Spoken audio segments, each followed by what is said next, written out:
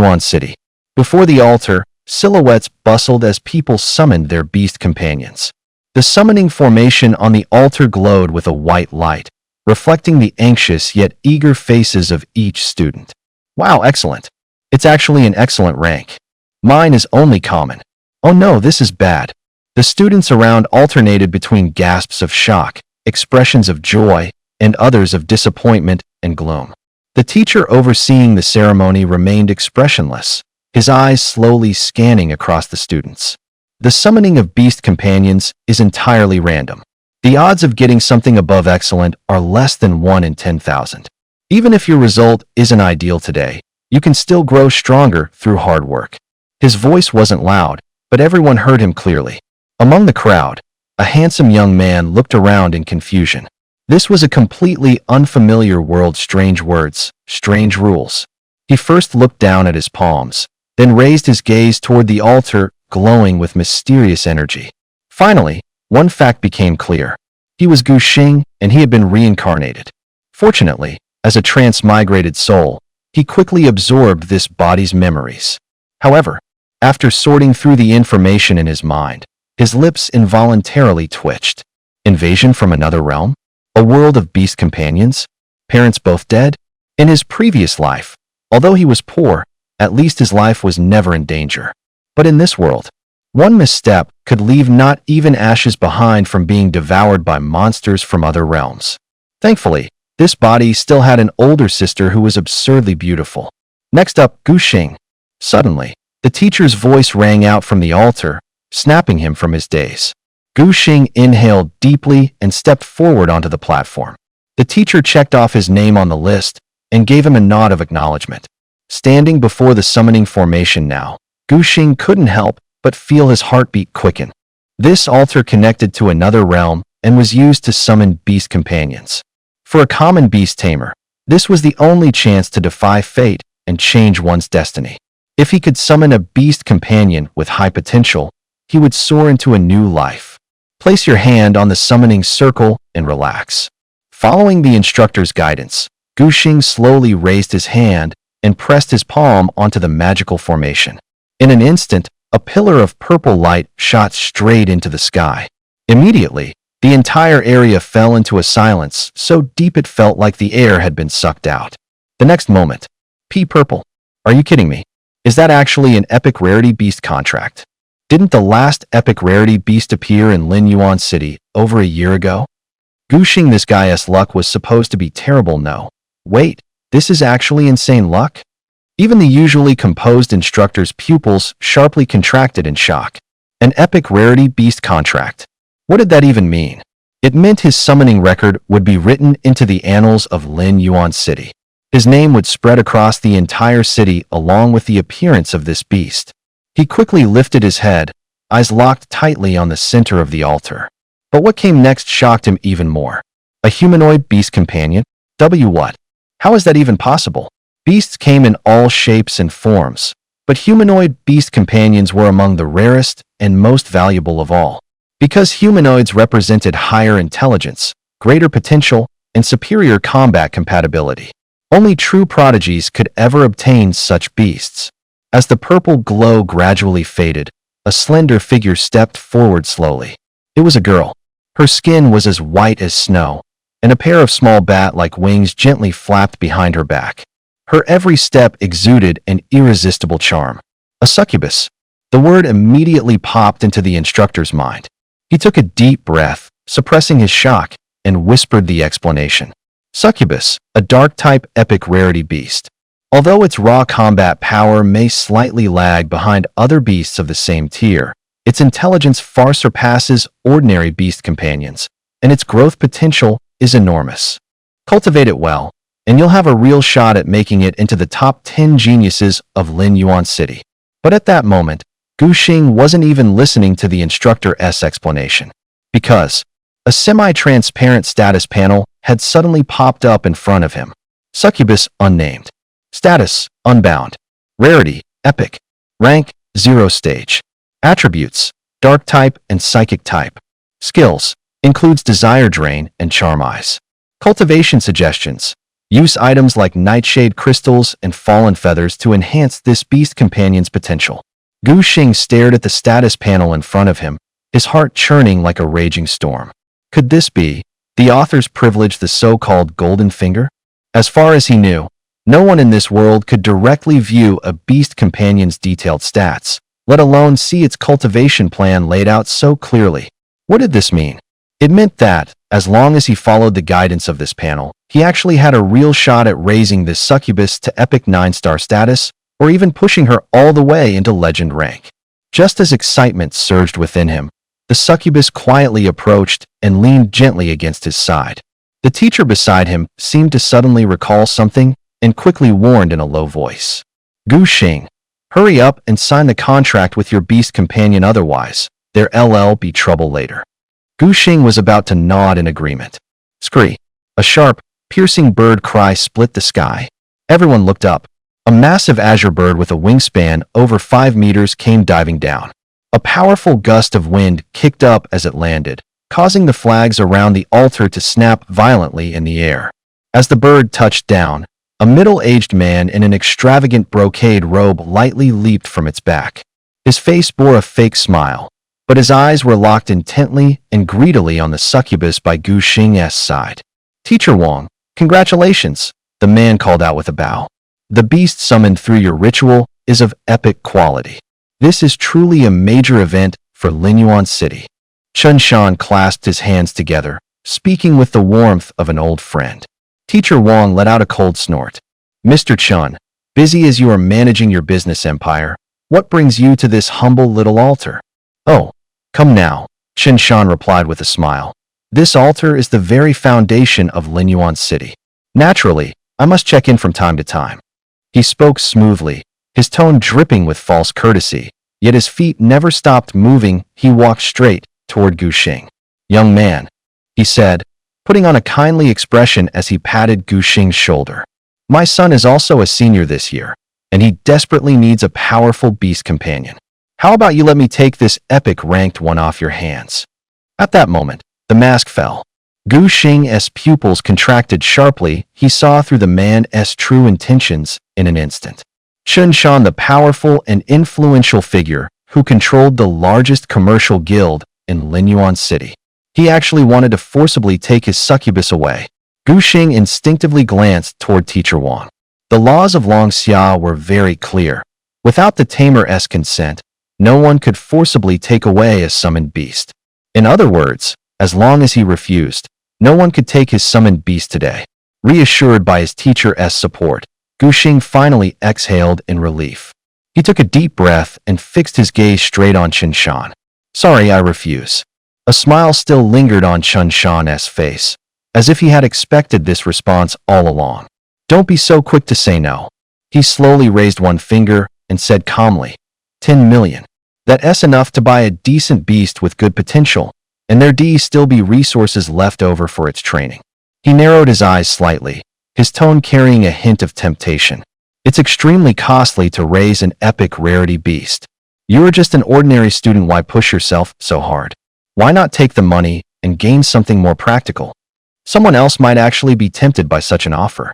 But Gu Xing merely scoffed coldly. Are you kidding me? He had the system. Every step of the succubus's growth was clearly laid out before him. In the future, she might even break through to legendary status. What was 10 million? Not even worth a single feather of hers. He was about to firmly refuse once again. I think he has a point. A voice so soft it was almost inaudible suddenly came from beside him. Gu Xing froze completely, unable to believe his ears as he turned his head in shock. The one who had spoken was actually the succubus leaning beside him. The moment the succubus finished speaking, the altar fell into a deathly silence. 3 pairs of eyes turned to her at once. Under their intense gazes, the succubus blushed slightly. Yet, without a sound, she stepped away from Gu Xing and even quietly edged half a step closer to Chun Shan. Betrayal. Gu Xing stood there like he'd been struck by lightning, unable to move a muscle. In this world, a beast betraying its master was more absurd than the sun rising in the west. Everyone knew that to a summoned beast, its tamer was like a parent who had given it life. Most bonded beasts would rather die in battle than betray their master. But the succubus before him was off somehow. Guxing stared at her, utterly still. Her sweet, innocent face still looked harmless. Yet to him, that face was a carefully crafted mask, and underneath it was nothing but calculation and greed. Then, all at once, Guxing laughed. Maybe this was a blessing in disguise. Better to see the true colors of a ticking time bomb now than keep it at his side. So what if she was an epic tier beast? His trump card could nurture more than just this one. Even an ordinary beast give him time, and he could train it to the pinnacle. Interesting. Guxing smiled and shook his head. Looks like some people know. Some beasts don't even understand the bare minimum of loyalty. Meanwhile, Chen Shan blinked. Then his grin grew brighter. He heard succubi were clever seeing one today. It was clearly true. Miss Succubus, as long as you're willing to follow my son, the Chen family will pour every resource we have into cultivating you. He said it while shooting Guxing a performative look. Classmate, your beast has made her stance clear. You wouldn't make things hard for her, would you? Bullshit. Wang Yi took it all in, stepped forward, and snapped. A veteran of the battlefield, he had nothing but contempt for Chen Shan's strong-arm tactics. The Longxia Beastmaster Act spells it out in black and white. Any beast transaction requires the summoner's consent. Since when does a beast get to call the shots? He turned to Guxing, eyes hard. If you say no today, no one is taking her anywhere. As his words fell, every gaze swung back to Guxing. Even the wind by the altar went still. Guxing slowly turned to the succubus, whose eyes were pleading, hungry for freedom. Was this beast really that eager to leave him? He suddenly laughed, a mocking laugh laced with a hint of relief. Guxing's voice was chillingly cold as he spoke with indifference. Mr. Chen, I accept your offer. Chen Shan and the succubus both showed signs of joy, though they hadn't even had time to catch their breath yet. But then, those two words alone sent both their hearts leaping into their throats. The price had doubled, now 2 million. Boom. That number struck like a thunderclap, instantly changing Chen Shan's expression. After all, a common epic rank partner beast was only worth about 800,000 on the market. He had already offered 1 million, which was already a generous premium. He hadn't expected this kid to raise the bid on the spot. Young man, that price is just a bit too. Chen Shan tried to haggle, keeping his anger in check. No negotiation. Guxing cut him off bluntly, his voice as icy as winter frost. If Mr. Chen isn't willing to pay that price, I'd rather have her destroyed. Click. The succubus' disguise immediately crumbled. As a psychic-type partner beast, she could clearly sense the killing intent in Guxing's words. This man was dead serious. Ugh. Faced with the threat of death, she could no longer maintain her pitiful, delicate appearance. She looked at Chen Shan in terror, her eyes filled with desperate pleas. This was her only chance at survival. Chen Shan's expression shifted between coldness and fury, unreadable. 2 million was nothing to him, but being manipulated like this by a rookie barely out of the gate? It was enough to choke him with rage. He narrowed his eyes, studying the young man before him. That smug, self-assured look only angered him more. But as soon as he thought of his son, he forced himself to swallow his fury. First, secure this partner beast. Everything else can wait. There was still plenty of time ahead. Fine. Chen Shan finally growled through clenched teeth. I agree. Guxing didn't say another word. He swiftly and efficiently terminated the temporary contract with the succubus. The succubus, now saved, immediately shot Chen Shan a grateful glance, her voice sweet and syrupy as she spoke. I will certainly do my best to assist your son. With his goal accomplished, Chen Shan let out a cold snort, then turned and left, the succubus at his side following closely behind. Looking at the somewhat dazed Guxing, Teacher Wang let out a quiet sigh and gently patted his shoulder. I've seen a lot of things like this before, but this is the first time I've ever seen a spirit beast betray its master. He shook his head truly. This was the first time he'd encountered such a situation. Still, it might not be entirely bad. At least now you've seen her for who she really is. And with this money, you can definitely pick out a high-quality spirit beast and raise it properly. Thank you, Teacher Wang. After saying goodbye to Teacher Yi, Guxing walked out of the summoning altar alone. The setting sun stretched his shadow long across the ground. Strange buildings lined both sides of the street, and spirit beasts of all kinds roamed about, constant reminders that this world was no longer the one he once knew. He took a deep breath, pushing down the complicated emotions stirring inside him. Right now, his top priority was to form a contract with a spirit beast as soon as possible. It doesn't matter if it's high quality or not, I just need to get one. Anyone. Without a spirit beast, there was no way he could participate in the upcoming school selection in 10 days. Muttering to himself, Guxing couldn't help but furrow his brows. The college entrance system in this world was completely different from the one in his past life. It followed a brutal 3-stage elimination process, with the first round being the school selection happening in just 10 days. Only the top 100 students from each academy would advance, and right now, he was barely even qualified to compete. Just thinking about it made Guxing clench his fists tightly.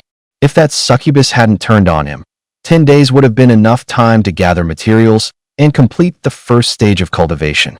If the epic grade succubus had evolved even further, even if he couldn't take first place in the academy, he could have easily made it into the top 10. But now, his knuckles turned white from the force of his grip, but he forced himself to calm down. At least he still had 20 million credits now. That was more than enough to buy a high-quality spirit beast from one of the beast merchants. It wouldn't be as good as the epic succubus, but at this point, he didn't have any other choice.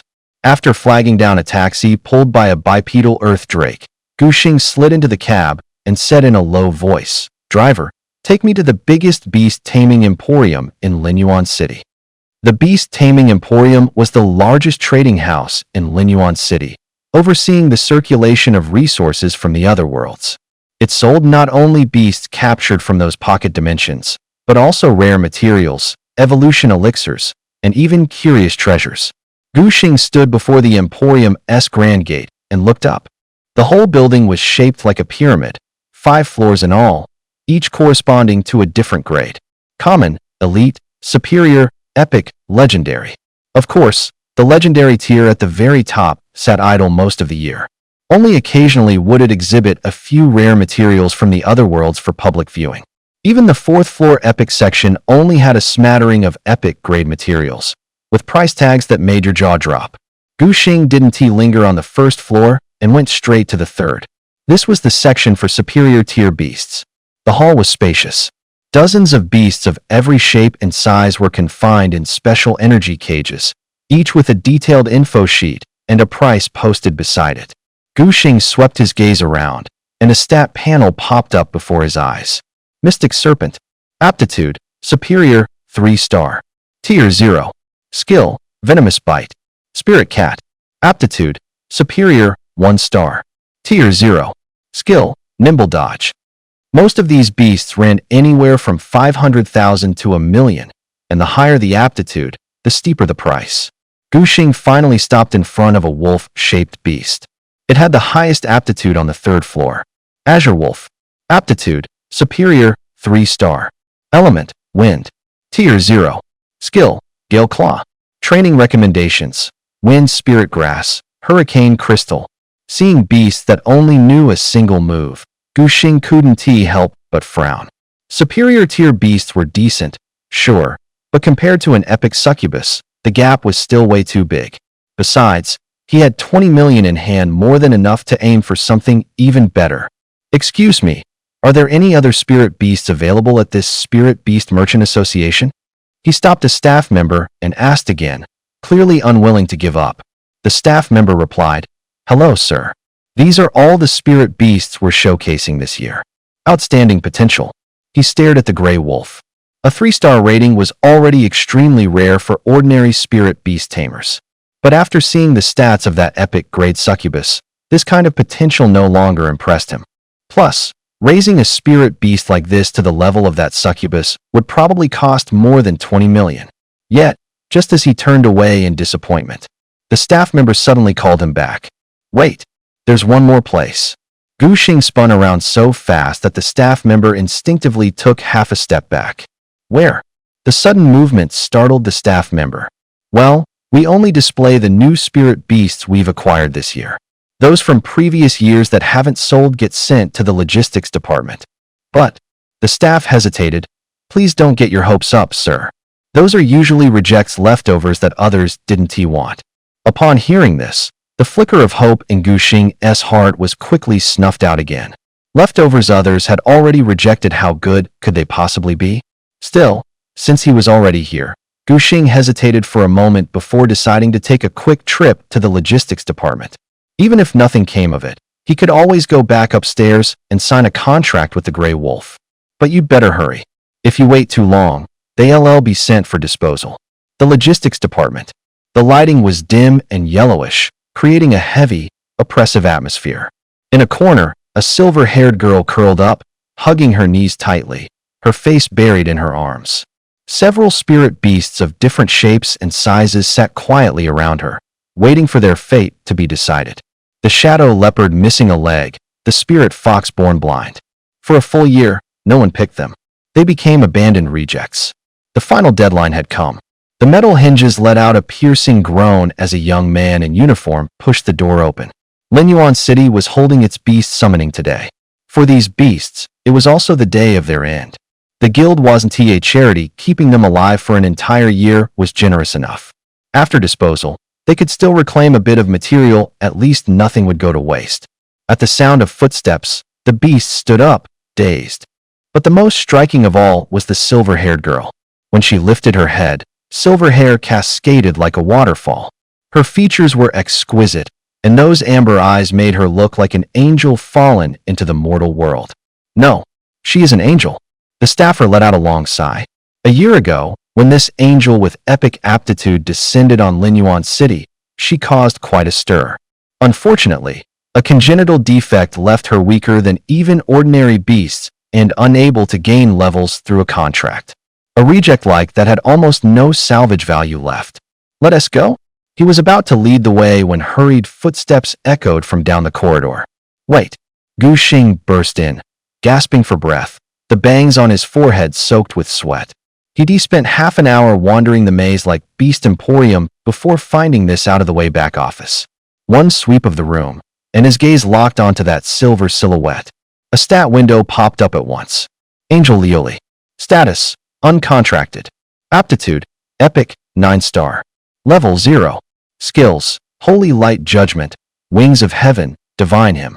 Special status: Congenital defect, crippled wings negative. Unable to level up.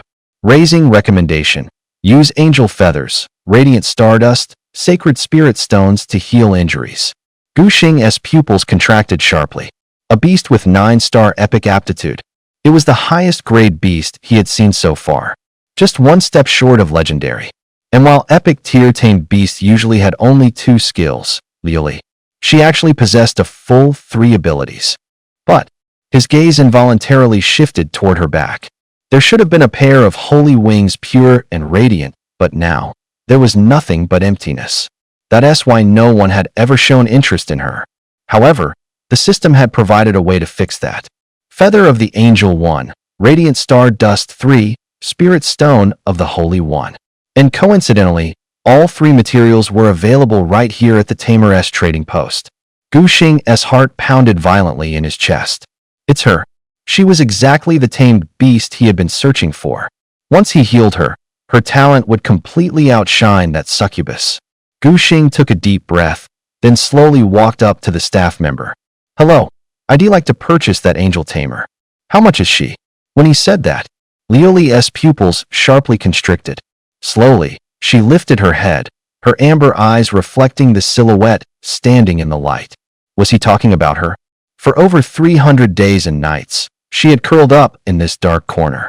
So many times she had dared to hope, only to be crushed by disappointment again and again. In the end, she had gone numb, no longer even daring to wish for a single glance from someone else. And yet now, this strange human was pointing directly at her. Her heart felt as though it had been tightly gripped by an invisible hand, making it hard even to breathe. Did he really know what he was choosing? A useless creature who couldn't even fly. Her nails dug deeply into her palms, though she felt no pain. Lioli lowered her head, silver hair cascading down, hiding her slightly reddened eyes. I shouldn't have any hope left. Yet why does my heart still hurt? Gu Xing's decision to choose a tamed beast from the defective section left the staff members stunned. Excuse me, are you referring to that angel tamer? Yes. How much? Gu Xing repeated his request once more. The nervous staff member, fidgeting with his hands, quickly apologized. I'm sorry, sir, but I can't make that decision. He hurriedly contacted his supervisor and received a response shortly after. For just 10,000 Longxia coins, this spirit beast could be taken home. It may be incomplete, but it's still of epic quality. Gu Xing paid the fee decisively. Before long, the two arrived at the contract room. Silver hair cascading down, hiding her slightly trembling shoulders, Liuli stood at the edge of the contract formation. Really? You still want to contract with me? Her fingers unconsciously twisted the hem of her clothes, wrinkling the fabric in her palms. A spirit beast like me. Liuli bit her lower lip, her amber eyes clouding with tears. I'm sorry, but I can't sign a contract with you. I'm an incomplete spirit beast. Her voice cracked with emotion, sounding like a hurt little animal. Gu Xing, who had been preparing the formation, looked up in surprise upon hearing that. Seeing Liuli's tear-streaked face, he realized he had overlooked the feelings of this spirit beast. Don't be so hard on yourself. You're actually a very exceptional spirit beast. Gu Xing looked at Liuli firmly, trying to pass some confidence to the desperate girl. No, I'm not. Liuli lost control of her emotions, covering her face as she cried out. I can't even evolve properly. I know where your problem lies. Gu Xing stepped forward, placing both hands on her trembling shoulders. But don't worry, I have a way to fix it. Oh really? There's really a way. Liuli froze, blinking tear-filled eyes up at him. If I wasn't sure, why would I choose you? Gu Xing pointed at the calendar on the wall and said, the evaluation is in 10 days. No one would gamble with their future. Just as he finished speaking, a knock on the door echoed through the room. The staff member had arrived with the materials. He just ordered materials that nearly drained all his 20 million coins. I've got the materials back, the staff said. Want to give it a try? At those words, the little angel shivered slightly, her heartbeat suddenly quickening. She knew full well the chance her wounds would ever heal was almost zero. Still, what if there was the tiniest sliver of hope? Gu Xing shot her an encouraging look, and Liuli followed his instructions, applying the 3 materials one by one. The very next moment, the wound on Liuli's back suddenly flared with a heavy, deep purple glow. This light was even more profound than what he'd seen when he summoned a succubus at the altar, almost solid, as if it might swallow the entire room. The real shock was yet to come. Deep within the rolling violet, a thread of dazzling gold shimmered through. What on earth? Gu Xing's eyes narrowed before he could think. That streak of gold spread like wildfire. Gold, a legendary tier aptitude. How is this possible? Gu Xing's breath hitched. The items from the system were clearly for healing. How could they trigger an aptitude advancement? Unless Liuli's injury was itself the shackle binding her potential. While his thoughts were still racing, the golden light had already blanketed the room. At the sight of Liuli's back wound, a pair of pure white wings slowly unfurled. White as snow, immaculate. The feathers folded in, gently enclosing Liuli, until they became a vast cocoon of light. Boom! An invisible surge erupted, punching through the roof and shooting into the heavens. Inside the city lord's manor, Lin Yuan's city lord, Xia Xiao, lounged in a rosewood chair, tapping the rim of his teacup, savoring a rare moment of leisure. With no extra-dimensional incursions to worry about, even the tea seemed especially fragrant. But in the very next second, crack! The celadone cup slipped from his fingers and shattered against the bluestone floor. Xia Xiao paid the broken cup no mind. His pupils constricted as he sprang to his feet and looked out the window. Just now, he had felt an abyssal, boundless aura descend from the sky, wrapping all of Linyuan City. It was holy and commanding, like the lowered gaze of a god, and then it vanished in a blink. Guards! Xia Xiao's voice hardened as he snapped out an order. Sweep every nearby spatial rift immediately and thoroughly. The guards rushed to comply, but his frown only deepened. Only 2 things could trigger a heaven and earth anomaly like this. Either the barrier of a pocket space had loosened and the aura of something terrifying was leaking out, or a familiar with legendary aptitude had just been born. As for a legendary tier, familiar as if something like that even exists. Xiaoxiu gave a wry shake of his head, striking the second possibility off on the spot. In a frontier backwater like Linyuan City, even an epic tier familiar is treated like a treasure, never mind legendary. But he had no idea that, right then, in the contracting chamber of the Beastmaster Emporium, Gu Xing stared blankly at the light screen in front of him, his throat bobbing on its own. Holy Angel Lioli. Status: uncontracted. Aptitude: legendary 1 star. Rank: 0.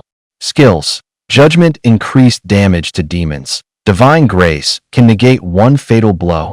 Seraphic Form, all stats plus 200%. Requiem of the End after use. The angel enters a slumber. Cultivation advice: materials such as light crystals, sacred spirit marrow, etc. can be used. Legendary class. It actually worked. Gu Xing drew a deep breath, trying to calm his pounding heart. Legendary and epic are 2 completely different leagues. But in the very next second, a thought doused him like cold water. Would a legendary angel really be willing to become my familiar? After all, not long ago he'd just been betrayed by a succubus. Yet, whoosh, a silver-white figure suddenly sank to one knee, wings unfurling softly, scattering motes of light in the lamplight. Lioli looked up, limpid amber eyes brimming with unguarded resolve. Holy Angel Lioli requests to become your familiar. At that resolute voice, Gu Xing suddenly felt something in his chest begin to melt. His lips slowly curled upward, and the smile spread from the depths of his eyes, spilling outward. He felt completely at ease. That's right. After all, not every tamed beast in this world was as heartless and fickle as that succubus. The girl knelt on one knee, tilting her face upward. Her pure white wings shimmered like pearls under the light, and her golden eyes held both determination and a cautious, hopeful gleam. He looked at the girl, who waited anxiously for his response, took a deep breath, and solemnly extended his hand. Lioli, welcome to be my very first tamed beast. As Gu Xing's words faded, a crystal tear silently slid down the girl's porcelain white cheek. She had waited so long. Finally, this moment had arrived. For countless days and nights, she had curled up in the cold corner of the beast trader's shop, haunted by the taunts of being a rejected, broken toy, flawed goods, a wingless failure. And now, she had finally been chosen. All the pain she had endured alone, all the despair no one knew. In this moment, they became the most precious gift of all. So it was true divine providence really did show mercy to an angel forgotten by the world. By the time the two had completed the contract and returned home from the beast trader, the sun was already setting. As Gu Xing pushed the door open, a familiar figure froze him in his tracks. Jia. Gu Qianqian turned at the sound of his voice, her chestnut ponytail sweeping through the air in a graceful arc. Xiao Xing's back. She smiled and waved him over. Come, time for dinner. Ever since Gu Qianqian had been accepted into the National Academy, the siblings hadn't seen each other in half a year. At the dinner table, Gu Xing asked, Jia, why did you come back all of a sudden? I took on a mission in Linyuan City. Happened to be passing by, so I thought I'd stop in and check on you. Her gaze shifted to Lioli, who sat upright and proper, and a flicker of curiosity passed through her eyes. This is your tamed beast. At that moment, the little girl sat up straight, her hands neatly folded in her lap. At Gu Qianqian's words, she suddenly snapped into a perfectly executed 90-degree bow, her forehead thumping hard against the table. Hello, Lady Elder Sister. Gu Qianqian froze for a moment, then burst out laughing at the adorable reaction. Smiling, she said, Don't be so stiff. From now on, we're family. Only then did Lioli look up, her cheeks flushing bright red, nodding over and over like a little chick pecking at grain. The laughter faded, and Gu Qianqian's expression grew serious. She set down her chopsticks and locked her gaze on Gu Xing. Xing, when you enter the newbie trial tomorrow, you need to make the most of it. In the safe zones the military marked out inside the otherworld, the strongest you'll encounter are Tier 5 monsters. That's the best window for newcomers. And you only get one shot at the newbie trial. It's the only grace period the military gives. Gu Xing nodded silently. Once you step into a true otherworld, even commander-class beastmasters can be in danger. In this world, power ranks are divided into awakened, transcendent, commander, king, and each major tier is further split into 10 minor stages. Right now, he is at the very bottom of Awakened, so he needs to be extra cautious. Seize every opportunity and grow fast. That's his top priority for now. With her reminders said, the meal ended in a hurry. Gu Qianqian had a mission to run, so she didn't linger. She'd only taken a few hours off to check in. Seeing her little brother safe and sound, she finally let out a breath. In the blink of an eye, it was the next day. The entrance to the newbie trial was buzzing. Countless students crowded the area, some looking to form parties, others hunting for a hard carry. Even though it's a newbie trial, one careless moment can cost you your life. So for regular folks, teaming up is the safest bet. Anyone got a DPS type familiar? We're 4, need one more. Any big shot willing to carry me? I'm a healer type familiar, 36 DQD. I promise I'll behave once we're in. Holy crap! A humanoid familiar, where did that boss come from? Quick! Who wants to form a team? A humanoid familiar already symbolized immense battle power. As soon as Gu Xing walked in with Lioli, all eyes turned toward them. But not long after, people recognized the identity of this humanoid familiar. Isn't that Gu Xing? Didn't he sell his summoned humanoid familiar to the Qin family? Where did this new one come from? I remember now, this familiar was summoned last year at the altar, wasn't it? Wasn't it considered a useless failure? He actually went and bonded with a familiar that couldn't even evolve. Was he giving up completely? At this point, no one dared to team up with him. Everyone subtly took a few steps back. Having a useless beast in the group, wasn't that just asking for death? But this actually amused Gu Xing. The entrance to the novice trial was packed with people. Those who arrived later, like him, had practically no chance of squeezing through. Now, the crowd had naturally cleared a path for him, and the way forward was suddenly wide open. Under the watchful eyes of everyone, Gu Xing calmly walked straight to the entrance. What a strange guy. Judging from his actions, does he not plan to join any team and is going into the trial space alone? Isn't that just asking for death? Gu Xing completely ignored the whispers and murmurs behind him.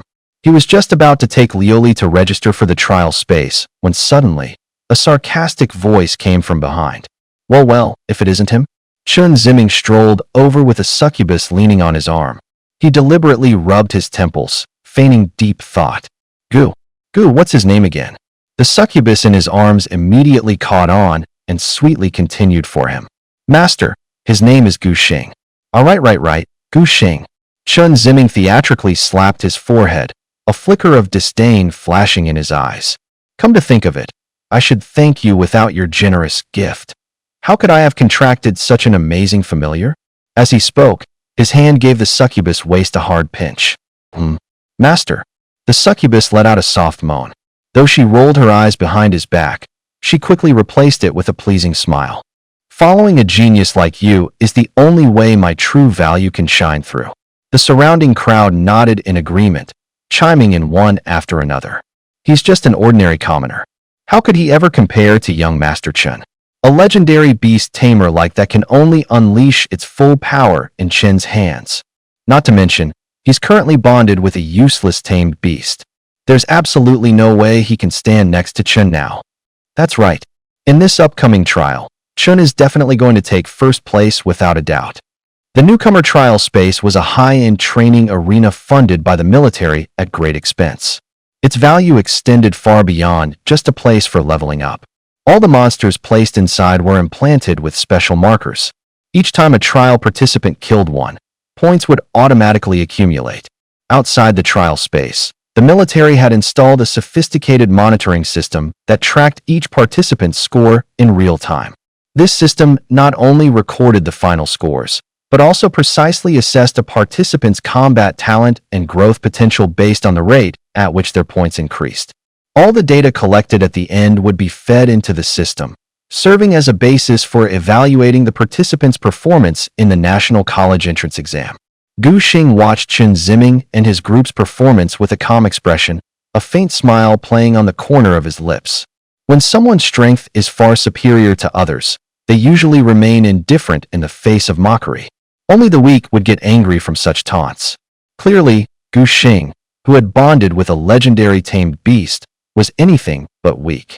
Still, the little girl beside him was trembling with anger.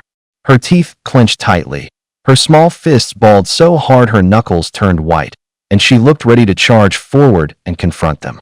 Gu Xing called out to Liuli and reached out just in time to stop her. The most important thing now is the newcomer trial. Don't let their words rattle you. Liuli looked up into Gu Xing's calm, steady eyes, and the fire in her chest slowly began to fade. She took a deep breath and nodded firmly. In her heart, she made a silent vow. From here on out, she would give it everything she had. She would make those people understand that her master was the true number one, the undisputed number one. After stepping out of the entrance, he and Liuli passed through a blue portal, and the scene before them changed in an instant. They now stood in a vast forest. The sky was a dull gray, mist clung to everything, and the world felt cold and desolate. All the students had to enter this secret realm, but unless they went in at the same time, they would be dropped at random into different corners of the space. Gu Xing pulled out a timer and set a 4-hour countdown. The novice trial space had a 4-hour limit. Once time was up, they'd be teleported out. Time is short, and there's a lot to do. They had to find monsters and take them down as fast as possible, so Liuli could level up quickly. Just then, Liuli unfurled her wings and hovered in midair. Her little face all seriousness. That usual unreliable streak of hers was nowhere to be seen. Master, don't worry. With me here, you'll be fine. Beast masters in the awakening stage weren't much different from ordinary people. In this space, a single misstep could cost you your life. That danger only eased once you reached the extraordinary stage. By then, a beast master's physique would improve dramatically, and they could form a second contract. What's more, once a beast master broke through to the extraordinary stage, they would awaken a talent unique to themselves. That was the real key that separated the strong from the weak. Because of this, the extraordinary stage was considered a crucial watershed in a beastmaster's cultivation. A powerful talent could often let a beast master of average aptitude undergo a stunning metamorphosis. Unfortunately, the path of cultivation was far harsher than most imagined. Far too many beastmasters spent their whole lives stuck at the awakening stage. From within the thick fog came the sudden crack of a snapping branch. Master, look out, a monster's coming. Liuli's twin wings flared open. In a blur, she stepped in front of Gu Xing. As the mist thinned, a beast nearly 2 meters tall lumbered into view. It looked like a wild bull, its body pitch black, its eyes, big as bronze bells, gleamed with bloodthirsty red light. Savage Bone Bull Monster. Aptitude, Elite 1 star. Level, Tier 2. Strength, Constitution, Spirit, Speed. Skill, Savage Charge Bull Rush. Gu Xing frowned when he saw the Savage Bone Bull's stats. He'd barely set foot in the novice trial space, and he'd already run into a Tier 2 elite. Some luck. For a 5-man squad of ordinary civilians, this would be almost a total wipe. But with Liuli, his legendary grade familiar, taking it down shouldn't be a problem. Liuli, go? Leave it to me, master. Searing battle intent flared in the little girl's eyes, and despite her slight frame, the aura rolling off her was astonishing. She'd waited far too long for this day. Judgment. With a clear cry, golden flames blossomed in Liuli's palm, condensing in an instant into a 2-handed greatsword wreathed in holy fire, dazzling beyond belief. It was the angelic race's innate instinct for battle, a legacy etched into their bloodline. The sudden surge of pressure enraged the Savage Bone Bull. Its thick hooves pawed the ground, white vapor snorting from its nostrils, bell-sized eyes locked on the Tier 0 runt before it. Moo! With an ear-splitting bellow, the bull unleashed its signature move, Savage Charge, barreling in like a runaway war chariot. Liuli didn't budge until the bull was right on top of her. Swish! A flawless arc of gold cleaved through the fog. For a heartbeat, time itself seemed to stall. The Savage Bone Bull was still frozen in its charging stance when, behind Liuli, it crashed to the ground, its massive body split cleanly in two, so tidy it beggared belief.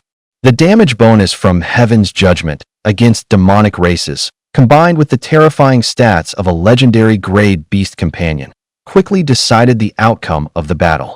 Next, a brilliant blue light rose from the corpse of the Savage Bone Bull and shot straight into Ruri's forehead. Gu Xing's eyes widened. He immediately pulled up Ruri's information panel. Sacred Angel Ruri. Rarity, Legendary 1 star. Level 1. Strength, Stamina, Spirit, Speed, Skills. Heaven's Judgment increases damage against demonic races. Divine Protection can block one fatal attack. Archangel Form, all stats increased by 200%. Lament of the End enters slumber after activation. Recommended enhancements: Light Crystals, Holy Spirit Marrow Fluid, Angelic Divine Blood. Just from landing the killing blow on a level 2 Savage Bone Bull, Ruri had immediately advanced to level 1. At the same time, a buzzing sensation rang in Gu Xing's mind, and his mental energy surged like a tidal wave. His senses sharpened instantly, becoming hyper-aware. A beast tamer's rank was determined by their companion beast. At this very moment, his own cultivation stage had also risen to awaken Tier 1. He then turned his attention to Ruri's full stat profile. That was when he truly began to grasp just how terrifying a legendary tier companion could be.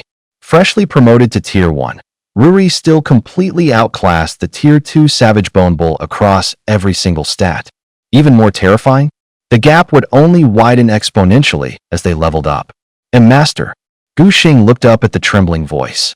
Ruri stood frozen beside the beast's corpse, her delicate fingers trembling. She turned around, tears glistening as they rolled down her cheeks. Did you see that?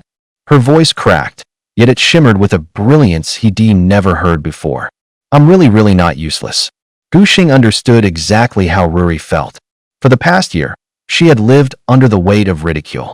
Now, she had finally shattered every doubt with her own strength. Without a word, he stepped forward and gently pulled her small, fragile frame into his arms. You were never trash. In fact, you're an angel meant to soar across the 9 heavens. Lioli buried her face deep in her master's chest, her slender fingers clenched tight around his shirt front.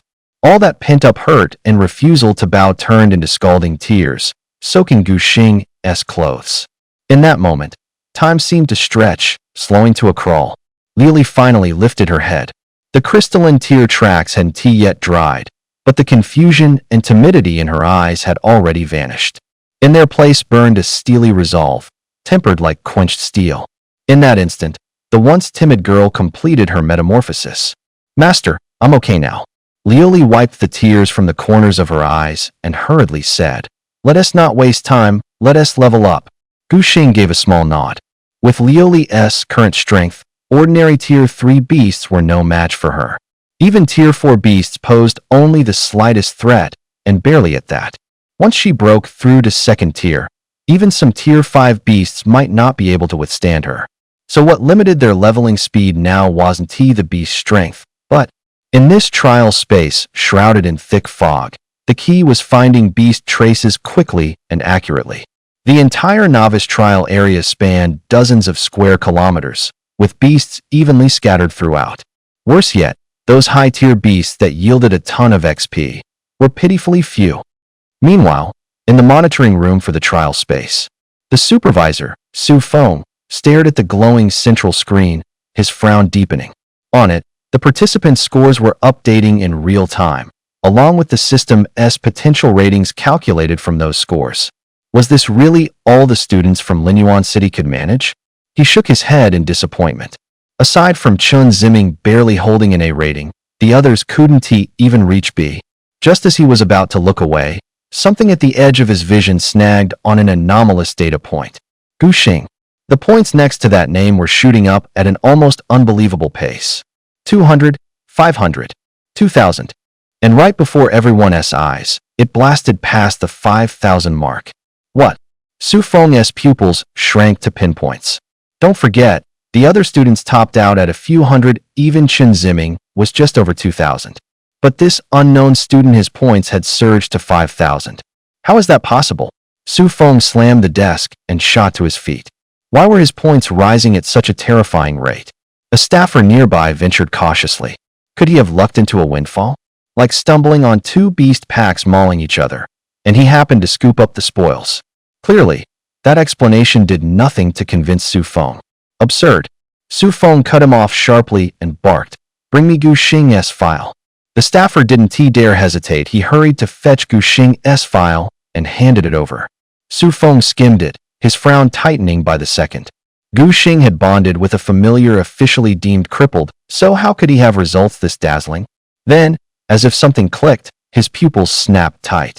Could it be that angel-type familiar recovered? Back when that angel-type familiar first appeared, it caused a real stir in Linyuan City. Su Feng had of course heard about it, but once word spread that it had a defect that prevented any advancement, he stopped paying attention. And the terrifying potential Gu Xing was showing now was obviously tied to that familiar. The familiar once branded crippled might have fully recovered. On the screen, Gu Xing's points kept climbing. The potential rating column had already jumped straight to S class. Su Feng's hands started trembling without him realizing it.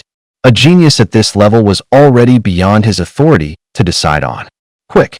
He whirled on his aide and snapped. Notify the city lord immediately. Sacred Angel, Ruri. Rarity, 1-star legend. Current level, Awakened Tier 3. Strength. Stamina. Spirit. Speed. Skills. Anathema increases damage dealt to demonic creatures. Divine Blessing grants immunity to one fatal attack. Archangel form boosts all attributes by 200%. Lament of the End triggers angelic slumber upon activation.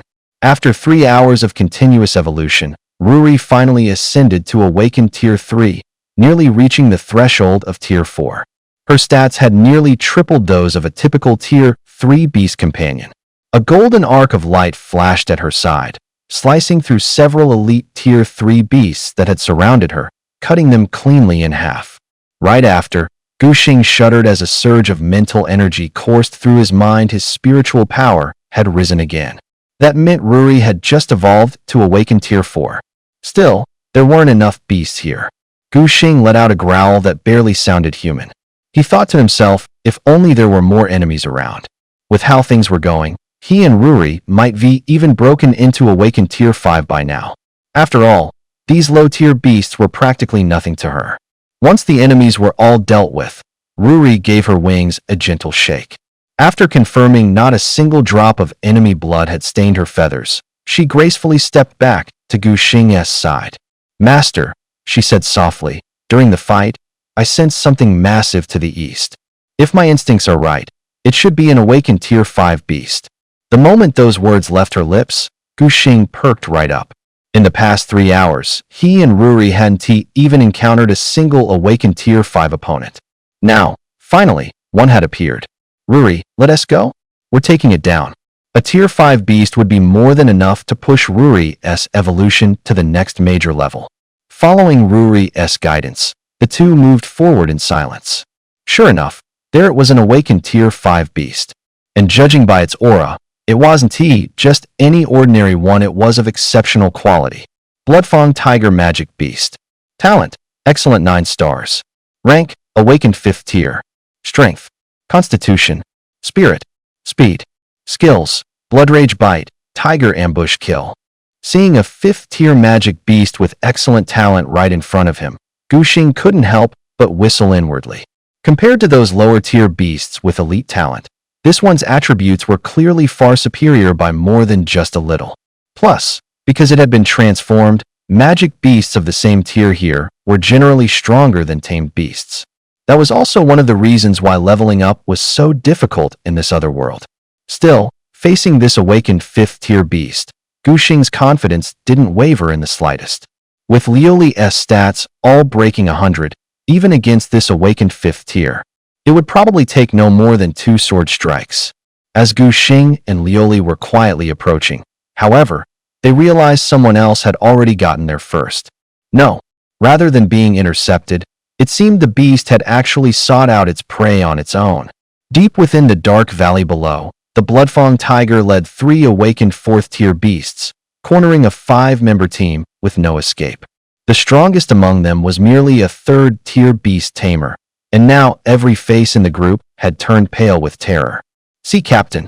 A team member shakily turned toward the girl at the center, his voice filled with despair. Shin Ruoshua bit her lip hard, her knuckles white from clenching her fists. Faced with 1 5th tier and 3 4th tiers a lineup this powerful, this rookie squad couldn't even dream of running away. The reason the beasts hadn't killed them yet was simply to savor the pleasure of watching their prey struggle helplessly in the face of death. "Listen up," We might not make it out of this valley alive, but even if we die, we're taking a piece of them with us. Gather all our tamed beasts and focus our attack on the fourth tier on the left. Even if we can't kill it outright, we have to wound it badly. You understood. The four of them clenched their teeth, their voices trembling with the terror of impending death. The bloodthirsty tiger's crimson tongue slid over its fangs, as if finally bored with this cat and mouse game. A furious roar. With that ear-splitting bellow, all four beasts exploded into motion. Amid the screech of talons tearing the air, Shunruashua actually caught the reek of blood rushing straight at her. Death was right in front of her. Seeing this, Guxing didn't hesitate. He ordered Liuli to move at once. Bottom line, he had to bag the EXP from these beasts. Liuli switched to Seraph form. With the situation spiraling, only Liuli's Seraph form, with its doubled stats, could seize control. The instant Liuli received Guxing's command, the shackles on her body fell away. In a heartbeat, the world changed color. Crimson holy flames detonated, boiling away every shred of gray mist within 100 meters, even the air warped with heat. Under Guxing's stunned gaze, a breathtaking figure rose slowly from the blaze. For wings blazing with sacred fire unfurled to their full span, every feather etched with resplendent golden sigils.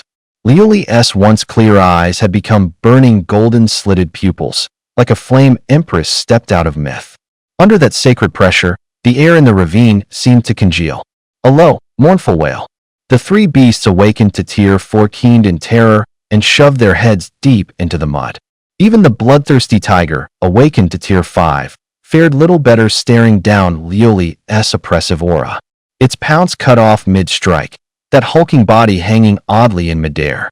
Its scarlet beast eyes pinpricked, reflecting the figure that made its very soul tremble. "See, Captain, is this beast mastery?" The youngest member of the squad murmured, his voice shaking. Shunruashua clenched her hands without realizing it, knuckles blanching. She parted her lips, her throat so dry it hurt. Why? Probably so. Even she herself could hardly accept that.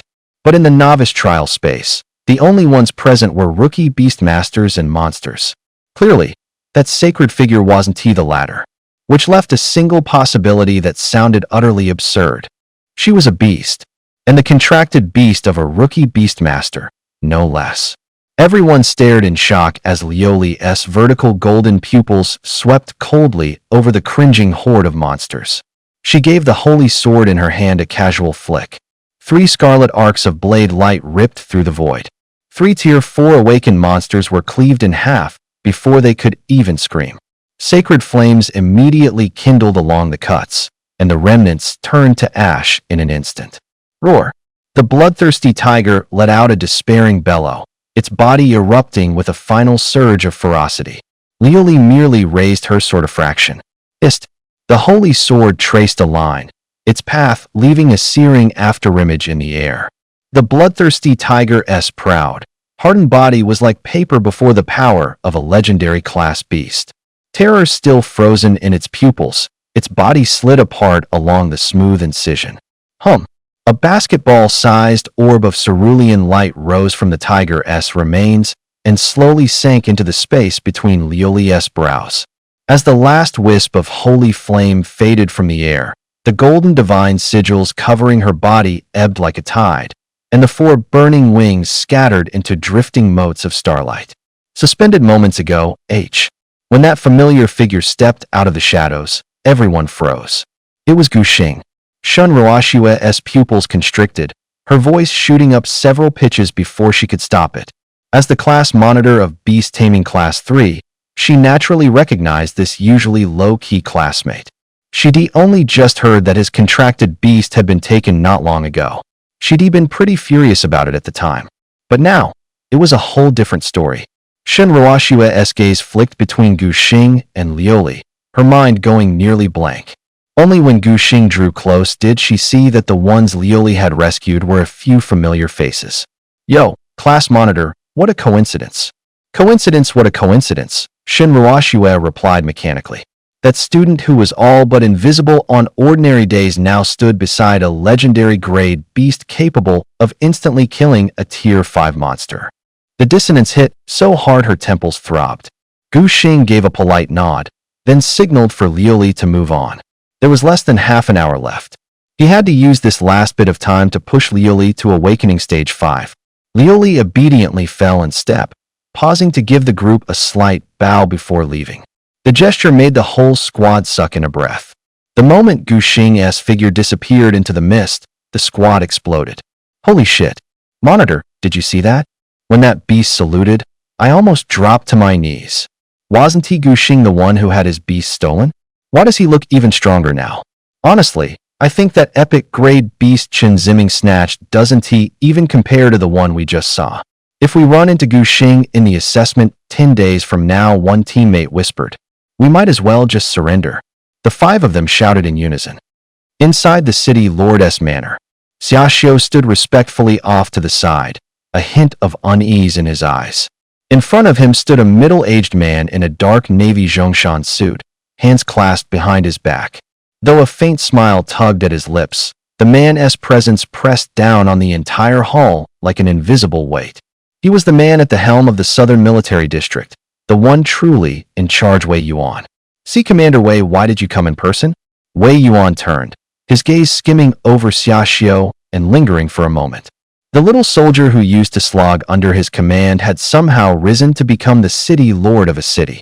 He'd just come from Lanyang City. They produced an A-grade potential newcomer this year, pretty decent. Even so, Xiaoxiu keenly caught the flicker of disappointment in Wei Yuan's eyes as he spoke. As the top man in the Southern Military District, Wei Yuan was personally touring the cities this time, clearly out to scout truly top-tier talent. Clearly, he hadn't found any yet.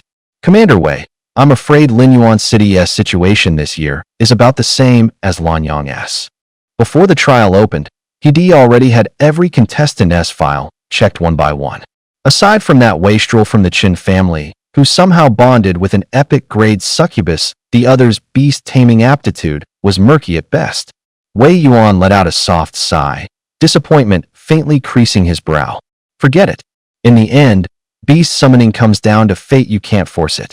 He straightened his jacket and said, I'll go take a look at some other cities. I'll walk you out. Xiaoxiu was just about to escort him when the city lord's assistant burst in, stumbling in a panic. What do you think you're doing? Xiaoxiu's face darkened, humiliating himself in front of his old superior stung. Didn't I teach you to keep your cool? Don't panic. Only then did the assistant register the big shot in the hall, and cold sweat broke out instantly. But he couldn't worry about that now. His voice trembled with excitement. City Lord, Linyuan City, we've got a student with S-grade potential. What? Xiaoxiu's voice spiked, detonating through the quiet city lord's manor. Even Wei Yuan, who seemed so composed a moment ago, snapped his head around, eyes wide with surprise. The air inside the city lord's mansion seemed to freeze for a moment. Keep in mind, across the entire southern war zone, there were only dozens of geniuses rated with S-level potential. In a remote city like Linyuan, it had been years since they'd seen a talent worthy of such potential. Director Wei, should we go check it out? Xiaoxiu noticed the flicker of interest in Wei Yuan's eyes and cautiously suggested. A sharp glint flashed through Wei Yuan's eyes. He straightened the collar of his Zhongshan suit and murmured, Let us go? Of course, the city lord's assistant didn't dare delay. He immediately bowed and took the lead. Meanwhile, unaware of what was happening, the control room had already erupted into chaos. No way. This score could he be cheating? How the hell did his points jump so high all of a sudden? Did he wipe out the boss's nest? This score, can a rookie beast tamer even reach such a number? Is the system malfunctioning? Su Feng stared rigidly at the monitor. His coffee cup tilted in his hand, spilling dark liquid onto his shiny leather shoes. But he didn't even notice. The glaring numbers on the screen pounded into his mind like a hammer. First place, Gu Xing, 25,000 points. Second place, Chen Ziming, still stuck at a pathetic 3,000 points. Even more suffocating was the fact that Gu Xing's score continued to skyrocket at an astonishing pace. The highest record in the past 10 years hadn't even reached 3,500. Su Feng muttered under his breath, his Adam's apple involuntarily bobbing. His eyes slowly shifted to the potential rating section, and his pupils shrank. Potential rating, SSS. Those 3 golden letters glared from the screen, almost painfully bright. Inside the trial realm, pure white wings, like crystal feathers, were soaked in monster blood. The corpses beneath his feet piled up like a small mountain. The air was thick with a choking, bloody reek, and viscous blood had gathered on the ground into thin, winding streams. Master, they've gotten smarter. Liuli stood with her sword held crosswise, placing herself between Gu Xing and danger. Her breathing was a little quick, but the hand on her sword was steady as stone. Gu Xing narrowed his eyes at the mouth of the valley. A few dozen demonic beasts of different species had actually joined forces, something unheard of, snarling as they sealed off every escape. Most were only Tier 2 or Tier 3, low-level beasts, but packed together like that, they carried plenty of menace. Looks like we've slaughtered them into fear. For half an hour now, he and Liuli had been cutting them down like mad. In the end, the survivors had no choice but to band together and lure the 2 of them into this ravine. Gu Xing raised his hand and glanced at the timer. Only 3 minutes left. Perfect. Saves us the trouble of hunting them down, Liuli. Got it. After that bout, their unspoken understanding had skyrocketed. Now Gu Xing hardly needed to speak. Liuli could read his intent at a glance. Seraphim form release. Molten gold tracery surged across Liuli's body, and 4 dazzling wings of light burst from her back. Judgment. Blinding white radiance swept the valley like a tide. Wherever it passed, the howls of the beasts rose in waves. As the head of the last Tier 5 demon wolf arced high into the air, a piercing golden brilliance flared from Liuli's entire being. Awakened, Tier 5 achieved. Gu Xing immediately checked Liuli's stats beside him. Holy Angel Liuli. Aptitude, Legendary 1 star. Level, Awakened, Tier 5. Strength, Constitution, Spirit, Speed. Skills, Judgment deals increased damage to demonic creatures. Divine Protection can negate 1 lethal strike. Seraphim form all stats, plus 200% Requiem of the end after use. The angel enters a slumber. Cultivation recommendations to enhance a beast's aptitude. Use Light Crystal, Holy Spirit Marrow, Angel's Sacred Blood.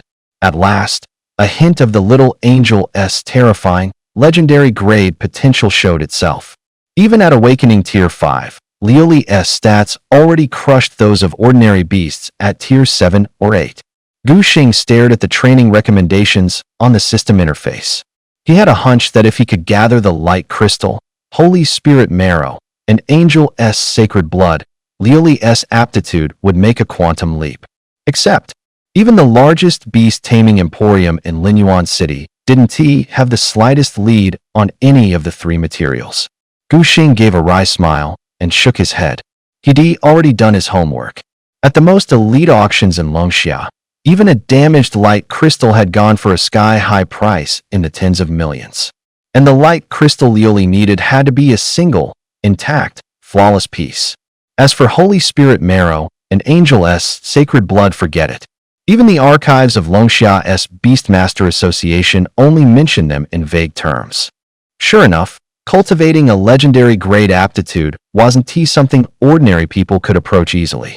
Gu Xing let out a soft sigh. Even with a cheat like Golden Finger and a clear evolution path, all he could do right now was worry and feel helpless. Still, he didn't dwell on it for long. We'll cross that bridge when we come to it.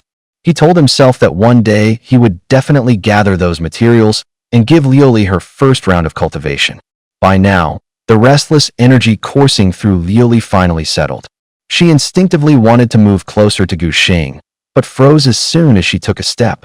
Dark red blood stained her snow-white wings, and viscous liquid dripped from the hem of her dress. Ugh! The little angel wrinkled her delicate nose, looking herself over with faint disgust. She let out a soft huff, and crimson gold holy flames sprang from her fingertips, flowing over. After making sure every feather was spotless, Liuli finally smiled with satisfaction and cheerfully walked over to Gu Xing's side. Master, are we ready to go now? Liuli tugged at Gu Xing's sleeve, wrinkling her little face as she glanced around. This valley soaked in blood definitely wasn't a place anyone would want to linger. Gu Xing glanced down at his timer. The numbers had just hit 0. The next moment, The solemn silence of the entire trial space was shattered by a deep, mechanical voice. This newcomer trial has officially ended. Please prepare for departure. In 10 seconds, all participants will be teleported back to Lingyuan City. Countdown starting now. Grab onto me. Gu Xing casually took Liuli's small hand in his. Blinding white light instantly swallowed the entire world. When Gu Xing opened his eyes again, the familiar outline of Lingyuan City's plaza stood before him. He hadn't even fully shaken off the dizziness from the teleportation when he found himself surrounded by a group of visibly excited staff members. Su Feng, leading the group, hurried forward. The trial's supervisor, usually so stern and expressionless, now wore a broad smile across his face. Mr. Gu Xing, your performance in the newcomer trial was absolutely incredible. The city lord personally requested your presence for a meeting. Gu Xing hesitated briefly, then understood it was certain his performance in the trial had drawn the city lord's attention. He had expected this outcome, so he didn't refuse. All right. As soon as Gu Xing vanished from the far end of the plaza, the other trial participants began arriving one by one. Chen Ziming appeared in the center of the plaza, arms around a succubus, only to be immediately swarmed by a group of fawning students, trapping him in place. Brother Chen, you must be definitely ranked first this time. That legendary beast companion of yours was absolutely unstoppable. I bet Brother Chen scored at least 3,000 points. That kind of score would been leagues ahead of everyone else in past years. 3,000 points? Then his potential rating must be nearly S-class. We're witnessing history. Soaking up the flattery, Chen Ziming was grinning ear to ear. He pulled the succubus tighter into his arms, his fingers roaming restlessly along her waist. In Linyuan City, he'd long been the very picture of a spoiled wastrel. But ever since he signed a pact with that epic tier familiar, everything had changed. He shed the useless wastrel label, and praise followed him wherever he went. Thinking of that made him even more smug as he held the succubus. He leaned to her ear and lowered his voice. Mayor, I'll spoil you tonight. Tomorrow I'll take you into a pocket dimension to level up. The succubus flushed bright red on the spot, her long lashes trembling as they dipped. I'll do whatever you say, Ziming. Her coy, half-shy, half-yielding look set his blood boiling. He wanted to whisk her home right then and there. But with the points leaderboard still under wraps, he forced himself to rein it in. This was his moment to rise to the top under countless eyes. How could he miss it? Make no mistake, Chen Ziming had gone to great lengths for this trial. Beyond relying on the succubus's power, he quietly spent a fortune to hire a 5-person squad. Their job was to batter the monsters until they were on death's door, then let him claim the finishing blow. Right now, feeling the power of a 4th-tier awakening coursing through him, he smiled in satisfaction. Shady as his methods were, the results were undeniable. His level shot up like a rocket, and his points soared with it. Look, the leaderboard's going live. A shout of surprise went up, and the plaza erupted. Every gaze snapped to the giant screen at the center. The rankings began to materialize from the bottom up. 187th, Zhang Wei, score 85, potential rated D.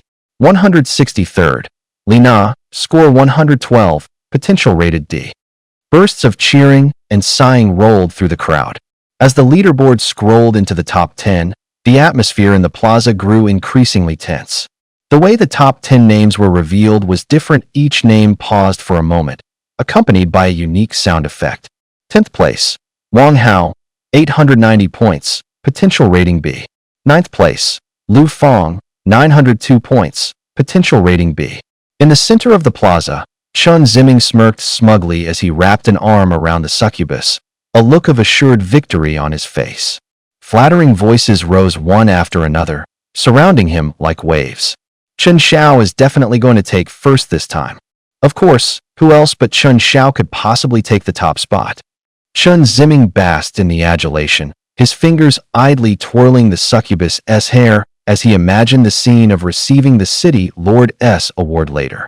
But just then, did I read that wrong? Why is Chen Xiao's South name in second place? That single sentence struck like a thunderclap, instantly shattering Chen Ziming's daydream. He whipped his head around, his eyes locked onto the glaring numbers on the glowing screen. Second place, Chen Ziming, 4,100 points, potential rating A. How is this possible? Chen Ziming was so furious his eyes were bloodshot, his voice distorted with rage. Second place? How could he have dropped to second? For 1,100 points, this score alone should have been enough to secure first place. It was a record worthy of entering the annals of Linyuan City. How could he still only be second? His eyes burned red, unblinking as he stared at the giant screen in the center of the plaza. Who the hell stole first place from him? The succubus in his arms also froze. She had been watching the rankings the entire time, eyes fixed on the list, hoping to see how far up the name of her former master who she had abandoned would appear. She had scanned from the bottom upward, all the way to second place, and still hadn't seen that familiar name. That realization dropped her heart into the depths of despair. A terrifying thought suddenly struck her, chilling her to the bone. Could it be Gu Xing took first place? The succubus immediately shook her head, desperately trying to fling the absurd idea from her mind. Impossible. Absolutely impossible. The contract that guy signed was nothing more than a broken angel. There's no way she'd lose to such a defective reject. But as always, the things you fear the most tend to come true. Before the eyes of the crowd, the first place ranking was slowly revealed. First place, Gu Xing, score, 44,300, potential rating, SSS. As soon as the result was announced, the entire plaza exploded like a bomb had been dropped. Holy crap, Gu Xing's score is actually 44,300. Thousands, 10,000s, this is really a 5-digit number. SSS level potential? This guy is basically a walking cheat code.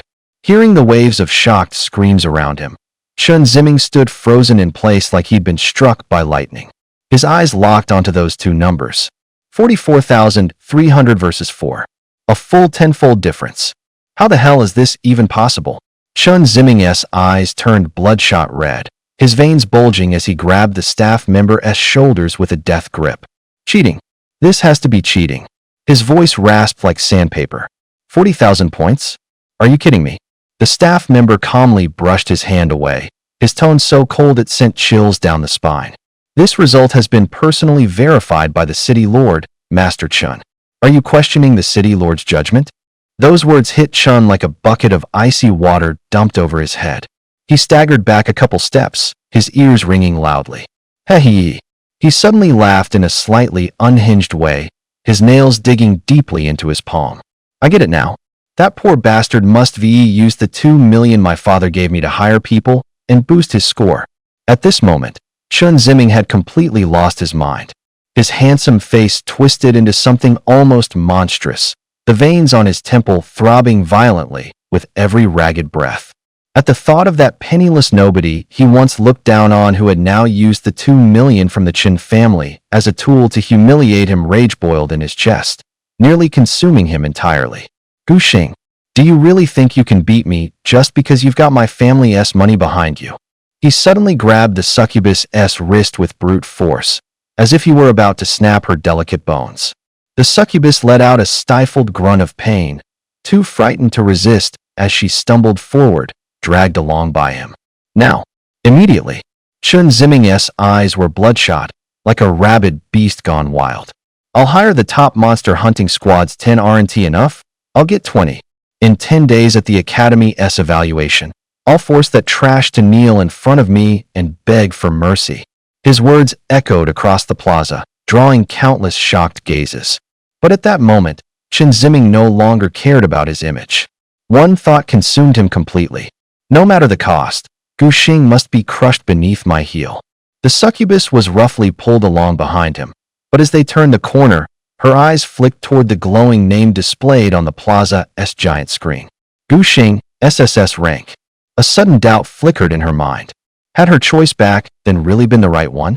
Meanwhile, under Su Feng's guidance, Gu Xing was led into a lavishly decorated conference room.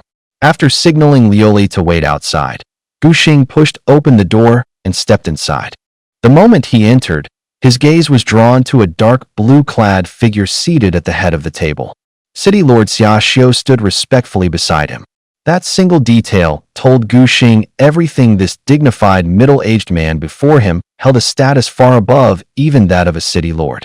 Seeing Gu Xing enter, Xia Xiu immediately rose to introduce. Mr. Gu Xing, this is General Wei Yuan, the Supreme Commander of the Southern Military District. Wei Yuan. Gu Xing's pupils slightly constricted. That name was practically legendary across the entire Longxiao nation. A sovereign-ranked beast tamer, the pillar of the southern war zone, such a figure could turn the tide of fate when the nation faced crisis. Mayor, it's an honor. And General, it's great to see you as well. Snapping back to reality, Gu Xing bowed politely to each of them. Wei Yuan nodded slightly, his gaze heavy as he studied Gu Xing. In a calm tone, he said, "Congratulations, Mr. Gu, on receiving an SSS potential rating in the novice trial." "Thank you, General. But I assume you called me here for more than just that." Noticing Xia Xiu standing off to the side like a ghost no one acknowledged, Gu Xing immediately understood the person who truly wanted to see him was probably none other than the Supreme Commander of the Southern Military Region, Gu Yuan. But he didn't get it. Why would the top commander of the entire military region personally request a meeting with him? Certainly, his performance in the novice trial had been impressive, but an unproven prodigy wasn't yet a true genius. As Wei Yuan looked at Gu Xing, a flicker of approval passed through his eyes. When he first received the report that Gu Xing had scored an SSS rating, his initial reaction had been doubt. After all, in Longxiao Nation, there were only a handful of talents who could reach that level. For an SSS-ranked genius to emerge from a remote border town like Linyuan City was practically unthinkable. At first, he had assumed this so-called genius had used some underhanded tricks to get such a result. But the moment he saw Gu Xing's tamed beast, that thought vanished completely. The aura radiating from that creature was clearly beyond the epic tier. If someone possessed a legendary ranked beast, then an SSS rating was only natural. "Mr. Gu, I do have a favor to ask of you," Wei Yuan said, glancing faintly at Xia Xiu. The city mayor immediately caught the meaning and respectfully took his leave, though inside, he was stunned beyond words. What kind of secret could be so important that even he, the city lord, wasn't allowed to know? Once the door was shut, Wei Yuan raised his hand and swept it gently through the air. A pale blue barrier rippled outward like water, enclosing the two of them inside. "What is this?" Gu Xing's pupils slightly contracted. "This is just the basic application of a domain. You'll naturally learn it once you ascend to the commander rank. Its main purpose is to prevent anyone outside from eavesdropping on our conversation." Gu Xing stared at the undulating energy barrier before him, his expression darkening. For a king-ranked beast tamer to be this cautious, actually using domain power to cut off outside interference. This was no ordinary matter. It might even relate to the fate of the Dragon Xia nation. "Gu Xing, you should already understand that the other world is a separate world currently fusing with Earth. Every nation has set up defensive lines within the other world, offering low-tier beast tamers a relatively safe place for training." Gu Xing nodded. This history was recorded clearly in books. But when it came to building these defenses, Dragon Xia indeed lagged behind other nations. Suddenly shifting tone, Wei Yuan asked, "Do you know why?" Furrowing his brow in thought, Gu Xing replied cautiously, "Is it because there were problems constructing the defenses?" "Exactly correct." Wei Yuan drew a glowing map in midair with his fingertip. 3 years ago, we discovered a massive trial zone at a critical location. On the glowing map, a crimson dot was lodged precisely at the defense line's central hub. Under normal circumstances, discovering a trial zone would be good news. But this particular trial ground sits exactly at the most critical node of our defenses. If this trial remains unconquered, the entire defense line will have an unpatchable hole, allowing the demon race to invade anytime they choose. Upon hearing this, Gu Xing couldn't help but look up at Wei Yuan. "But I don't think I can really help with this, right?" Wei Yuan raised a hand, cutting him off. He flicked his fingertip through the air, unfolding a 3D projection. The projection clearly marked each section of the trial zone. Most had already turned green, indicating success, except for one central area still flashing an intense red. All other trial areas have already been cleared by our forces. Only this final section remains unconquered.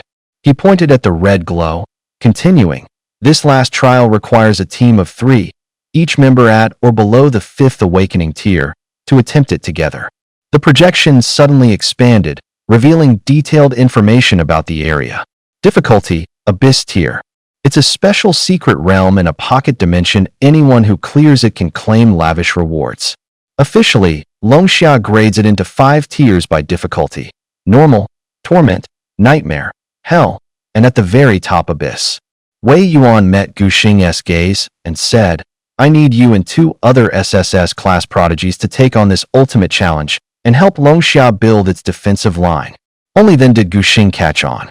He finally understood why a military district's commander would personally seek out a newly awakened rookie beastmaster.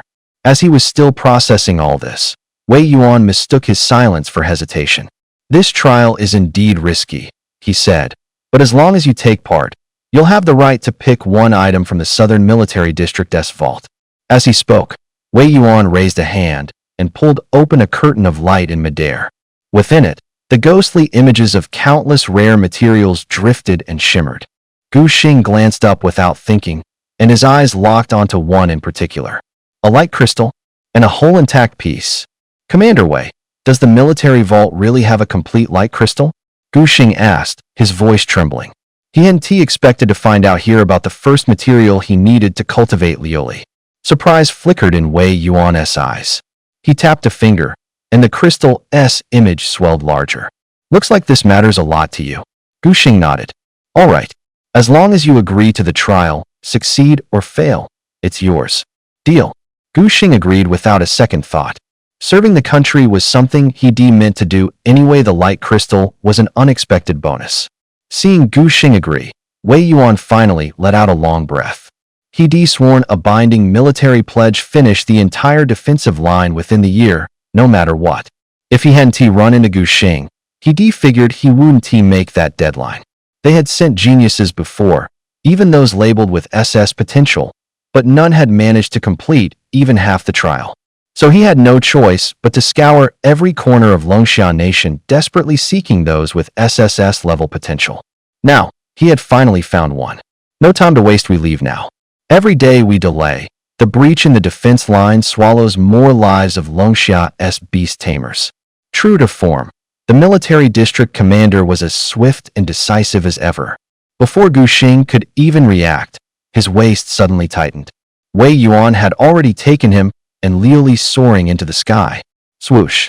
With a piercing sonic boom, a massive bird tore through the clouds, its wings blotting out the heavens. The trio landed steadily on its broad back. Gu Xing instinctively tried to scan the beast's information. Name, sky-swallowing finch. Rarity, unknown. Level, unidentified. Attribute, undetermined. Skills, unknown. That string of question marks sent a jolt through Gu Xing's mind. Even more shocking was how fast the sky-swallowing finch flew, like it was ripping through the air, yet they felt not a trace of wind pressure. That meant the beast beneath their feet was at least a commander-tier beast, possibly even a king-tier one. Not long after, a twisted blue barrier of light appeared across the horizon. It was the spatial rift connecting the 2 worlds. Pass through it, fly a few more hours, and they would reach the trial grounds. As the wind howled around them, Wei Yuan spoke, his voice still clear and unwavering. Letting out a long, piercing cry, the sky-swallowing finch flapped its wings and dove into the glowing rift. Below them, more than 20 teams surrounded Chen Ziming and his succubus like stars circling the moon. The lead captain, grinning obsequiously, said, "Rest assured, young Master Chen. With us elites here, we'll make sure you break through to the 7th stage of awakening." But Chen Ziming didn't even spare him a glance.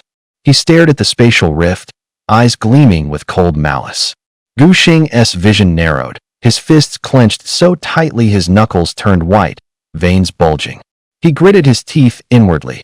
"You want to compete with the Chen family for resources? I'll show you what real despair feels like. 20 teams were assigned just to help me level up. How dare you compare yourself to me?" 3 hours later, Yin Yunk descended at the military base nestled among the mountains. Gu Xing jumped down from the giant bird's back. As soon as his feet touched the ground, he noticed that besides the soldiers, 2 young men stood in the center of the camp plaza. These 2 were likely the teammates he'd be going on the mission with. Ying Bing and Qin Tian both came from the capital city and were both rated as SSS class potentials. Gu Xing hailed from Linyuan City, and was also given the SSS designation. This mission will be completed by the three of you together. Commander Wei briefly explained the situation to everyone. Ying Bing stood on the left wearing a white robe, a small bird resembling a crystal of ice perched on her shoulder. After the introduction, she gave Gu Xing a polite nod. Her gaze lingered slightly longer on Lioli, and a flicker of surprise flashed across her icy blue eyes. Gu Xing politely returned the greeting, then immediately pulled up data on the girl's summoned beast. Frostborn Ice Phoenix. Rarity, Legendary 1 star. Level, Awakened 5th stage. Strength, data withheld. Stamina, data withheld. Spirit, data withheld. Speed, data withheld. Skills, Frost Spike, Frost Storm. Frostbind causes the summon to enter a weakened state after casting. On the right side, Qin Tian stood with his arms crossed, a 3-meter-tall bronze-colored treant standing beside him. He glanced at Gu Xing with a sidelong stare, eyes filled with mild disdain. Linyuan City? Never heard of it.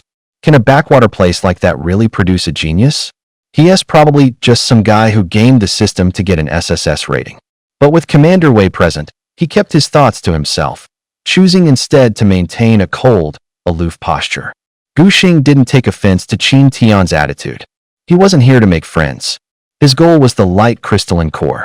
As for his companions on this mission, getting along would be ideal. But if not, it wouldn't matter much either. After all, once the mission was over, they probably wouldn't see each other again anyway. Despite everything, he still checked the opponent's familiar information. War Treant. Rarity, Legendary 1 star.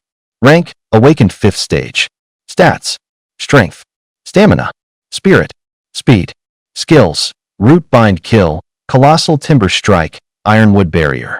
As Gu Xing compared the data of his three familiars, he slowly began forming his judgment in his mind. Even among familiars of the same legendary 1-star rarity, the differences were surprisingly vast. Although Lioli's stats weren't top tier, they were well balanced with no obvious weaknesses. What's more, she had 4 skills outnumbering the other 2 by 1 skill slot. Ying Bing's Frosted Ice Phoenix clearly outclassed Qin Tian's War Treant. Especially with that Frost Ring Restrain ability, it caught Gu Xing's attention. Just like Lioli's Zen Song, both techniques seemed to come at a certain cost. Gu Xing speculated that the greater the cost, the more devastating the skill's power must be. This looked exactly like a familiar's ultimate move. In Song after use, the familiar falls into a deep slumber. Looking at Lioli's skill, he decided he would never use it unless it was a matter of life or death. He then shifted his gaze toward Qin Tian's War Treant. Except for its impressive strength and stamina, this familiar didn't seem to have anything else going for it. No other notable traits at all. All 3 of its skills were quite ordinary, and it didn't even have an ultimate move. Gu Xing quietly estimated that this War Treant barely scraped by the standards of a legendary rarity familiar. After fully understanding the strength of both Ying Bing's and Qin Tian's familiars, Gu Xing finally turned his attention back to Lioli. Weighing everything together, he found himself more satisfied with his own little angel. Master. Lioli tilted her head, confused. His long fingers unconsciously brushed through Lioli's silver hair, the softness beneath his fingertips warming his heart. Master. Lioli lifted her delicate face, her golden eyes brimming with bewilderment. Instinctively, she nuzzled into Gu Xing's palm, and the intimate gesture made his heart clench. Get a grip, get a grip.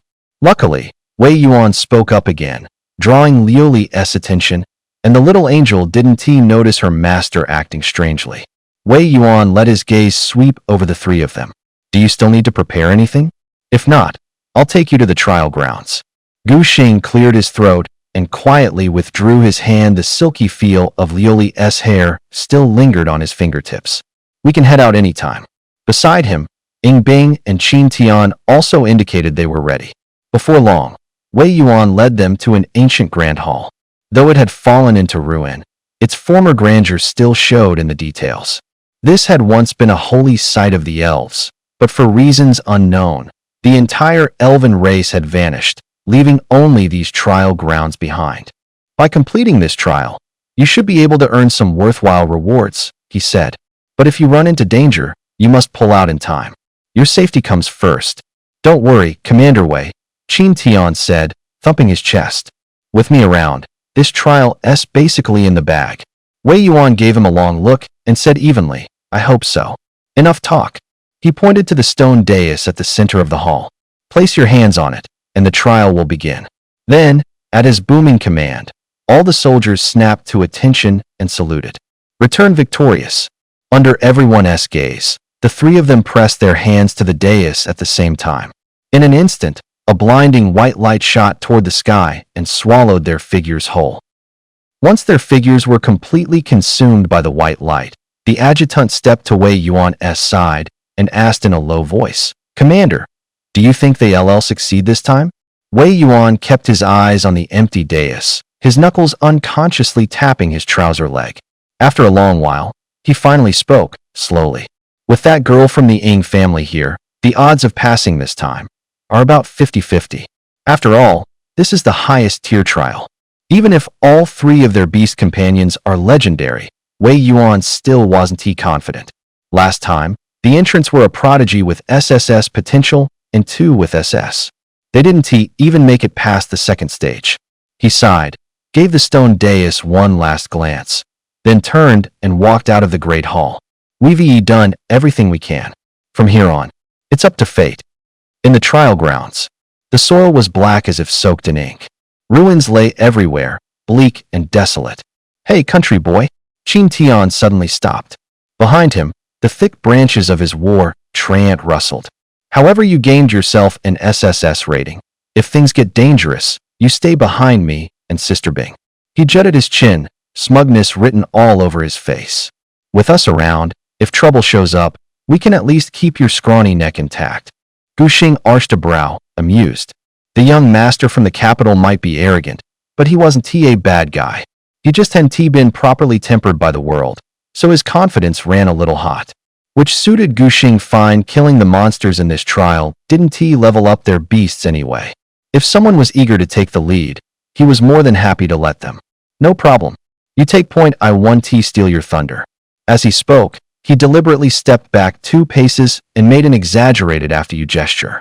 Liuli tilted her head, puzzled, but at Gu Xing's look she obediently moved aside as well. Smart of you. Qin Tian gave a satisfied grunt and strode to the front of the group. Beside them, Ying Bing didn't seem to care about any of it, focused entirely on bonding with the ice phoenix perched on her shoulder. Before long, the three of them ran into 3 monsters. Balance type, trial puppet. Tier, awakened 6th class. Strength, stamina, spirit, speed, skills, 1000 machine punch, balanced field. After seeing the stats of these 3 trial puppets, Gu Xing finally understood how brutal the Abyss trial truly was. These 3 puppets had all attributes maxed at 100, reaching the exact level of top-tier 6th class awakened beasts. And because of their well-balanced stats, they were actually stronger than most beasts of the same tier. Even scarier? These were just the first wave of enemies in the trial. The monsters they would face next would only get stronger from here. Yet, Qin Tian didn't seem to grasp the seriousness of the situation. He strode forward casually, shouting as he walked, Ice, don't move. Leave these hunks of metal to me. Ying Bing thought for a moment, then gave a slight nod in agreement. To be honest, Qin Tian had SSS tier potential. Taking down these trial puppets was basically no problem for him. Trant, root bind. At Qin Tian's command, thick roots of the war treant burst from the ground like giant snakes, wrapping tightly around the 3 puppets. The sound of wood scraping against metal screeched through the air, followed by 3 loud explosions. The puppets were torn to pieces, scattered across the floor. How was that? Pretty impressive, huh? Qin Tian turned around proudly, his eyes clearly begging for praise. Gu Xing and Liuli exchanged a glance, then gave him a synchronized thumbs up. Liuli even added sweetly, so cool. Praised like that, Qin Tian's voice practically jumped an octave from excitement. You 2 might not be too strong, but if you watch my battle carefully, you'll definitely learn a lot. Totally right. Gu Xing nodded enthusiastically, while casually holding back Liuli, who was about to argue. From then on, Qin Tian took the lead position, clearing the way forward. However, as they ventured deeper, the trial puppets they encountered grew increasingly powerful. When 5 awakened 7th class trial puppets blocked their path, even Qin Tian's confident smile finally froze on his face. He was completely soaked in sweat. These were trial golems. Rank, awakened 7th stage.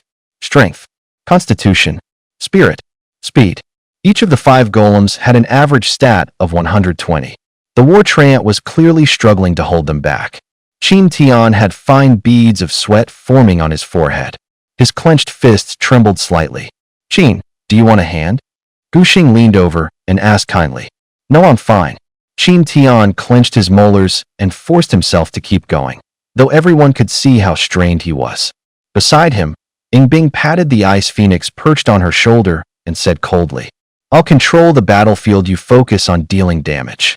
As soon as Yingbing spoke, Gu Xing raised his eyebrows in surprise. The icy beauty actually opened her mouth to talk. As soon as Qin Tian heard Yingbing was stepping in, he immediately relaxed. He could still take down the 5 golems by himself, but it would come at a cost. But this was only the first stage of the trial. Sure enough, the moment Yingbing entered the battle, the tide turned completely. Shuang Ice Phoenix flapped its wings, instantly coating the joints of the golems in frost. The war treant seized the opportunity, swinging its thick branch like a club and shattering each frozen golem one by one. From then on, the fight became much easier for Gu Xing. With Yingbing and Qin Tian working together, the golems barely lasted a single round. He and Liuli had become mere spectators. Before long, Qin Tian and Yingbing had cleared the first stage like a sharp bamboo shoot breaking through. The trio reached the end of the first stage, where 3 dark, deep passageways loomed before them. This was the beginning of the second stage of the Abyss trial. According to the intelligence provided by Wei Yuan, the 3 passageways had to each be taken by one person. Each individual had to complete their chosen path alone before they could advance to the third stage. As for what exactly lay in the third stage, even Wei Yuan had no idea. At this moment, Qin Tian suddenly turned around, his gaze lingering on Gu Xing for a moment. His tone carried clear doubt. "You can do this?" As for Yingbing's strength, he had absolutely no concerns. She was the top scorer in the capital city's newcomer trial, and her power even surpassed his own. But this genius from the countryside? If he turned out to be a liability, things could get bad quickly. Even if he and Yingbing had already passed the second trial, this entire test would still be considered a failure. Even the usually indifferent Yingbing slightly turned her head, waiting for Gu Xing's response. After all, throughout their journey so far, Gu Xing hadn't lifted a finger, and Yingbing had no way of judging her companion's true abilities. Faced with Qin Tian's doubt, Gu Xing didn't bother to explain much. He simply smiled slightly and walked straight toward the central passage. A real man can't just say he can't do it. The moment he stepped into the passage, Gu Xing felt as if he had entered another world. He quickly turned around, only to find that the entrance had vanished, replaced by a darkness that devoured everything. Before him, a figure resembling a machine slowly materialized. Trial puppet enhanced type. Level, awakened 5th stage. Strength, stamina, spirit, speed. Skills, 1000 machine blows. Attribute boost, balanced field stackable. Enhanced type? Gu Xing frowned slightly.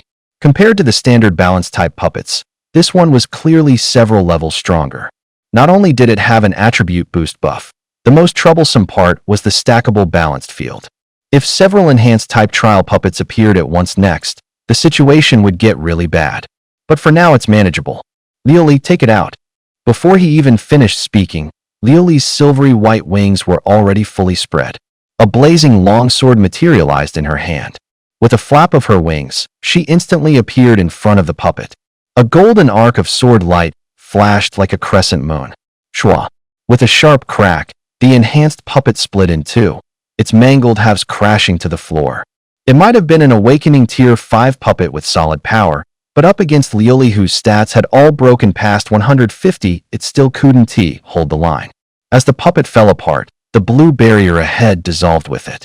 Gu Xing, with Liuli in tow, moved deeper. In the second chamber, another enhanced trial puppet was waiting, this one at awakening tier 6. When the enemy's stats spiked to 120, Gu Xing couldn't help but frown. No wonder the challengers before never made it past this stage. With each chamber they entered, the puppet's strength ramped up exponentially.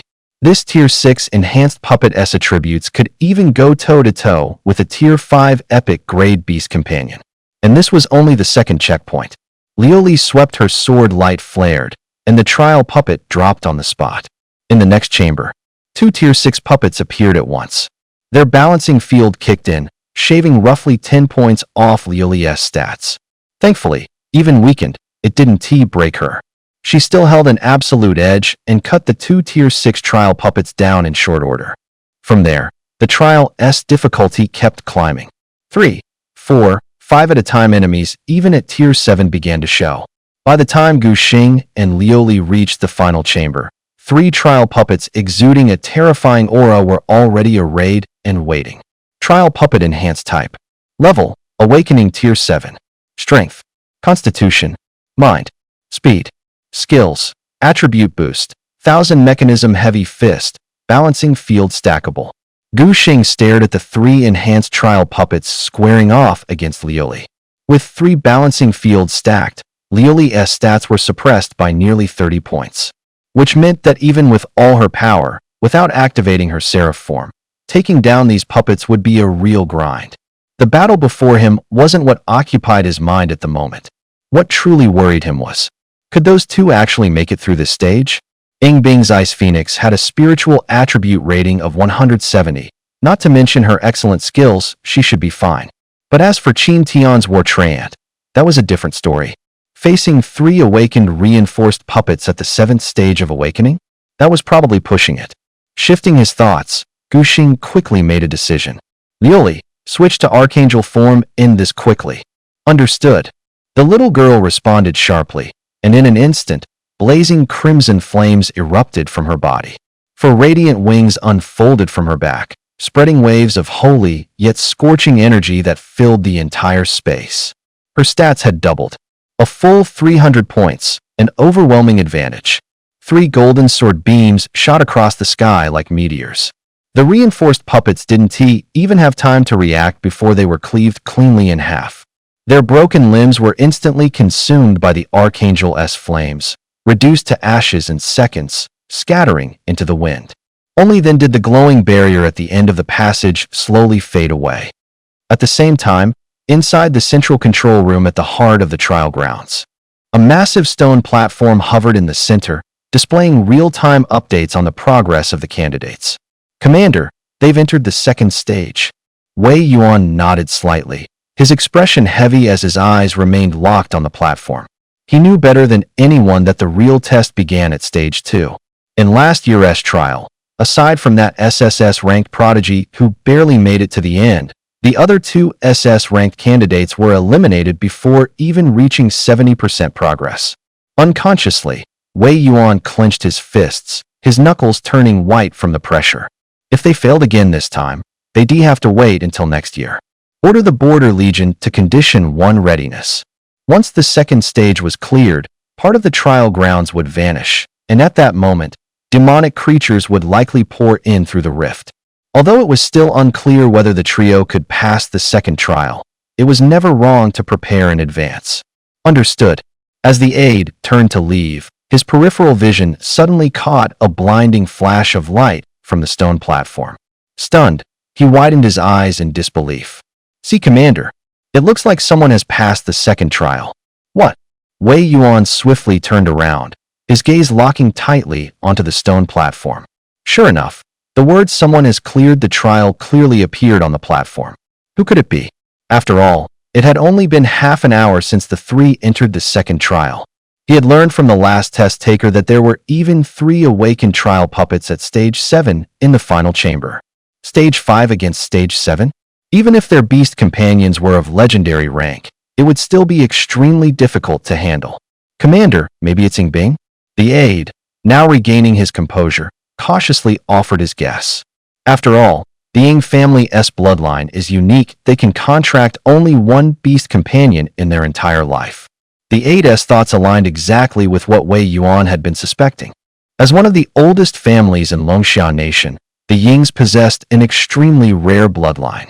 Each family member could contract only one beast companion in their lifetime, but their bloodline power could gradually enhance that beast's quality. Because of this, even the weakest beast companion of a Ing was at least of epic rank. The young Ing girl was the most gifted in nearly 100 years. It wasn't too surprising that she cleared the trial so quickly. But, at this point, Wei Yuan's expression darkened. The problem now is, if Gu Xing and Qin Tian fail to pass, even if Ing Bing is strong, it won't matter. After all, this trial requires all three to succeed together. If even one fails, the entire trial is considered a failure. However, just then, the aide suddenly gasped again. "See, Commander, another person has cleared the trial." "What?" Wei Yuan's gaze shot back to the stone platform once more. Originally, there had only been one person who had cleared the trial on the stone platform, but now, shockingly, a second person had cleared it as well. The circular chamber lay at the very center of the trial grounds. The moment she stepped out of the passage, Ing Bingqing's cold gaze swept swiftly across the room. She was just about to find a quiet corner to recover her energy while waiting for the other two. "Hey!" Suddenly, a clear and bright voice rang out. Ing Bing came to an abrupt stop, her usually calm eyes flickering with surprise. She quickly turned around, disbelief flashing across her face as she looked toward the source of the voice. There, leaning casually against a stone pillar, was Gu Xing, with Liuli floating serenely beside him. That familiar angelic spirit beast was now tilting its head, curiously observing her. Even the composed Ing Bing found herself momentarily at a loss for words. During the trial just now, she had held back almost nothing. Her ice phoenix had given its all as well. Yet despite that, she had still fallen behind him by a step. After a moment of silence, Ing Bing finally took a step forward. Her icy voice carried a rare hesitation. "How long have you been here?" Gu Xing lazily lifted his eyes, meeting the sight of the icy beauty's slightly furrowed brows. He replied offhandedly, "About 10 minutes, I guess." Ing Bing's pupils slightly constricted. A full 10-minute difference. That meant this person's spirit beast was far stronger than her ice phoenix. Perhaps sensing its master's thoughts, the ice phoenix perched on Ing Bing's shoulder flapped its wings in mild displeasure. Ing Bing gently stroked the ice phoenix, gave Gu Xing a brief nod, then turned and walked toward the other side of the chamber. Still, her cold gaze occasionally flickered between Gu Xing and Liuli. Time passed in silence, and the third passage remained completely still. Gu Xing's expression gradually turned serious. He guessed that something must have gone wrong with Qin Tian, otherwise he wouldn't still be missing after all this time. Ing Bing also furrowed her brows, her slender fingers unconsciously stroking the feathers of the ice phoenix. It was finally the first time this year that they had managed to gather 3 SSS rank prodigies. If they failed this trial again, it would be truly embarrassing. At that moment, Gu Xing suddenly stood up. "Liuru, let's go." "Where are you going?"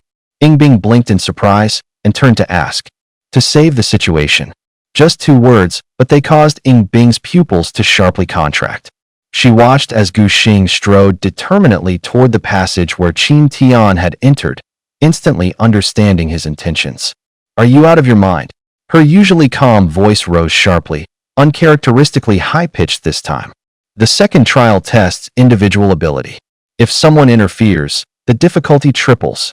If 10 awakened level 7 enhanced puppets appear in the final stage, along with the equilibrium field. Even if Gu Xing was stronger than her, there was no way he could make it through. Yet Gu Xing didn't hesitate for a moment. Although Wei Yuan had promised that regardless of whether they passed or failed this time, he would still give him the light crystal. Gu Xing simply hated owing people favors. If something could be done, it had to be done to the best of his ability. Liuru, the little angel's eyes blazed with fierce battle spirit. A master's will is the highest command for a beast companion. If the master charges ahead, even if it's into a bottomless abyss or across mountains of blades and seas of fire, I will clear all obstacles for my master. Archangel full release. Ing Bing stared in shock as Liuru transformed into a warlike angel bathed in holy flames, crimson radiance illuminating the entire hall. Once you enter, eliminate half the puppets immediately. If the 10 equilibrium fields stack, even you will be suppressed. Understood. Liuru's reply was more serious than ever before. Gu Xing took a deep breath and charged forward. In an instant, the two figures vanished into the dark passage. Ying Bing stood frozen, her ice-blue eyes reflecting the fading glow of holy fire. After a long pause, she gently stroked the ice phoenix on her shoulder, murmuring softly, almost to herself, "Ice Phoenix, what do you think? Do we even deserve to be called geniuses?" In the dimly lit corridor, Qin Tian was tightly enclosed at the core of the war trent's twisted, gnarled branches. Crash! Another powerful punch slammed into the tree trunk, splintering wood and sending shards flying. The trial puppet, awakened at the 7th stage, had ignited a pair of blood-red glowing eyes. Without the war trent's ironwood barrier, Qin Tian would have already been eliminated by now. Damn it! Crouched inside the bark like cocoon, Qin Tian clenched his teeth, his knuckles turning white from the tension. The war treant lashed its vine whips against the puppet, but they only left shallow marks on its surface. Like this, the two sides had fallen into a bizarre stalemate. Damn it! How is this trial puppet so strong? Is there even anyone capable of clearing a stage like this? Watching the trial puppet relentlessly hammer away at the war trent's body, Qin Tian's face grew increasingly grim. Treant, use root strangle.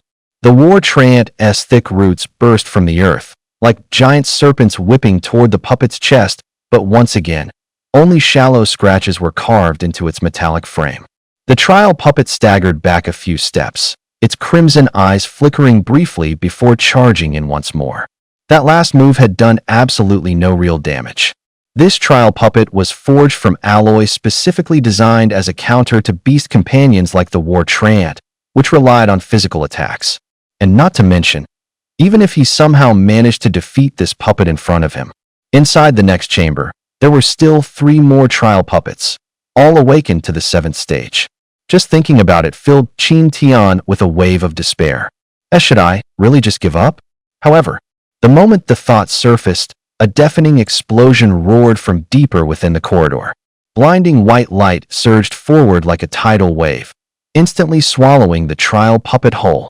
As the smoke settled, Qin Tian's wide eyes stared at a figure that had no business being here at all. What? How is it you? The words jammed in his throat, his fingertips trembled despite himself. He never in a million years expected that the one racing in from the far end to save him would be Gu Xing, the very person he'd looked down on at the start. No one knew better than Qin Tian what it meant for Gu Xing to be here. Gu Xing arched a brow at the young master, flecked head to toe with wood chips, and quipped, "Did the puppets knock you that silly, young Master Qin? Can't even recognize the man who just saved your life? Why, what do you mean?" Qin Tian's face flushed scarlet. He pawed at the air, flustered and flailing, and couldn't even get a full sentence out. Gu Xing let the mockery fade and said, solemn now, "Time to move, young Master Qin." The last trial puppet in that pocket space had already been dealt with, and the passage was wide open. When Gu Xing led the still dazed Qin Tian back to the main hall, the scion who'd always been so proud was still reeling. His gaze ticked mechanically between Gu Xing and Ying Bing until he was forced to confront an absurd reality. This kid from the sticks hadn't just crushed him, he might even be far stronger than the capital S #1 prodigy. And Ying Bing, right now, her icy gaze was locked on Gu Xing, as if she were staring at a monster that defied common sense. He had cleared a triple difficulty trial all by himself. He had actually slain 10 enhanced trial puppets at Awakening Tier 7. After that, the 3 of them didn't rush to trigger the final trial. If the 2nd stage was already this punishing, the 3rd would only climb another rung. To leave nothing to chance, they had to restore their beasts to peak condition before opening the 3rd stage. Once all 3 of their beasts were back at their peak, Ying Bing walked toward Gu Xing. She stopped in front of him, and for once, ripples stirred in her ice-blue eyes. The 3rd stage, her usually cool voice paused, then firmed. "You take point." Gu Xing was slightly taken aback when he heard the suggestion. How could Qin Tian, with all his pride, possibly accept an arrangement like this? Yet when he turned his head, he saw that the usually aloof young master from a prestigious family didn't object, not even slightly. If their power levels were somewhat close, Qin Tian might still have tried to show off his strength and prove himself. But after witnessing Gu Xing swiftly defeat 10 level 7 awakened reinforcement trial puppets, he had completely dropped his arrogance. Qin Tian pounded his chest and said, I agree with Sister Bing's idea too. My Tran is tough and can hold them off for a while. Since both of them had spoken up like this, Gu Xing could only nod in agreement. After all, judging from the skills of Bing Huang and the Tran, their offensive capabilities were indeed no match for Liu Li's. Once the strategy was decided, the three of them walked toward the center of the circular hall. At the center stood a stone platform used to activate the third trial. The moment their hands simultaneously touched the cold surface of the platform, the entire hall was instantly bathed in a deep blue glow. A mechanical voice echoed through the air. Final trial confirmation sequence initiated. A translucent screen unfolded before them, displaying blood-red words that were almost blinding. Final trial warning. Rule 1. Once the trial begins, it cannot be exited midway. Rule 2. Only those who pass the trial may leave the trial space. Rule 3. Those who fail will remain here forever. Confirm start? Yes, no. Gu Xing noticed a nearly invisible line of small text in the lower right corner of the screen. Since the creation of the trial grounds, the success rate of the final trial has been 0%. Seeing this message, Gu Xing's expression grew heavy. After all, in the first two trials, if things got too dangerous, you could always retreat to the safe zone to ensure your survival. But this final trial, it seemed nothing like that. Only passing would bring it to an end. In other words, if the three of them failed, they would never leave this place alive. Gu Xing's gaze shifted first to Qin Tian. To his surprise, the young nobleman, who usually wore an air of arrogance, now looked completely serious. I'm in, Qin Tian blurted. Before he left, the old master threw down a brutal ultimatum. Either bring back the glory of clearing the trial, or don't even think about setting foot in the Qin estate ever again. More importantly, Qin Tian snapped his head up, eyes hard with defiance. I'm going to make that old fossil understand his son is no craven coward clinging to life. Gu Xing blinked, then it clicked. The Qin clan, like the Ying clan, was a house with a century-old legacy. As the Qin heir, Qin Tian could be arrogant, could be brash, but he could never be a coward who feared death. He glanced at Ying Bing the cool, aloof girl merely lifted her lids. Her slender fingers skimmed over the ice phoenix's feathers, her lips parted. I'm in. Just 2 words, but they rang with resolve. Seeing Qin Tian and Ying Bing's choice, Gu Xing couldn't help the smile tugging at his lips.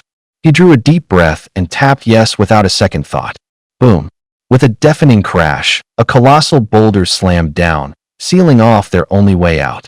In the center of the hall, space warped, and a blurry giant silhouette began to coalesce. With every inch it took shape, the air grew thicker with suffocating pressure. Trial Golem. Final. Aptitude. Epic 9-star. Level. Awakening Tier 8. Strength. Physique. Spirit. Speed. Skills. Equilibrium Field. Complete. World Breaker Hammer. Steady State Barrier. When he saw the target of the final trial, even Gu Xing's mouth twitched. Its strength and physique were both over 300, even the weaker spirit and speed were 250. Could something like this really be cleared by a rookie Beastmaster at Awakening Tier 5? Qin Tian and Ying Bing could feel the oppressive aura rolling off the massive golem too. Qin Tian involuntarily edged back half a step, his Adam's apple bobbing. Xing, Star Brother, do you really think we can take this thing down?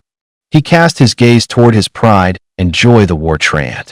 But before this trial puppet, the 3-meter-tall war treant looked like nothing more than a scrawny little chick. As soon as Ying Bing saw the puppet, she couldn't help but furrow her brows. The Xian Shuang Ice Phoenix perched on her shoulder cried out nervously at the sight of it, clearly sensing its terrifying power. Right now, Gu Xing stared intently at the newly formed trial puppet, his mind racing through strategies to take it down. Holy Angel Lioli. Rarity, Legendary. Rank, Awakened 5th Stage. Strength. Stamina. Spirit. Speed. Skill List.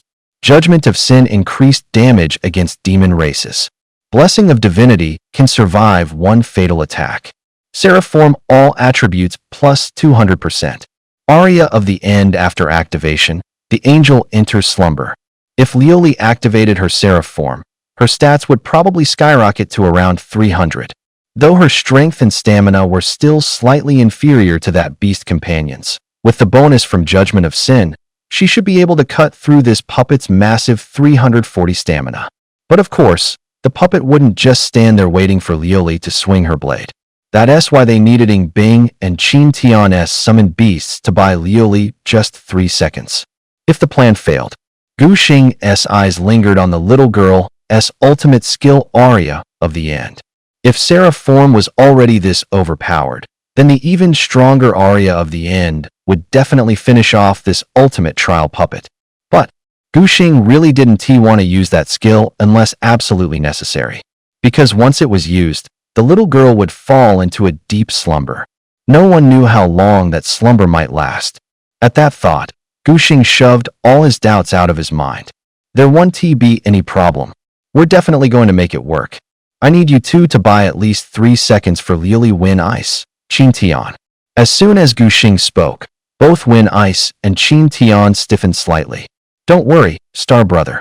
We might not be able to kill the puppet this time, but if it's about stalling, it's definitely doable with a War Treant. Win Ice nodded in agreement beside him. Although the Frost Feather Ice Phoenix's attack power isn't strong, its control abilities are top-notch. With the two of us working together, we should be able to pin down this trial puppet for 3 seconds without a problem. Gu Xing glanced at their summoned beasts, but his expression remained grim. The trial puppet's stats were nearly twice those of each of their summons. Under such a massive gap in strength, holding it down for 3 seconds was no easy task. Plus, the trial puppet also had its own skills to consider. But right now, they had no other choice. They had no option but to go all in. Qin Tian, have the War Treant use Root Crush to entangle and restrain the trial puppet.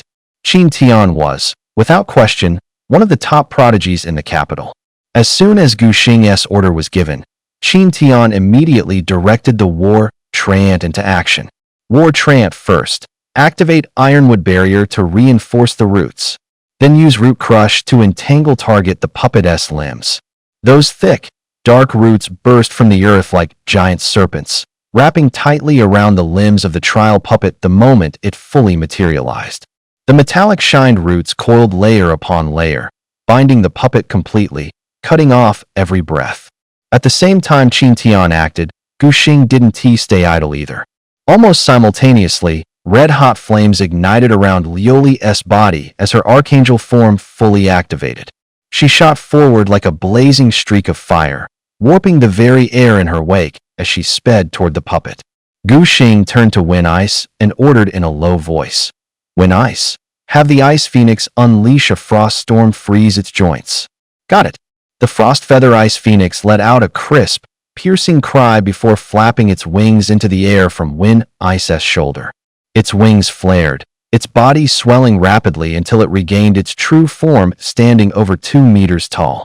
It beat its wings, and a biting surge of cold crashed toward the golem like a tide, thick ice crystals forming at the joints ensnared by the root network. Gu Xing's gaze never left Lioli. This was, for now, the only way he could see to defeat the trial golem. If the trial golem deployed its stasis barrier, its defenses would climb again. Then the three of them would have only the faintest hope of cutting it down. So they had to finish it before the golem could react. Judgment. Lioli swept through the sky, her aura climbing with each breath, her seraph wings trailing dazzling streaks of flame. By the time she closed in on the golem, the blaze around her was as brilliant as the rising sun. Qin Tian and Ing Bing saw it, a flicker of joy flashing in their eyes.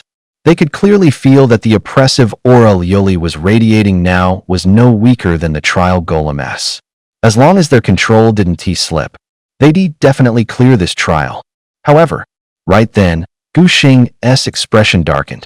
He locked his gaze on the trial golem, unease surging through him like a tide. Too easy. Everything was going way too smoothly. By his earlier estimate, Qin Tian and Ing Bing had less than a 30% chance of successfully restraining the trial golem, yet in reality, they debound it with barely any effort. Something's wrong. The instant the red glow in the trial golem's eyes flared, Gu Xing's heart clenched, a fierce sense of danger flooding through him. Liuli, fall back now. At Gu Xing's shout, Liuli was puzzled, but she didn't hesitate to obey her master's command. She snapped her seraph wings closed and threw herself backward without a second thought. Boom! Almost in the same instant, the war treant's root tendrils snapped inch by inch. The ice was dissolved in an instant by the profound frost ice phoenix.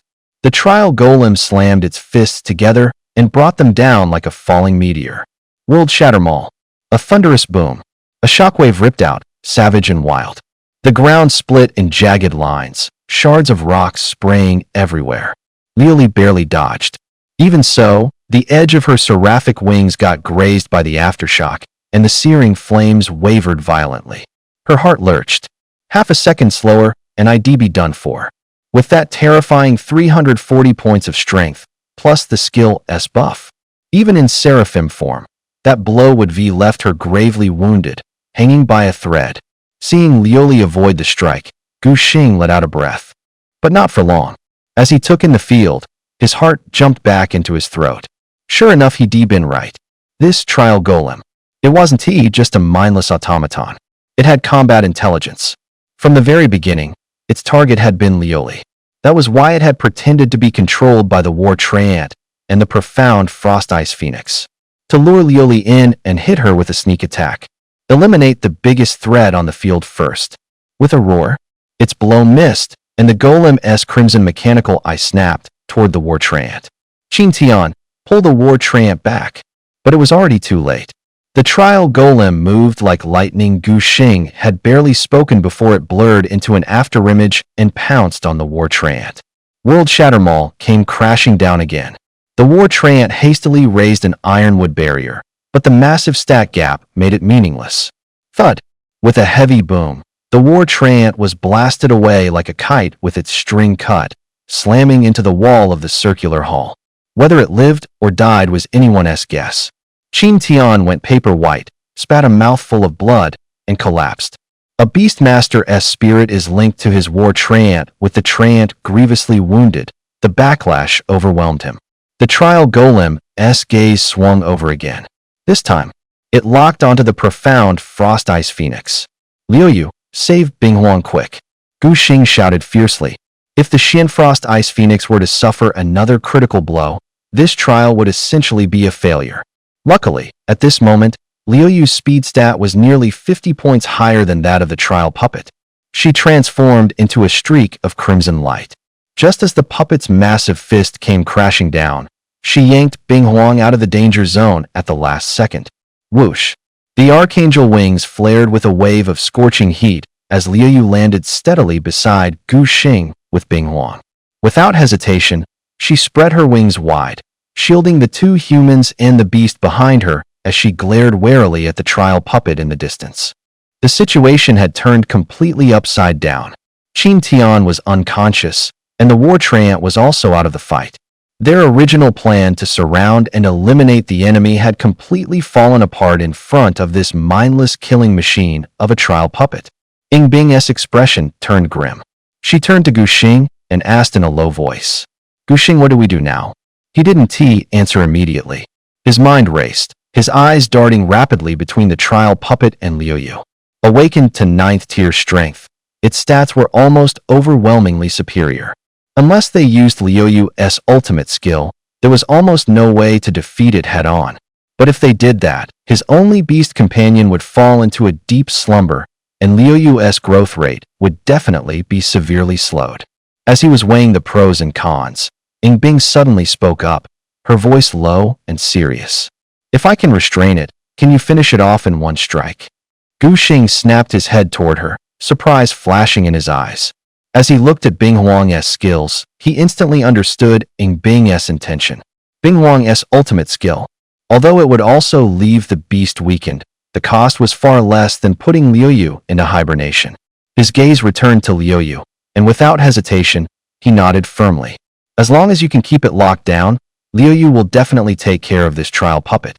When Ying Bing heard that, a fierce battle light ignited in her eyes. She raised her voice sharply.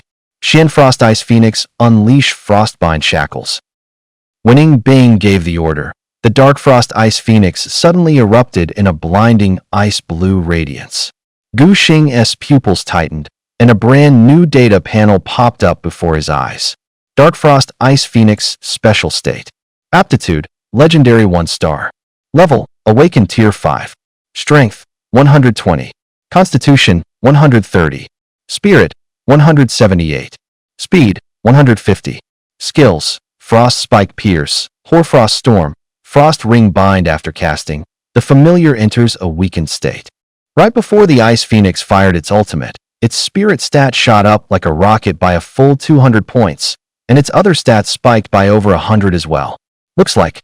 So a familiar's ultimate boosts skill power by ramping up its own attributes. But entering that special state comes with aftereffects. There's a price to pay. A bold idea flashed through Gu Xing's mind. If Luli unleashed an ultimate while in Seraph state, could it stack another boost on top of the doubled stats? The higher the boost, the harsher the backlash the familiar would suffer. But now wasn't the time to dwell on that. Luli, get ready. At Gu Xing's command, Luli's eyes blazed crimson, unblinking as they locked onto the trial golem, and the flames wreathed around its body surged. At the same time, the Ice Phoenix's aura climbed to its peak. Ice and fire, two opposing forces, collided wildly within the trial space, frost and flame tangling across the battlefield. The trial golem clearly sensed danger. The red light in its eyes flickered. Stasis barrier, engage. A black shield with a metallic sheen snapped into place in an instant. However, the Dark Frost Ice Phoenix's ultimate didn't freeze from the outside in. Quite the opposite. Crack. The ice crystals let out a crisp, cracking snap. Inside the shield, the trial golem's entire body was suddenly sheathed in gleaming frost, and the ice raced across its surface at blistering speed. The moment it was struck, the stasis barrier it had deployed shattered into pieces. Gu Xing move. The Ice Phoenix's burst mode only lasts 5 seconds. Gu Xing wasn't about to miss a chance like this. Lioli now? Understood. A streak of crimson light ripped through the air as Lioli, blazing longsword in hand, shot forward like a meteor. The tip of her blade drove straight for the golem's metal skull. For the first time, panic flickered in the trial golem's electronic eyes, but the ice had sealed it completely. It couldn't even twitch a finger and could only watch that red streak of death closing in. Judgment. The blade slammed into the alloy skull with a shrill, grating screech. Wham! Lioli felt the web of her thumb go numb as the shock rebounding through the blade made her whole body jolt. Damn, that's hard. It was the only thought in Lioli's head. Even at the peak of her seraphic form, going up against a metal monster with a constitution of 340 was no joke. It felt like cutting diamond. Every inch forward fought back. Luckily, slow as it was, the crimson flame longsword kept grinding into the golem's head. The searing edge and melting metal spat dazzling sparks. However, just when everyone thought the trial was over, the dying trial golem's eyes suddenly flared with a blinding, blood-red light. Ink-black energy mist jetted from the seams of its joints, and in a heartbeat it ate away the ice on its surface. Gu Xing and Ying Bing saw it, and their pupils snapped tight. What the hell is that? In front of Gu Xing, the status screen was twisting and reassembling like mad. Trial Golem Ultimate Corrupted. Rarity, Epic, 9 star. Level, Awakening Tier 8. Strength, 301. Constitution, 340. Spirit, 256. Speed, 240. Skills, Absolute Equilibrium Field, Realm-Shattering Maul, Stabilizing Barrier. Demonic Metamorphosis. Gu Xing and Ying Bing traded a look and both sucked in a sharp breath. In that instant, everything clicked. Why was an Abyss-class trial this insanely hard? The entry gate says Awakening Tier 5, yet they're up against something basically transcendent. Turns out the demonic miasma had already seeped through the entire trial space. Under its taint, the constructs in the arena were slowly gaining stats across the board. If they weren't dead things, the boost would be even more terrifying. With that realization, their hearts bottomed out. Even a normal state ultimate golem had them struggling this hard. But now, because of the demonization, every one of this golem's attributes had been boosted by a full 100 points. What are they supposed to do? SKRRK. The sword's edge scraped across the golem's neck with a piercing screech. The blade's glassy edge couldn't drive even an inch deeper. Worse, the mystic frost ice phoenix's absolute freeze was rapidly degrading, spiderweb cracks crawling over the ice. They both knew that if this monster with over 400 in its stats broke free, they might really not be able to clear this trial. Crack. The ice encasing the golem's head split. Its head could move again. Its gaze turned, slow and deliberate, and locked straight onto Gu Xing and Ying Bing. After the demonic metamorphosis, its intellect had clearly climbed another tier. No matter how strong their two beasts were, it wouldn't matter. Take out the beastmasters, and the rest is easy. A bone-deep chill swept over them both as the golem's stare pinned them like a viper. Crack. With a crisp shatter, the ice crystals sheathing the golem's entire body burst apart. The mechanical arm shot forward at astonishing speed, snatching the splintering ice shards mid-air. In the blink of an eye, it had completed aiming, charging, and hurling the deadly projectile. Swoosh!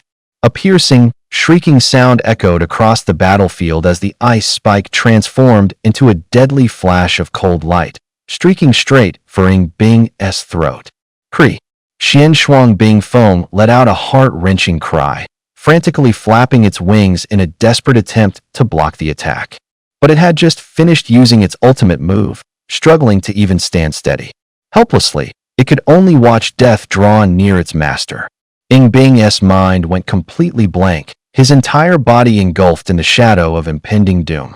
The glacial gleam of the ice spike expanded rapidly in his wide, terrified pupils. Lu Li, divine protection! Gu Xing roared, unleashing his power inside the trial space. In an instant, a brilliant golden light curtain burst forth like a divine shield from the heavens, completely enveloping Ying Bing. This was one of Lu Li's 4 core abilities.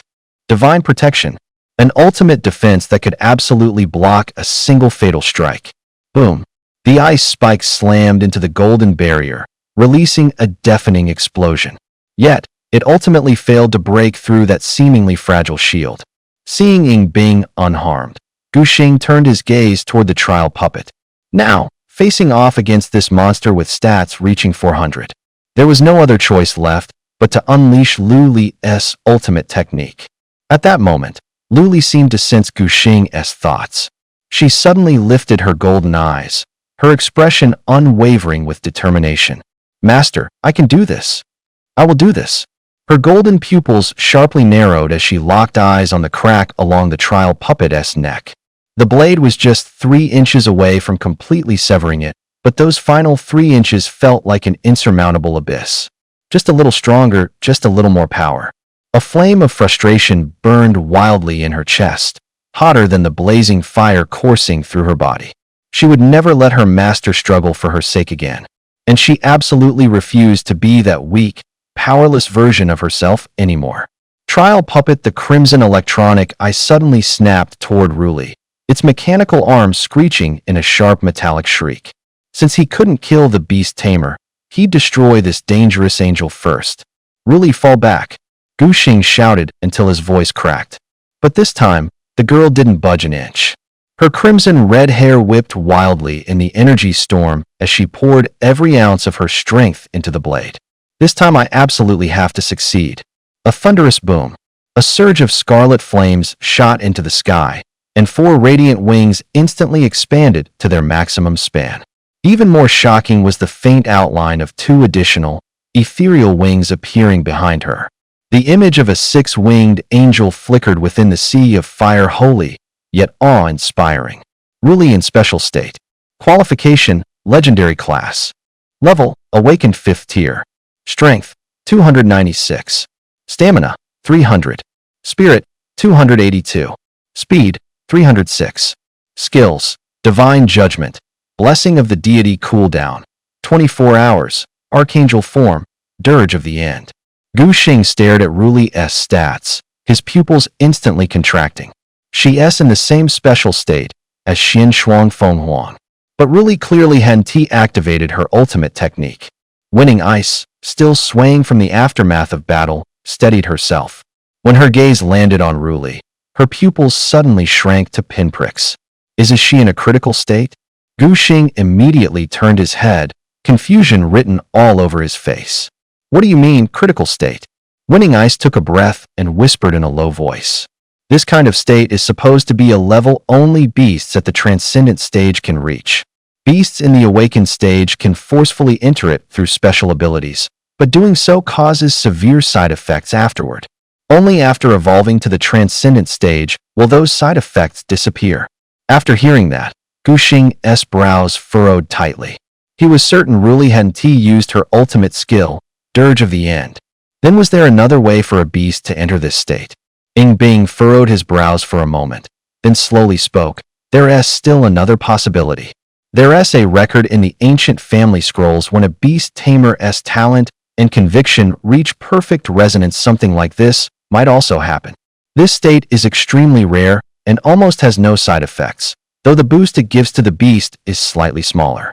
As soon as Gu Xing heard that there were no serious side effects, the tension in his heart eased. He turned his gaze back to the center of the battlefield. Just at that moment, the trial puppet's mechanical arms suddenly halted just an inch from Lioli, blocked by a crimson energy shield as red as blood.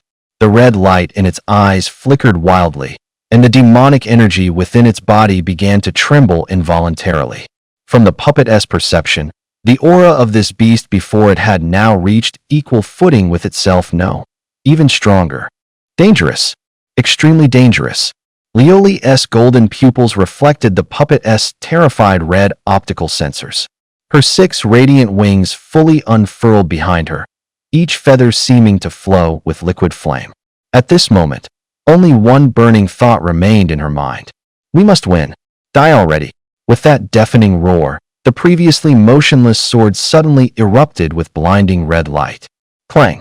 As the blade sliced through the air, time itself seemed to freeze. The crimson arc of the sword fell like a falling meteor. Before absolute power, the puppet's alloy body was torn apart as easily as paper. Flames danced along the edge of the blade, melting the metal at the cut into glowing red molten iron, which dripped to the ground with a hissing sizzle. Boom! With a thunderous crash, the massive mechanical body of the trial puppet slammed onto the ground, sending up a cloud of dust and debris. At the moment its core extinguished, a pure blue orb of energy rose from the wreckage. Then, in midair, it split cleanly into 2. Only by defeating a creature of the demon clan could a beast's cultivation level rise. And this trial puppet, after being corrupted by demonic energy, had indeed become one of them. Perhaps it was precisely because Qin Tian's war treant had played too minor a role in the battle, failing to meet the minimum threshold for reward distribution. As soon as she absorbed the blue light orb, Lioli was suddenly enveloped in a blinding golden glow. Gu Xing also felt his spiritual power intensify again.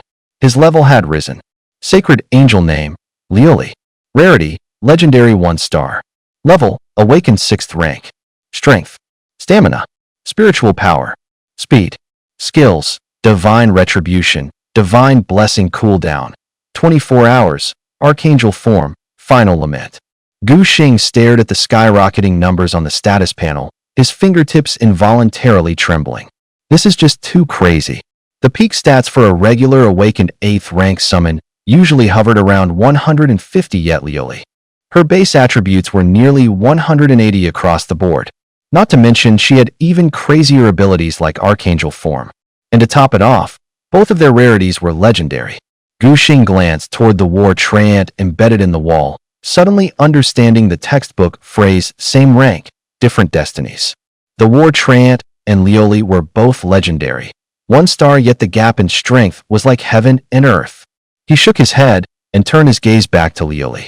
However, Lioli stood frozen in place like she'd been hit with a paralysis spell, her silver wings fully extended but completely motionless. Lioli? Gu Xing's heart sank, and the worst possible thoughts flashed through his mind. Did something go wrong? Without thinking twice, he rushed forward in a flash. But as he got closer, he realized. I did it, hee. The little angel was grinning foolishly at thin air, her cheeks flushed with an unusual pink hue.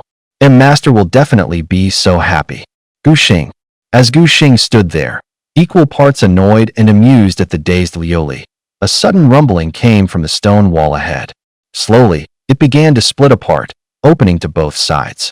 A distant, ethereal voice echoed throughout the trial space. Congratulations to all of you who've passed the ancient trial. The blessing of the elven race now accompanies you. Brilliant green lights wove through the air, converging into 3 shimmering evaluation crystals. Final rankings. Gu Xing, SSS rank historical highest. Ying Bing, S rank excellent performance. Qin Tian, a rank good performance. Then, 3 beams of light in different colors descended from the sky. A dazzling golden pillar of light surrounded Gu Xing, and a series of system notifications echoed in his mind. Obtained, Legendary Class Beast Tamer Potential Enhancement Potion. Obtained, Beast Space Core. Obtained, Key to the Elven Ancestral Lands 1 unlocks a secret pathway to the Hidden Realm. Inside Ying Bing's silver beam floated a potion and a key.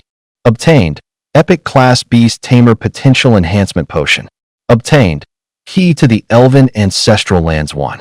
Above Qin Tian, a soothing emerald green healing light gently poured down. Obtained, Essence of the Fountain of Life fully heals injuries of your beast companion. Gu Xing gazed at the 3 floating items before him, his eyes finally settling on the golden potion. Legendary Class Beast Tamer Potential Enhancement Potion. Effect: increases a beast companion's potential by 2 stars for those already with legendary potential.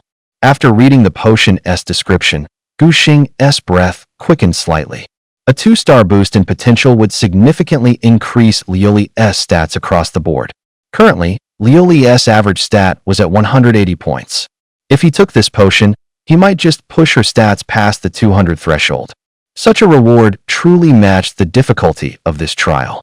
The Beast Space Core was a diamond-shaped crystal, translucent and clear, with star-like lights flowing inside. Beast Space Core Legendary Class. Effect: allows a beast tamer to form a complete beast companion space ahead of schedule. After reading the description, Gu Xing felt a jolt of shock in his heart. Form a complete beast space ahead of schedule. You see, only after reaching the transcendent realm could a beast tamer naturally form a personal beast companion space. This core actually allows a beast tamer to do something like this during the awakening stage? That's insane. The last remaining item puzzled Gu Xing slightly. Because he couldn't find any information about this key, he reached out and lightly touched it. Buzz! The key turned into a streak of light and shot into his forehead. Immediately, a massive flood of information poured into his mind. Elven Ancestral Land Burial Secret Realm. Access requirements. Must collect all 3 keys. Time remaining: 49 days, 23 hours, 59 minutes. Warning: if entry is not made on time, the realm will be permanently sealed. The Elven Ancestral Land. After reading all the information about the key, Gu Xing finally understood its purpose. This trial, in reality, was just a test. Only true geniuses who passed the test would be qualified to enter the burial grounds of the elven race and claim the legacy they left behind. However, entering the secret realm required all 3 keys. At least, that was the case for now. He had one in his possession, and Ying Bing held the second. As for the last one, its whereabouts were currently unknown. But if that final person also wanted to get inside, they'd have no choice but to arrive at the entrance of the secret realm within 50 days and meet up with the others. As this thought crossed Gu Xing's mind, he lifted his head and looked toward Ying Bing only to lock eyes with her at the exact same moment. She definitely already knew about this too. Still, they had 50 days left. There was still time to deal with the secret realm. No need to rush.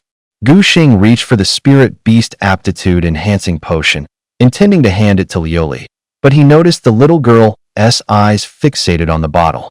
He deliberately twirled the vial between his fingers, and Liuli's golden pupils instantly followed the motion in a cute arc. When Gu Xing pretended to look away, the little girl quickly acted natural and shifted her gaze elsewhere. But this little angel didn't realize that her subtle peeking had completely betrayed her thoughts. Seeing her like this, Gu Xing decided to tease her a bit. Liuli, what do you think? Would it be better to save this potion for your second contracted beast? She's definitely less gifted than you. How about you let her have it this time? Liuli's wings went rigid. She turned her head stiffly. The corner of her mouth twitched as she forced out a smile. "And Master is alright." The little one's voice was clearly trembling, and her eyes were already misting over. Uffed. Gu Xing couldn't help laughing. He flicked the potion into the air and called, "Catch." Liuli fumbled and managed to snag the vial, blinking in a daze. Only when she saw her master's mischievous grin did she realize she'd been played. She puffed out her cheeks and shot him a disgruntled glare. But she lowered her head, staring at the potion, her fingers tightening on their own. She knew exactly how valuable a legendary grade potion like this was. Yet Gu Xing had handed it to her without a second thought. Since Master trusted her this much, she had to step up and work even harder. Gu Xing, of course, had no idea what was going through the little girl's head. In his eyes, a beast aptitude booster wasn't nearly as precious as Liuli thought. He could see right through a familiar development path. As long as he tracked down the materials, he was set. Going by the training plan the system provided, a familiar's power would grow far more from proper cultivation than from any potion. So to him, beast potions were just icing on the cake. More importantly, Gu Xing finally locked his gaze on the crystal-clear beast space condensation core. Only that core could give him a game-changing leap. Once he successfully condensed his beast space, Liuli's growth wouldn't be confined to hunting demons anymore. She could stay inside the beast space and improve herself anytime, anywhere. And through that space, he and Liuli could develop entirely new tactics and truly fight in perfect sync.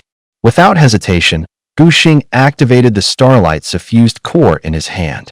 The translucent crystal instantly transformed into a streak of light, shooting straight toward his forehead. In an instant, a surge of surging spiritual energy rose in his consciousness, rushing like a tidal wave. The previously hazy outline of the beast-taming realm now sharpened visibly, its details rapidly taking shape. At the same time, Luiying lifted her head and downed the golden glowing aptitude-enhancing potion in one gulp. A dazzling golden cocoon of light immediately enveloped her, and powerful waves of energy rippled through the circular chamber. The transformation had begun.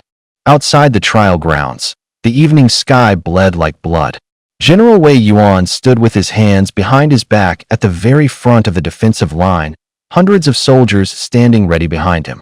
The breach opened after the completion of the second trial had already been heavily fortified. Now, just one final step remained.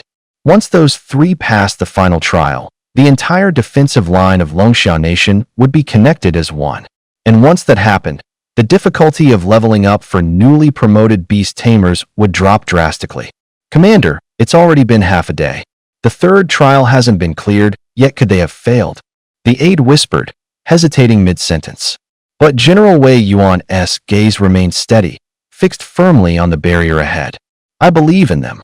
These 5 words rang short, forceful, and unshakably firm. The aide stiffened for a moment, then nodded in understanding. Indeed, this year's group of trial participants was the strongest in recent years. If even they couldn't make it through, then this trial, then there would truly be no chance of success. Just then, crack, crack, crack, a sharp, brittle sound shattered the silence. General Wei and the aide turned their heads almost simultaneously at the noise. This was the sound of a barrier breaking. That meant those 3 had cleared the trial. General Wei roared, "Everyone, attention! The barrier is broken, prepare for battle." His voice shook the heavens. Hundreds of soldiers responded in unison, "Roger that." A thunderous wave of voices echoed across the battlefield. Crack!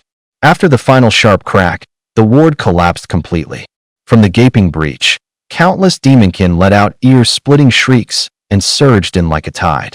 Wei Yuan fixed his gaze on that black wave of demons. As a sovereign-rank beastmaster, his oppressive aura blanketed the entire battlefield. If even a single demon gets away, you'll answer to military law. A full-scale battle was about to erupt.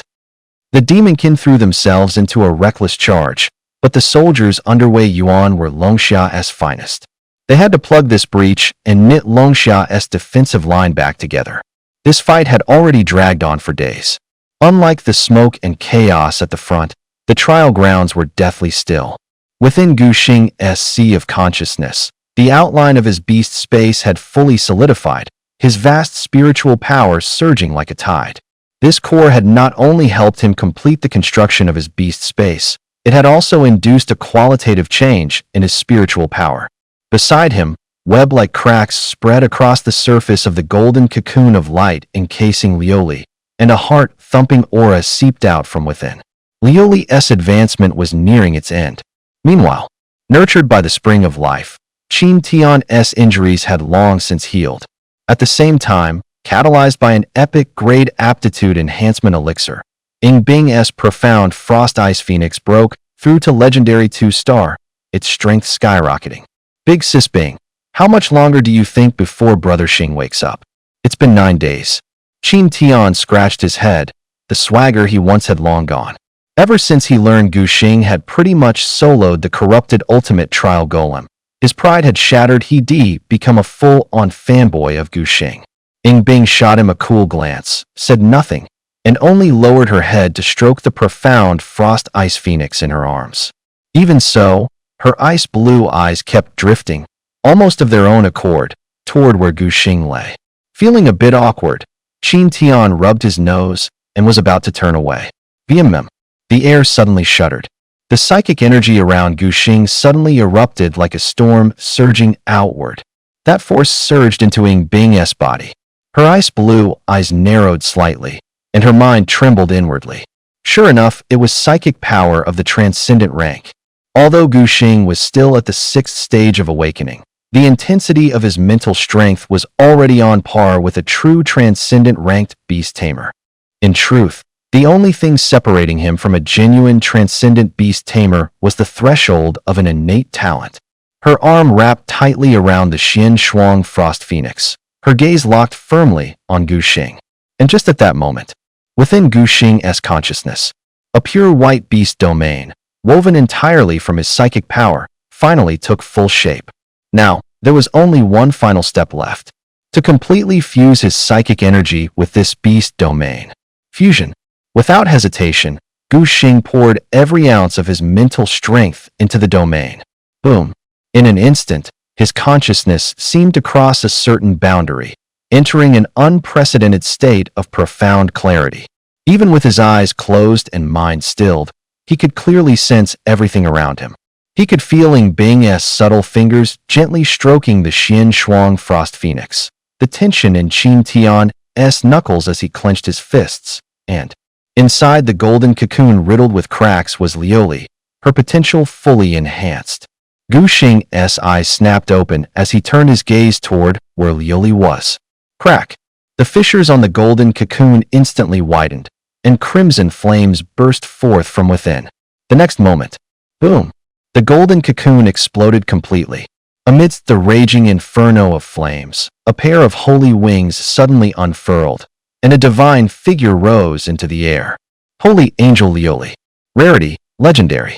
Rank, Awakening Stage 6. Power, Stamina, Spirit, Speed, Skills, Divine Judgment, Blessing of the Divine, Archangel Form, Aria of the End. Recommendation for growth. Can be enhanced using light crystals, Holy Spirit Marrow Liquid, and Angel's Sacred Blood. After increasing 2-star tiers in potential, Lioli's stats had broken past the 200 threshold. Now, even without entering her special state, she could easily take on the puppets from the ultimate trial. The doubled stats from the Seraphim transformation alone were more than enough to crush any opponent. As soon as Ruri got used to her transformed body, her golden eyes locked onto Gu Xing. Master! Gu Xing's vision blurred for a moment before a warm, soft little body suddenly appeared in his arms. Ruri clung to him like a baby bird, her soft, delicate face nuzzling affectionately against his chest. Master, I missed you so much. Her sweet, tender voice brimmed with joy, sending a warm feeling through Gu Xing's heart. He raised his hand gently and stroked the girl's silky long hair. The warmth from above made Ruri freeze instantly. It took her a moment to realize what she had just done. Her pale cheeks flushed bright red, and even the tips of her ears turned into a lovely shade of pink. Flustered, she quickly let go, her snowy white wings snapping shut around her like a fluffy cocoon. What did I just do? This is so embarrassing. So embarrassing. Guxing couldn't help but chuckle softly. With a simple thought, the shy little creature was sent back into his beast-taming space. Now that he had the beast-taming space, Ruri no longer had to remain in the real world all the time. After making sure the little girl had settled in, Guxing slowly made his way toward Bing and Qin Tian, offering a slight apology. Sorry for the delay. No problem. Bing replied coolly. After all, this was a trial meant for the three of them. Qin Tian whipped his head around so fast his mouth fell open in shock, wide enough to fit an egg. Wait, was this really the same icy, cold-hearted goddess who kept everyone at arm's length? Actually acknowledging Guxing on her own? Feeling the intense gaze from beside her, Bing slightly furrowed her brows. Is there a problem? And no. Qin Tian hurriedly waved his hands, nearly biting his tongue in his flustered rush to respond. I just think we should get going already. It's been 9 days. Yeah. Guxing had just taken a step forward when he abruptly froze, then spun around to stare sharply at Qin Tian. You said how long exactly? Qin Tian was taken aback by the sudden reaction and stammered. Xing, did I say something wrong? Guxing's heart tightened as he quickly did the math in his head. It had already taken half a day just for Wei Yuan to bring him here, add 9 more days to that. So that meant today was exactly the day of the school-level assessment. The moment he realized this, Guxing could no longer sit still. He turned to look at Bing and Qin Tian, who remained unusually calm. Aren't you two supposed to be at the school assessment? He asked. Qin Tian and Bing exchanged glances before finally understanding what assessment Guxing was referring to. They both shook their heads and replied in unison, we were directly admitted. Guxing stood there, stunned, unable to say a word for a long time. It really was a different world for different people. He still had to struggle through the Gaokao, while these two had completely skipped that step. Time was pressing, and Guxing didn't bother to explain further. He immediately exited the trial. A blinding flash of white light erupted, and the three of them instantly appeared outside the trial arena. Finally, you're out. The aide, who had been waiting outside all along, hurried forward, his face filled with concern. 9 full days with no sign of life, General Wei had almost ordered a rescue team inside. But right now, Guxing was too anxious to wait. Only by taking the Gaokao and getting into university could he gain access to more resources. Only then would Lioli have a chance to improve. Can someone send me back to Linyuan City? I probably won't make it in time for the school assessment. He asked urgently. What? The aide's face changed, but he quickly recovered. Don't worry, kid. We'll get you back to Linyuan City as fast as we can. We're leaving right now. The assessment plaza in Linyuan City. Sunlight bathed the granite-paved square where 200 candidates stood in neat formation. Today was the first round of the National Gaokao, the school-level assessment in Longxiao Nation.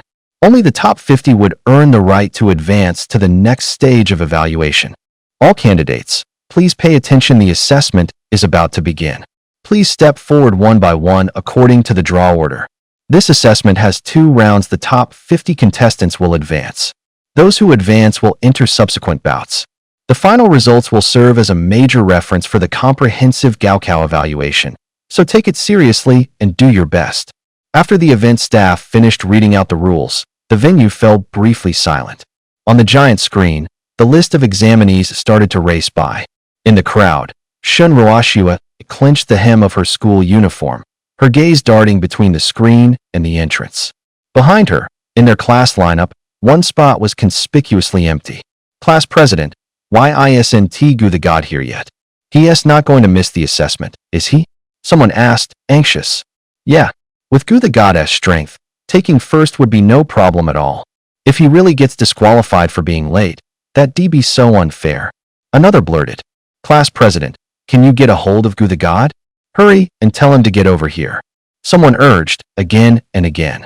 The ones speaking were the very classmates Guxing had saved back in the novice trial. Hearing them, Shen Roashua felt torn. As soon as the trial ended, she started looking for Guxing to thank him properly in person, but she hadn't been able to find any trace of him. Everyone, don't panic, she said, trying to keep herself steady. She drew a breath, forcing her mindset to settle. I believe Guxing will be here on time. During the matches, do your best to buy him some time, she said. They exchanged looks, then could only nod helplessly. Low-tier Beastmasters duels are usually decided fast. In the arena, two beasts can settle the outcome in under 30 seconds. Even with Shun Roashua urging her teammates to stall however they could, the matchup list on the big screen kept scrolling down. Gu Xing vs Wang Wu.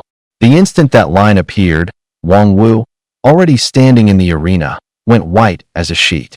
Around Linyuan City, some claimed Gu Xing's SSS rating was bought, but even if those rumors were true, a heavyweight is still a heavyweight. Wang Wu was only an awakening Tier 3 Beastmaster. No way he'd dare actually go up against Gu Xing. Gu Xing, please come to the stage. The referee called. His booming voice echoed across the plaza. Seconds ticked by, yet no one appeared on the opposite side of the arena. The referee frowned slightly, glancing at the timer before raising his voice. Is Gu Xing here?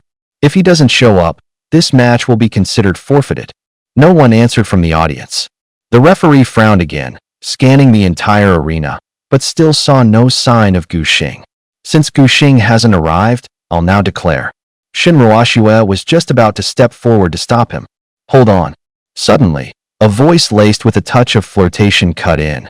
Chun Ziming approached slowly with a gorgeous succubus draped on his arm, her tail sensually wrapped around his waist. Referee, Chun said with a smirk.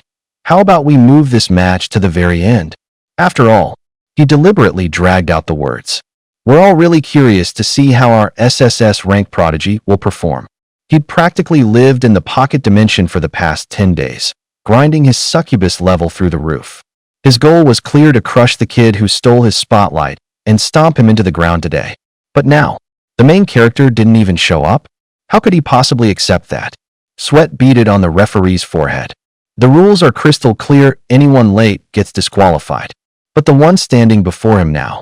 I'll explain the situation to Vice Principal Chun. Chun Ziming added casually, his fingers sensually grazing the succubus's waist. At the mention of Vice Principal Chen's name, the referee immediately relaxed. All right then, we'll postpone this match. The duel between Gu Xing and Wang Wu will be held last. As soon as the referee announced that, the crowd erupted. Gu Xing didn't show? What's going on? He got an SSS rating, right? Could it be he's actually scared he won't pass this test? You haven't heard? Rumor says he spent 20 million just to win first place in the beginner trial. And he signed a broken angel as his summon partner. Probably afraid of being exposed, so he chickened out this time. Rumors spread like poison gas through the arena. Shin Roashua's knuckles turned white as her nails dug hard into her palms. How she longed to stand up and shout to everyone.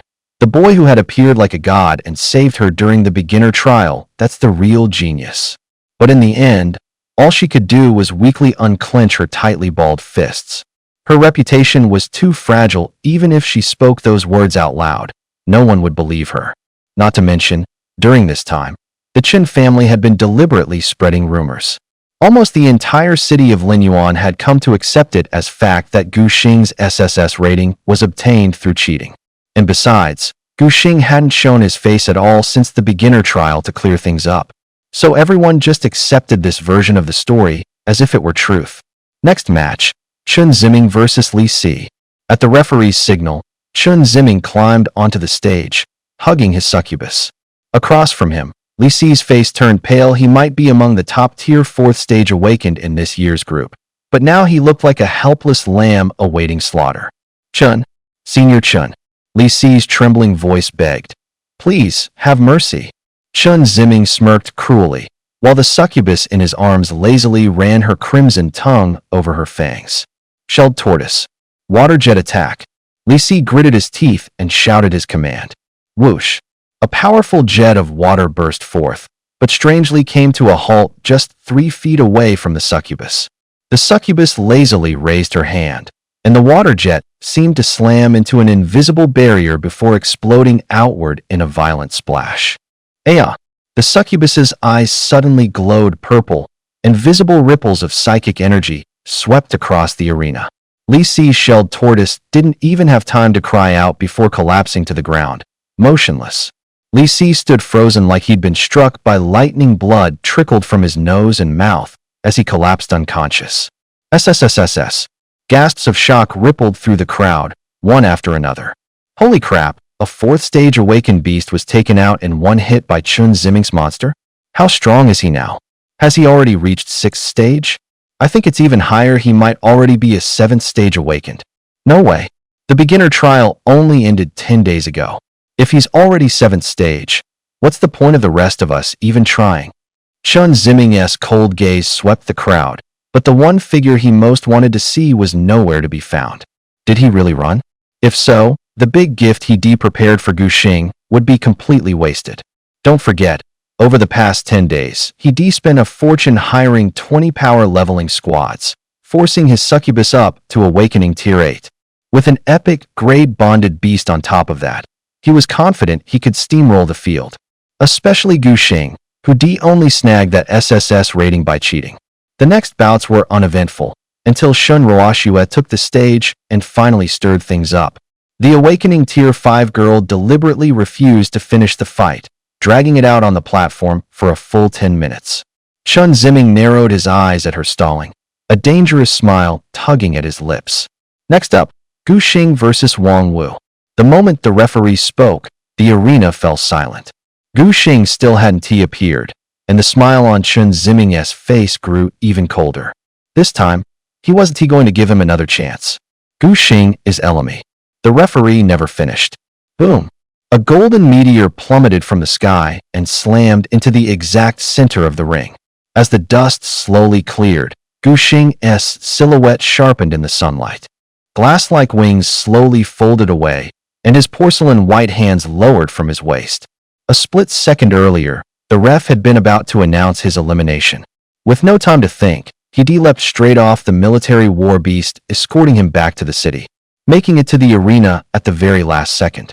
Gu Xing's sudden appearance left the referee stunned for a long beat. When he finally snapped out of it, he announced, "Contestant Gu Xing is present.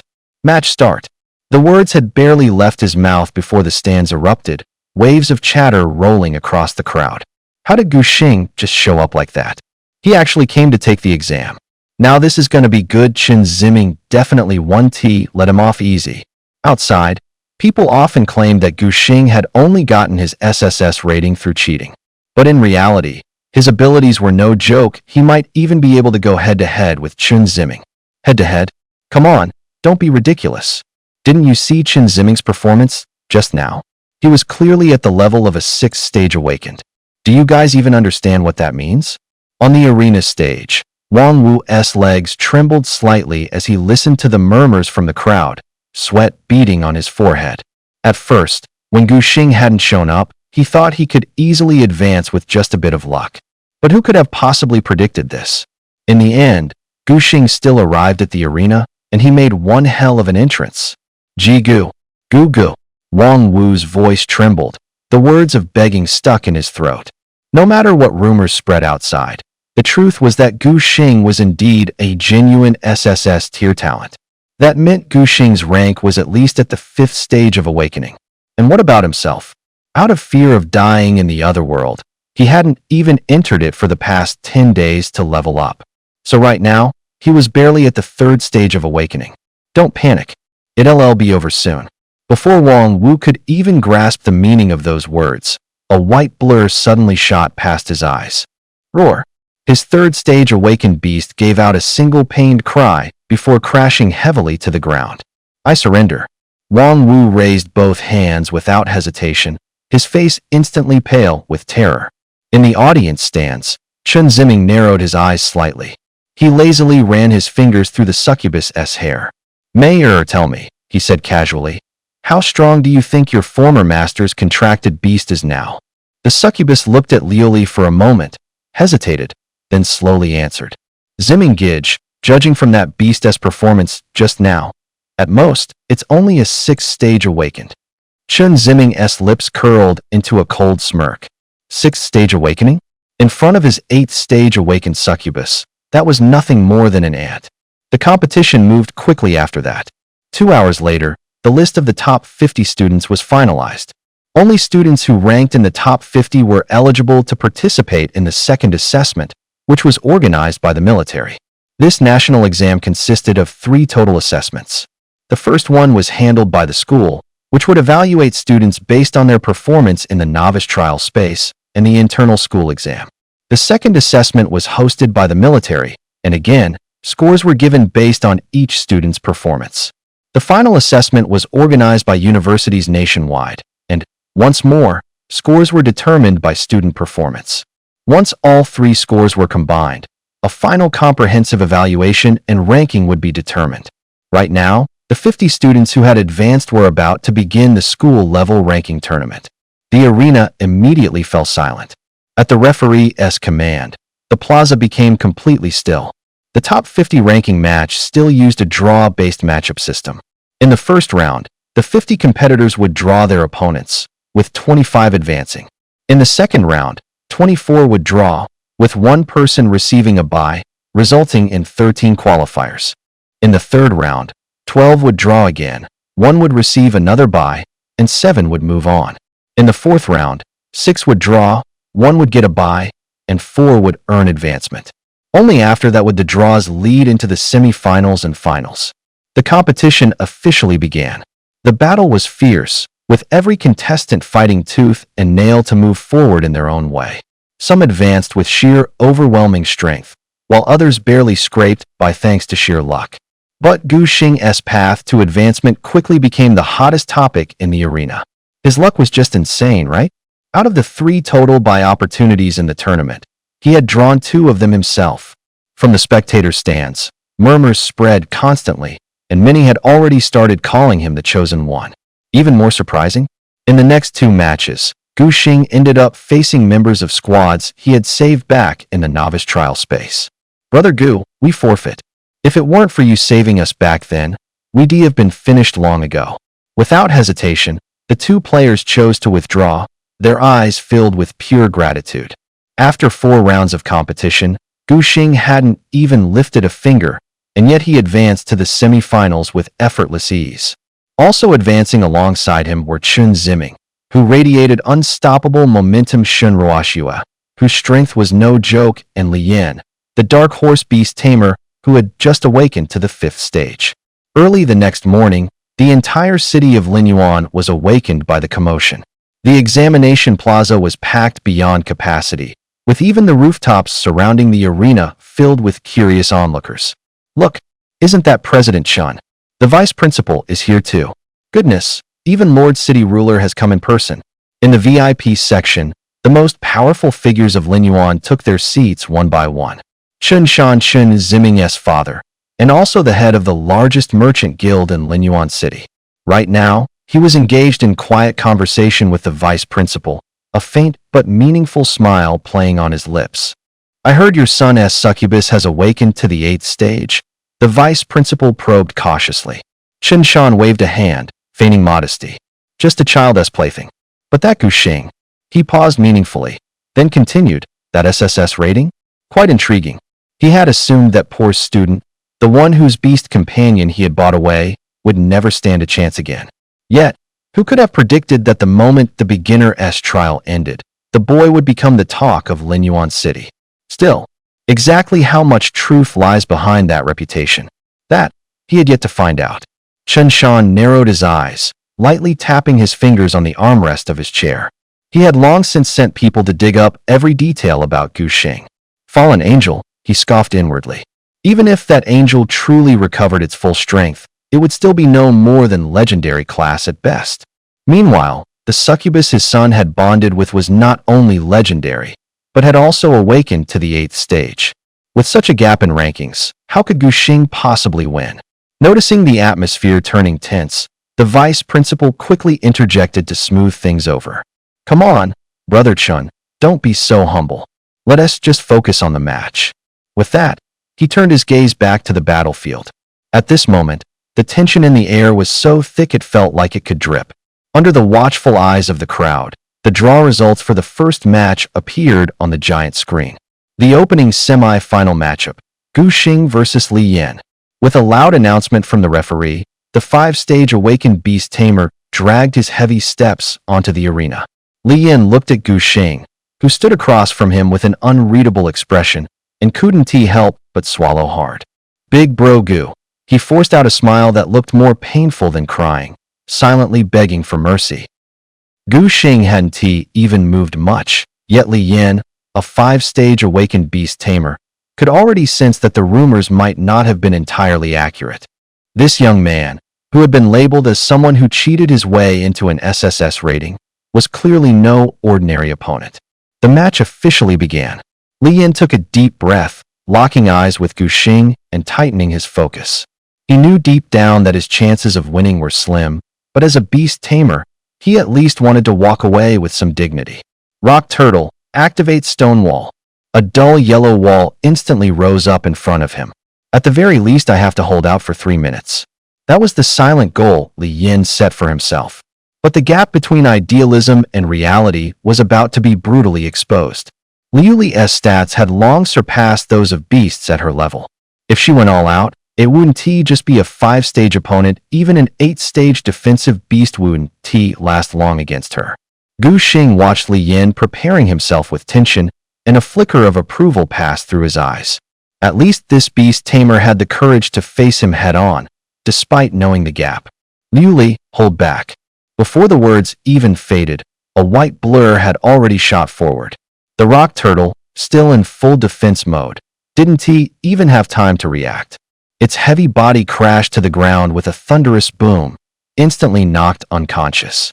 Li Yin stared blankly at his fallen beast, stunned for a moment before finally snapping back to reality. He let out a bitter chuckle, shook his head, and raised his right hand to signal the referee. I surrender. Gu Xing is the winner.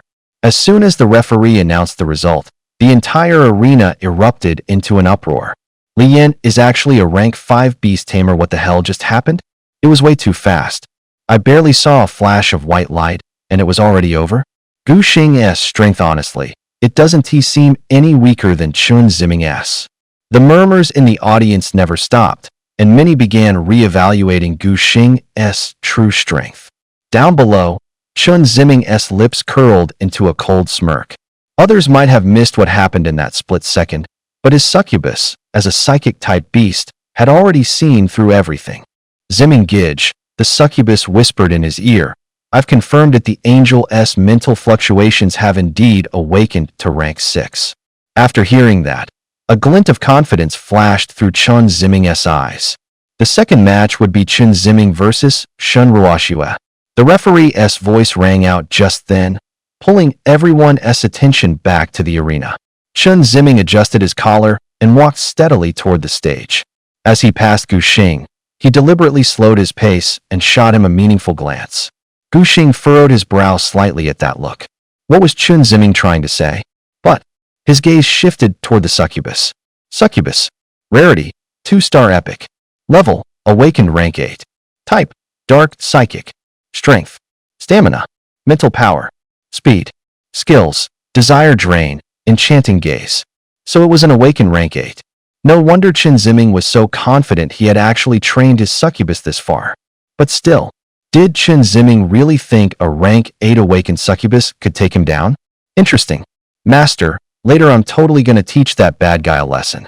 Luli angrily clenched her tiny fists, her silver wings behind her flapping restlessly.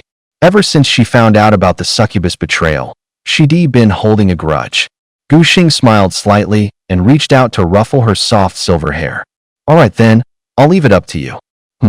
Luli acted like a cat being petted along its fur, instantly narrowing her eyes in contentment and instinctively nuzzling his palm. But soon after, as if recalling something, her face suddenly turned serious. Master, that older sister probably doesn't stand a chance against a succubus. Gu Xing followed her gaze toward the arena. Shun Ruoxue stood biting her lower lip, her long black hair fluttering in the wind. The snow shadow wolf standing before her bristled its fur, yet its limbs still trembled slightly, an involuntary reaction it couldn't hide. At least a 7th-stage awakening. Shun Ruoxue clenched her fists until her knuckles turned white. The 2-stage gap, combined with the overwhelming pressure of an epic tier innate talent, made the outcome of this match nearly a foregone conclusion. Yet, the moment she caught sight of Gu Xing's eyes from the audience, her spine stiffened. Get ready for battle, Snow Shadow. Even though she knew she'd probably lose, she had no intention of giving up. Especially not now. The match begins. The the referee shouted. At the referee's signal, the succubus vanished from the spot like a sudden gust of wind. Slap! A sharp, crisp slap echoed across the arena. Shun Ruashua staggered backward a few steps, a bright red handprint instantly blooming on her left cheek. The audience exploded into an uproar. Wait, what? The tamed beast actually hit a human? Is that even allowed? It doesn't seem like the rules actually prohibit a summoned beast from attacking its trainer. But then, isn't this not even a competition anymore? That slap was practically an insult. Chun Ziming's lips curled into a cruel smirk. Oh my, sorry, my hand just slipped. He spread his arms in an exaggerated show of innocence, yet his eyes gleamed with cold, merciless light. That damned woman had even helped Gu Xing stall time before, so there was definitely something going on between her and Gu Xing. Since he couldn't reach Gu Xing just yet, he might as well start with messing with his friends. Mayor, continue, he said coolly, his tone laced with bone-chilling malice. The succubus slowly dragged her blood-red tongue across her fingertip, her eyes glinting with cruel amusement. For the next 3 minutes, the arena became Shun Ruashua's personal hell. Woo! Ruashua curled up in pain. Each time she tried to speak the words "I surrender," a succubus's mental shockwave tore through her, silencing her plea. Her snow shadow wolf fought desperately to protect its master, but the succubus pinned it in place with just a glance, leaving it to whine helplessly. Oh! Another scream rang out as the succubus's sharp claws raked 3 deep gashes across Ruashua's right shoulder. Blood dripped down her pale arm, splattering onto the arena floor like grotesque crimson plum blossoms. The nearby referee took a step forward, ready to intervene, but Chai Ziming's cold, menacing glare froze him in place. In the end, he lacked the courage to confront the young master of the Chai family. Down below, Gu Xing watched the scene unfold, his brows furrowed tightly. This wasn't a match, it was nothing more than humiliation on display. But what grudge did Chai Ziming have against Shun Ruashua? Wait, a sudden thought shot through his mind. Could this all be because of him? He looked up and right into Chai Ziming's smug, triumphant gaze. It really was because of him. Shun Ruashua had been dragged into this, an innocent victim. Lu Li, watching the scene unfold, eyes instantly turned red. Master, why is that summoner attacking the beast tamer?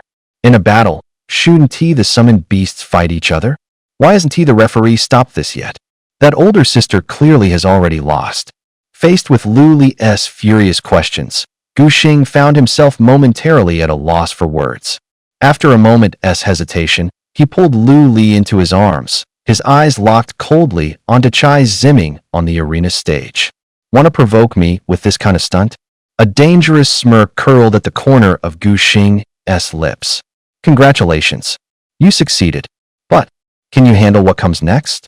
Chai Ziming. On the elevated platform. Seeing Shun Ruashua stagger yet again under the succubus's psychic blast, Xia Xiao, city lord of Linyuan, finally couldn't hold back. Vice Principal Chun, he said, calm and unhurried. The platform fell silent the moment his voice landed. This match is starting to feel a little over the line. Isn't it? Chun Yin's smile froze for a beat. Then he forced an even brighter one. You're overstating it, City Lord. Young people spar, it's only natural they get carried away. Ziming's always known his limits, hasn't he, old Chin? Chin Shan stroked his beard, a smug glint in his eyes. But of course, my boy always knows exactly how hard to go. You're overthinking it, City Lord. Watching the two of them play off each other, Xia Xiao's gaze sank. There was no real need for the bout on the stage to continue. But from their attitude, it was obvious they meant to let Chen Ziming keep humiliating that girl up there. His fist tightened slightly.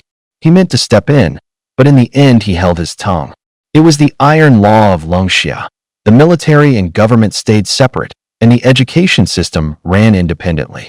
Even with his rank, even as the city lord of Linyuan, he had no authority to interfere with the national college entrance exam. He hadn't needed to come to the exam grounds in person, he'd only been curious about that SSS rank prodigy Wei Yuan had personally taken away, so he'd come to take a look. Who could have guessed it would turn out like this? Before Gu Xing could make a move, those two had already pulled their tricks on him. Seeing the Chen father and son indulge things so brazenly, Xiaoxiu let out a cold snort and said nothing more. However, the look he fixed on Chen Ziming only grew icier. On the arena, Chen Ziming looked a little tired. He waved a hand lazily, and the succubus immediately halted her assault. Her alluring figure trembled, and an unnatural flush rose on her pale cheeks. As a contracted familiar, she wasn't supposed to lay a hand on a human. But a single order from Chen Ziming had driven her to breach that taboo. So she had struck at Shin Ruoxua just now. She felt some long-suppressed craving deep inside suddenly break free. She gazed at Shin Ruoxua, helpless and powerless in her grasp, a surge of exhilarating pleasure coursing through her body unlike anything she'd ever felt before. But just then, everything came to a sudden halt. Reluctantly, she ran her tongue over her lips. In the end, she managed to suppress that wild, surging impulse and obediently stepped aside. Chen Ziming strolled slowly toward Shin Ruoxua. He looked down at the girl, sprawled on the ground, battered and bleeding, with cold disdain. He crouched down beside her, his voice low and dangerous as he coldly commanded, "Talk. What's your relationship with Gu Xing exactly? Did you just deliberately stall for him earlier?" Shin Ruoxua struggled to lift her head. Blood from her temples streamed down her face, staining her vision red. Yet her eyes remained stubbornly open, filled with defiant mockery. She spat out a mouthful of blood. Why would I tell you anything? Chen Ziming's smile deepened, but it sent a chill down the spine. It doesn't matter. Whatever connection you have with him is irrelevant to me. Just answer one question, and I'll let you surrender with dignity. How about that? When Shin Ruoxua remained silent with a cold glare, he continued on his own. Tell me, between me and Gu Xing, who's stronger? Think carefully before you answer. As he spoke the last few words, Chen Ziming emphasized each syllable. If this woman wasn't an idiot, she should catch the hidden meaning behind his words. But then, suddenly, Shin Ruoxua laughed. Blood dripped from her chin, yet it couldn't mask the scorn burning in her eyes. Chen Ziming, how pathetic you are, to have no greater ambition than this. She paused, speaking each word with deliberate clarity. Compared to Gu Xing, you're nowhere close. Those 3 words sliced through like a blade, instantly tearing through Chen Ziming's facade. His pupils constricted sharply, his face twisting in fury for a fleeting moment. Very well. He abruptly stood up and snapped his fingers at the succubus. The succubus ran her crimson tongue over her fangs, her eyes gleaming with twisted excitement. Crack! The crisp sound of cracking bones echoed across the arena. Shin Ruoxua trembled violently all over. Her nails dug deeply into her palms, yet she swallowed the pain whole. Large beads of sweat and blood slid down her body, pooling beneath her feet into a dark crimson puddle. How? The snow shadow wolf struggled desperately. Its once pristine white fur was now marred with blotches of blood. Yet under the terrifying mental oppression of the succubus, it could only let out a reluctant, pained cry, eventually forced onto its belly on the arena floor, its limbs convulsing uncontrollably. A 5th-stage awakened snow shadow wolf with excellent potential was facing off against an 8th-stage awakened succubus of epic caliber. The gap between them was like an unbridgeable chasm. The succubus had completely suppressed the snow shadow wolf with sheer mental dominance alone. Chen Ziming calmly adjusted his cuffs, then casually kicked the tip of his boot against Shin Ruoxua's face. You should be thankful this is happening on the battlefield. Without another word, Chen Ziming turned on his heel and issued a cold command. Succubus, kill that wolf. The moment those words left his mouth, even Shin Ruoxua, who had been trembling in unbearable pain, froze. But the next instant, a wave of overwhelming panic consumed her. Her partner beast was about to be killed? The girl who never cried out in pain, not even when her partner was battered relentlessly by the succubus' attacks, now had tears streaming from the corners of her eyes. At this moment, she was terrified. Chen Ziming, please, I beg you, don't do this. But Chen Ziming didn't stop walking as he turned away. It's too late. The succubus licked its lips. In the next heartbeat, it had already appeared before the snow shadow wolf. No, don't. In Shin Ruoxua's despairing gaze, the succubus's slender tail tip pierced through the wolf's forehead like a blade, spraying a crimson bloom of blood into the air. The beast-taming contract had suddenly been severed. And on top of that came the devastating shock of her partner's death. Shun Ruashiwa suddenly spat out a mouthful of blood, then collapsed onto the arena floor like a broken puppet with its strings cut. The entire audience fell into stunned silence at the sight before them. That guardian beast. It seems like Chun Ziming took it down. Tell me that's not against the rules, right? But the referee didn't say anything to stop him, even until the end. Could it really be okay? Haven't you guys noticed? Everyone Chun Ziming faces always ends up in terrible shape. Now that you mention it, yeah, none of them ever walk off the ring intact. The worst must have been Shun Ruashiwa. Her guardian beast was actually killed by Chun Ziming. Shu, be quiet. The vice principal from Linyuan High is also a Chun. You want to get disqualified from the next evaluation? As the crowd buzzed with chatter, Chun Ziming slowly turned around, his gaze piercing through the crowd and locking straight onto Gu Xing. A victorious smirk curled his lips, and he mouthed silently. Dare to cross me. Do you even deserve to? Except, in the face of Chun Ziming's provocation, Gu Xing remained eerily calm now. But Luli, standing right beside him, could clearly feel it. The icy aura radiating from her master was nearly freezing the air around them. Luli, Gu Xing said in a voice so calm it was terrifying. You're going up next. Hold nothing back. The little angel nodded firmly. Even the usually gentle Luli had an unusual fire burning in her eyes. Match concluded. Chun Ziming wins. The referee's voice came out rushed. Before he even finished speaking, he quickly signaled for the medics to enter. Shun Ruashiwa lay on the stretcher, pale-faced, with fresh blood still at the corner of her lips. Medical staff hurried her away from the blood-stained arena. The final match will begin in 1 hour. All competitors, please prepare yourselves quickly. The referee barely finished announcing the schedule before rushing off. His retreating figure looked almost frantic. The fact that Shun Ruashiwa's guardian beast was publicly killed had already stirred outrage among the students. He needed to report the incident immediately. Meanwhile, up in the spectators' stands, Chun Yin was busy showering Chun Shan with praise. Brother Chun, the kid's improving way too fast. At this rate, it won't be long before he breaks into the transcendent level. Chun Shan pretended to be modest and waved his hand dismissively. Still a long way to go, he just recently awakened to the 8th stage. Though he said that, the smugness in his eyes couldn't be hidden no matter what. Xiaoxiu stood by with a cold stare, watching the performance of the Chun brothers. Finally, he couldn't hold back and spoke up. Deputy Principal Chun, if someone deliberately kills an opponent's beast in the exam, isn't the rule clear they should be disqualified? As soon as Xiaoxiu said that, Chun Yin immediately looked somewhat uneasy. Clearly, he had no intention of handling this according to the rules. On the other side, Chun Shan quickly jumped in. My son simply lost control for a moment, leading to this heartbreaking outcome. But rest assured, Lord Xia, we will fully compensate that student for every bit of his loss.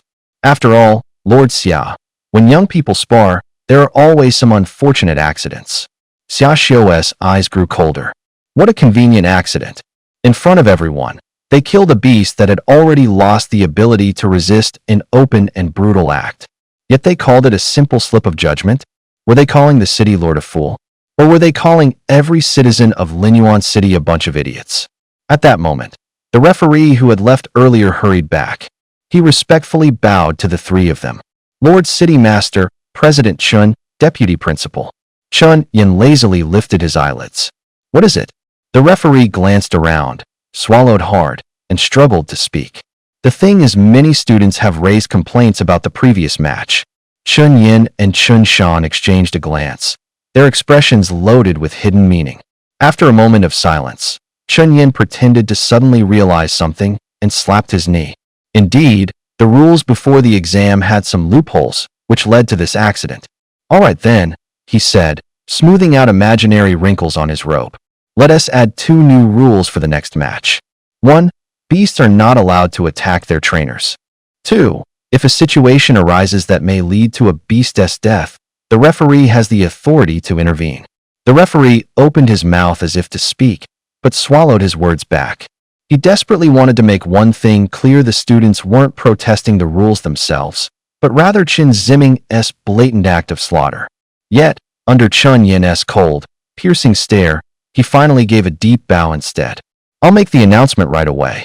As soon as the new rule, a convenient distraction from the real issue, was broadcast, the audience erupted into boos.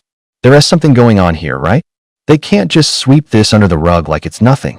What about the injuries Shun Ruashua sustained? What about the beast she lost? This can't just be over. We need to go talk to the vice principal. Yeah, we're not letting this go. We want answers. Shun Ruashua's team stood up, eyes red and fists clenched so tight their knuckles turned white. But just as they took a few steps forward, "Stop!" A chillingly calm voice froze everyone in place. "Gu Shun?" The team members turned around in disbelief, only to find that Gu Xing had somehow already appeared behind them.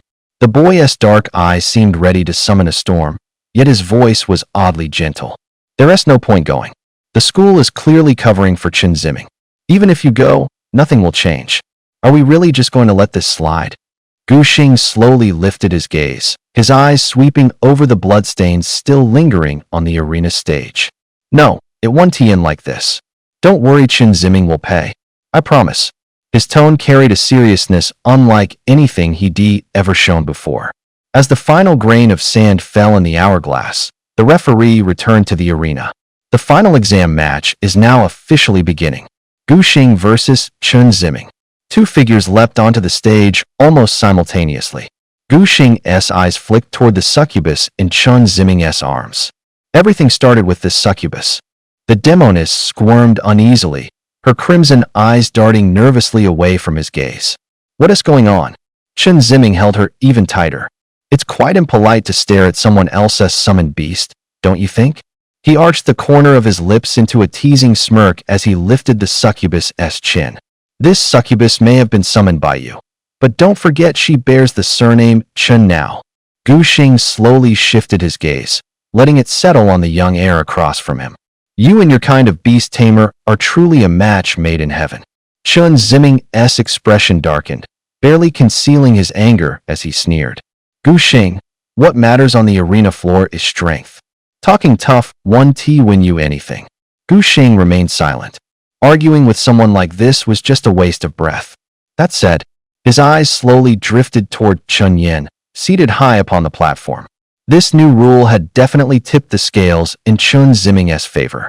No beast tamers allowed to attack other tamers? Whatever. "Are both parties ready?" The referee, standing at the center of the arena, asked both men. Gu Xing gave a slight nod, but just then, Chen Ziming suddenly raised a hand. The referee, with no choice, let him speak.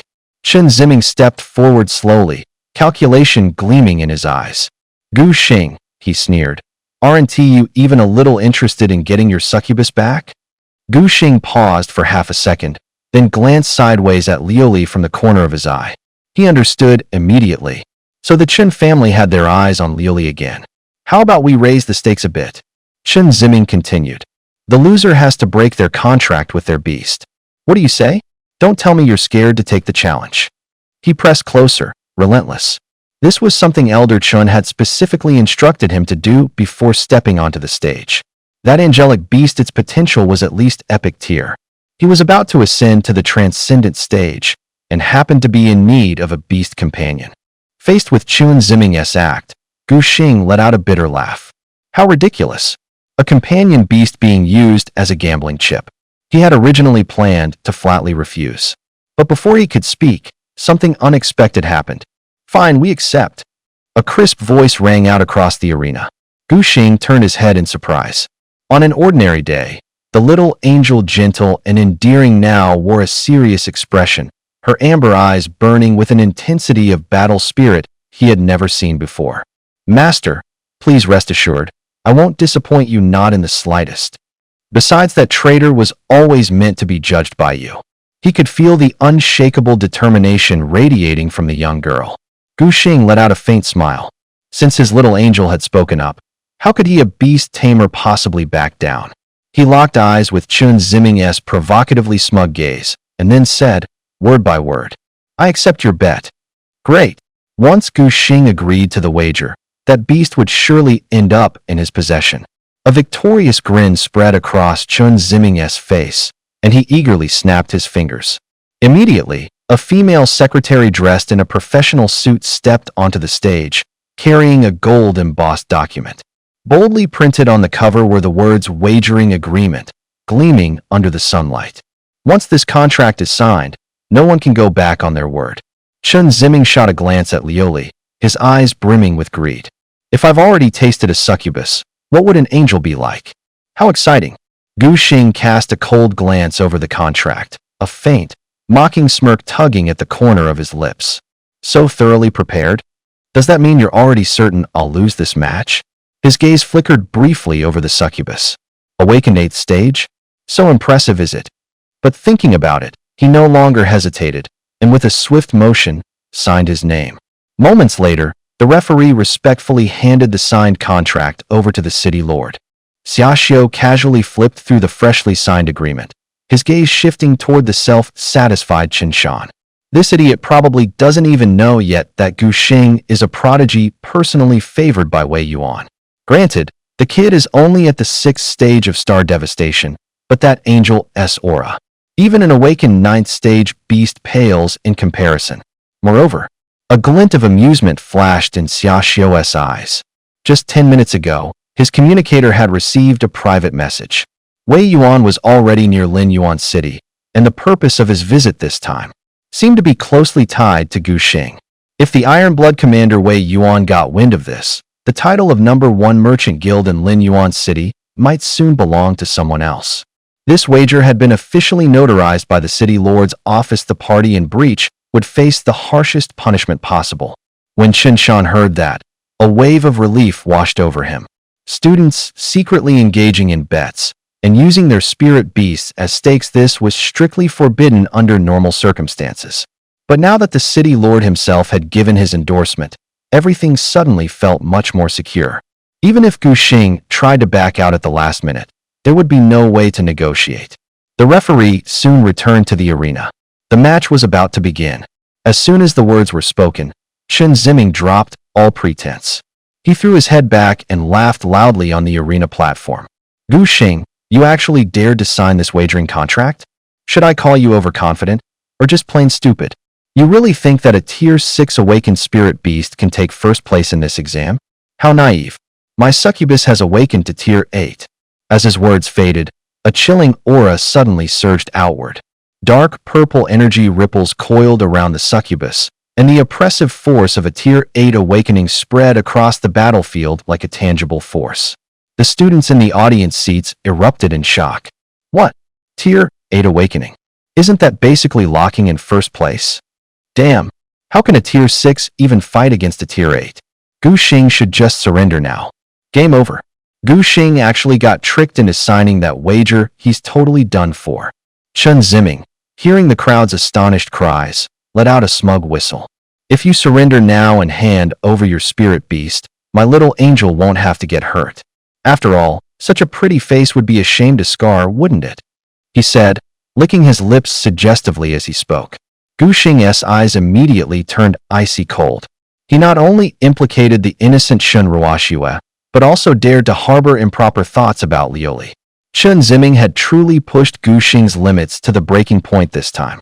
Gu Xing said only, Lioli, his voice eerily calm. Hand over the succubus to me, he continued, and let me show her what it means to behave like a true beast. Chun Ziming was just about to sneer a retort when his pupils suddenly contracted sharply. Bang! A powerful punch shot straight toward the succubus's abdomen, so fast it left no visible afterimage. The succubus, who had just awakened to the 8th rank, collapsed to her knees like a torn rag doll, blood trickling from the corner of her mouth. No, it's impossible. Her pupils trembled violently. She was a psychic-type beast companion, yet she couldn't even track Lioli's movements. This angel hadn't even reached full awakening until the 6th rank yet. How could she be this strong? Boom. The second blow followed immediately. Lioli's foot came down like a hammer of judgment, slamming the succubus's head deep into the arena floor, cracks spreading outward like a spiderweb. Lioli's strength exceeded 200 points. If not for the fact that she had deliberately held back, that single kick would have been instantly fatal. The entire arena fell into instant silence. Chun Ziming stared in shock, his expression shifting from smugness to disbelief, and finally twisting into rage. He kicked the succubus hard, shouting, Worthless. Get up. The succubus trembled as she pulled her head free from the crater, only to be met with her master's furious face. Worthless. Use your skills now? His hysterical roar echoed across the arena. But the succubus was shaking violently now, sweat beading on her forehead. She could barely even hear what Chen Ziming was screaming anymore. Her constitution was barely over 100, and she had already taken 2 devastating hits from Lioli. To put it plainly, she was practically useless at this point. Didn't you hear me? Chen Ziming kicked her again, this time in the waist, but only received a weak groan in response. Gu Xing watched Chen Ziming descend into madness, then slowly stepped forward, placing himself directly in front of him. He fixed the disheveled master and servant with a cold, icy stare, his words laced with frigid mockery. Chen Ziming, that 8th rank summon you're so proud of. He paused, his voice dripping with contempt. It looks more like a piece of trash. Chen Ziming whipped his head around, his eyes bloodshot and wild with fury. What the hell did you just say? Bang! A heavy punch smashed into his face, sending 2 bloodied teeth flying. You still don't understand the situation, do you? Chen staggered backward, stunned, his hand touching the indentation on his cheek. This pampered young master had tasted blood for the very first time. You actually dared to. Bang! The second punch came right after, sending Chen crashing onto the ground. After a stunned moment, he turned toward the succubus like a madman. Kill them. Kill them all. At this point, he no longer cared about any rules. The only thought in his mind was to send the man before him straight to hell. Under the forced compulsion of the contract, the succubus reluctantly raised her hand to attack Gu Xing. But Liu was faster. Boom.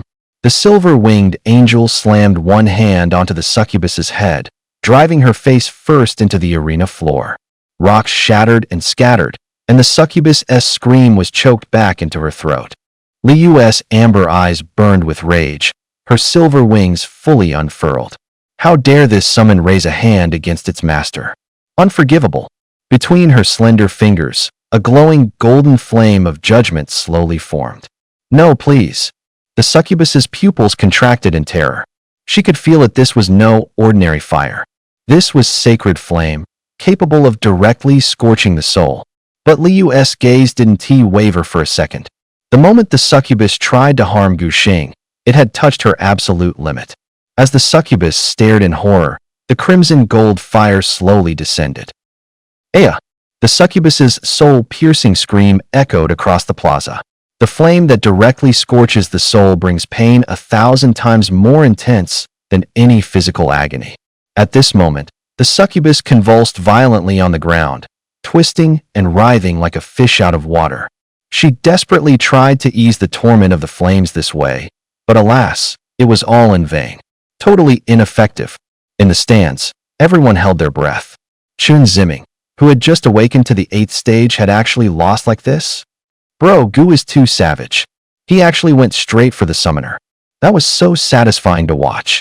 Serves him right. Someone like Chen Ziming deserves to be taught a brutal lesson. Go, Gu. That was a hell of a punch. Give him a real beating. On the arena, Gu Xing's fists rained down like hail. On Chen Ziming's swollen face, madness was gradually replaced by pure terror. When the 10th punch landed, he trembled, trying to surrender. Yet at that very moment, before he could even finish speaking, Gu Xing's ironclad hand clamped down hard on his jaw, the knuckles sinking deeply into his flesh. Then, a voice slowly echoed into his ears. Do you remember when Shun Ruoxue wanted to surrender back then? Didn't you refuse to let her? Now it's your turn. Want to give up? Not so fast. Every ounce of pain you put on Shun Ruoxue, I'll return it to you doubled. Those words rang like a death sentence from the Grim Reaper, sending violent shudders through Chen Ziming's entire body. He struggled frantically, his jaw twisted out of shape, mumbling incoherent pleas. No, that's against the rules. Gu Xing snorted coldly, tightening his grip even further. True, there is a rule summoned beasts aren't allowed to harm their summoners. So I'm not using a summoned beast, am I? Crack. A sickening sound of breaking bone echoed clearly across the battlefield. Remember, with that core, Gu Xing didn't just gain a boost in mental power. Once a summoning space is formed, the spiritual energy will flow back into the summoner. His attributes had multiplied several times over. He wasn't the least bit inferior when compared to low-tier tamed beasts. As for someone like Chen Ziming, whose body had long been hollowed out by indulgence in alcohol and women, he was nothing more than a toy in Zhang Wei's hands now. Blood mixed with saliva dripped from Chen Ziming's twisted lips. This arrogant young master who had always acted invincible was actually scared. This man in front of him wouldn't show the slightest mercy. Seeing his opponent prepare to strike again, Chen Ziming slammed both knees onto the ground. His forehead crashed against the bluestone floor with a heavy thud. At this moment, pride and so-called honor were completely discarded from his mind. The only thing he cared about was surviving. However, Gu Xing's gaze remained as cold as iron. Chen Ziming's usual tricks were completely ineffective before him. On the raised platform, crack! Chen Shan smashed the armrest of his chair into pieces with one palm strike, then shot to his feet, eyes bloodshot. Just as he had completed the formation for summoning a tamed beast, Xiaoxiu's cold voice cut in like a bucket of icy water. President Chen, are you planning to break the terms of our bet? Chen Shan's raised right hand froze midair, his knuckles white from tension. He clearly felt an extremely powerful aura locking onto him. The moment he attempted to summon a beast, he would be killed on the spot. Recognizing the source of that aura, Chen Shan's face flushed red with fury. City Lord Xiaoyu. Xiaoxiu gently tapped the armrest with his fingertip. President Chen, this bet was officially certified by the City Lord's office at your request. Are you now planning to go back on your word? As soon as he finished speaking, Xiaoxiu, a master-tier beast tamer, released his oppressive aura. Chen Shan was merely a high-tier beyond commoner. Under this overwhelming pressure, his knees audibly creaked, clearly unable to withstand it. With great difficulty, he turned his head toward Chun Yin, silently begging for help. Under that gaze, Chun Yin forced himself to stand up. City Lord Xia, after all, this is an official examination. For you to personally intervene like this. Intervene. Each crisp tap of Xiaoxiu's fingertip against the armrest tightened Chun Yan's nerves even further. As the City Lord, I'm merely ensuring the fairness of this wager. Do you truly think I've done something wrong? The moment Xiaoxiu spoke, the entire viewing platform fell into a deathly silence so profound that even the sound of a pin dropping could be heard. Back then, during Shun Ruoshua's trial, he had intervened under his title as City Lord, and there hadn't even been a legitimate reason for it. But this situation was different. Xiaoxiu gripped the contract in his hand, his fingers tightening slightly. These two had actually handed him the very reason to interfere. And not to mention, Gu Xing was a genius personally taken in by Wei Yuan. Even without today's bet, Xiaoxiu would have stood up to protect him all the same. Under Xiaoxiu's icy gaze, Chun Yin felt as though needles were pricking his back, yet he still forced himself to speak. Lord Xia, Ziming is clearly in no condition to continue. Surely there's no need to carry on with this trial? At this moment, Xiaoxiu held the upper hand. Calmly and unhurried, he replied.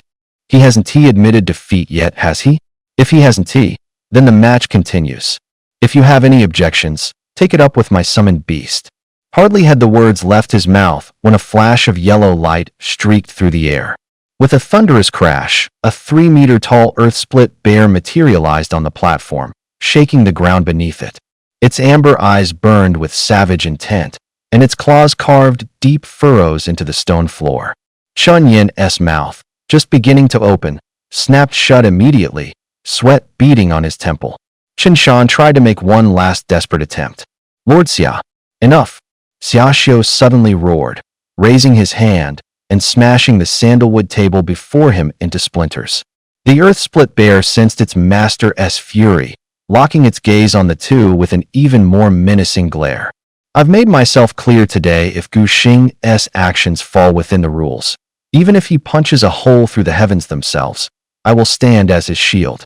A 6th-stage awakened capable of rendering an 8th-stage opponent like Chun Ziming completely helpless. What's wrong with protecting such a prodigy? If you want to interfere, then knock me down first. Feeling the unshakable resolve radiating from Xiaoxiu, Chun Yin tugged on Chun Shan's sleeve. Gritting their teeth, the two could only swallow their rage and retreat. Xiaoxiu cast a cold glance, then retracted the oppressive aura he had been emitting. Since no one else dared to object, they might as well focus and watch this match closely. Both of them held back their resentment, but could do nothing but turn their gazes back to the arena. At that moment, a brutal scene was unfolding on the platform. The Succubus' screams mingled with Chen Ziming's cries of agony, echoing through the air. Under the burning of the holy flames, the once alluring figure of the succubus twisted into a grotesque shape. She struggled to crawl toward Gu Xing's feet, her charred fingertips trembling as they grasped the tip of his boot. "Ma master." Her voice, scorched raw, was barely recognizable as human. "Forgive me, please." Gu Xing looked down, his cold gaze settling on the face burned beyond recognition. Those eyes, once filled with scheming, now only begged in pitiful humility. Without hesitation, Gu Xing yanked his foot back. Did this creature actually dare to think it still deserved to follow him? In her dreams, Luli, she still had the strength to speak? Looks like she hadn't been completely broken yet. Upon hearing this, Luli nodded firmly. This kind of beast didn't deserve even a sliver of her pity. She pressed her hands together, and a surge of crimson gold flame erupted, engulfing the succubus in a blazing pillar. Aya! Amid unbearable pain, the succubus finally collapsed and lost consciousness. Seeing this, Gu Xing shot a glance toward Luli. The little angel understood immediately and swiftly withdrew the crimson flames covering the succubus. After all, under the eyes of so many spectators, burning the succubus alive on the spot would only give others more fodder for gossip. Not to mention, to destroy an epic-tier succubus like this would be such a waste. He gazed down at the unconscious demon, deep in thought.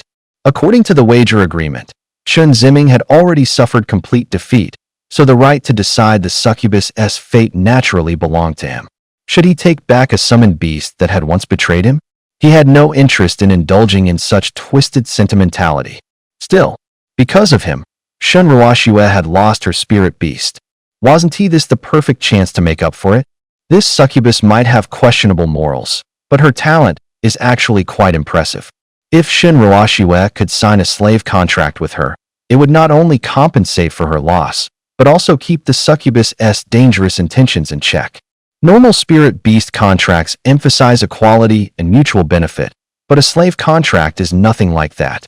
Once signed, the beast's life, soul, and even thoughts would fall completely under the master's control. Though such contracts have long been banned, considering this succubus' special circumstances, Xiaoxiu probably wouldn't refuse. After settling the succubus' fate, Gu Xing's gaze returned to Chen Ziming. Chen Ziming was still kneeling on the ground, his forehead pressed against the rough surface of the arena, his voice hoarse as he begged. Gu, I beg you, spare my life." Gu Xing's expression darkened. Since he had said he would repay the debt many times over, he had to follow through. He had just finished hearing the full story from members of Shen Ruoxue's team. All because Shen Ruoxue had delayed him for just a few minutes. Chen Ziming had actually gone this far against her. Gu Xing slowly stepped forward, his boots thudding against the arena floor. Enough. He had no intention of torturing anyone. His earlier punishment had already been enough to vent his fury. Standing above the trembling Chen Ziming, he looked down coldly. "Chen Ziming, the debt between you and me is settled. What comes next is what you owe Shen Ruoxue." With a flick of his wrist, he added coldly, "She can't collect it herself right now, so I'll do it for her."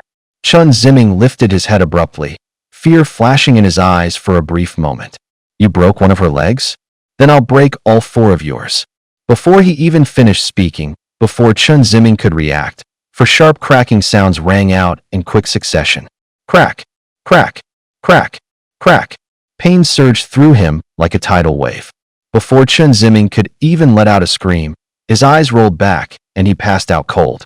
His limbs twisted at grotesque angles, like a marionette with its strings cut. At the sight, the entire audience inhaled sharply in unison. Ji Gushan really went all out. He actually crippled Chen Ziming in front of everyone. Doesn't he fear retaliation from the Chen family? Look closely, Chen Shan hasn't moved an inch the entire time. Obviously, it was the city lord himself who acted. Exactly. If it weren't for the city lord's intervention, the referee would have stopped it long ago. Do you think it would have dragged on until now?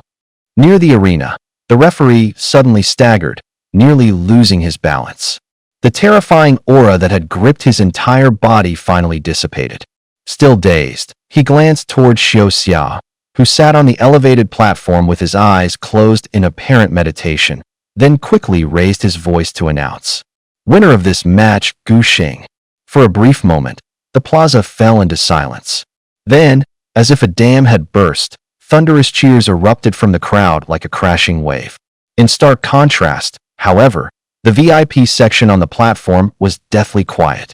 Chen Shan's fingers dug deeply into the armrest, leaving 5 deep indentations in the solid wood. His own son, publicly crippled before everyone's eyes, and he couldn't even lift a finger in response. This was simply going too far. His eyes burned red with fury, and rage roared inside his chest like wildfire, threatening to erupt from his very being. Seeing that the outcome had been decided, Xiaoxiu finally spoke at a leisurely pace. "Vice President Chun, I believe it's time to announce Gu Xing as the champion of this year's assessment. Don't you agree?" Though his tone was mild, Xiaoxiu's words carried a sharp warning beneath the surface. If the two of them still couldn't see the writing on the wall, he wouldn't mind taking further action. One less city mayor and vice president wouldn't be a great loss to Linyuan City. However, Chen Shan suddenly turned his head, his bloodshot eyes locking onto Xiaoxiu's. His voice was low and cold. "City Lord Xia, do you really think this is enough to ensure his victory?" "Oh." Xiaoxiu's expression shifted instantly, his gaze hardening into a frosty glare as the aura around him churned like a fathomless abyss. As the ruler of the entire city, he had been repeatedly provoked and disrespected by Chen Shan, a high-ranking beast tamer, far too many times. Even with the deepest of patience, anyone would have been pushed to the edge by now. Chen Shan had completely lost his mind at this moment. His only son had just been publicly crippled before everyone's eyes, and all that remained in his gaze was a maddening obsession. Gu Xing never should have been allowed to compete in the first place. He arrived more than half an hour late. According to the rules, he should have been disqualified. This is after all the regulation of Long Xia. No matter who you are, even the city lord himself, you can't change the fact that Gu Xing should be eliminated. Xiaoxiu furrowed his brows. After sending a servant to verify the information, his expression darkened when the man returned. He had truly overlooked this detail. When he arrived, he saw Gu Xing already on the arena stage, so he didn't look further into the matter of his eligibility. He hadn't expected there was actually this hidden issue beforehand. Now things had gotten complicated. Chen Yin quickly regained his composure and added another sentence. "Lord Xia, rules are rules. Even an SSS-ranked genius cannot stand above them. Therefore, Gu Xing's qualification for the exam must be revoked." Xiaoxiu immediately found himself caught in a difficult dilemma. This was originally an issue that could be either major or minor. If the academy chose to turn a blind eye, it might have just slipped by unnoticed.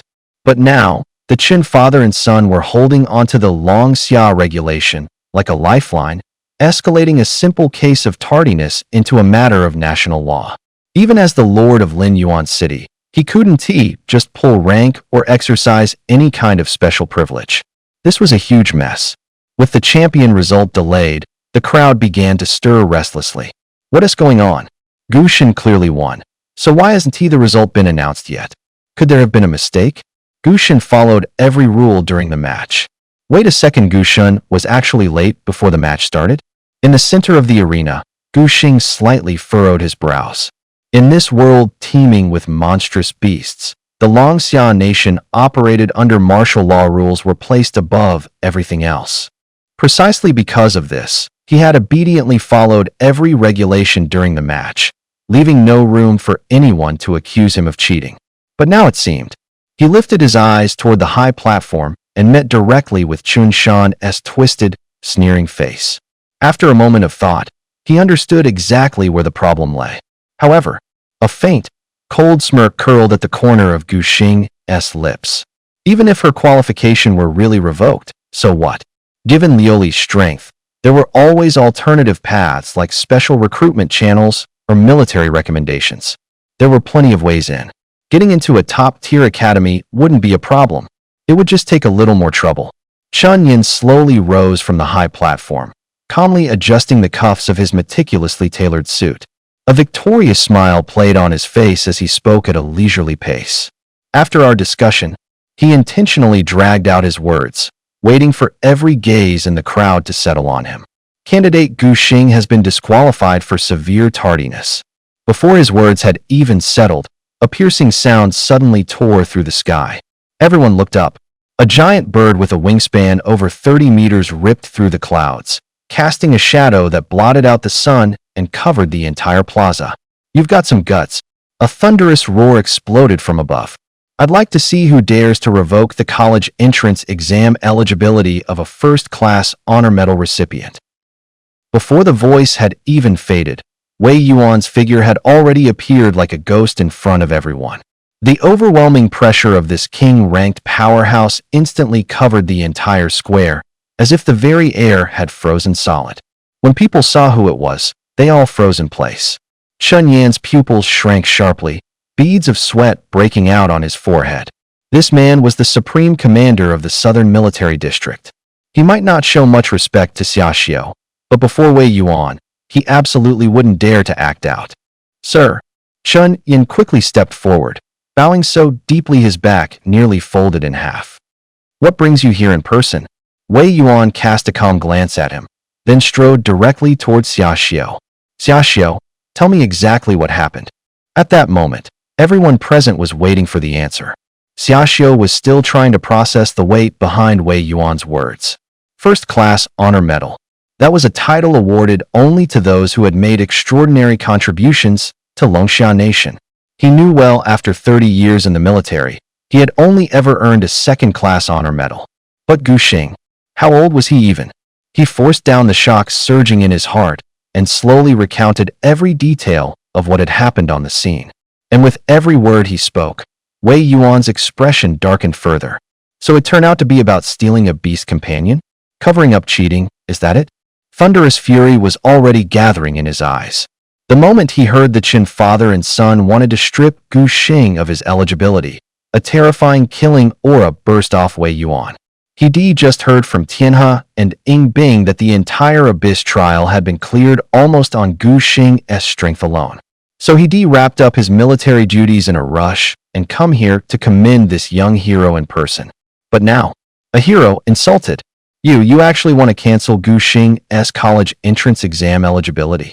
Wei Yuan's voice was glacial, every word edged with bone-deep killing intent.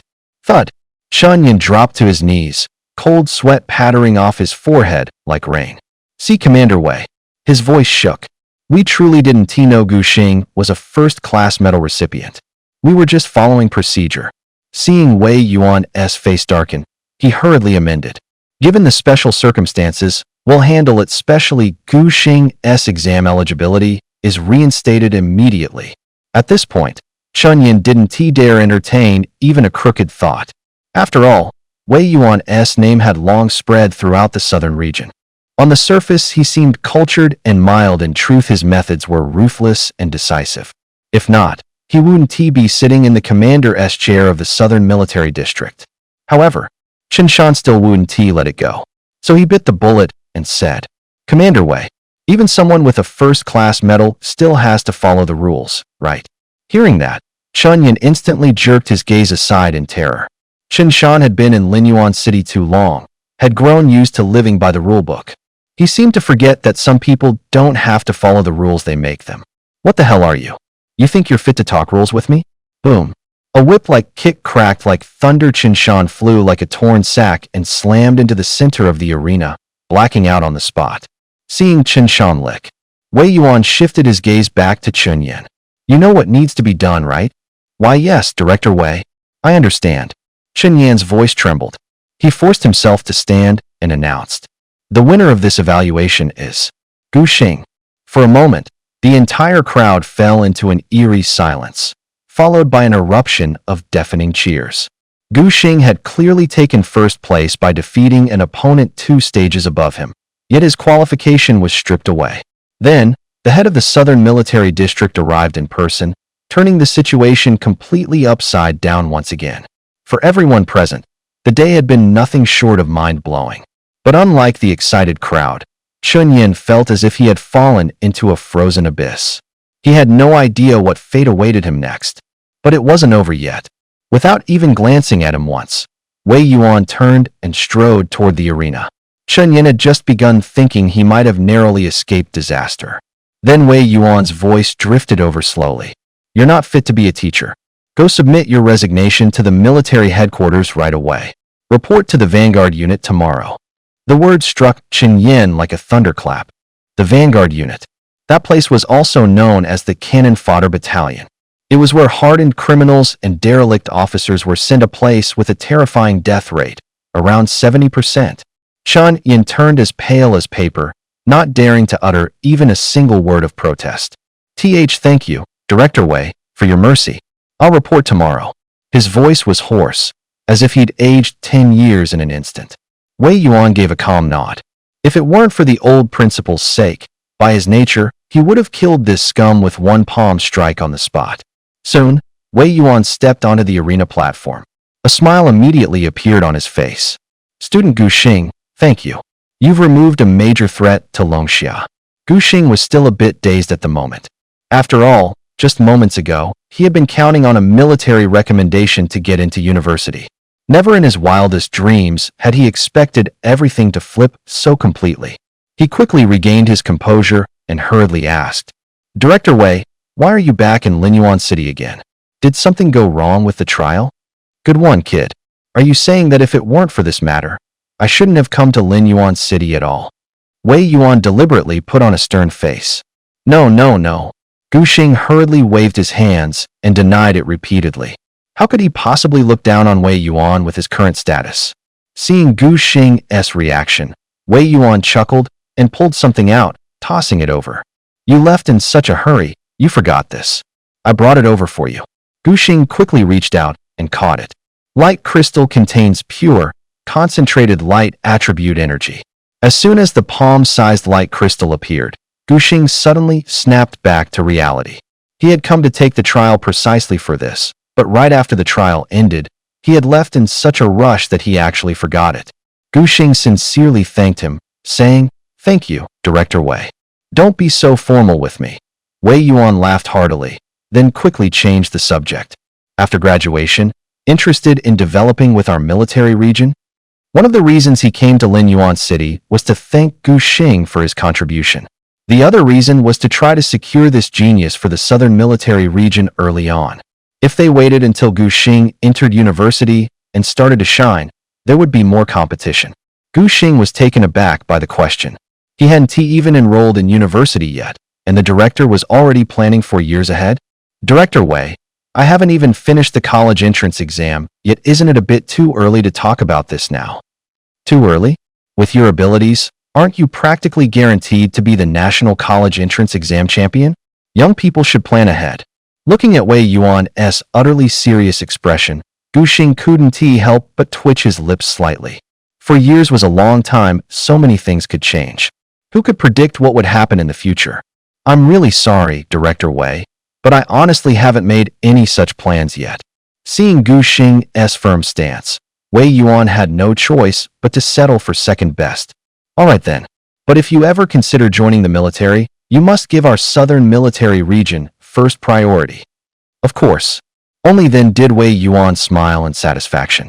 He hadn't expected to succeed at first, but he was more than happy with how things had turned out. Then, Wei Yuan raised a hand, gesturing toward the Chen father and son, who were sprawled on the ground like a pair of dead dogs. So, what do you want to do with them? Gu Xing's gaze followed Wei Yuan's pointed finger. On the platform, the once high and mighty Chen father and son were now a pathetic sight, sprawled out like a pair of dead dogs. Chen Shan's usually stern and imposing face was now ashen and lifeless. Blood trickled from the corner of Chen Ziming's mouth, and his limbs were twisted at unnatural angles. All his former arrogance had vanished. Gu Xing stared down at them coldly, feeling not a flicker of emotion. Over the years, Chen Shan had abused his power, using threats and bribes to steal spirit beasts from countless students. As for Chen Ziming, he had used his father's influence to run rampant through Linyuan City, bullying his classmates and doing whatever he pleased. They had brought this fate upon themselves. Chief Wei, deal with them according to the law. Wei Yuan gave a slight nod. He had deliberately left the Chun father and son behind to give Gu Xing a chance to settle the score. But clearly, Gu Xing wasn't interested.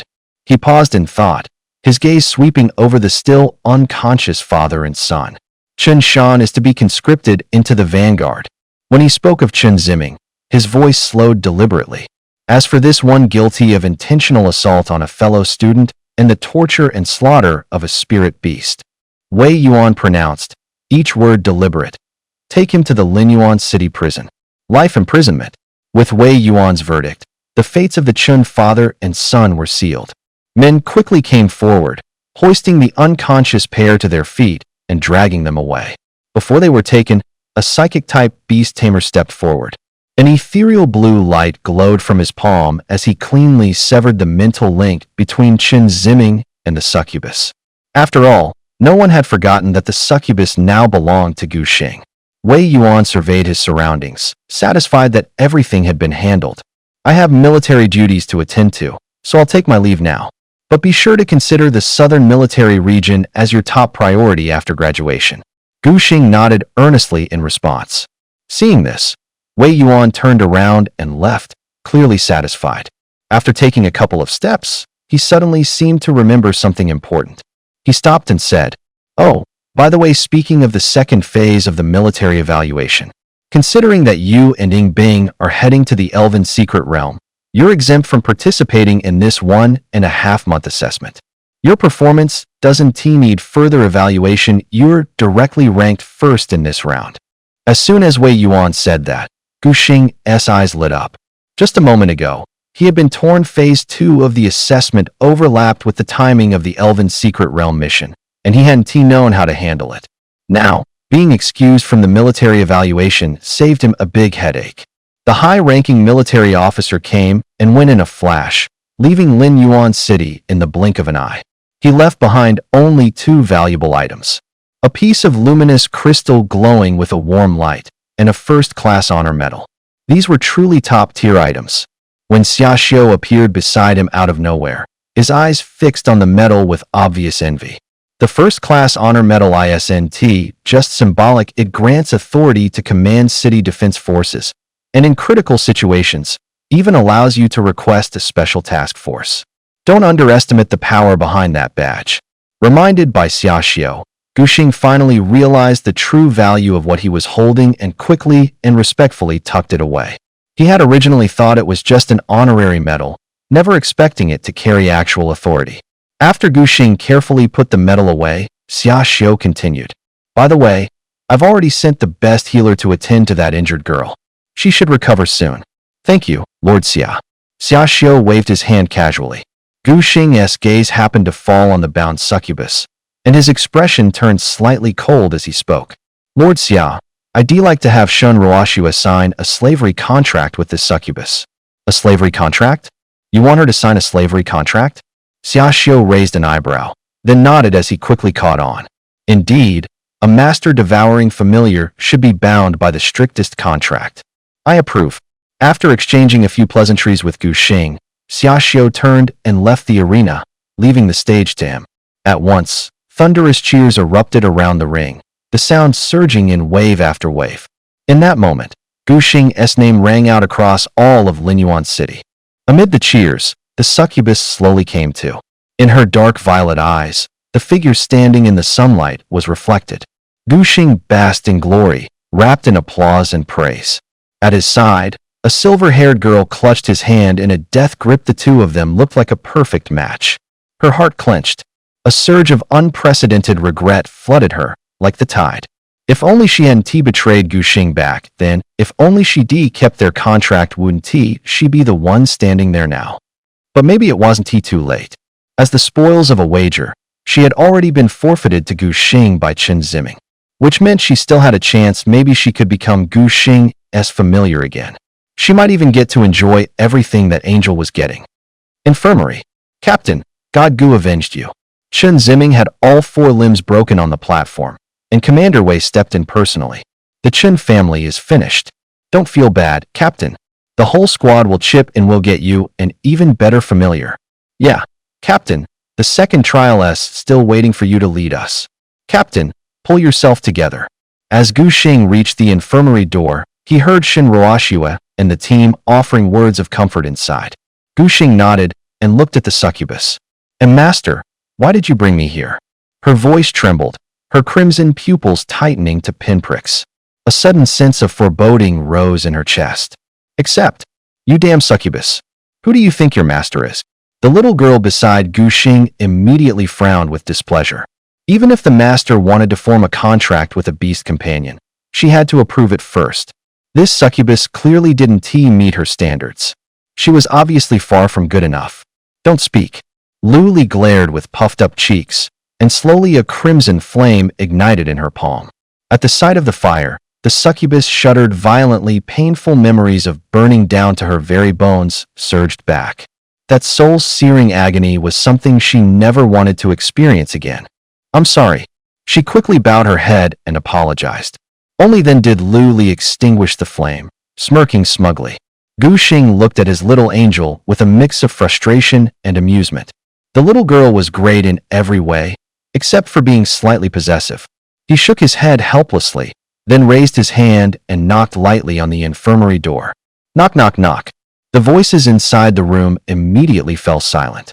After a moment, the door creaked open just a sliver, revealing a familiar face. Ji Gu Xing Gu God.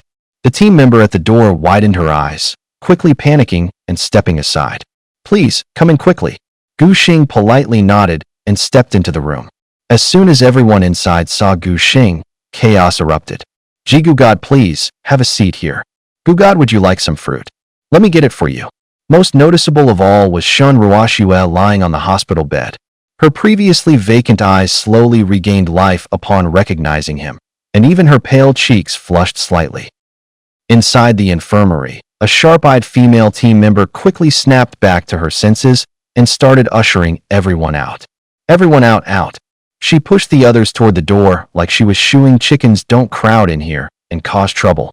After pushing the last person out, she turned around and winked at Gu Xing. "Gu God, we're counting on you for our captain."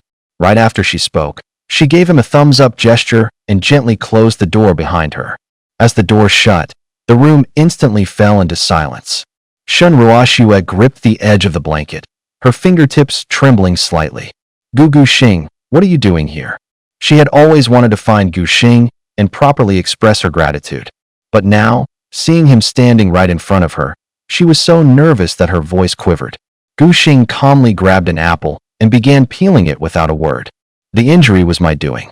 Isn't it only natural that I come to check up on you?"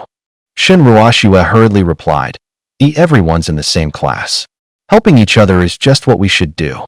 Her face turned even redder. Even she thought the flimsy excuse sounded unbelievable. Gu Xing glanced at her, but didn't call her out on the spot. "This time, besides coming to see you, I also have another matter to handle." As soon as he finished speaking, Gu Xing turned his head, his gaze settling on the succubus. At that moment, the succubus felt an increasing sense of dread, the premonition growing stronger by the second. "Apologize to me now." Gu Xing's voice suddenly turned cold and sharp. Startled by the sudden outburst, the succubus immediately dropped to her knees. I'm sorry. She kept apologizing repeatedly, but her eyes never left Gu Xing, and there wasn't a shred of sincerity in them. Gu Xing watched her for a moment, then shook his head. The last trace of hesitation in his eyes vanished completely. True nature never changes. He had been wavering on whether or not to place the beast under a slave contract, but now, the decision seemed more than appropriate. Shin Ruoxue was momentarily stunned by the succubus's actions, but quickly regained her composure. "Gu Xing, you don't have to do this." It was Chun Ziming's order back, then she only acted that way because of him. From her teammates, Shin Ruoxue had learned that the succubus now belonged to Gu Xing. In other words, she would soon become his tamed beast. Even though Shin still felt uneasy around the creature, she knew she had to let it go. "Gu Xing, hurry up and make her get up. Don't blame her anymore." But Gu Xing didn't respond. Instead, he handed the peeled apple to Shin Ruoxue. "She was involved, and she owes you an apology." Looking into Gu Xing's eyes so intense they were almost frightening, Shin Ruoxue felt a sudden, heavy weight settle in her chest. She carefully took the apple from him, her fingers accidentally brushing against the back of his hand. She pulled away instantly, as if burned. Ever since Gu Xing had saved her in that beginner-s trial space, she had discovered a confusing, unspoken emotion growing inside her. So even though she had lost her spirit beast, she had never once regretted it. However, Master, Gu Xing's sudden, commanding shout froze the entire infirmary in an instant, like time itself had stopped. The apple in Shun Ruoshua's hand dropped with a sharp thud. She stared at Gu Xing in disbelief, doubting her own ears. Your spirit beast was killed by Chun Ziming because of me, wasn't it? Now I'm returning one to you. No, this can't be right. Hearing those words, Shun Ruoshua quickly shook her head in refusal, her eyes already reddening. Even though she was now without a spirit beast, she could never accept Gu Xing's spirit beast. If she took this epic-level beast for herself, what would Gu Xing use when he reached the transcendent rank and needed to form a new contract? I've made up my mind. Your refusal doesn't matter. As soon as Gu Xing finished speaking, his tone turned firm and unyielding, giving Shun Ruoshua no room for objection.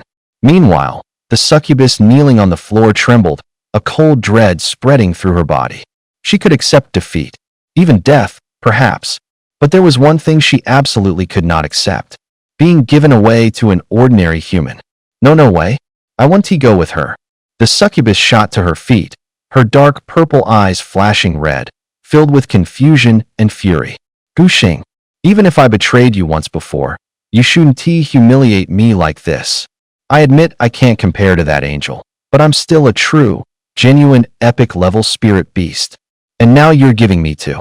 Gu Xing stared at the near breakdown succubus, letting out a cold snort, his gaze growing even colder. Epic level? Is that really so impressive? And as for your refusal, do you have any other choice? As the words fell, Liuli beside them immediately reached out and pinned the succubus in place with an iron grip. Gu Xing slowly raised his hand, and in the air, a blood-red pentagram lit up with eerie light. A slave contract? The succubus's pupils contracted into tiny pinpricks. Her voice twisted with fear, sounding warped and unnatural. She struggled desperately, dark purple magical energy surging around her body, but she couldn't break free from Liuli's control. Without expression, Gu Xing took hold of Shun Ruoshua's hand, gently drawing his fingertip across her index finger. As the drop of crimson blood fell into the center of the formation, the contract circle immediately erupted in churning crimson light. I don't want this contract. I don't. But Gu Xing didn't stop for even a second. The blood-colored runes, under the succubus's gaze filled with despair, mercilessly pierced her forehead and vanished inside. Succubus. Owner, Shun Ruoshua. Status, bound by slave contract. Potential, epic rank, 2 stars. Level, awakened 5th tier. Affinity, darkness and spirit. Strength, stamina, spirit, speed. Skills, desire drain, charm eyes. Seeing the contract successfully completed, Gu Xing finally exhaled in relief. This was the first time he had ever cast a slave contract, and it had actually worked. Even he hadn't expected it to succeed. However, since Shun Ruoshua was only at awakened 5th tier, the succubus who had originally been at awakened 8th tier had her level forcibly reduced. Still, as soon as Shun Ruoshua grew stronger, the succubus's power would quickly return. This, Shun Ruoshua finally snapped out of it, staring at her own palm in disbelief. An epic-ranked pet had just become her contracted beast. And not just any contract, this was a complete, unconditional slave bond. Kneeling on the ground, the succubus wore an expression of deep humiliation and resentment. But under the contract's control, she could not resist. Her dark violet eyes glistened with tears of shame, but not a single word of complaint dared escape her lips. All right, that's done. Gu Xing clapped his hands together and stood up. With this over, he could finally get a couple of days' rest. Grand Tutor Wei made a special exemption for him from the second phase of the assessment, but he had only awakened to the 6th tier so far. After careful consideration, he decided it was better to take the second assessment and level up first. If necessary, he could always leave midway when the time came. Class President, if there's nothing else, I'll head out first. Gu Xing said his goodbyes to Shun Ruoshua and prepared to leave. Shinruashua watched Gu Xing turn and walk away, instinctively reaching out as if to stop him. Yet in the end, she couldn't bring herself to say a word, and could only let her arm drop helplessly. Bang! As the door swung open, several figures piled on top of each other like a human tower tumbled into the infirmary in a total mess.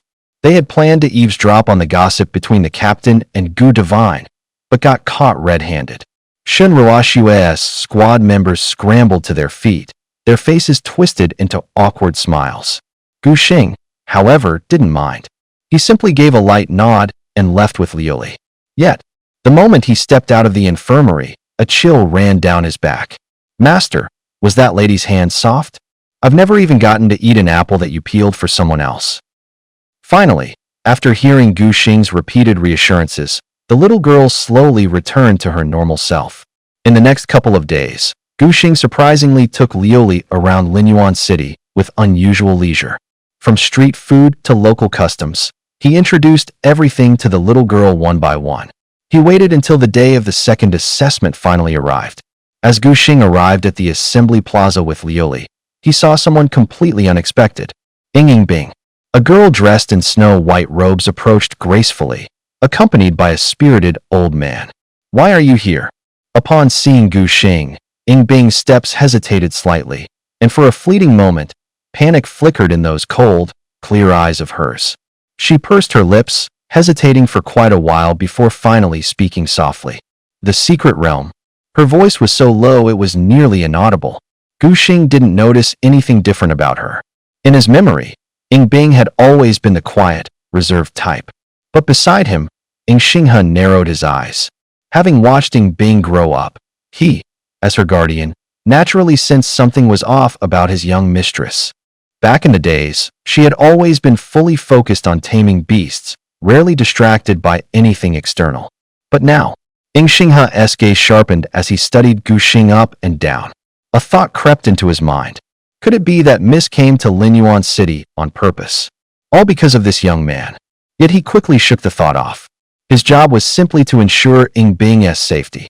As for her personal affairs, that's something the clan leader should worry about. There's still over 40 days before the secret realm closes. I plan to take the military's evaluation first and aim to reach the 9th awakened stage before entering. So I'm going to take part in the military's second round of assessments. How about you? Gu Xing then turned his gaze toward Bing. He had intended to let Bing make her own arrangements first and reunite when the time was right. But I'm joining too. Gu Xing was momentarily stunned. He opened his mouth, trying to say something, but swallowed his words before he could speak. Seeing Bing's completely matter-of-fact expression, he could only sigh helplessly in the end. Well then, if that's the case, she can come along. With Bing's strength and the old man's hidden protection behind the scenes, there shouldn't be much danger. Besides, he couldn't change her mind anyway. So he just had to let her have her way. Soon after, the vice principal's speech ended, and everyone lined up and set off toward the second assessment site. This test was set up by the military, held within a pocket dimension. Its purpose was to help rookie beast tamers quickly adapt to the brutality of the battlefield.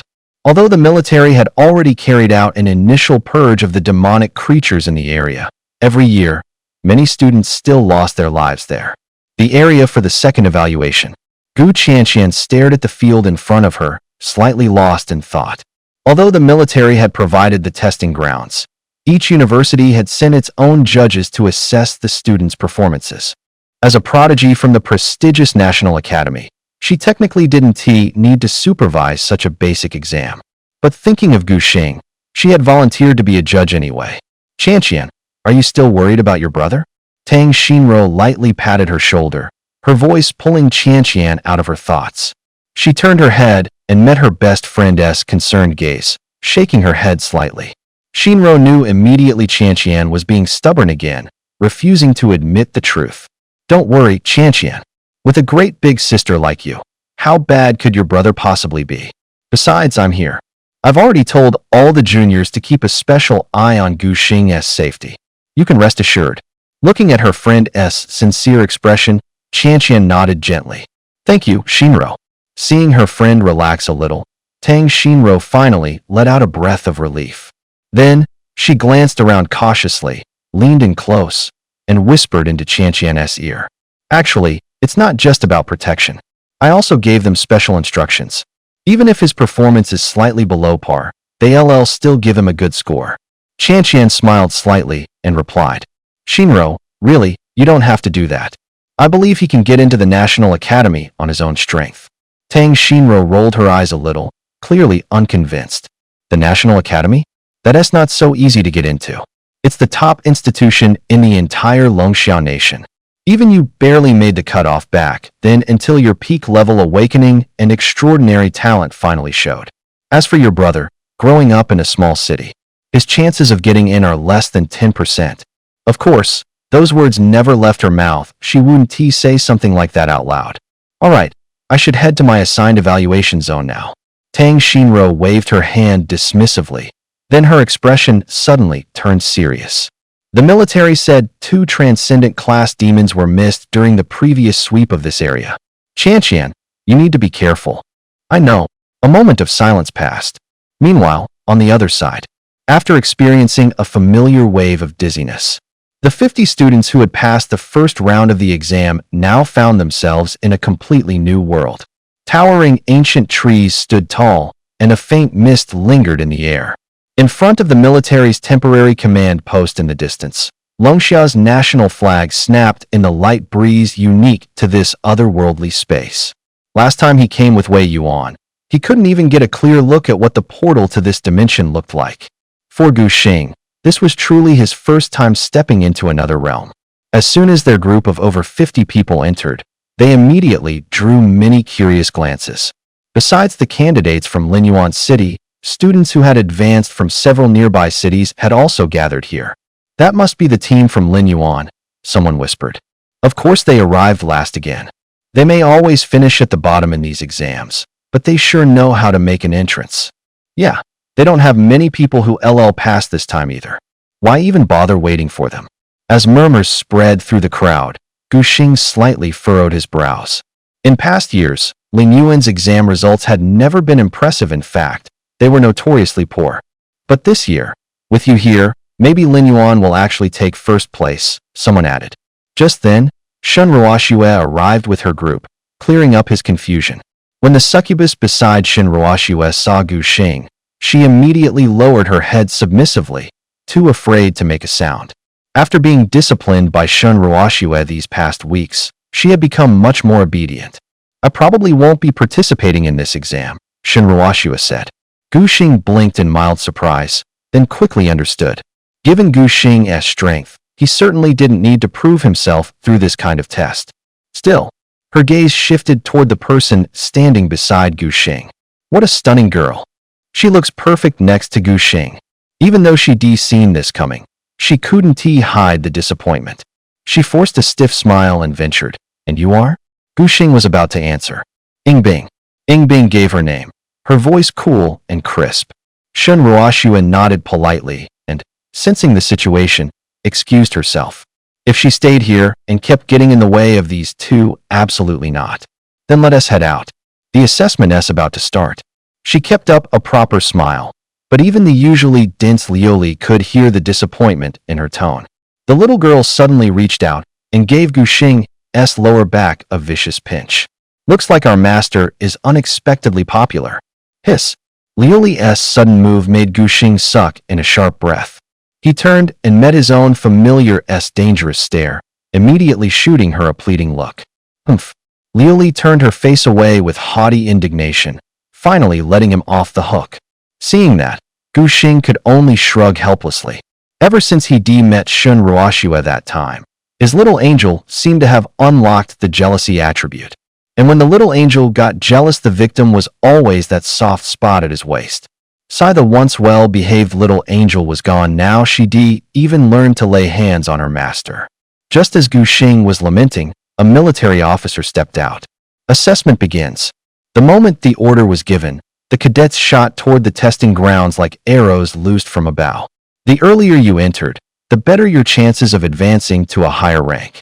Gu Xing instinctively swept the field and spotted Shun Ruoxue's succubus had actually squeezed into the top 5 among all the familiars here. and with her tactical command far superior to Chen Ziming's.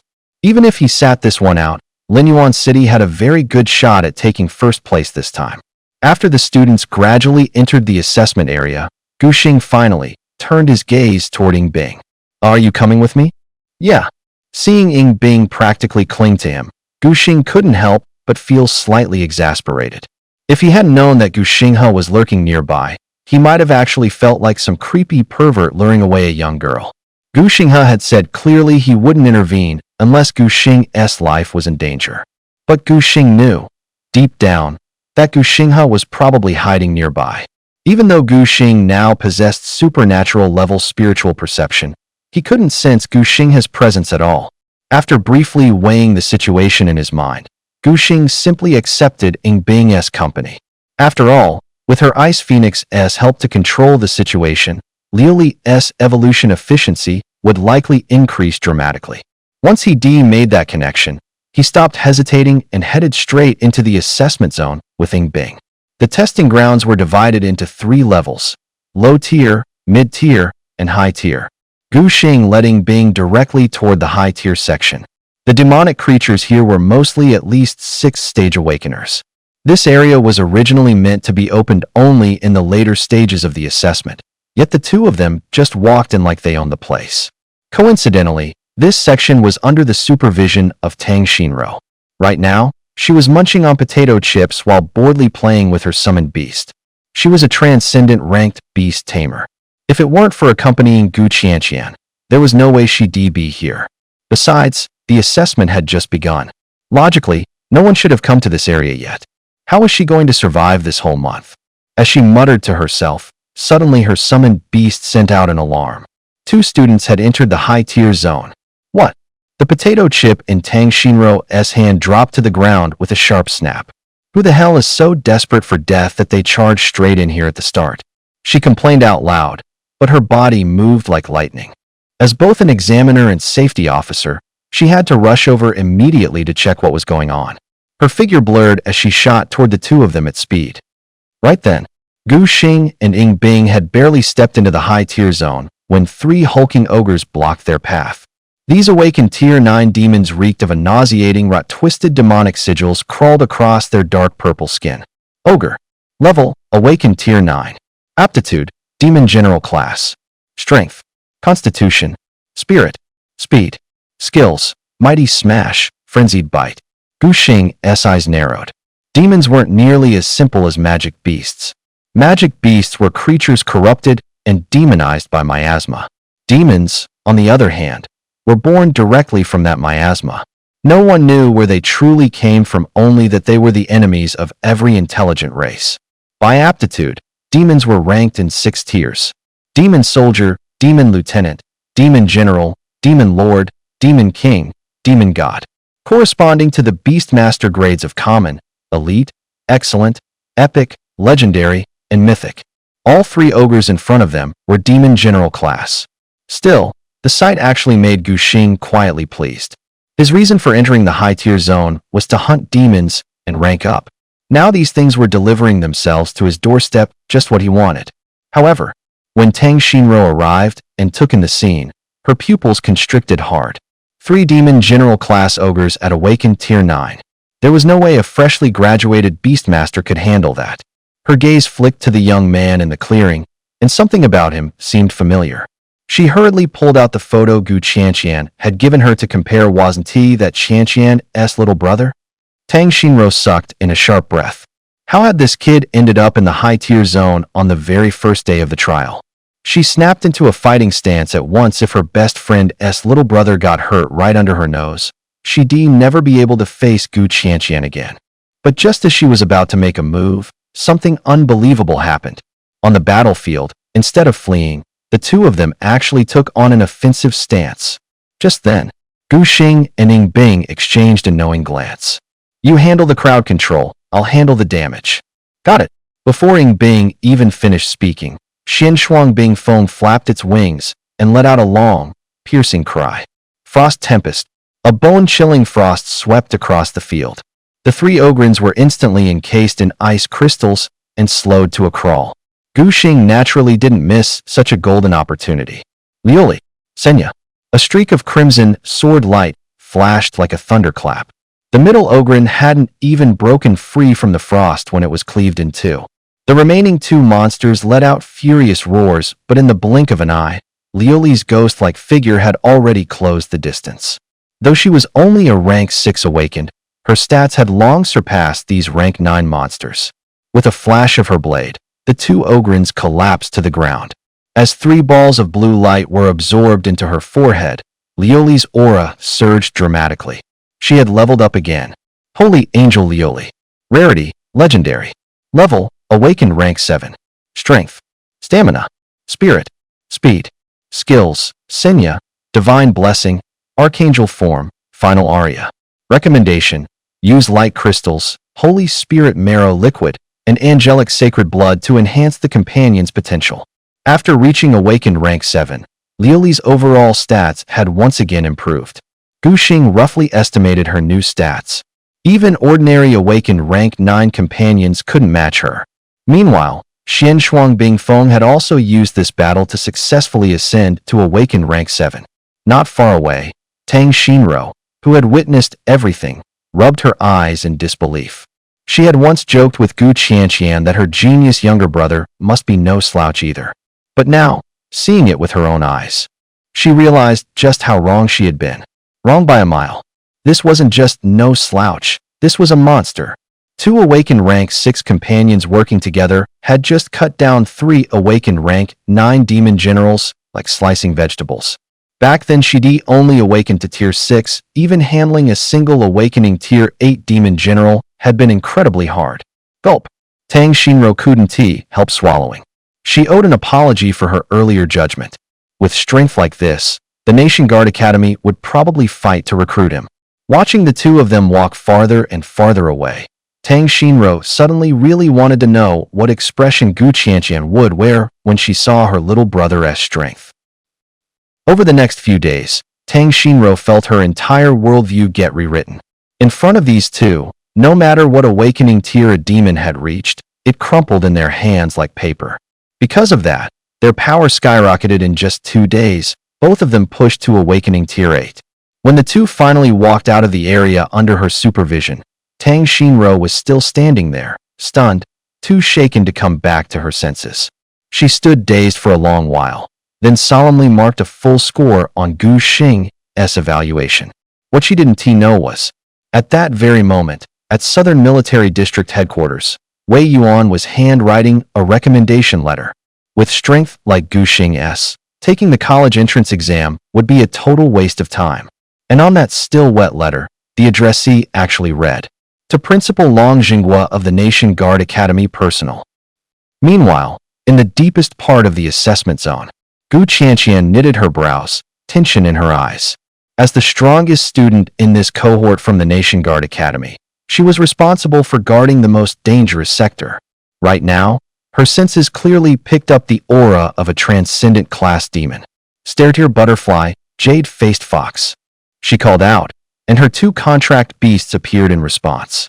The stair-tier butterfly was an epic grade contract beast Shidi earned through hard work and redeemed at school. It had already reached Transcendent Tier 2.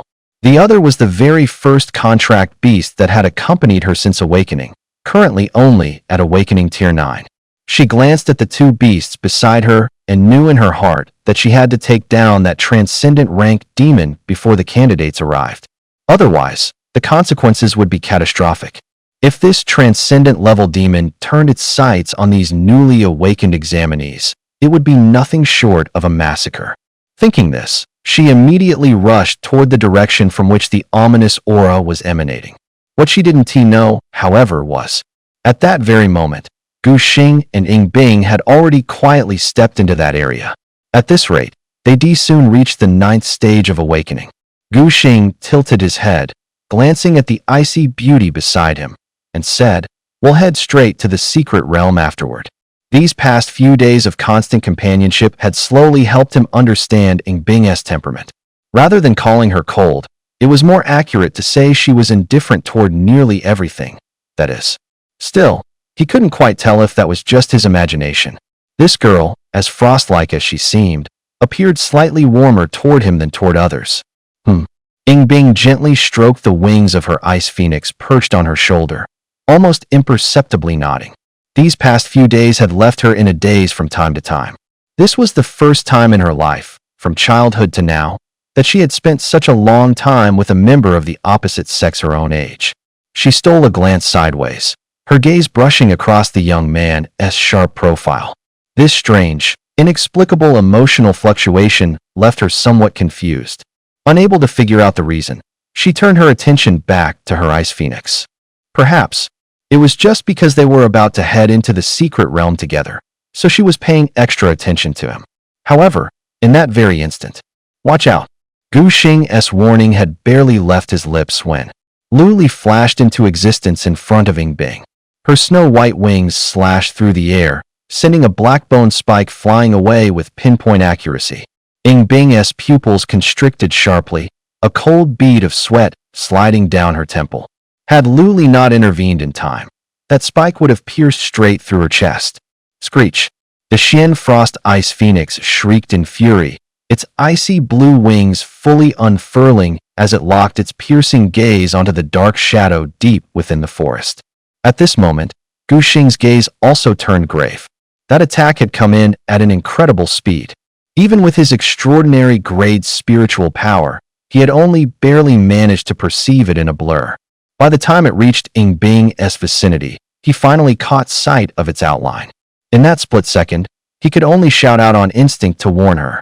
Luckily, Lili reacted quickly. The moment he called out, she instantly dodged and blocked the attack head-on. Whoever had launched such an attack had to be no ordinary awakened, definitely a demon race member of higher caliber. Sure enough, as expected by Gu Xing, accompanied by a grating, crunching sound, two eerie figures slowly emerged from the shadows. The skeletal demon on the left was wrapped in black mist, its pale bones bristling with grotesque, jagged spines. The other demon on the right wore a black robe that completely concealed its entire body, making it impossible to see its face. Gu Xing dared not let his guard down and quickly accessed information on the two demons. Bone Fiend. Rank: Transcendent 2nd Stage. Qualification: Demon General. Strength: Stamina. Spirit: Speed. Talent: Bone Regeneration. Skills: Bone Wall, Thorn Bone Barrage. Deceiver. Rank: Awakened 9th Stage Camouflage. Qualification: Demon General. Strength: Stamina. Spirit: Speed. Talent: Disguise and Deception. Skills. Seeing these two demons before him, Gu Xing's expression darkened, his brows knitting tightly together. So they were actually transcendent-level demons. Even the Bone Fiend alone, with its 3 stats each nearing 500, felt like a mountain pressing down on him, suffocating his breath. Bing's stats were only around 270 at the moment. Even if she transformed into her seraphim form, victory wasn't guaranteed. After all, the gap between the transcendent and the awakened was fundamentally insurmountable. But what chilled Gu Xing most was the strange deceiver standing beside them. Though the interface labeled it as Awakened 9th Stage, all of its stats were replaced with question marks. And now, seeing that it also possessed the talent of disguise and deception only deepened the unease rising in Gu Xing's chest. Bing had quietly retreated to his side as well, her icy blue eyes flashing with tension. What should I do now? It seems like there's a supernal rank demon mixed in there. Gu Xing thought for a moment, and finally decided to retreat, considering their current combat strength. If both of them went all out, they might be able to handle those two bone fiends. But there was still that unknown shapeshifter nearby. Attacking recklessly would be too risky. Let's fall back first, Gu Xing whispered. Bing gave a slight nod. Although there was Gu Xinghe secretly watching from the shadows, they still shouldn't act recklessly. Just as the two silently prepared to retreat, the two demons suddenly lunged. One of the bone fiends swung its pale bony claws, and with a swoosh, several bone spikes shot into the ground, instantly cutting off all their escape routes. They had been hiding here for days, starving beyond endurance. How could they possibly let prey that walked right to them get away? Gu Xing and Bing looked behind them at the blocked escape route, then exchanged glances. Their eyes met, and they both understood. They had no choice now. They had to fight this one head-on. In the shadows, Gu Xinghe's fingertips began to condense a field of icy blue light, preparing to step in and help. After all, for someone at the awakening stage to confront a supernal opponent head-on was simply too dangerous. But just as he was about to reveal himself, a sharp whistling sound suddenly cut through the air from afar. A figure was rushing toward the battlefield at an astonishing speed. In the blink of an eye, the figure arrived, trailing a sharp gust of wind. Starfall Butterfly, Cage of Light. At her commanding shout, a shower of starlight rained down from the sky, transforming into a dazzling luminous cage that trapped the two demons inside. Gu Qianqian landed gracefully in the center of the battlefield, with her Starfall Butterfly circling protectively beside her. Sister? Gu Xing's eyes widened as he stared in disbelief at the sudden, familiar figure before him. At the sound of his voice, Gu Qianqian abruptly turned around, and her pupils shrank in shock. The examinee who had wandered into this deadly zone was actually her little brother. Instinctively, she hardened her face, the words of scolding already on the tip of her tongue. But when his gaze fell on the girl standing beside his younger brother, her icy demeanor making an immediate impression, he swallowed his words back. Forget it. He still needed to save the kid some face in front of outsiders. However, Yingbing stiffened noticeably the moment Gu Xing addressed her as Big Sister. Her usually cold expression turned slightly awkward. Luckily, Gu Xing was completely focused on the battlefield and didn't notice her reaction. I'll deal with you later. Gu Qianqian shot Gu Xing a glare before turning and rushing toward the bone demon. Once they took down this transcendent rank demon, the battle should be over. As for the other awakened 9th stage demon, leaving it to the jade-faced fox shouldn't be a problem. Step back. These two demons are beyond your capabilities. Gu Qianqian didn't hesitate, throwing herself in front of the two others as a shield. Gu Xing stared at Gu Qianqian's retreating back, wanting to say something, but ultimately choosing silence. He had just checked the Starfall Butterfly's stats, and it should be more than capable of handling the transcendent 2nd stage bone demon. As for the other demon, Jade-faced Fox, awakened, 9th stage. Potential, excellent 9 stars. Strength, stamina, spirit, speed. Skills, Fox Spirit Decoy, Fox Spirit Clone, Spirit Fox Claw. Gu Xing quickly compared the stats on the data panel and found that the Jade-faced Fox's attributes didn't even measure up to Lioli's.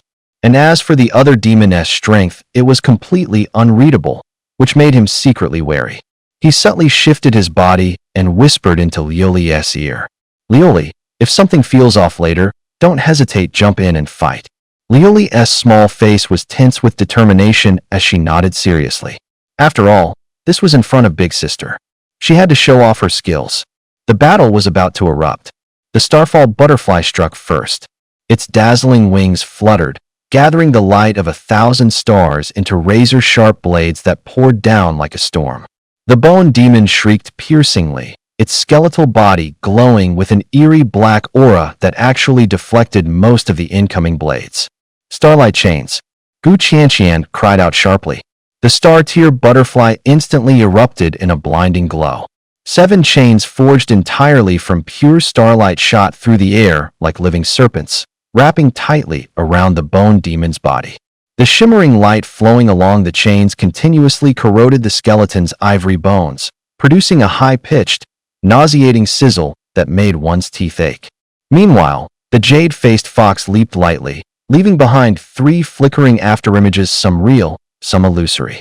The shapeshifter seemed momentarily flustered, slashed by the fox's claws and forced to retreat, with several fresh wounds. It looked like this would be over soon. Once the situation stabilized, Gu Qianqian finally exhaled in relief. But Gu Xing's frown only deepened. The power this shapeshifter had shown, it was pathetically weak, and its actions were just too deliberate. It was practically acting. It was as if confirming his suspicions. Roar. Suddenly, the creature unleashed a sky-splitting roar. Its body swelled rapidly, and pitch-black demonic energy surged out like a tidal wave. In an instant, it grabbed the jade-faced fox by the throat and slammed it violently into the ground. The tide of battle had turned. At the very last second, the jade-faced fox barely escaped with its fox spirit substitute technique. But its spiritual energy was now completely drained, leaving it utterly incapable of fighting. Shapeshifter. Rank: Transcendent 3rd Stage. Potential: Demon Lord. Strength: Stamina. Spirit. Speed. Talent: Disguise Deception. Skills: Perfect Imitation, Mental Shockwave, Phantom Swarm. Only after the creature deliberately released its full aura did Gu Xing finally see its true stats. Its spirit attribute was an astonishing 612 points. Combined with its talents and skills, it had completely fooled everyone's perception. This encounter made Gu Xing value Transcendent tier talents even more.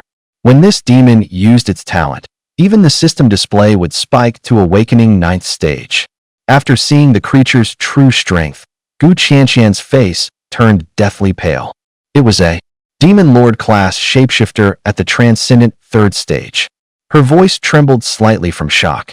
Only now did she understand how, despite the military's airtight dragnet, those two demons still slipped through. It was all the work of the imposter standing right in front of them. Gu Xing, get that girl out of here far as you can. Gu Qianqian practically shouted, while ordering the star-tier butterfly to smash the bone spikes blocking their retreat. Her slender hands clenched on their own, knuckles blanching with the force. The star-tier butterfly was strong, sure, but to take on two Transcendent-class demons at once, impossible. Yet behind her were her own little brother and a crowd of examinees. Right now, whether by reason or by feeling, she couldn't back down. Hidden in the dark, Ing Xinghe felt his heart jolt at the sight. Even with all his experience, he hadn't expected the imposter to be Demon Lord tier. Shapeshifters have a peculiar gift until they show their true power. You can't read them at all. So earlier he only suspected, based on experience, that this might be a shapeshifter.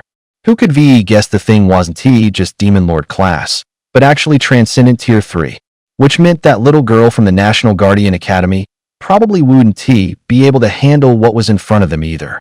But just as he was about to step in, the situation shifted again. Right then, Gu Xing and Ing Bing not only didn't fall back, they took up an offensive stance. Gu Xing's voice was unnaturally steady. Ing Bing, can you lock it down for a heartbeat? Ing Bing nodded without the slightest hesitation, steely resolve filling her ice-blue eyes. She didn't know Gu Xing's full plan, but chose to trust him unconditionally. To try to suppress a Transcendent Tier 3 shapeshifter while only at Awakening 8, there was only one way. The ultimate skill. Nether Frost Ice Phoenix. Frost Ring, Imprison. The Ice Phoenix that had been gathering power let out a clear, piercing cry, a sudden surge of cold exploding off its body. A full-force strike at Awakening 8 was a world apart from back when she'd only been at Awakening 5.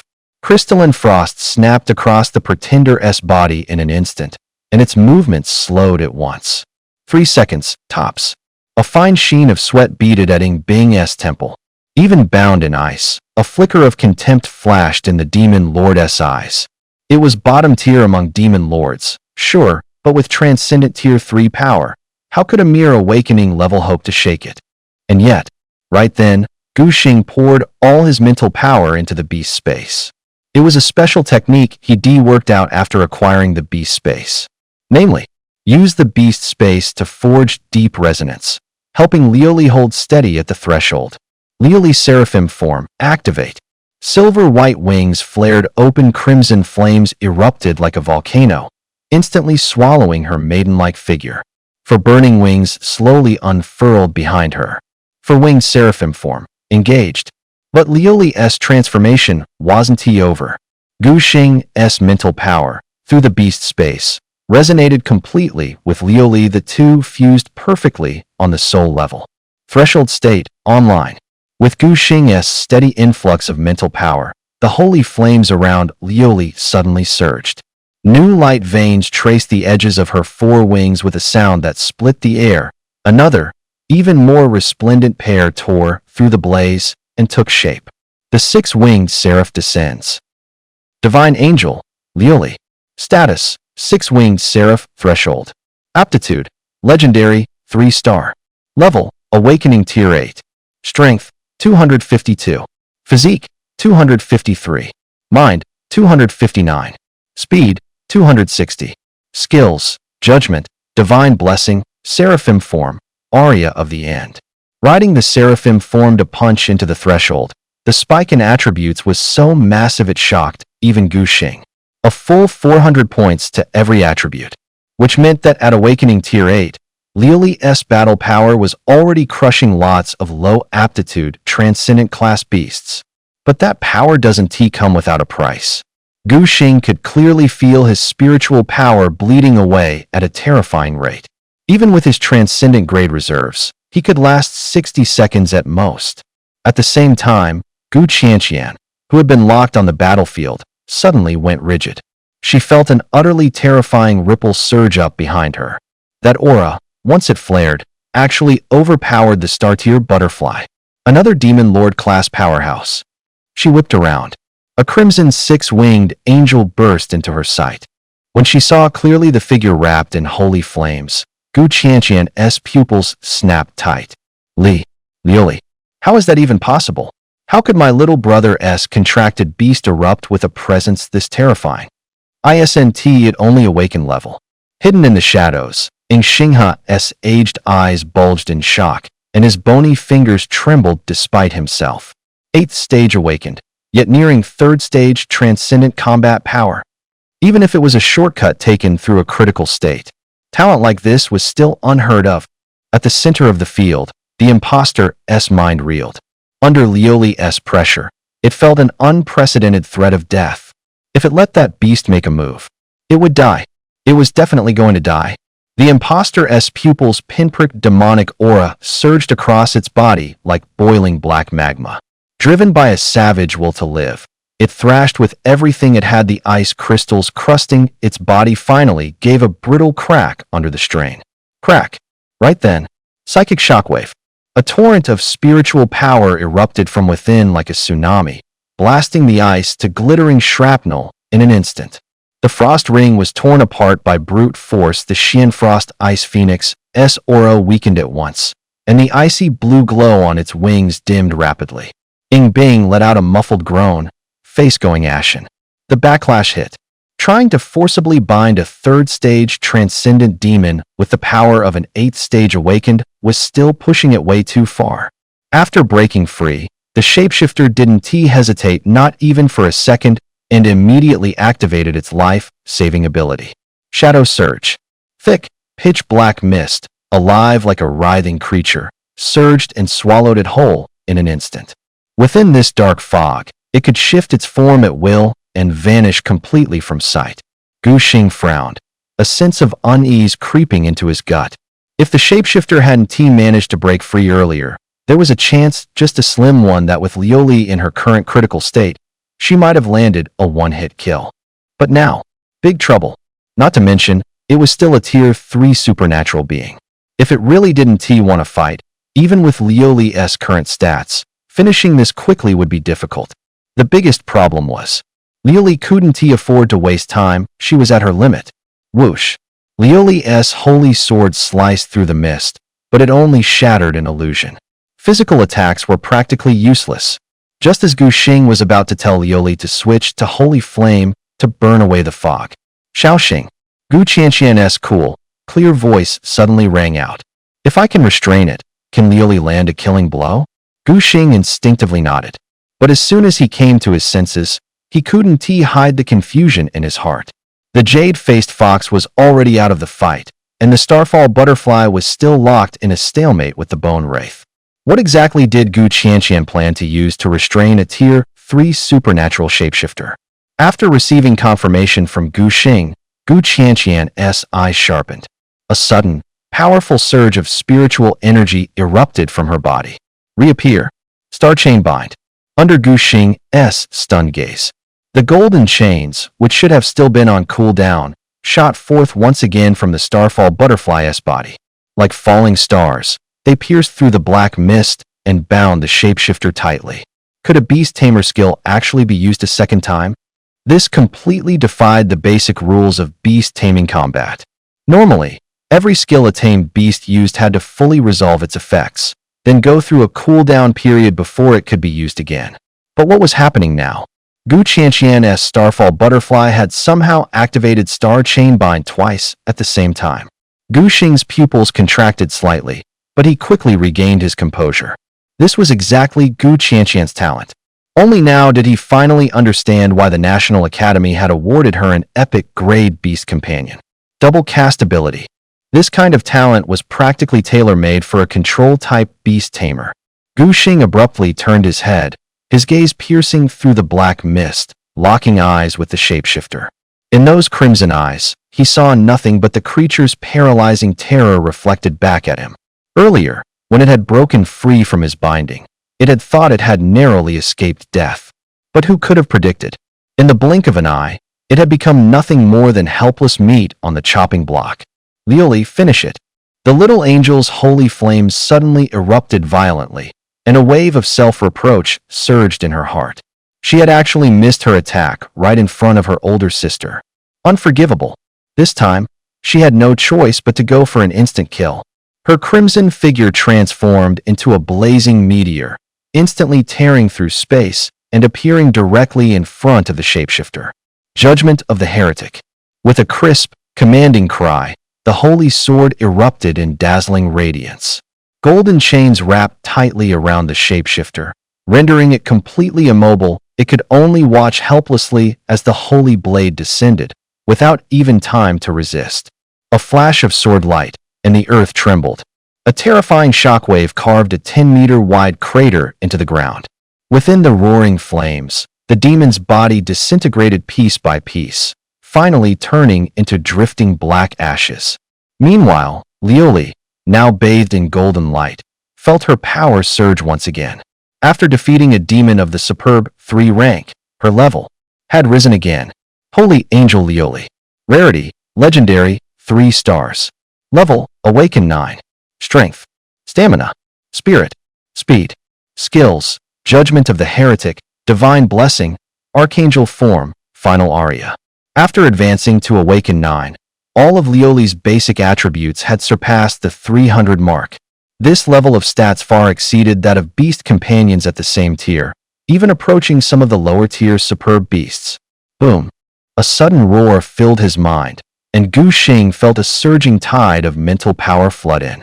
The feedback from his contracted beast brought this surge, sending his mental power soaring once again.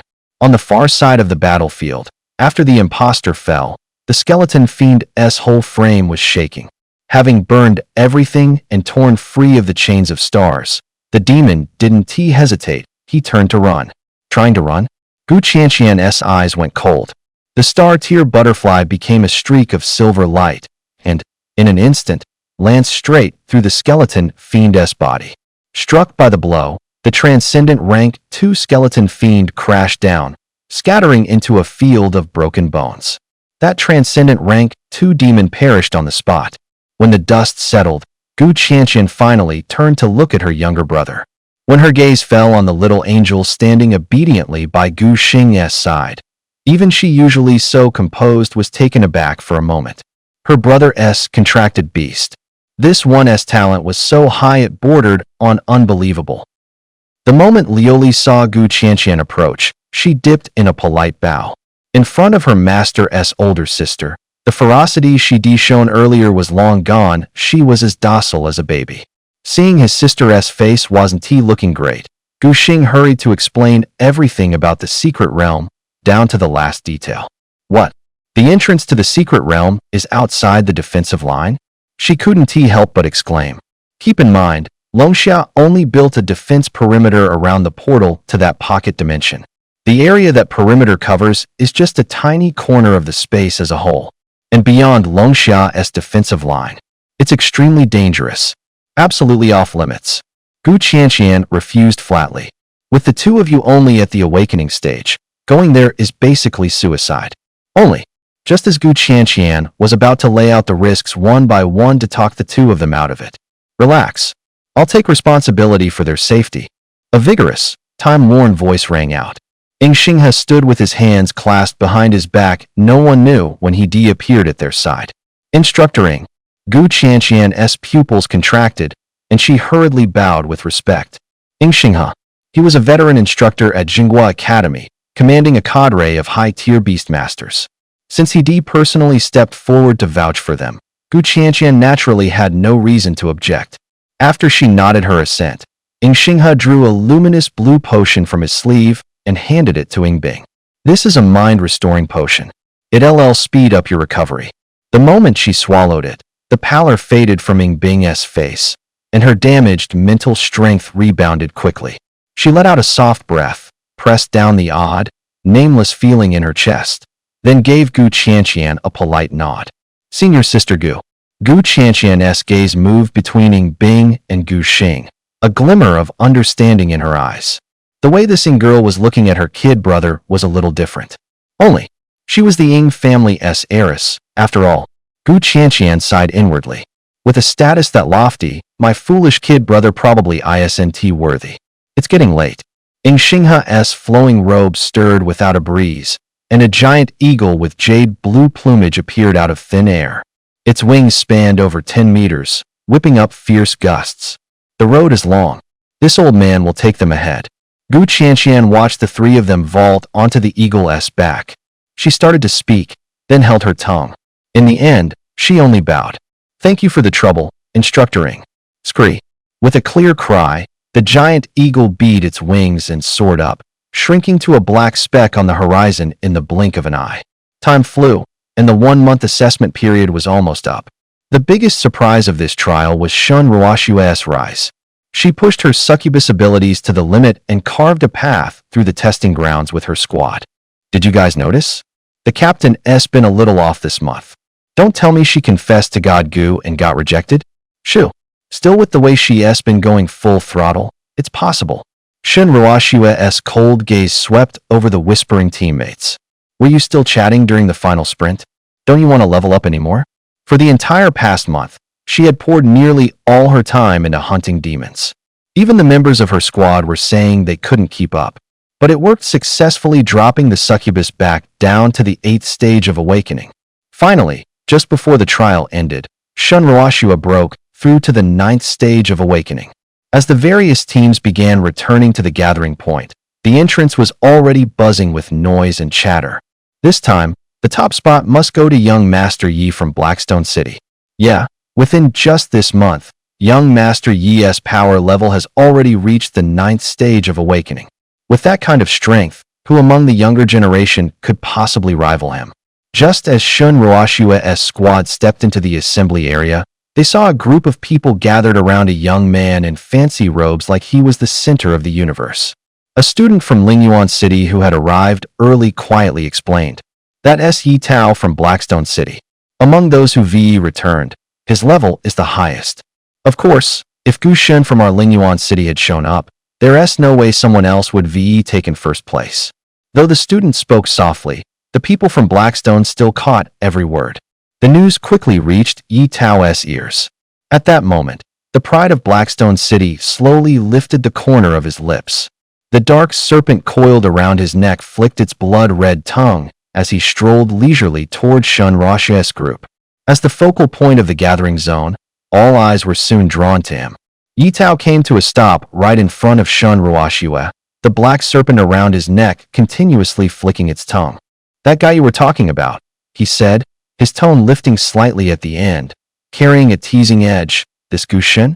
Is he really that strong? The boy who had spoken earlier immediately lowered his head, too scared to make a sound. But the members of Shun Ruoshua's squad didn't care about the tension. In their hearts, Gu Xing was the strongest. One of the male teammates blurted out. Of course Gu Shun is strong. Definitely way stronger than you. The smile on Yi Tao's lips instantly turned icy cold. A sharp hiss echoed through the air. The black serpent coiled around her neck shot up like a streak of dark lightning, its venomous fangs aiming straight at the boy's open mouth.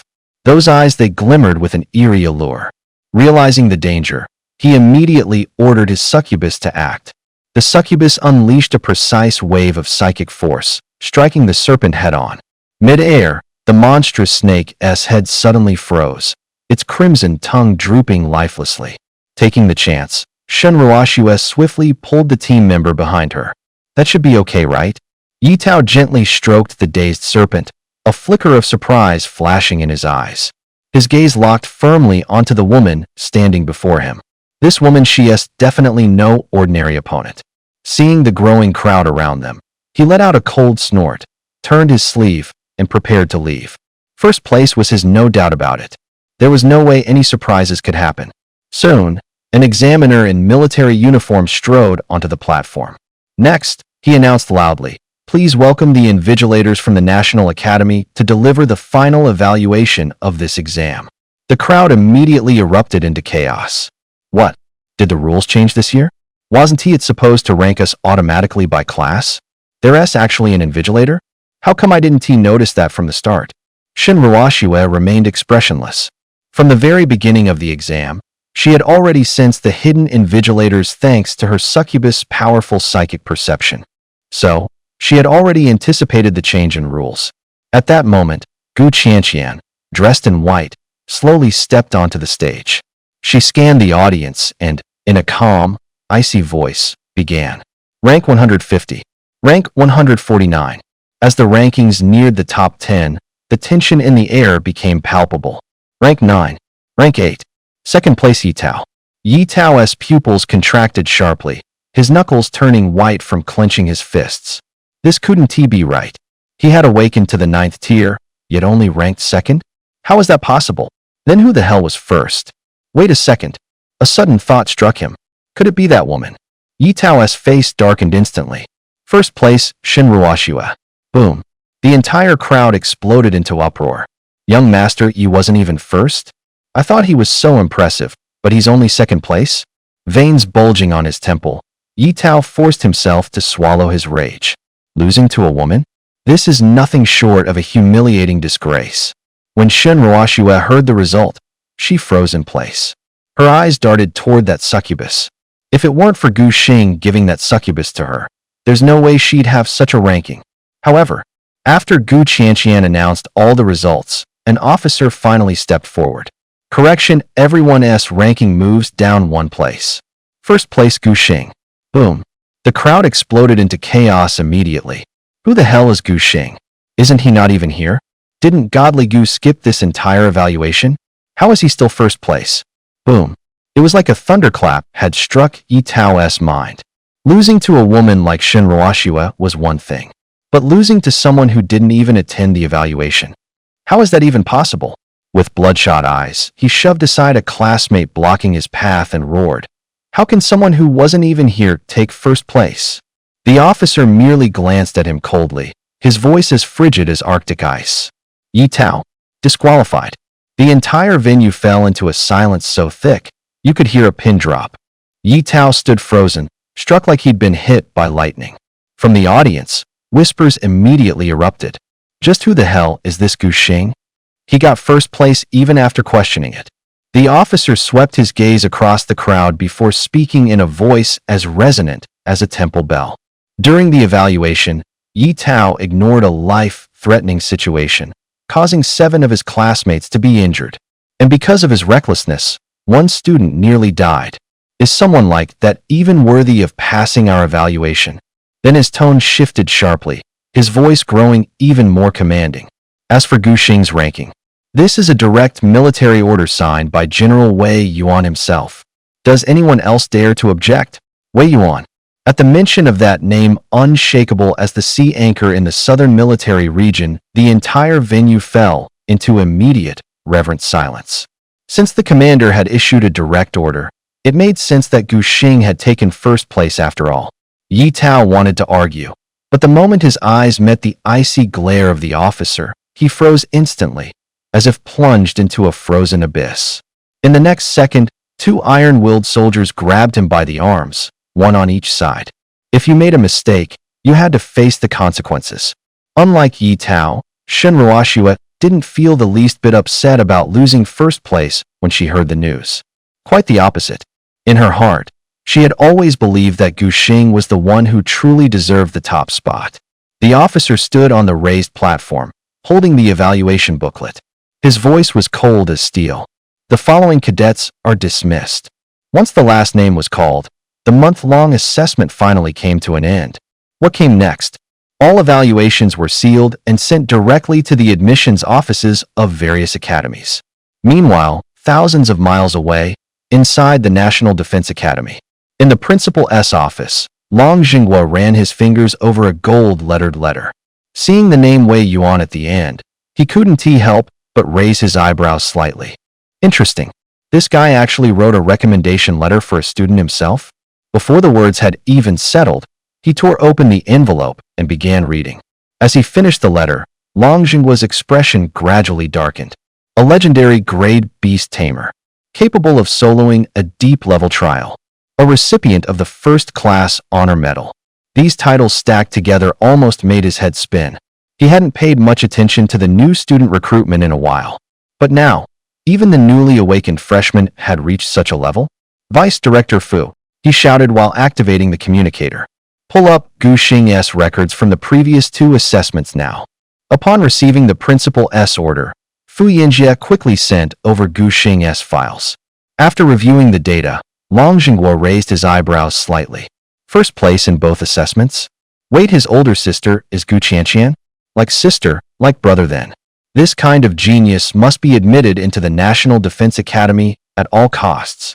With a sudden slam of his palm onto the sandalwood table, Long Jinghua made the teacup rattle loudly. Vice Director Fu, get things ready. In half a month, I'm going to the testing grounds myself to poach talent. Fu Yinjie's heart lurched. The last time the principal made such a big move was 5 years ago. Meanwhile, in admissions offices across the country's elite academies, countless eyes were locked on that gilt-edged evaluation sheet. In Gu Xing's potential rating, Wei Yuan's red ink note, each stroke biting into the paper, looked like blood, like flame. Overall assessment unrivaled potential. It was in Wei Yuan's own hand. Meanwhile, Ying Xinghe, with Gu Xing and Ying Bing in tow, had reached the end of their route. They stood in a hollow valley ringed on all sides by mountains. The valley was strewn with collapsed buildings. With a wave of his hand, Ying Xinghe wiped out the demons circling overhead, then brought the giant eagle down to land. I remember you saying it takes a 3rd key to open this secret realm, right? Gu Xing nodded. From the information in his head about the elven secret realm, all 3 keys had to be activated at the same time to open it. But when he looked around, he didn't see anyone else. Then the last person probably isn't here yet. Let us wait. Ying Xinghe could only nod. Whoever held the final key would have to come here if they wanted into the elven secret realm. While they had time to kill, Gu Xing took the chance to ask about the origin of the cultivation materials for Lioli. Professor Ying, have you heard anything about sacred spirit marrow and angel's holy blood? Ying Xinghe frowned slightly, a flicker of surprise in his eyes. After a moment's thought, he said slowly, I have heard of sacred spirit marrow. Word is the vault at Jinghua Academy has that material. As for angel's holy blood, that one I haven't heard of. Gu Xing couldn't help but brighten at that. At last, there was a lead on sacred spirit marrow, and it was at Jinghua Academy. Looks like a trip to Jinghua Academy is a must. As for angel's holy blood, there was still no trail. We can only keep moving forward, one step at a time. But that S when an anomaly erupted out of nowhere. Who's there? Ying Xinghe snapped, his razor-sharp gaze sweeping toward the rubble on the right. His wide sleeves stirred in the motionless air, and wariness flooded his eyes. In his senses just now, there'd been no one there. Sorry. A timid voice drifted out from behind the ruins. A blonde girl stepped out slowly. She looked ordinary, but her eyes were an unusually bright emerald green.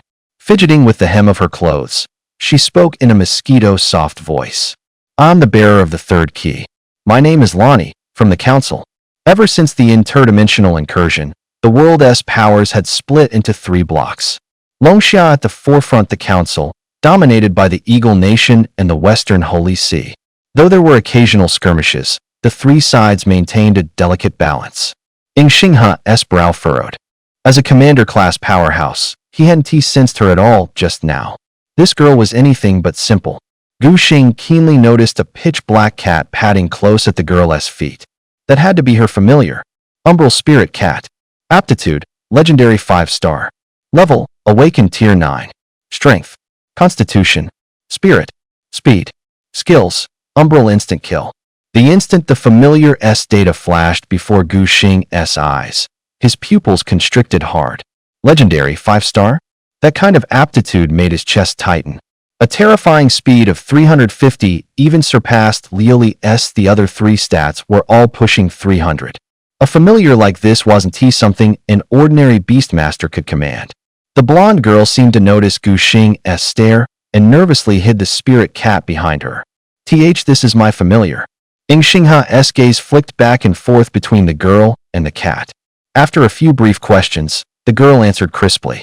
Getting nowhere, Ing Xingha let it go. Her identity was suspect, but she held the third key like it or not. Gu Xing and Ing Bing still had to open the elven secret realm with her. Ing Xingha turned and lowered his voice. Remember, once you're inside the realm, be careful. Aside from you two, don't trust anyone. Gu Xing and Ing Bing nodded in unison. A beat of silence passed. After Ing Xingha gave a nod, the girl stepped forward and dipped her head to the two of them. Together, the three focused their minds, awakening the keys to the secret realm buried deep in their consciousness. In an instant, three differently shaped keys surfaced from the centers of their brows, hung in the air, slowly rotated and interlocked, and finally merged into a simple, ancient token. The ground jolted, an emerald gate of light slowly unfurled from the void.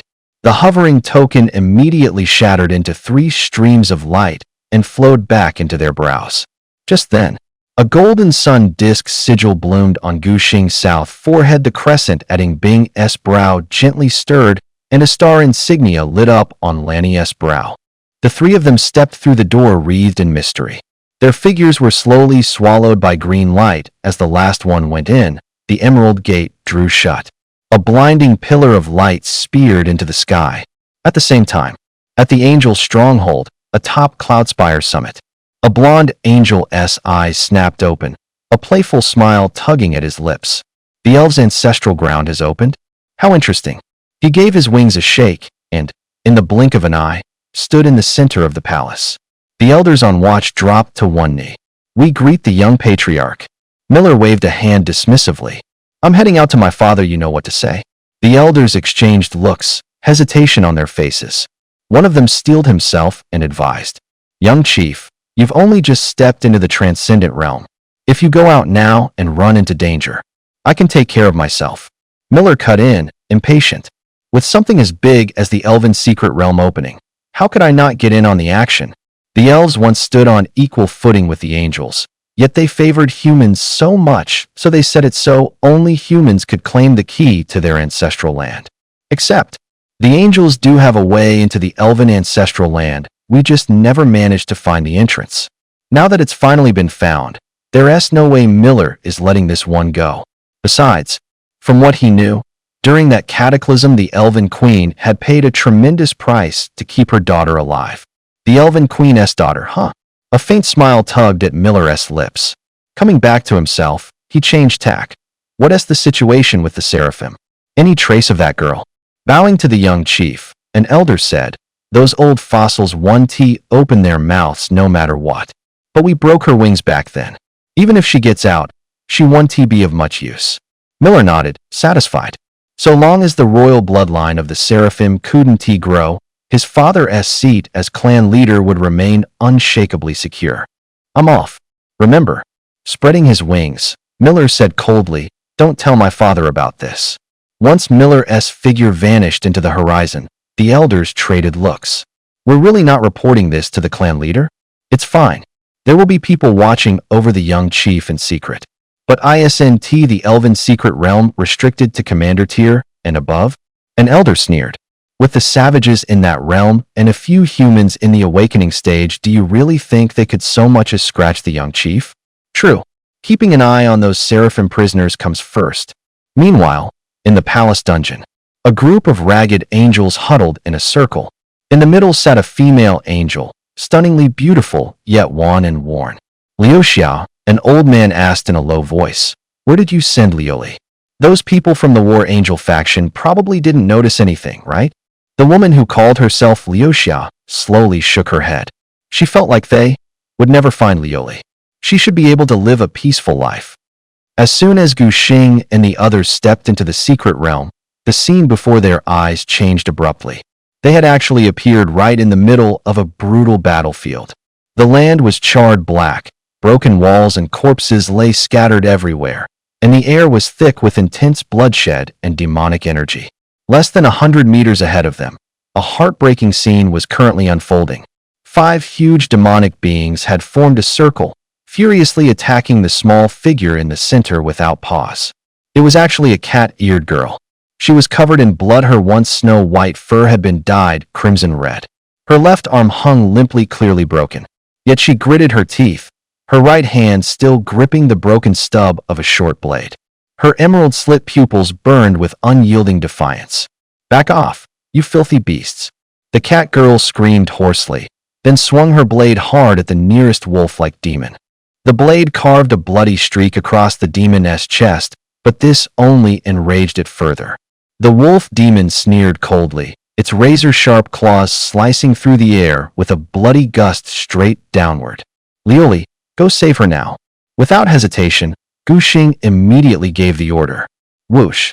A silver-white wing suddenly unfurled in midair as Lioli shot across the battlefield like lightning. She moved unbelievably fast, leaving only afterimages in the air. Punishment of the fallen. With a sweep of her right hand, Lioli's blade slashed horizontally. Thud! Thud! Thud! 3 grotesque demon heads were severed, flying high into the air. Before the remaining 2 demons could react, Lioli was already behind them.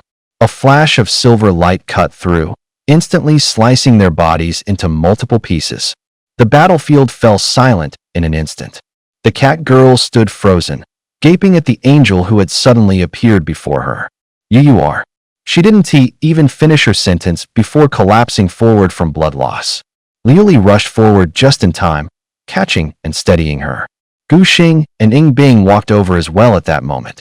When Gu Xing saw the cat ears on her head and the tail behind her back, he couldn't help but startle. He then pulled up her profile. Beastkin Cat Clan. Rank, Awakened 7th Stage. Potential, Excellent 4 stars. Skills, Beast Transformation. Seeing the shocked looks on Gu Xing and Ying Bing's faces, Lanny quickly explained. "She's a beastkin. Those are pretty common back in our country. Judging from her features, she should be from the Cat Clan. Generally speaking, this clan is rather weak and underpowered." Gu Xing nodded thoughtfully before shifting his gaze between the 2 of them. "We just entered the secret realm. How about we wait for her to wake up first, get a clear picture of the situation here, and then take action?" Ying Bing and Lanny both nodded in agreement. After all, the only information they received in their minds was how to enter the realm. Nothing else had been given about what to do inside it. So having someone familiar with the realm was extremely important. Gu Xing's gaze settled on the unconscious beastkin as he glanced around. It wasn't hard to guess what had happened here. A few demon kin of Awakened 9th Stage had attacked. Facing 5 enemies at that level, these lower stage Awakened Cat Clan members had no chance of resistance. Ying Bing pulled out a vial of light green potion from within his robes and carefully fed it to the cat-eared girl. After swallowing the potion, the girl's pale complexion regained a bit of color. She weakly opened her eyes, and as soon as she saw who had saved her, her pupils shrank in shock, and she gasped loudly. "Prophet Lord!" Her cry stunned all 3 of them, Gu Xing, Ying Bing, and Lanny. Just what exactly was a Prophet Lord? Thanks to the girl's explanation, everyone finally understood what she meant by Prophet Lord. This secret realm is practically a world of its own. The elves were once a mighty race, ruling over many subservient species. During the Great War, the elves and their vassal races retreated together into this hidden realm to escape the chaos. Though this sanctuary protected us from the flames of war, it eventually became a prison impossible to enter and even harder to leave. The cat girl's expression darkened. The laws of nature within this realm are incomplete, making it nearly impossible to grow stronger. Each new generation has grown weaker, and now even the number of beastmen reaching the transcendent rank has dwindled. And worse, she bit her lip, eyes flickering with fear. "It's not just that we can't level up." Her voice trembled as she suddenly dropped to her knees. "Please, honored ones, save this place. The demons have already infiltrated the realm half a year ago." At this, her voice cracked. "They're gathering toward the holy city at the realm's heart. If the holy city falls, the legacy of the elven race will be wiped out forever." Her eyes brimmed with tears as she whispered, "My father is still there. Gu Xing reached out, placing a hand on Sally's shoulder to stop her from kneeling further. Now that they knew the elves' legacy rested in the holy city, they had no choice but to go there themselves. He turned to Ying Bing and Lanny, seeking their thoughts. Ying Bing nodded. I'm in. Since both were from Longxia Nation, it was only natural she'd follow Gu Xing's lead. But Lanny shook her head. I'm sorry, but I must take my leave. I didn't come here for the elves' legacy. Excuse me. Gu Xing and Ying Bing exchanged a glance, then silently nodded in understanding. They had only been temporary companions, there was no need to force anyone to stay. After saying their goodbyes, Lanny turned and walked away. They watched until she vanished from sight. Then, the mysterious girl suddenly stretched lazily, her slender waist arching gracefully in the sunlight like a delicate curve beneath the golden glow. With a snap of her fingers, the disguise melted off her like a receding tide. Ugh, that wore me out. Veronica rubbed her aching shoulders, muttering about how tough it was to maintain a disguise. The black cat in her arms leaped gracefully to the ground, and in the blink of an eye, its body expanded into a powerful, imposing black panther. In those dark golden beastly eyes flickered a trace of exasperation. Miss Veronica, as always, you do love to play around. Call me Lonnie, Veronica pouted, twirling a strand of hair around her fingertip, savoring how nice the name sounded. The panther let out a long sigh, its thick tail swaying slowly. As a guardian beast sworn to protect the Veronica family through generations, it knew this young mistress's temperament all too well. Her bloodline was among the strongest of all the heirs throughout history, and her talent was astonishingly rare. Precisely because of that, everyone had spoiled her into becoming this playful version of herself. All right, I'll stop teasing you. Veronica suddenly straightened her expression, a sharp glint flashing in her emerald eyes. Now it's time to find the heirloom grandfather left here. But how exactly did that old man sneak in anyway? The panther twitched its whiskers slightly upon hearing how casually the young mistress referred to the family's elder. Miss Veronica, please be careful. If danger arises, relax. If anything happens, I've still got you, right? Meanwhile, Sally led Gu Xing and Ying Bing deeper and faster toward the sanctum, the sacred heart of the secret realm. The further they went, the more demons began appearing along the path, clearly increasing in numbers. However, before Lioli, those demons were as fragile as paper cutouts, vanishing in an instant. But after defeating dozens of demons in a row, Gu Xing suddenly sensed something was off. He furrowed his brows and glanced at Ying Bing beside him, noticing the same confusion mirrored in her eyes. That's strange, Gu Xing murmured under his breath. By all logic, after defeating so many demons, Lioli should have already ascended to the transcendent stage. Sally noticed their hesitation and quickly explained. Esteemed ones, due to the special rules of this secret realm, slaying demons here indeed won't grant any level ups. However, she paused for a moment and explained that this energy would translate into minor boosts to attributes, though the increase wouldn't be huge. You mean the attributes will actually get stronger? Gu Xing's eyes lit up. He immediately pulled up Lioli's attribute interface. Holy Angel Lioli. Rarity, Legendary. Level, Awakened Tier 9. Strength, 302. Stamina, 301. Spirit, 307. Speed, 314. Skills, Divine Retribution, Blessing of the Heavens, Archangel Form, Aria of the End. After scanning Lioli's stats, Gu Xing couldn't help but slightly narrow his eyes. Each of her base attributes had increased by around 10 points. If that's the case, then in this secret realm, it was actually the demon race that was the real treasure trove. Out of curiosity, he checked Sally's stats next. Cat Beastkin Sally. Level, Awakened Tier 7. Rarity, Great. Strength. Stamina. Spirit. Speed. Skills. Beast Transformation. As soon as the data appeared before his eyes, Gu Xing sharply inhaled through his teeth. Only now did he realize just how abnormal Sally's stats were. After all, a typical Great Rarity Awakened Tier 7 companion beast would usually have stats hovering around 120 at most. But Sally's numbers were nearly 100 points higher than that. No wonder she had survived being surrounded and attacked by 5 Awakened Tier 9 demons. At that moment, Ying Bing also noticed something odd about the Ice Phoenix's attributes. She turned and exchanged a knowing glance with Guxing. The moment their eyes met, the same thought passed between them. In addition to their original mission of searching for the elven heritage, they now had a new objective: hunting demons to boost their stats. Guxing quickly did some rough calculations. If he could get Lioli to boost her stats by nearly 100 points inside this secret realm, and then combine that with the system's rare quality enhancement function, what kind of monstrous stats would she have once she ascended to Transcendent? Transcendent Tier 3.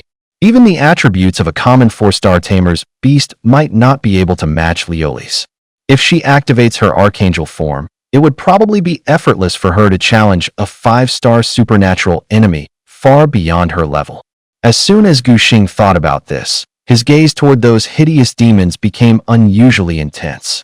These things weren't terrifying enemies at all, they were walking attribute points. Lioli decided, right then and there, that not a single demon in this secret realm would be spared.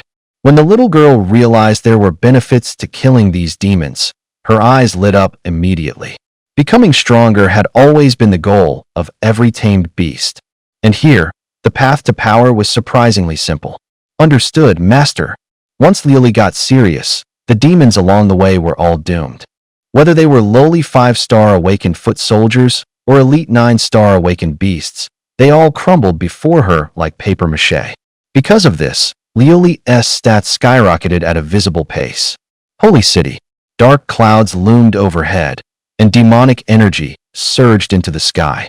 On the tall stone wall, the leader of the cat clan, Lord Roan, gripped the stone cracks tightly with his claws, his brown pupils narrowing into thin lines. There were too many demons, wave after wave, crashing toward the holy city like an endless tide. If not for the barrier left behind by the elves, the holy city would have already been crushed beneath demonic feet. Report, Commander. A cat-like beast man approached with a grim expression. The barrier has already developed cracks. It won't last more than half an hour at most. And the other races defending the walls are also in dire straits. Hearing this string of bad news, Roan couldn't help but sigh deeply. According to the prophecy, the elven heir should have entered the secret realm around this time. Hoping to preserve even a thread of that fate, he had risked everything half a month ago to send his daughter out. But now she had likely encountered some misfortune as well. Just then, boom, the entire holy city shook violently, trembling fiercely. Damn it, it's the Demon King. A terrible force suddenly ripped apart the roiling storm clouds, and a towering humanoid with bony wings descended in a slow glide. Dark violet skin ran with magma like veins, and the curved horns crowning his head gleamed with a cold metallic sheen in the lightning. Even just hovering in midair, he made the orc soldiers on the ramparts feel their knees go weak. The instant Roan saw this Demon King, his face went grim. If not for his presence, the barrier could have held. But now everything had changed. He was superhuman too, but compared to a Demon King, the gap was obscene. Demon King Carlos hung in the sky, skeletal wings unfurling as his shadow spread over half the holy city like a curtain. He didn't rush to strike, he merely looked down on the orcs along the walls, as if savoring his prey's last struggles. The demons had gone to great lengths to find this hidden realm. If they could corrupt the daughter left behind by the Elven Queen, they'd gain at least one more Demon King class combatant. Perhaps more than that. It might well be power on the Demon Goddess level. You orcs are nothing but ants, Demon King Carlos said, his voice like a dull blade scraping bone. Tell me where the elf princess is. Never. The orcs roared in unison. They would rather die in battle than bow to the demons. Carlos's lips twitched into a smile that hardly looked human. Interesting. He raised his right hand and closed his fingers on the air. Boom. The sky dimmed at once. Black clouds boiled, coalescing into a demonic claw that blotted out the heavens and came crashing down on the holy city. Hold the barrier with everything you've got, Roan bellowed. The orc warriors bit their fingertips and smeared blood across the ancient ruins. The barrier blazed, just barely mustering a pale gold screen of light. But, crack, the claw merely squeezed, and the barrier split into a web of fractures, as fragile as glass. Another blow followed. Bang! The entire barrier shattered like splintered glass. This is bad. Roan's pupils shrank to pinpoints. The moment the barrier shattered, He had to pin down the Demon King. Too bad. It was already too late. A cold voice brushed his ear, and before Roan could react, a hand clad in dark purple scales clamped around his throat. Chieftain! The orcs on the ramparts all went red-eyed, but none dared rush in. He gave a savage fling. Boom! Roan was slammed into the wall like a cannonball. Stones exploded. Dust billowed. Chieftain! With the orcs' roar rising, Carlos drifted down to the crest of the wall, bone wings folding, demonic aura surging. This is your last chance. Tell me where the elf princess is hiding. Not a word. Impatience flickered in Carlos's eyes. He slowly raised his hand, and a dark purple orb of energy condensed in his palm. Black arcs crawled over its surface, radiating a suffocating pressure. Fools be buried with me. A horrific pulse rippled out over the holy city. At the last possible moment, a scarlet streak of light closed in, fast.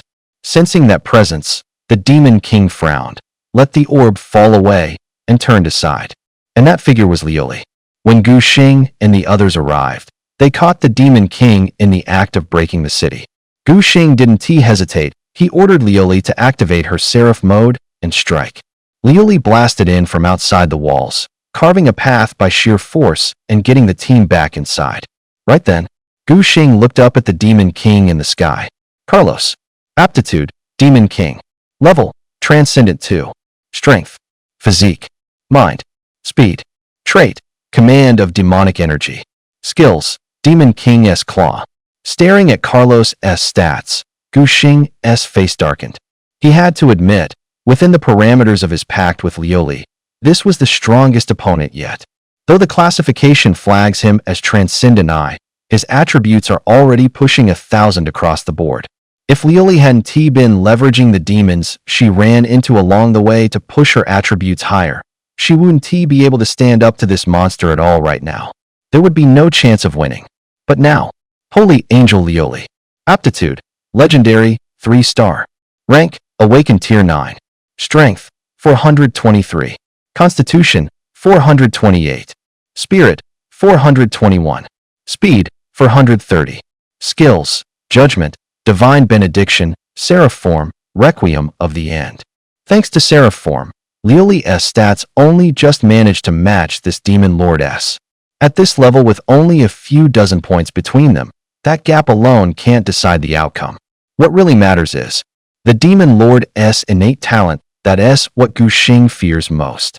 The sudden turn of events left the beastmen on the scene stunned for a beat. Then they erupted into cheers. Ancestors bless us, the prophecy actually came true. It's the prophet, we might be saved. Ron, helped to his feet by Sally amid the rubble, stared up at Lioli facing off against the Demon Lord in the sky, and murmured, "The holy city is saved. The elves' legacy won't fall into demon hands." Carlos got a clear look at his opponent, and his brow tightened. An angelic race? What is a species that high tier doing here? His gaze slid to Gu Xing. A human beastmaster, too. But an angel still in the awakening stage thinks she can stop him? Laughable. Carlos's lips twisted into a feral grin as the chalk white bone wings on his back snapped open, kicking up a fetid wind.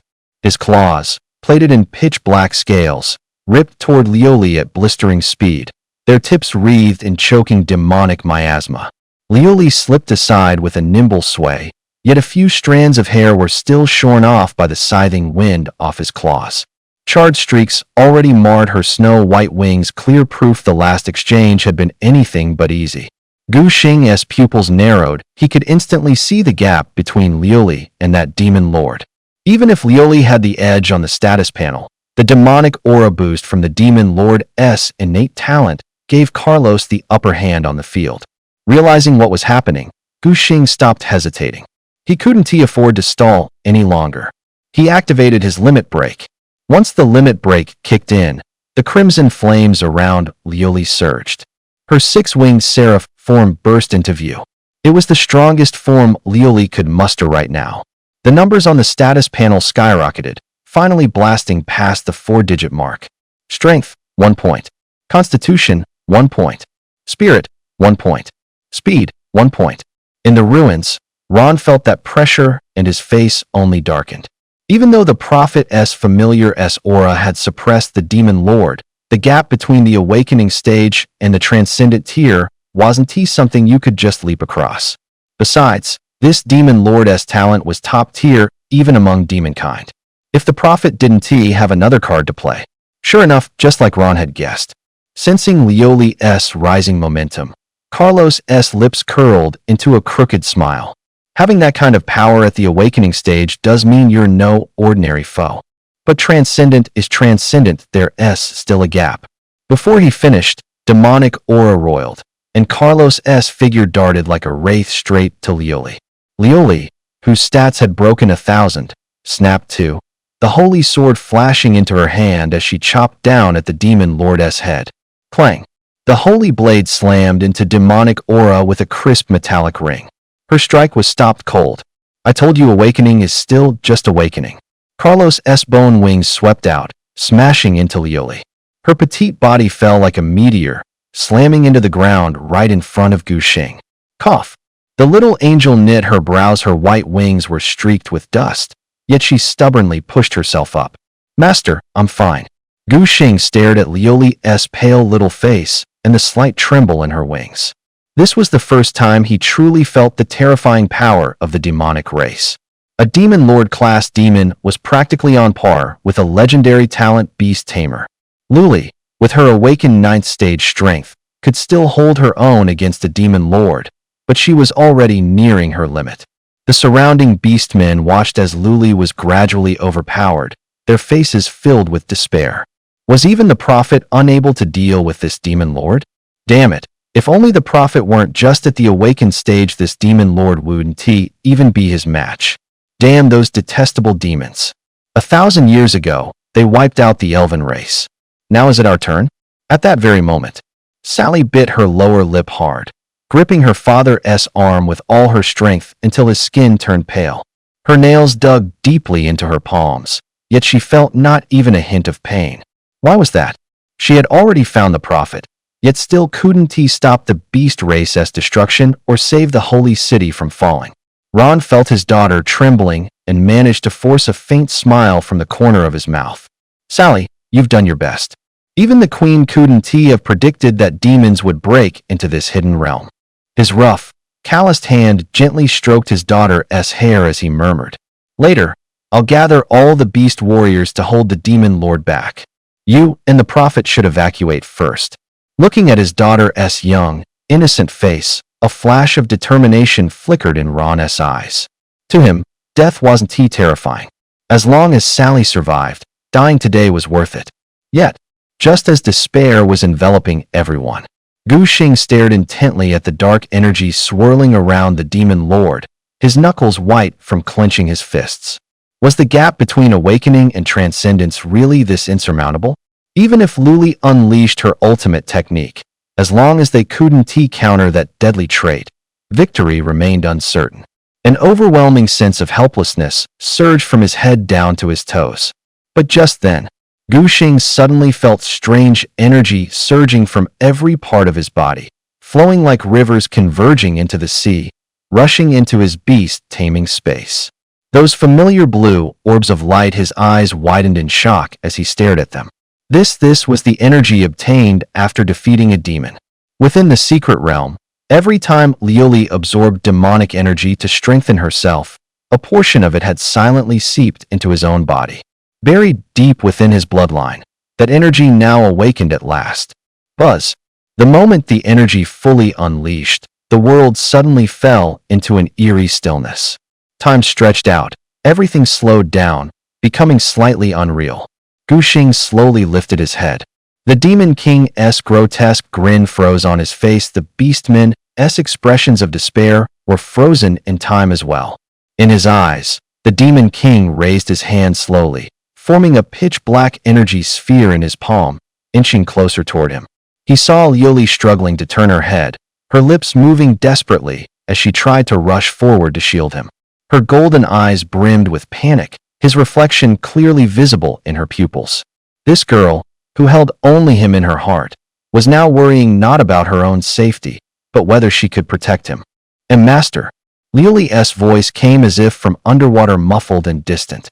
Gu Xing knew that once this attack landed, she would activate divine protection without hesitation, using her own body to form one last shield for him.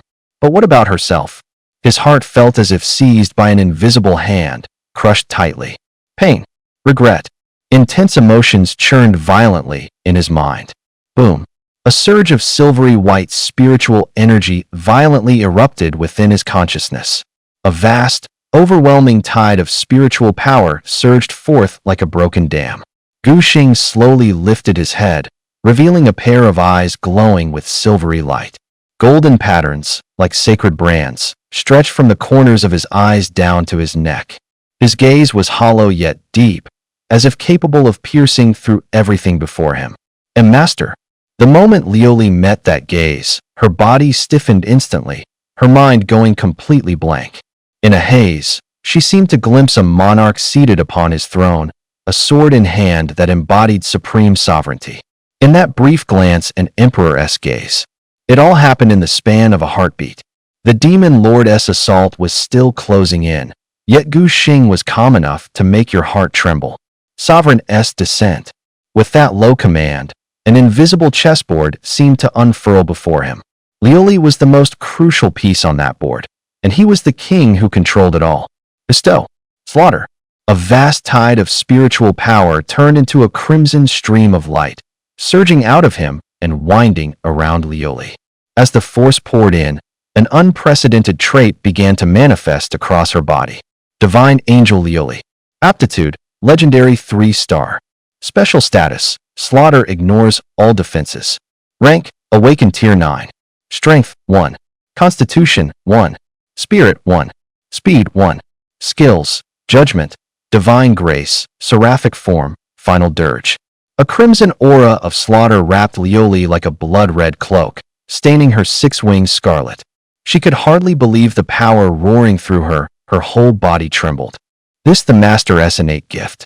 A battle fervor unlike anything before blazed in her golden eyes. She would not let her master down. A mere demon lord could never match the bond between her and her master. She lifted her chin to the shadow floating within the demonic storm clouds. All doubt burned away. Judgment. The holy sword suddenly flared with blood-red light, and the killing aura coiling around its blade warped the space itself. Against the tide of demonic energy, Lioli did not retreat, she advanced. Her 6 wings snapped, and she became a blood-red meteor streaking into the sky. Courting death, the demon lord bared a twisted grin, driving the demonic energy harder. However, the crimson sword light tore the darkness like ripped cloth, and Lioli burst through the rift. Carlos's pupils contracted sharply. He stared in disbelief as his onslaught was cleaved in two. A brief silence. How is that possible? The ice phoenix wheeled above the battlements under Ing Bing's control, its biting chill freezing the demons swarming the wall into ice statues. Just as she was about to unleash another wave of frost and storm, she caught, from the corner of her eye, an eerie silver glow flaring around Gu Xing. Awakened already, she drew in a sharp breath. As a direct heir of the Ying family, she knew better than anyone what that meant. In the entire history of the Longxia Kingdom, beastmasters who forcibly awakened their talents in the midst of battle were vanishingly few. Those prodigies recorded in the annals were dazzling beyond compare, and the talents they awakened were terrifyingly strong. Yet now, Ing Bing felt every line in the histories pale into insignificance. The aura pouring off Gu Xing was deeper, more unfathomable than anything the tomes had ever described, elusive, impenetrable. High above, empowered by Gu Xing's talent, Lioli felt no fear whatsoever toward the Demon King. To her, defense might as well not exist. In other words, the Demon King's demonic miasma had no effect on her at all. Judgment.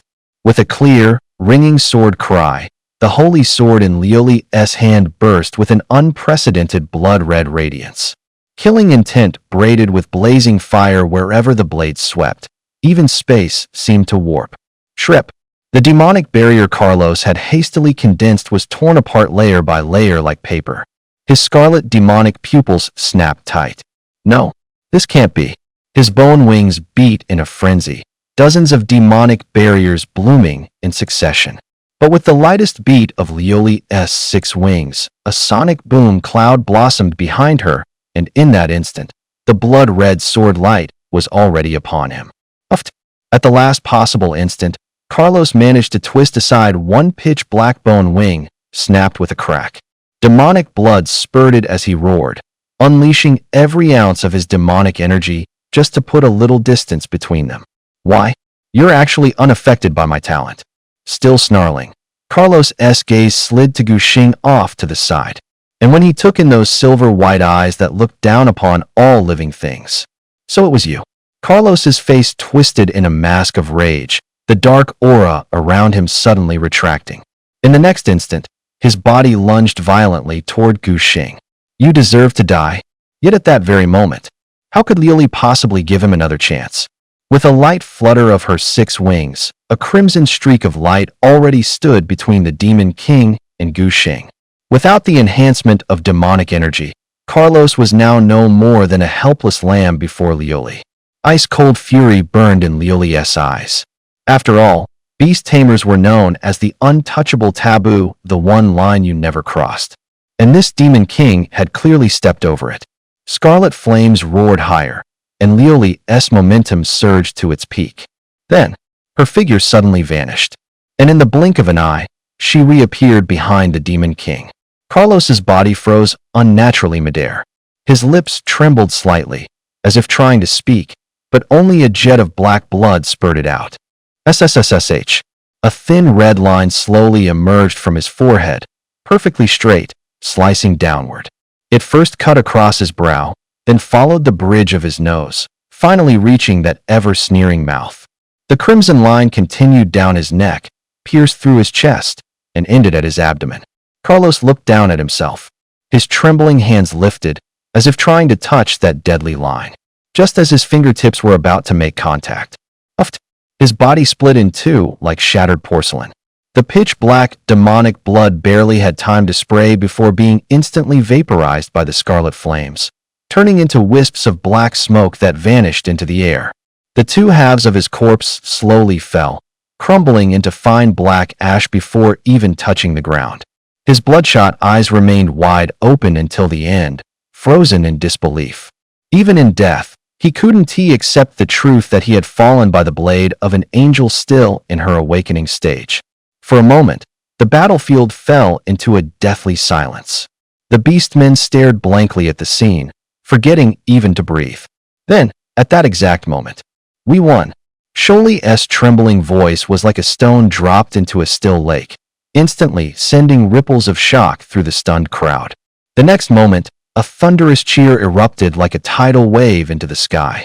The holy city was finally safe. Long live the prophet. Amidst the roaring applause, Guxing slowly retracted his mental energy. The silver-white glow in his eyes gradually faded, returning to their deep, dark color. But, after using his talent this time, he was shocked to discover that his golden finger ability could actually affect the talent itself. Guxing's status window appeared. Spirit Beast, Holy Angel. Number of contracted Spirit Beasts, 0. Level, Awakened 9th tier. First talent. Reign Supreme can grant Spirit Beasts special states like Slaughter or Protection. Second talent. Unawakened will awaken upon reaching Transcendent rank. Seeing this, Guxing's pupils sharply contracted. He had just experienced the power of Reign Supreme firsthand, powerful beyond belief. By granting his spirit beast various special states, it created enhancements that were almost godlike. Take the Slaughter state, for example. It completely ignores defense. That meant from now on, even against enemies with sky-high defense, Lioli could cut through them as easily as slicing soft tofu. He hadn't tested the other states yet, but he guessed they weren't any weaker than Slaughter. What truly shocked him, however, was that second talent listed on his status panel. In this world, no matter how gifted a person was, they could only ever awaken a single talent. No exceptions. Yet he actually had a second talent. Guxing swallowed hard, a strange sense of premonition spreading through his chest. This second talent, still unawakened, was very likely even stronger than Reign Supreme, which was why it had remained completely hidden until now, during his awakened stage. The moment that thought crossed his mind, Gu Xing felt an urge to rush straight to the transcendent rank immediately. But then he remembered he would need to contract a second spirit beast at that stage. And right now, he had absolutely no clue how to go about that. Thinking too far ahead was pointless for now. Shaking his head, Gu Xing pulled his focus back to reality. What mattered most at the moment was obtaining the elven race's legacy. After going to such lengths to reach this secret realm, heading back empty-handed would be a real waste. He'd really be getting the short end of the stick. The instant Demon King Carlos went down, the remaining demons fell into chaos. Seizing the moment, Ing Bing ordered the Ice Phoenix and the Orc warriors to launch a full counterattack. Caught in a pincer from both sides, the demon stragglers were wiped out in short order. As the smoke of battle cleared, Ron, supported by Sally, dragged his wounded body over to stand before Gu Xing and Ing Bing. The Orc chieftain cupped his fists and bowed deeply, his voice trembling with emotion. "My lord, the Orcs will never forget that you saved us. If Gu Xing hadn't been here, the holy city and the beast folk would have been swallowed by the demons." Gu Xing just waved it off. Legacy or no legacy from the elves, he wasn't about to stand by while the beast folk were besieged. After thanking them over and over, Ron began to speak to the two of them about the elves' legacy. "My lords, you must have come here for the elves' legacy. It's just there's only one share of it. So." As Ing Bing stepped closer and caught Ron's words, she spoke without hesitation. "Gu Xing, you should go." Her tone was crisp and decisive, with not a flicker of doubt in her eyes. She'd once been hailed as a prodigy herself, but after witnessing Gu Xing's strength, she finally understood there's always someone stronger out there.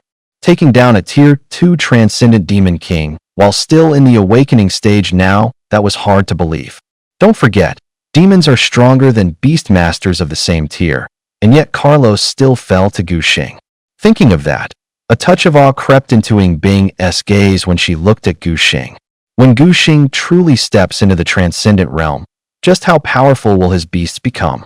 Seeing Ing Bing give way of her own accord, Ron visibly relaxed and hurried to add, "Even if Lady Ing Bing can't claim the elves' legacy, the Elven Queen left behind a place that can purify one's bloodline." She perked up the moment she heard the news. After all, the bloodline of the winner was extraordinary. Although she could only form a contract with one beast, she could feed it with the power of her bloodline. The purer the bloodline, the stronger the beast's combat strength would be. This place for bloodline purification was practically made for her. After giving orders to taking Bing away, Luo In respectfully bowed deeply to Gu Xing. "Lord, please follow me. I will guide you to the Elven Clan's Hall of Inheritance." Under Luo In's guidance, Gu Xing passed through the central plaza of the Holy City and entered an ancient grand hall. On the old stone floor, a silver-white teleportation formation made of glowing runes pulsed faintly with light. Luoan stepped back, bowed slightly, and said, "Lord, we've arrived. This is the gateway to the sacred land of the elves, their birthplace and origin." After listening to Luo In's explanation, Gu Xing took a deep breath and stepped into the center of the formation. A flash of white light, then in an instant, his figure vanished. When he opened his eyes again, he found himself in another world entirely. Slowly opening his eyes, Gu Xing was momentarily breathless at the sight before him. A colossal tree towered skyward, its massive trunk as mighty as an ancient mountain, its cracked bark etched with deep lines of time. Standing at its base, Gu Xing felt as small as a speck of dust. Instinctively, he reached out and touched the rough bark with his fingertips. Cold and dry. Clearly, this giant tree had long since lost its life. "Master, are you okay?" Inside the beast realm, Liuli cried out anxiously. The moment they entered this mysterious space, she had been forcefully sent back into the beast realm by an invisible force. Gu Xing tried summoning her several times, but failed each time, so he gave up. "I'm fine." After calming Liuli down, Gu Xing finally turned his full attention to examining the great tree. In this space, there was nothing but the tree. Was this the elf's legacy? Just this tree? As Gu Xing puzzled over it, a soft glow suddenly blossomed on the withered trunk. The light slowly gathered, coalescing into the phantom of a willowy woman. She had pointed elven ears, pale gold hair cascading like a waterfall, and a gentle warmth about her that put one at ease. Only her emerald eyes were filled with sorrow that would not lift. 1,000 years, the specter murmured, her voice worn by time, as if the wait had finally ended. Gu Xing instinctively edged back half a step, eyes wary. But quickly, he realized the figure before him was very likely the legendary elven queen. Except hadn't she already died? Perhaps sensing his confusion, the phantom spoke, unhurried. You're not wrong. I was indeed the last queen of the elves, and I passed 1,000 years ago. What speaks to you now is merely a wisp of consciousness sustained by the tree of life. Gu Xing's pupils constricted. Consciousness. To persist for a millennium on a single shred of spirit, just how terrifying had she been in life? Even monarch tier familiars couldn't retain their minds 1,000 years after death, which meant this elven queen was at least a tier above monarch. Then his heart tightened again. Someone that powerful had still fallen in the war 1,000 years ago. The demon's strength. The queen's emerald gaze seemed to read his thoughts. Don't worry. The demons today are a shadow of what they once were. And she shifted, pausing with intent. Humans possess a singular talent, a potential no other race can match. To the races of the other dimensional realms, humans are practically a bug in the system. They can become beastmasters, winning over beings of many races to serve them. And his level had already reached a certain stage. He was undeniably strong in combat. To put it plainly, it was as if the entire world favored him.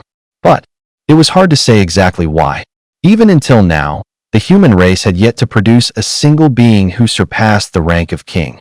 That was why, before her fall, she set up trials so difficult that nearly no one could pass them to find, among the humans, a genius capable of ascending to godhood. Through his conversation with the elf queen, Gu Xing had also uncovered a fragment of this world's truth. The space they were currently in was less of a world and more like a battlefield. Here, the myriad races competed endlessly, fighting for resources in both open and hidden ways. The demon race had become the common enemy of all species. The irony was, the stronger races often looked down on the weaker ones and refused to form alliances. In the past, the elves had been arrogant, believing themselves superior and refusing to acknowledge other races, and that pride had come at a terrible cost. The faint projection shook its head slightly, pulling its wandering thoughts back. Luckily, the elven race still had one last spark left. The projection extended its hand, and a beam of emerald light slowly rose from the roots of the ancient tree. The old bark cracked with a creaking sound, and then the trunk split open in the center, revealing a glowing passageway inside. Go forth. May you treat her kindly. The projection's voice grew more and more distant. Before it could finish speaking, it completely faded away. Its mission was complete. Gu Xing stared at the passage before him, but didn't hesitate. He walked straight in. If the elves had meant him harm, they wouldn't have gone to such great lengths to lead him here. Before long, he reached the end. A natural spring no more than 2 meters across appeared before him, its waters glowing with an odd silvery white light. Beside it, a small tree no taller than a person stubbornly grew, its tender green leaves glistening with delicate dewdrops. At the very heart of the spring, a green cocoon of pure life energy floated in utter silence. Through its translucent shell, a petite figure could just barely be seen curled up inside. This? Is that a beast? The moment Gu Xing's gaze fell on the green cocoon in the spring, a data panel popped up before his eyes. Nature Spirit, Vera. Aptitude, Mythic, 1 star. Level, Awakened, Tier 0. Status, Asleep, temporarily unable to form a contract. Solution, place in the Sacred Beast Pool to awaken. Mythic grade aptitude. Gu Xing sucked in a sharp breath, his pupils snapping tight. A beast of this caliber, no one in all of human history has ever managed to form a contract with one. He studied the spirit closely and noticed faint gray streaks threaded through her long golden hair. It seemed that Millennial Seal had left no small mark on her. The Sacred Beast Pool. Gu Xing murmured under his breath as a place name suddenly surfaced in his mind. The National Guardian Academy. As humanity's foremost academy, it did indeed house the one and only Sacred Beast Pool. With Leoli crystals as nurturing material, and the conditions of the Sacred Beast Pool on top of that. It looked like There was no avoiding a trip to the National Guardian Academy. Gu Xing drew a deep breath, feeling the beast space he had formed within. He hadn't broken through to the transcendent tier yet, but he had already pre-constructed his beast space. He reached out with care, trying to store the light cocoon into his beast space. Luckily, nothing went awry. If it couldn't go into the beast space, walking out with a mythic level little one in his arms would be way too high profile. Inside the beast space, Liuli saw the sudden appearance of another beast's silhouette. She froze, but she quickly processed it. This was her master's second beast. As much as she wanted to monopolize her master, that just wasn't realistic. She stared at the tiny figure wrapped in the green cocoon. Liuli leaned in closer and felt a faint, elusive pressure radiating from the green cocoon. Her expression shifted at once. This newcomer's talent looks pretty formidable. I can probably kiss my claim to the first bonded beast goodbye. The thought alone sent a rush of urgency through her. She had to push herself even harder. Outside the beast taming space, though, things played out differently. Gu Xing had been about to turn and leave. But just as he was walking off, his gaze snagged on that spring. Fountain of life revered by the elves as a sacred relic. It accelerates a bonded beast's growth and mends injuries. Now that essay find, Gu Xing's eyes lit up, and he moved to stash it inside his beast-taming space. With a ripple of spatial energy, the entire spring was swallowed whole. Then his eyes fell on a sapling beside it, not even as tall as a person. If I'm taking the spring, might as well snag the tree too. Take it. On the other side, Veronica was staring down the biggest crisis of her life. She lay sprawled across the Nether Spirit Panther's back, arms locked tight around the Black Panther's neck. Not far behind, a six-winged angel blazing with golden light was in hot pursuit. Each beat of its wings churned up blinding holy radiance. Miss Vero, the Nether Spirit Panther called, exasperation in its voice as its lithe form wove through the dense forest at breakneck speed. I told you not to mess with that angel. This could be gone off without a hitch. They had already found the treasure Vero's grandfather left behind, and could be walked out of the secret realm without a problem. But the young lady decided she wanted a little fun and insisted on probing deeper. In the end, they ran straight into Miller, who had just stepped into the secret realm. The Nether Spirit Panther sensed danger immediately. The pressure rolling off that angel was far beyond normal, without question a transcendent tier being. It was about to quietly spirit its mistress away, when Veronica strode right up and blurted, "Would you like to be my contracted beast?" Miller had actually meant to let this human who didn't know her limits off the hook, but he hadn't expected her to provoke him like that. The angelic race was one of the top races in this world. How could he possibly stoop to serving as a human-esque contracted beast? That was practically courting death. The Nether Spirit Panther reacted fast. The moment Miller flew into a rage, she clamped her jaws on the back of Veronica's collar and bolted. That, however, only enraged the proud angel completely. For as long as he could remember, no one had ever escaped his grasp. Of all directions, they had to flee straight toward the secret realm's center, which played right into Miller's hands. His destination was the center of the secret realm anyway. Panther, I was wrong. Next time I'll totally listen to you. I just wanted to find a strong beast companion ahead of time to help me break through to Transcendent. That's all. The Nether Spirit Panther shook her head helplessly. She knew that was just an excuse, yet she couldn't bring herself to scold her. As the Vero family's heir, why would Veronica ever need to worry about a contracted beast?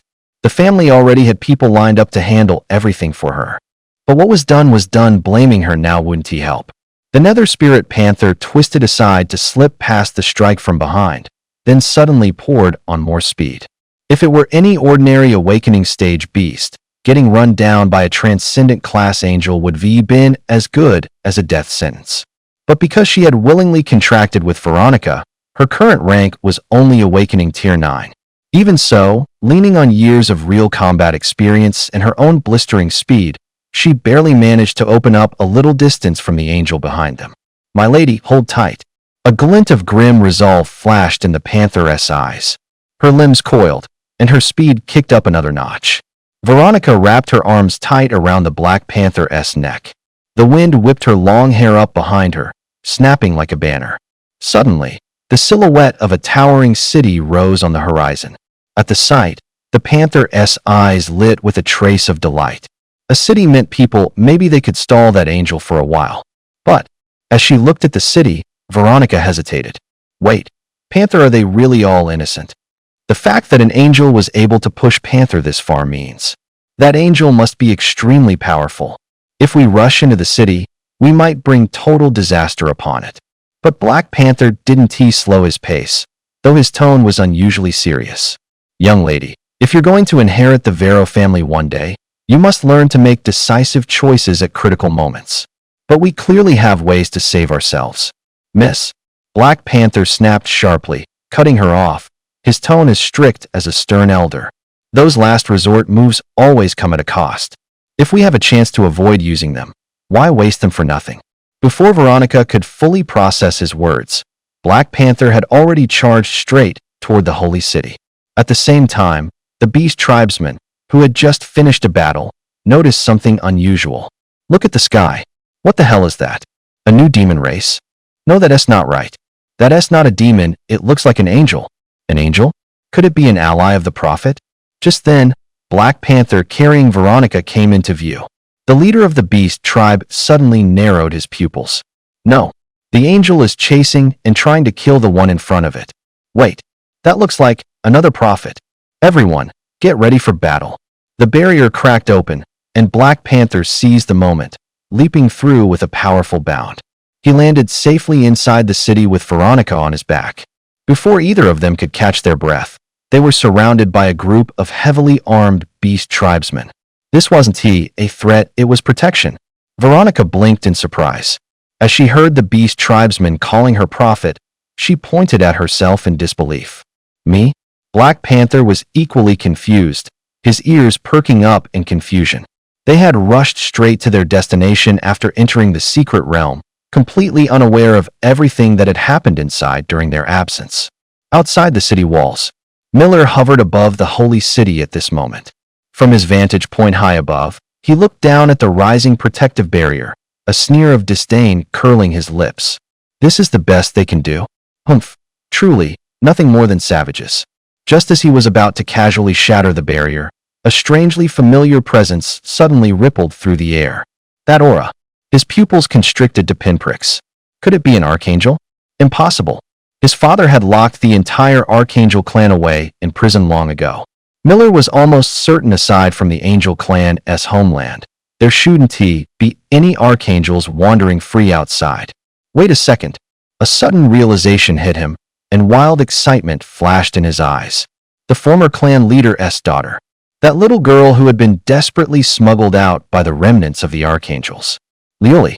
The very girl they had once searched for tirelessly.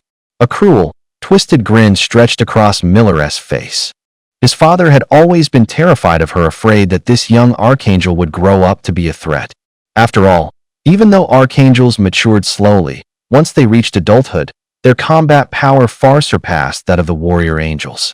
And now this very threat had fallen right into his hands. Miller gazed down at the assembled beastmen below, slowly raising his right hand.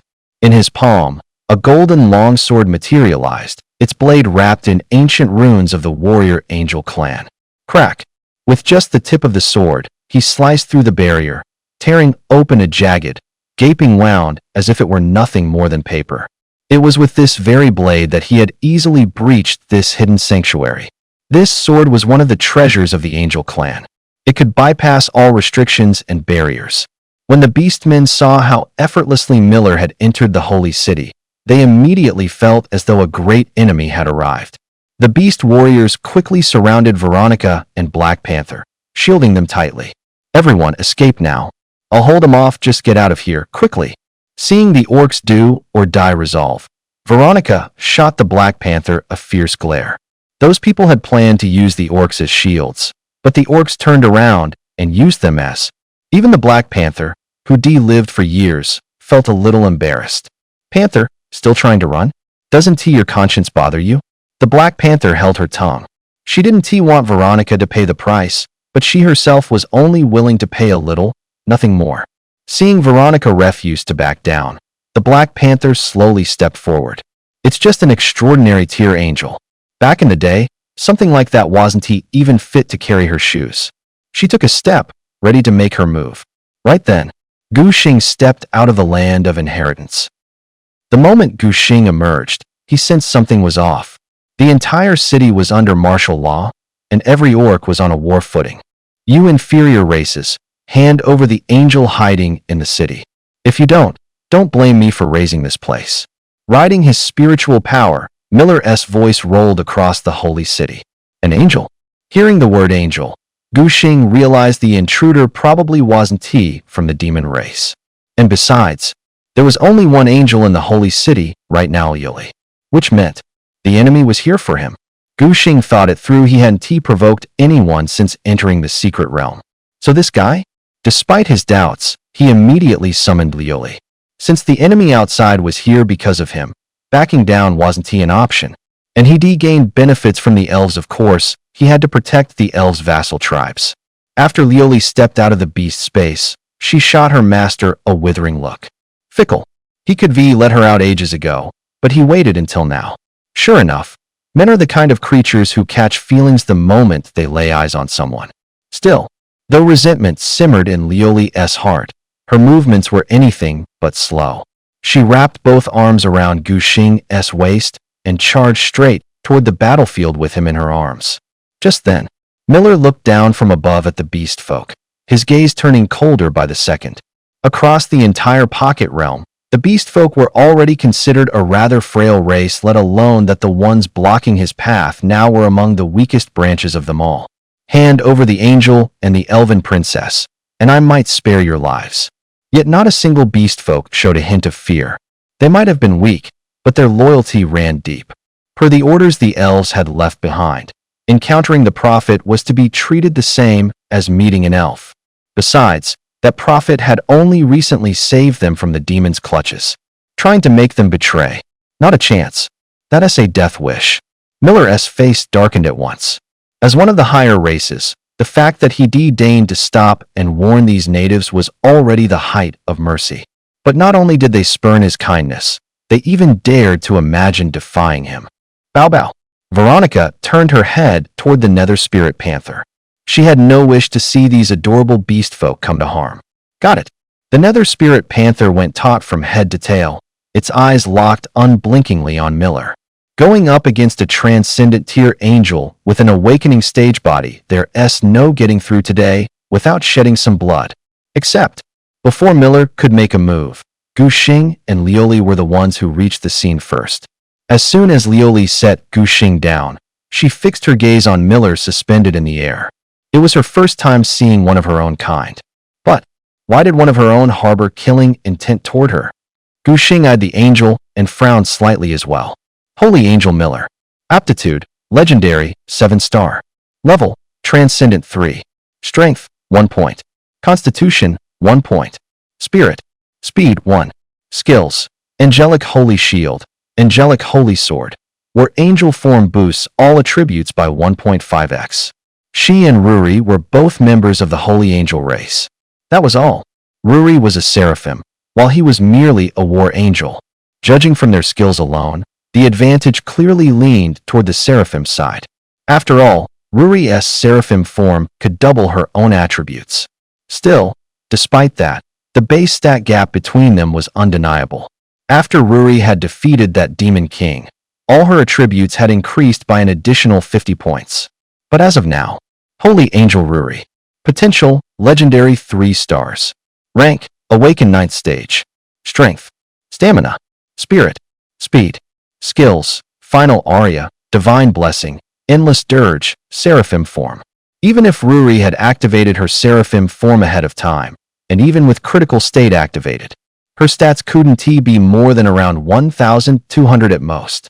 At this rate, it looks like there's only one move left to use. Endless Dirge. That was also the one move he had never dared to use until now. It came with terrifying side effects. But if it truly came down to it. Right at that moment, Miller stared at Ruri, a mocking smile spreading across his face. You, bearing the bloodline of a seraphim, have stooped to becoming a human-s tamed beast? Truly a disgrace to the angel race. However, not a single one of Miller's words affected Ruri. She had been personally pulled from the abyss by Guxing himself. How could she ever look down on her master? Besides, she never thought much of her angelic bloodline in the first place. It was nothing more than that. Ruri completely ignored Miller, and his expression darkened. Back when the Angel clan leader Ruri's father was still alive, this girl always seemed to carry herself with that same arrogant attitude. And now, she still dared to look down on him like this. He was no longer that pitiful angel who used to hide in the shadows, enviously watching Lioli's status from afar. Right now, he was the heir apparent of the entire angel race. Lioli, you seem to have forgotten everything that happened to the angel race. Want me to help refresh your memory? No doubt about it, Miller had successfully grabbed Lioli's attention. Besides Lioli, Guxing also perked up his ears. He was equally curious about this little girl's true origins. Seeing Lioli's interest, Miller didn't rush at all. Instead, he remained calm and composed. If you want to know your true background, first things first. Just how exactly did you regenerate your wings? For the angel race, all their power comes from the wings on their back. Once an angel loses their wings, it means losing all hope of growth, all ability to fight, losing practically everything. But Lioli's wings had clearly been completely severed. So why is it that her wings are whole again now? There must be a method that allows angels to regenerate their wings. Miller licked his lips greedily. If he could get his hands on that method and improve upon it, wouldn't it greatly enhance his own strength? Caught off guard by the sudden question about her wings, Lioli instinctively turned her head toward Guxing. However, that tiny motion gave Miller a sudden realization. The one truly responsible might just be this human himself. A human? How is that even possible? A species looked down upon by all the races across the realms. Weak in battle, surviving only by clinging on to others. How could such a being possess such power? Looks like, aside from Lioli, that human would also have to be captured and brought back. Miller's gaze swept across the crowd on the ground. Except for those 2 or 3 useless supernatural beastmen. Only Lioli here was barely worth his attention. Lioli, since you came here willingly to die, I'll spare the lives of these beastmen and those 2 little humans. Upon hearing this, the Hellborn cheetah was practically ready to explode in rage. Let her go? Not a chance. Bao Bao, calm down easy. Veronica looped her arms around the umbral spirit leopard's neck and hauled it back, only then managing to tamp down its rage. Bao Bao, don't get into it with that angel. You said it yourself, I'm the heir to my family. I need to be decisive. If you ask me, Bao Bao, this isn't the time for you to make a move. Their commotion immediately drew Guxing's attention. He turned his head and saw a foreign girl with pale golden hair and emerald green eyes. Looks wise. She could go toe-to-toe with Yingbing. Under Guxing's stare, Veronica realized she'd gotten a bit carried away. She quickly withdrew her hand from the umbral spirit leopard, smoothed her skirt with practiced grace, then offered her hand. Hi, nice to meet you, I'm Veronica. As soon as she finished, Veronica gave a playful wink. Seeing that, Guxing's mouth twitched. He'd already had a hunch this girl was anything but ordinary. But he never expected her to swing this wildly from one moment to the next. When she first met him and Yingbing, she'd put on a shy, innocent act. And now, if Guxing weren't sure that the leopard was the very same cat Lanny had been holding earlier, he would never believe such a stark contrast could come from the same person. Guxing didn't take her hand, he just gave a polite nod. Seeing he wouldn't reach out, Veronica pursed her lips in displeasure. What a petty man. She'd only kept her identity under wraps for a bit, and he was still holding a grudge. That's all. By now, Guxing's attention had already shifted to Miller. As for your origins, I can tell you. A smug smile spread across Miller's face. After all, this could not only eliminate the Seraphim clan's hidden threat, it also gave him a shot at getting stronger. With his mood lifted, even looking at this seraph was pleasing to the eye. More importantly, he was desperate to figure out. He couldn't wait, he wanted to see how Lioli would react when she found out the truth. You're actually the princess of the Seraphim race, and you had the nerve to forget something so important? Miller wore a mocking smirk. But now that the Seraphim are practically extinct, it's understandable you'd forget that identity. Extinct. Guxing's brow furrowed tightly at the news. He didn't fully understand the relationship between the Seraphim and the War Angels. But clearly, Liuli was from the Seraphim race, and the Seraphim were nearly wiped out.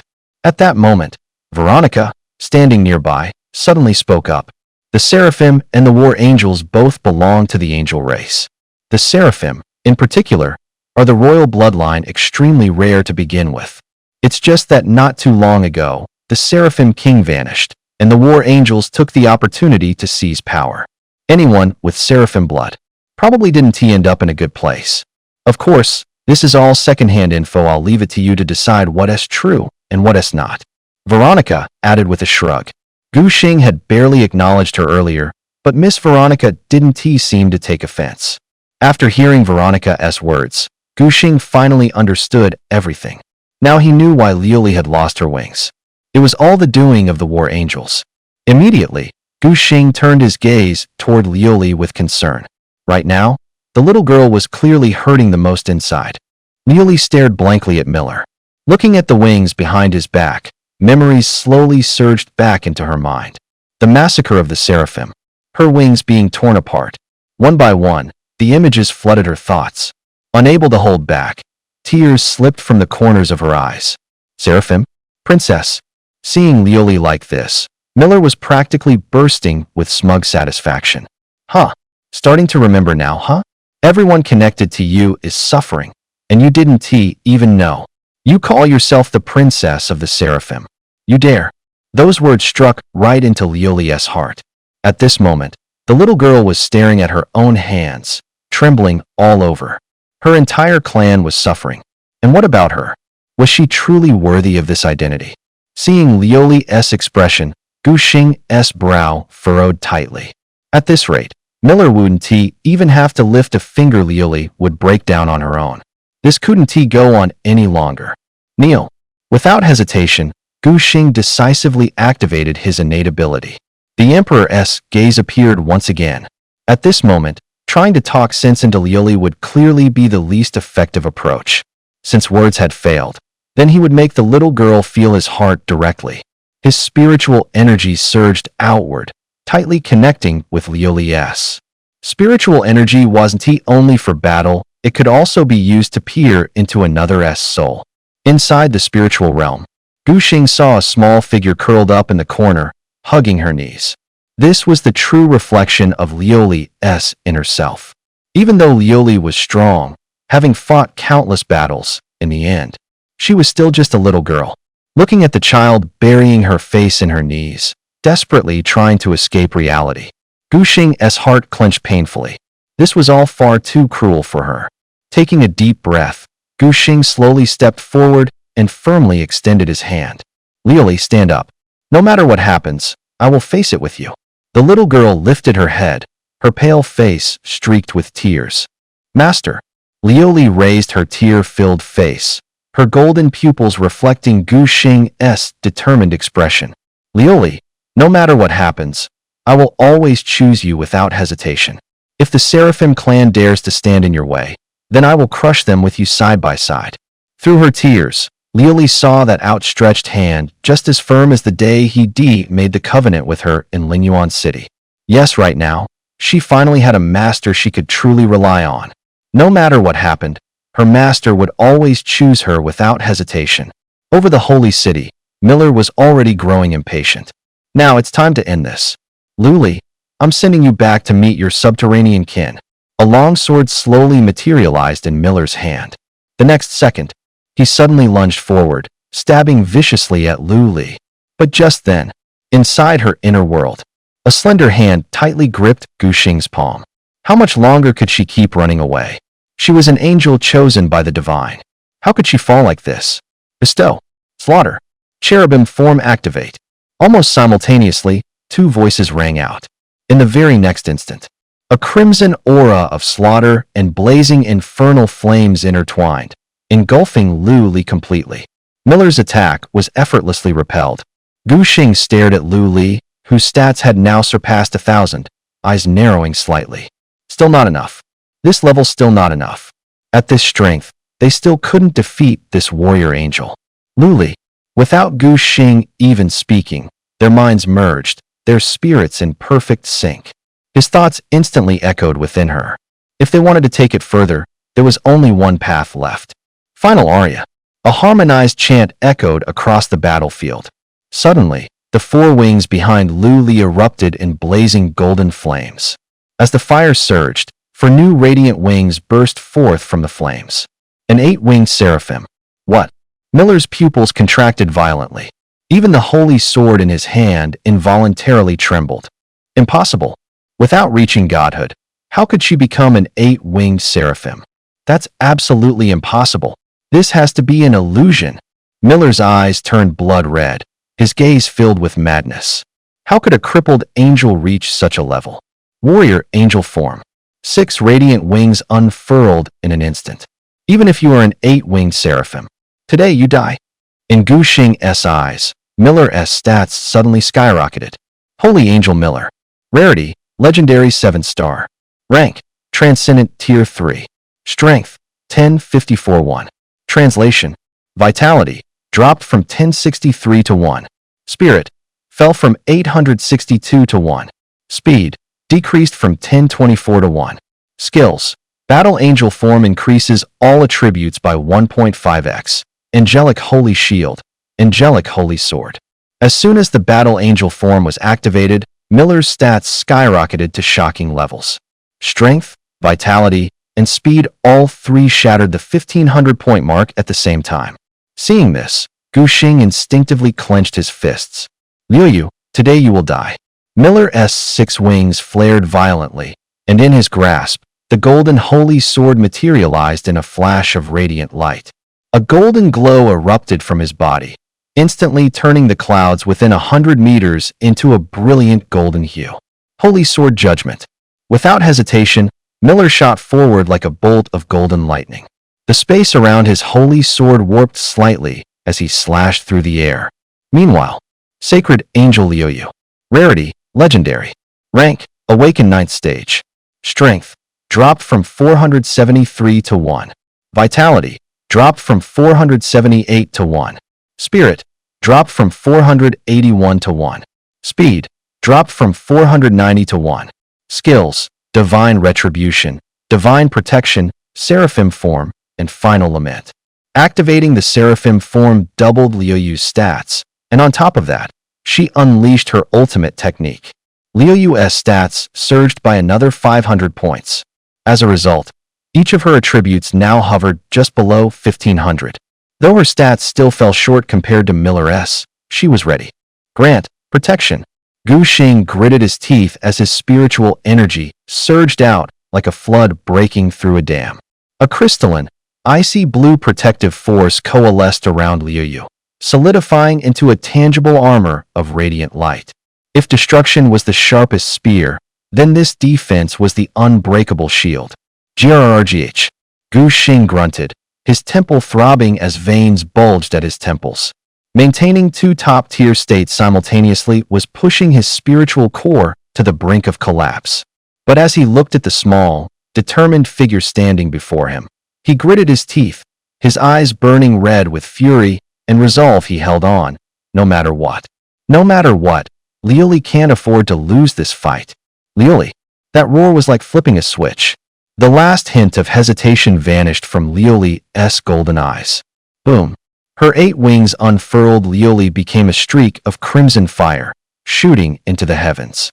Where she passed, space itself warped and burned, a crooked trail left in her wake. Watching Liu streak straight at him, Miller's pupils snapped tight, fear flashing across his face for the first time. You're insane. He could see it clearly. Liu had dropped her guard and poured everything into this one strike. If Gu Xing couldn't hold, if that ward fell for even a heartbeat, her slight body would be torn to pieces by the holy sword. And yet there wasn't a hint of fear in Liu's golden eyes. She trusted Gu Xing, and she trusted her master. Golden holy radiance collided with the crimson streak. Boom, boom. The instant they touched, time seemed to freeze. Then the impact point erupted with a light brighter than the sun, energy ripples visible to the naked eye spreading outward in perfect arcs. On the ground, the raging energy storm whipped Veronica's pale gold hair until it snapped and hissed. The umbral spirit leopard's massive body shielded her, yet it could still feel the scorching wave rolling in. Panther Veronica's voice trembled as she asked in disbelief, Is he really just in the awakening stage? The umbral spirit leopard's pupils contracted sharply, its jet-black fur bristling in the turbulent currents of power. It had once been a monarch-tier beast companion, though the contract's constraints had dragged it down to the awakening stage. When it went all out, its might still far outstripped others of the same rank. Even so, the sight before them was beyond Veronica's understanding. Absolutely. The umbral spirit leopard spoke, its tone unusually grave. That boy and that angel are both only rank 9 in the awakening stage. If any other beast had told Veronica that someone in the awakening phase could tank a transcendent tier 3 angelic familiar, her panther would have swatted them with a claw on the spot. And yet that absurd scene was playing out right before her eyes. What shocked her even more was that the boy had already awakened a talent. Even a genius like Veronica couldn't awaken her gift until she hit the transcendent tier. But this boy had already done it at the 9th stage of awakening. Miss, the Nethershade Panther lowered its voice. That boy may become your greatest rival. Want me to take care of him now? Razor-sharp claws slid out an inch. Veronica suddenly turned. The emerald in her eyes held none of its usual playfulness, only an eerie calm. The Nethershade Panther fell silent at once. It knew that look too well. Every time Veronica wore that expression, it meant the young lady was truly angry. I know. The Nethershade Panther obediently retracted its claws and swallowed the rest of its words. Veronica looked back toward the center of the battlefield, something complicated flickering in her gaze. High above, the clash between the two was nearing its end. Though she was a touch weaker in raw stats, with both Slaughter and Guard active, every strike she threw put Miller in deadly danger. Slaughter ignores defense entirely, in other words. All of Miller's defensive skills were worthless against Lioli. Boom. The holy sword and the blade of light had collided countless times at last. With a single blow, Miller finally knocked Lioli's weapon flying. But in that moment, there wasn't a hint of arrogance in the battle angel's eyes, only terror to the marrow. You're insane. All of you are insane. Miller's voice shook, his 6 wings flailing as he spun to flee. All those grand plans to eliminate a dire threat and strip human beastmasters of their power were swept aside by raw survival instinct. However, you come when you want, and you think you can just leave? Terminus. Lyle closed her 8 wings, and instantly, crimson flames engulfed the entire airspace. Miller hurled himself toward the fiery barrier, horrified to discover that the flames were actually burning away his spiritual energy. Could this be the final barrier of a seraphim? Miller spun around, his eyes now filled with desperate pleading. Lyle, don't kill me. Your people are still. Before he could finish, Lyle's judgment had already arrived. A soft chant echoed softly. As the whisper left her lips, the 100-meter-wide crimson barrier suddenly collapsed inward. Miller's scream was swallowed by the contracting inferno, finally condensing into an intensely radiant red star. Boom! Amidst the deafening explosion, the barrier hastily erected by the beastmen violently trembled. The shockwave tore through the area, leaving fine, web-like black fractures across the very fabric of space. When the blinding light faded, only drifting golden feathers remained in the sky along with the proud, towering figure of the 8-winged being. At that moment, the holy city fell into a silence as deep as death. All the beastmen held their breath, gazing upward in awe at this staggering scene. The once invincible war angel had vanished completely. After the smoke cleared, only 2 objects floated silently in the sky. Divine angel blood. Type: legendary material. Effect: greatly enhances the innate quality of angelic beast companions. Note: core essence of the war angel bloodline, containing pure divine holy power. Edge of realm breaking. Type: sacred artifact of the angels. Effect: capable of shattering worldly barriers and seals. Note: a priceless treasure passed down through generations of the angelic race. As soon as Guxing saw the divine angel blood, his pupils sharply constricted. This was the second key material Lyle needed for her evolution. He already had the light crystallization, and now the divine angel blood, only one remained. the Holy Spirit Marrow Essence. But Xinghe had mentioned that the Royal Academy's treasure vault contained the Holy Spirit Marrow Essence. If he could join the Royal Academy, then he would definitely get his hands on that final ingredient. By then, using these three materials to cultivate Lioli, could it possibly elevate Lioli's rank straight to mythic level?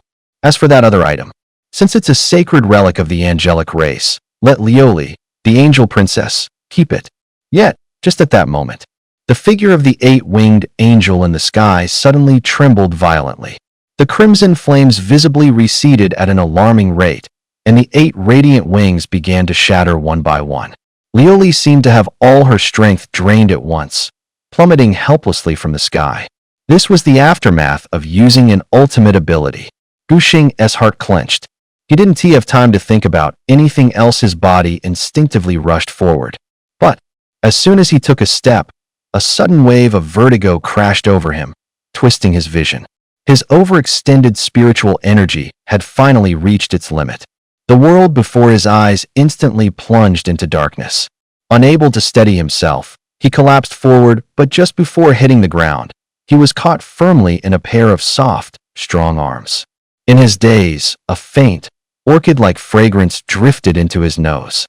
At that moment, outside the secret realm, Xinghe paced restlessly back and forth outside.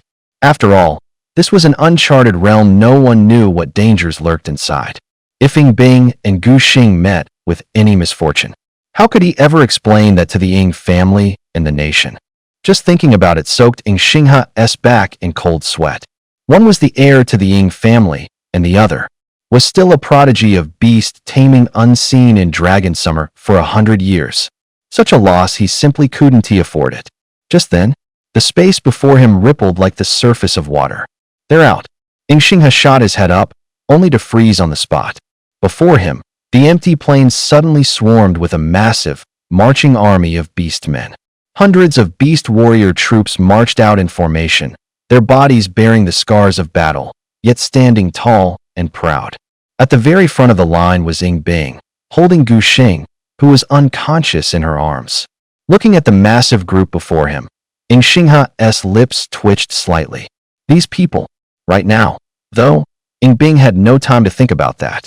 As soon as her bloodline enhancement was complete, she had rushed to the battlefield, just in time to see the moment when Guxing collapsed from sheer exhaustion. Almost on instinct, she had taken a step forward before Veronica could, rushing forward and catching the boy firmly in her arms. Grandfather Xinghe, quickly, come see Guxing.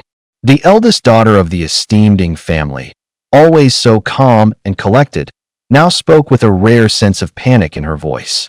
It looks like he passed out from overusing his talent. Yingbing didn't even notice the slight trembling in her arms as she held Guxing close, nor the anxious worry burning in her normally cold eyes. But Xinghe stood frozen on the spot, almost doubting whether he had heard correctly. Had he not misheard? Just now had his young mistress really said that Guxing had overused his talent? Could that actually be true? Xinghe double-checked Guxing's level again. It really was the case. He had indeed awakened to the 9th tier, which meant Guxing had awakened his talent ahead of schedule. Xinghe's Adam's apple bobbed violently as he forcefully suppressed the storm of shock rising in his chest. This situation needs to be reported to the principal immediately. If they let a genius like this slip through their fingers, it would be a disaster. Grandfather Xinghe, look. Seeing that Xinghe hadn't responded for so long, Yingbing's tone carried a hint of dissatisfaction. That finally snapped Xinghe out of his daze. Hurriedly, he bent down to examine Guxing's condition. He doesn't have any major injuries. It's just a case of spiritual energy depletion, which is why he fainted. As he spoke, Xinghe glanced toward Lioli, who was being held carefully in Sally's arms. As for his spirit beast, this looks like the aftermath of using a supreme technique. It should recover on its own after some time. Still, I didn't expect this spirit beast's supreme technique to leave behind such severe side effects. Don't forget, the worse the backlash, the stronger the ultimate. Every time the Ice Phoenix unleashed its ultimate, it did nothing but knock itself out. But this contracted beast actually fell straight into a deep sleep. The corner of Xinghe's mouth twitched. Exactly as expected, A freak of a beastmaster, perfectly matched with a freak of a beast. Hearing that Gu Xing was fine, the tension finally eased from Ying Bing's shoulders. Out of the corner of her eye, she noticed the beastmen behind them, seemed to realize something, and began to explain, slowly. These beastmen were taking refuge in a secret realm. Then the demons breached it, and Gu Xing saved them, so they decided to come with us. With Ying Bing's explanation, Ying Xinghe finally understood. Longxia Isnt closed off. In the other realms, many races seek sanctuary in Longxia, and Longxia welcomes all, turning none away. So adding one more beast tribe isn't exactly a big problem. However, it's a long road from here to Longxia. How are you going to make the journey? Chieftain Roan stepped forward and offered the beastmen as highest salute a deep bow. My lord, I will lead my people to Longxia. Please take the seer back for treatment first. Ying Xinghe gave a small, approving nod. Longxia may be welcoming, but it won't feed every race unconditionally. Whether they can break through the dangers and reach Longxia is, in itself, the best test for this beastman tribe. Before departing, however, Roan begged Ying Xinghe to take his daughter, Sally, with them. Since the unconscious Gu Xing did need someone to look after him, he didn't refuse. Meanwhile, the moment Veronica stepped out of the secret realm, a shadowy figure fell to his knees before her like a wraith. Miss, the family head commands you to return at once. The black-clad man's voice was low and respectful, yet carried a firmness that brooked no refusal.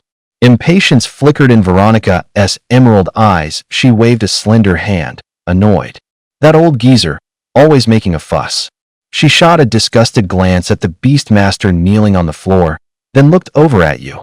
Hey Ten, don't show up in front of me again. That ugly mug of yours really pisses me off. The beastmaster called Hey Ten kept his head down, kneeling in humble submission, without even the courage to look up.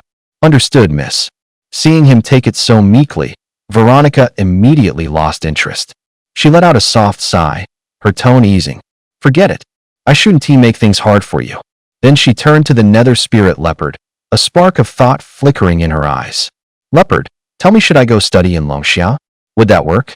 The nether spirit leopard's eyelid twitched slightly. This young lady really acts the moment a thought pops into her head. Given her status, if she ran off to study in Longxia, how big of a stir would that cause? Then again, someone will worry about that, probably not her. I don't see a problem, Miss Vero. Great, then it's settled. Crimson.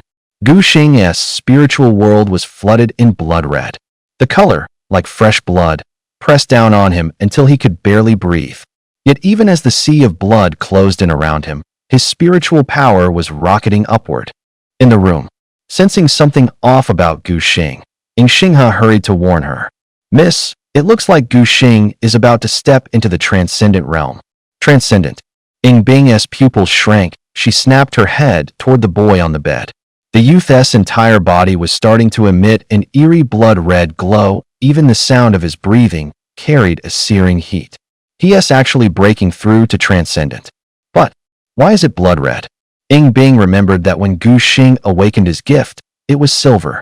But now, before Ying Bing could collect herself, Ying Xinghe pulled her aside, formed seals with his hands, and an ice-blue barrier instantly enveloped the entire room.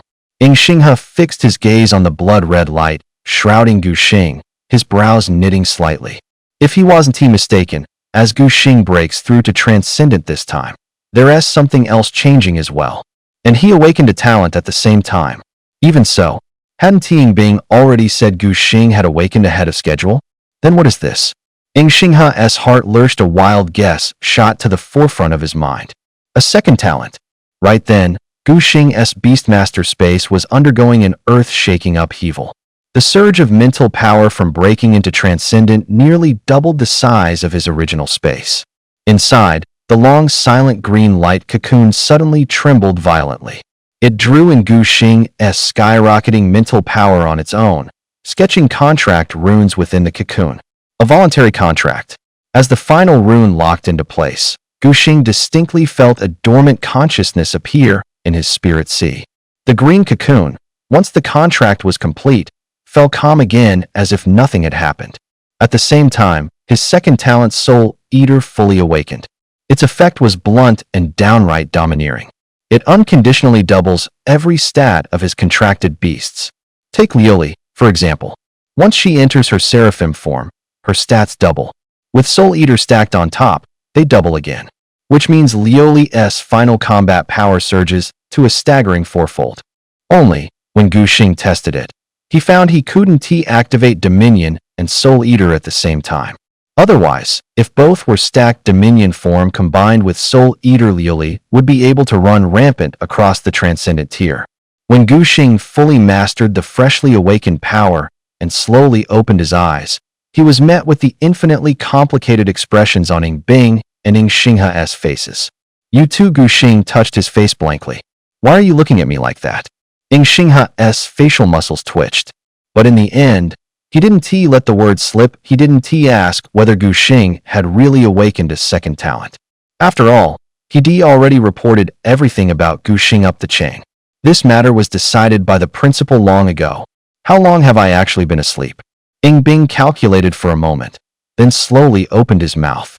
Since we left the secret realm, you've been unconscious for a full half-month. You're now in the imperial capital, at the Ing household, my home.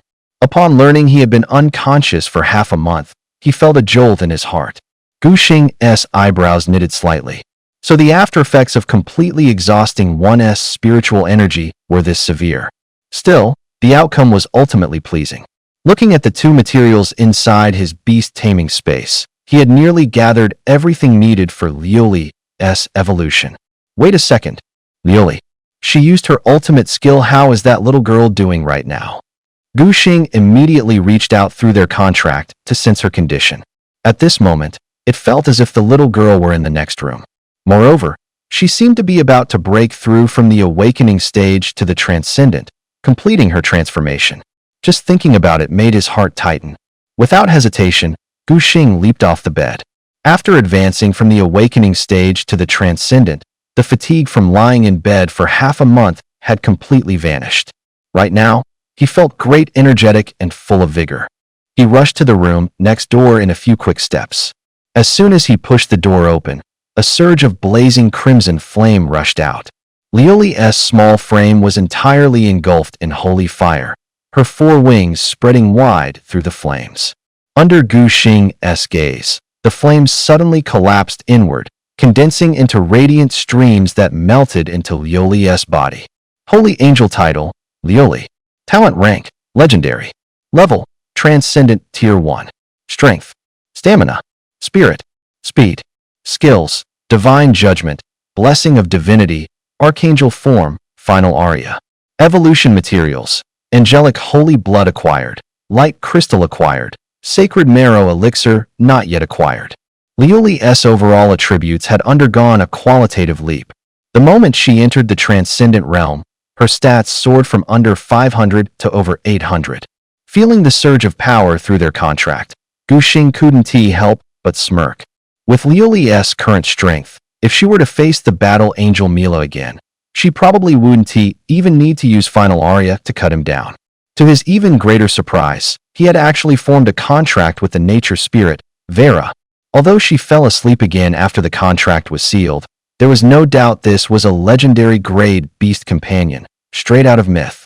Gu Xing suspected that the surge of spiritual energy he released when he broke through to the transcendent stage had triggered Vera's instincts, leading to the contract forming naturally. All he needed to do now was find a way to wake her up, then help her break through to the transcendent level. Excitement gleamed in Gu Xing's eyes that he couldn't suppress. If everything went smoothly, and he got into the National Academy to obtain the Holy Marrow Elixir, he could even elevate Lioli's potential to the mythic level 2. 2 myth-tier beast companions. The thought alone made his heart race. With that kind of strength, even if he faced off against a high-tier transcendent beast tamer, he'd still have a fighting chance. Just then, Lioli slowly opened her dazzling golden eyes. As soon as her vision focused, she threw herself at Gu Xing without hesitation. Instinctively spreading his arms wide, Gu Xing caught her as the little girl dove into his embrace like a fledgling bird returning to its nest. No one noticed the flicker of slyness that flashed through Lioli's eyes. Thanks to the bond, She had sensed long ago that her master had just contracted with another spirit, the Nature One. That realization had triggered a deep sense of urgency inside her. She couldn't afford to wait any longer. Lioli silently made a decision in her heart. If she wanted her master to finally see her, she needed to take action herself. She gently tightened her arms around him and buried her face into his chest. Watching the scene unfold beside them, Bing felt a strange wave of bitterness rise in her chest. Frowning in confusion, she couldn't quite place where the emotion had come from. To hide her discomfort, she lightly coughed and reminded him, "Gu Xing, the third trial is about to begin." Her words were like a bucket of cold water dumped over him. Reality snapped him out of his daydreams. The Holy Marrow Elixir. He had to pass the trials to get into the National Academy. If he missed this chance, what if he couldn't get in at all? But in truth, Gu Xing's worry was completely unnecessary. The principals of the National Academy, Long Jinghua, and the heads of other academies were all rushing to the examination site at that very moment. These usually elusive and powerful figures had, surprisingly, all set their sights on the same destination this time. It was none other than the peerless genius personally recommended by Wei Yuan, Gu Xing. In the territory of the angelic race, several elders who were responsible for sealing away the seraphim suddenly sensed something was off. Why hasn't the young prince returned yet? Could something have happened? One of the elders turned his head and asked the person beside him. Impossible. You mean the young prince went out without any escorts? Just then, the holy flame inside the grand hall flickered violently. A figure suddenly materialized from thin air, tall, imposing, and revealing 8 pairs of golden wings that shimmered like stars spreading behind him. It was actually the Seraph Lord himself, Mi Zhan. Mi Lu is dead. Mi Zhan's voice was as cold as a 1,000-year-old glacier. He barked out furiously, "Find out who did this immediately." The elders exchanged uneasy glances. They knew all too well that the Lord wasn't truly upset over the death of his son. Mi Zhan had countless offspring. Replacing the young prince would be effortless. What truly enraged the Angel Lord was the World Breaker Blade. The angelic race's most sacred and powerful artifact had been stolen by Mi Lu, and its whereabouts were now unknown. "We will find the truth at once, my lord." The 4 elders simultaneously dropped to one knee, their eyes filled with disbelief. With Mi Li's strength, how could he possibly perish inside such a minor secret realm? Once the elders had left, Mi Zhan turned and strode toward the prison deep beneath the earth. At the end of a dark and narrow corridor, the last remaining seraphim captives were locked away.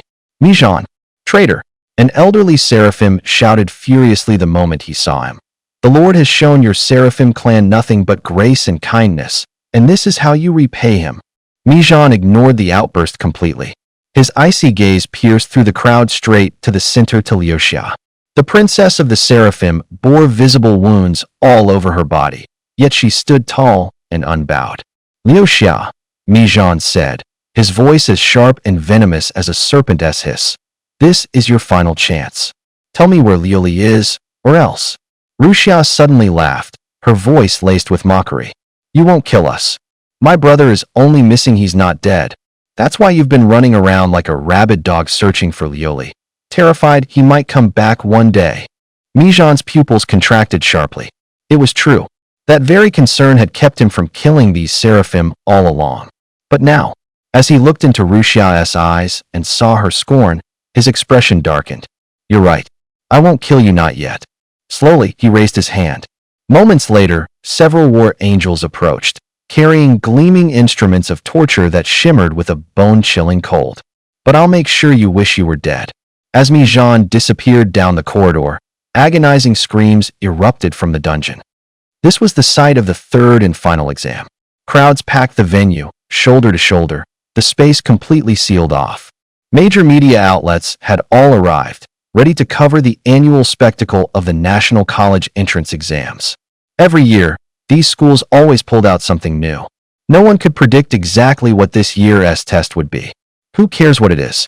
Let us just see who takes the top spot this year.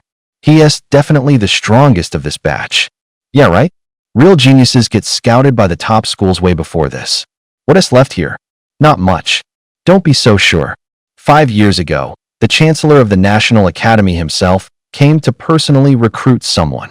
Exactly 5 years ago. Back then, the exam system wasn't fully developed, so they missed that genius. But now? Forget it. Special recruitment? Impossible now. Amid the murmurs of the crowd, candidates who had passed the first 2 rounds entered one by one. Shin Ruoxue was naturally among them. Right now, her eyes darted frantically across the venue, searching for a familiar figure. But she found nothing. Captain, stop looking. Gushin isn't here. I bet he's just running late. If we spot him, we'll notify you the second we do. Captain, with us here, the moment Godgu walks in we'll notice right away. With her teammates teasing her like that, Shin Ruoxue's cheeks flushed at once. Having a teammate get right up in her face to mock her still made her feel a little embarrassed. The succubus nearby heard them talking and quietly lowered her head. She could see the situation crystal clear. Now she no longer dared hope Gu Xing would become her master. Maybe from the moment she betrayed Gu Xing, this ending was set in stone. Still, at least Gu Xing spared her life. Just then, the sky suddenly dimmed. A great flock of flying contracted beasts burst into view above the exam grounds. Before anyone could react, the principals of the major academies were already descending. The most eye-catching figure in the crowd was a silver-haired elder. He was the principal of Zhenghua Academy, Long Zhenghua, and also a pillar of the entire Longxiao nation. A king-tier beastmaster, 9th stage. What the? Even the principal of Zhenghua Academy showed up at the exam site? Not just Zhenghua Academy, Black Dragon Academy, Yellow Dragon Academy, it looks like all the famous principals from Longxiao are here. What are they doing here?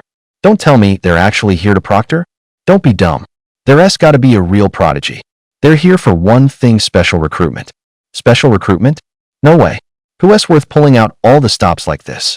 The crowd buzzed, and sparks were already flying between the principals. They'd all come because they got the word.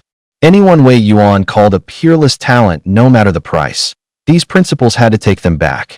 Only now, the biggest rival is. Everyone's eyes converged on the figure up ahead. Zhenghua Academy. No one expected the principal of Zhenghua Academy to show up in person. Elder Long, what brings you here this time? After hesitating for quite some time, Principal Li Bo of Black Dragon Academy finally took a step forward. As one of only 2 emperor-ranked beast tamers present, he naturally believed he had the right to speak directly to Long Zhenghua. What do you think? Long Zhenghua shot him a sidelong glance, not even bothering to hide his disdain for Li Bo. Everyone here knows exactly why we've come, don't they? Why pretend to be innocent now? Li Bo's facial muscles twitched slightly, but he didn't dare lash out on the spot. Against Long Zhenghua, he truly had no leverage. Though he respected Long Zhenghua, when it came to this student, Gu Xing, he still had to fight for him. He inhaled deeply and clasped his hands together in a respectful gesture. Please forgive my audacity, Master Long, but Black Dragon Academy also wishes to compete for this young prodigy. The moment those words left his mouth, it was like splashing cold water into a pot of hot oil. The other principals immediately couldn't stay seated any longer. My Phoenix Academy also. Our Zhixiao Academy. The scene instantly erupted into chaos. In a corner, a principal wearing gold-rimmed glasses quietly reminded them. Everyone, shouldn't we find the main person of interest first? Arguing like this when we don't even have him here, what if he? Before he could finish, the entire room suddenly fell silent. But as everyone calmed down, they had to admit he made a good point. Long Zhenghua frowned, his thick spiritual pressure instantly enveloping the entire assessment grounds. The other principals joined in as well, their spiritual forces weaving a net of awareness that swept through every student present. Strange. Li Bo's frown deepened. Why couldn't he sense even the slightest trace of that kid Wei Yuan mentioned? The atmosphere suddenly turned eerie. These principals, who usually commanded great authority, now looked at each other in confusion, faces filled with disbelief. The prodigy is gone. Could it be? One of the principals suddenly seemed to realize something, his expression twisting into one of strange discomfort. That kid didn't even show up. Meanwhile, Gu Xing, realizing he wouldn't make it to the assessment in time, simply decided to stop worrying and let himself go. He asked Ing Xinghe nervously if he'd still be able to get into the National Academy if he missed this exam. Ing Xinghe's reply was immediate and confident. No problem at all. With someone like Gu Xing, a prodigy who awakened early, if the National Academy doesn't accept him, then they must be out of their minds. Reassured by Ying Xinghe's guarantee, Gu Xing finally relaxed. On the way to the exam venue, he casually bought a massive pile of snacks. After all, his strength had been nearly drained from that period of unconsciousness. He needed to replenish his energy fast. And Lioli, being a natural foodie herself, naturally wholeheartedly approved of Gu Xing's decision. So when the two of them arrived at the exam site, laden with bags and still chewing on skewers, the entire venue fell silent. Everyone was stunned. There were tens of thousands of students on site, along with the presidents of various academies, all waiting for you to appear. And you actually had the time to eat. Snapping back to reality, Gu Xing acted swiftly, stuffing all the food in his hands and the snacks Lioli was carrying into his beast summoning space. Hey, where's my candied hawthorn? Lioli blinked in confusion. Following Gu Xing's subtle gesture, she suddenly realized she'd become the center of attention. She let out a cute gasp, and in an instant, turned into a blur of light and vanished into the beast summoning space. Unfortunately, this left Gu Xing in a tight spot. He had nowhere to hide. Standing alone at the center of the stage, he bore the gaze of tens of thousands of eyes. Luckily, in the next moment, a warm force suddenly lifted him up. Long Jinghua flicked his sleeve and sent Gu Xing soaring directly onto the main stage. Dozens of academy presidents shot him glares filled with resentment like jilted women stood up on a date. They had waited here, staring at each other like idiots, for a full half hour. Hello to all the esteemed presidents, and thank you all for your hard work. Gu Xing quickly responded, bowing deeply with a loud voice that echoed across the entire venue. The speed of that about-face made Long Jinghua's eye twitch nonstop. This kid really does turn on a dime. At the end of the day, he's a genius. Being a bit unusual is only normal. Gu Xing, would you be willing to enroll at our Jinghua Academy? Hearing that, Gu Xing turned his head and saw a silver-haired elder smiling at him. He immediately recognized him as the principal of Jinghua Academy. Faced with Long Jinghua's invitation, Gu Xing didn't intend to say yes right away. After all, he learned from Ying Xinghe that Wei Yuan had sent his profile to the admissions offices of every academy. Wei Yuan did that with a single goal in mind: to spark a bidding war and win him the best possible terms. Principal Long, I haven't decided which school I want yet. My talent's a little unusual. I'm not even sure why. Besides, it already showed itself back during my awakening phase. With that, Gu Xing activated Sovereign Descent. Those silver-white eyes sent a shock through every principal present. An early awakening. Gu Xing's value shot up another level. Everyone here with an eye for talent could see just how valuable his gift was. They could also sense that his spiritual power was far stronger than an ordinary Beastmaster's. He'd only just reached Transcendent Tier 1, yet his spiritual power was about on par with a Tier 5 Beastmaster. Student Gu Xing, over at Tianhuang Academy. Student Gu Xing, Tianhuang Academy hereby extends a formal invitation. The principals started talking over one another, vying to pitch their schools. Only Li Fu and the heads of a few truly top-tier academies stood quietly, without a word. They caught the subtext in Gu Xing's two sentences. If you want him, put the benefits on the table first. At this point, Long Jinghua couldn't help a wry laugh. He'd never expected Gu Xing to take the initiative and reveal that he'd awakened early. He could totally understand Gu Xing's desire to fight for his own interests. After all, every resource he had was something he fought for himself. Gu Xing kept glancing at him from the corner of his eye, so he knew full well that the kid was waiting for him to speak first. But then again, since this kid had already set his heart on joining Zhenghua Academy, he didn't need to rush into revealing his own terms just yet. At this moment, Li Fu slowly stepped forward, his face filled with sincerity as he addressed Gu Xing. Gu Xing, if you choose to come to Heilong Academy, we'll mobilize the entire school's resources to nurture you. You'll receive the most generous treatment in the history of our academy. Gu Xing immediately felt flustered. Under the intense, earnest gaze of this king-like powerhouse, he tried multiple times to refuse, but couldn't bring himself to speak the words. He kept stealing glances at Long Jinghua from the corner of his eyes, silently pleading, Come on, sir, say something already. Ahem. Thankfully, Long Jingguo was also worried that the kid might impulsively accept Li Fu's offer. Gu Xing, Long Jingguo finally spoke. As long as you're willing to join Zhenghua Academy, I'll grant you one request. The words sounded light, but the entire room fell silent in an instant.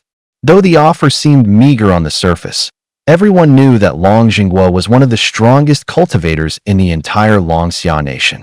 A single word from him could make things happen anywhere within the nation's borders. Gu Xing had been waiting desperately for Long Jingguo to speak, and now he finally exhaled in relief. I'm truly sorry, Principal Li, but I think I'd like to learn more about Zhenghua Academy first. Li Fu had actually anticipated this outcome. Although Hei Long Academy ranked second, compared to Zhenghua Academy, the gap between them was probably even bigger than the difference between him and the lowest-ranked academies. The name Zhenghua wasn't just a title anyone could casually claim. When Gu Xing met Long Jinggua's piercing, all-seeing gaze, he instantly understood that his little game had been completely seen through. So he just went ahead and voiced his request. Principal Long, I actually have only 2 requests. The first is the sacred marrow spirit liquid. As for the second, under Long Jinggua's piercing gaze, Gu Xing forced himself to speak up. I want my spirit beast to enter the sacred beast pool. As soon as Gu Xing spoke, Long Jinggua's brows slightly furrowed. The first request was no big deal. Sacred marrow spirit liquid, no matter how rare, was still just a material resource. It paled in value compared to nurturing a true genius. But the second request, that was a different story. The sacred beast pool was the very foundation upon which the National Academy stood.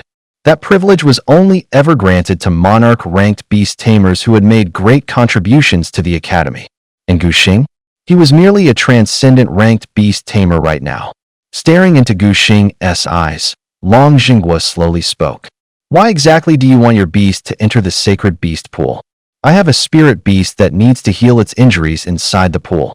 Long Jingguo slowly interlaced his fingers, moving them back and forth, clearly weighing the pros and cons. Seeing the pleading look in Gu Xing's eyes, he finally spoke again. The first condition I can accept. As for the second, at that, Gu Xing's eyes immediately dimmed with disappointment. That tone of voice basically meant the second condition was off the table. Yet, just at that moment, Long Jingguo suddenly changed his tone and said, if you can prove your worth during the freshman ceremony, then I'll approve it. As soon as Long Jingguo finished speaking, the entire room was instantly stunned into silence. What exactly was the sacred beast pool? It was the very cornerstone upon which the National Academy had stood for 1,000 years. How many monarch-ranked experts had begged for the chance to access it, yet the old principal was actually willing to let someone in. Upon hearing Long Jingguo's reply, joy flickered across Gu Xing's face. He had already prepared himself for the worst outcome, but now, everything had suddenly turned around. At last, he saw a glimmer of hope to enter the sacred beast pool.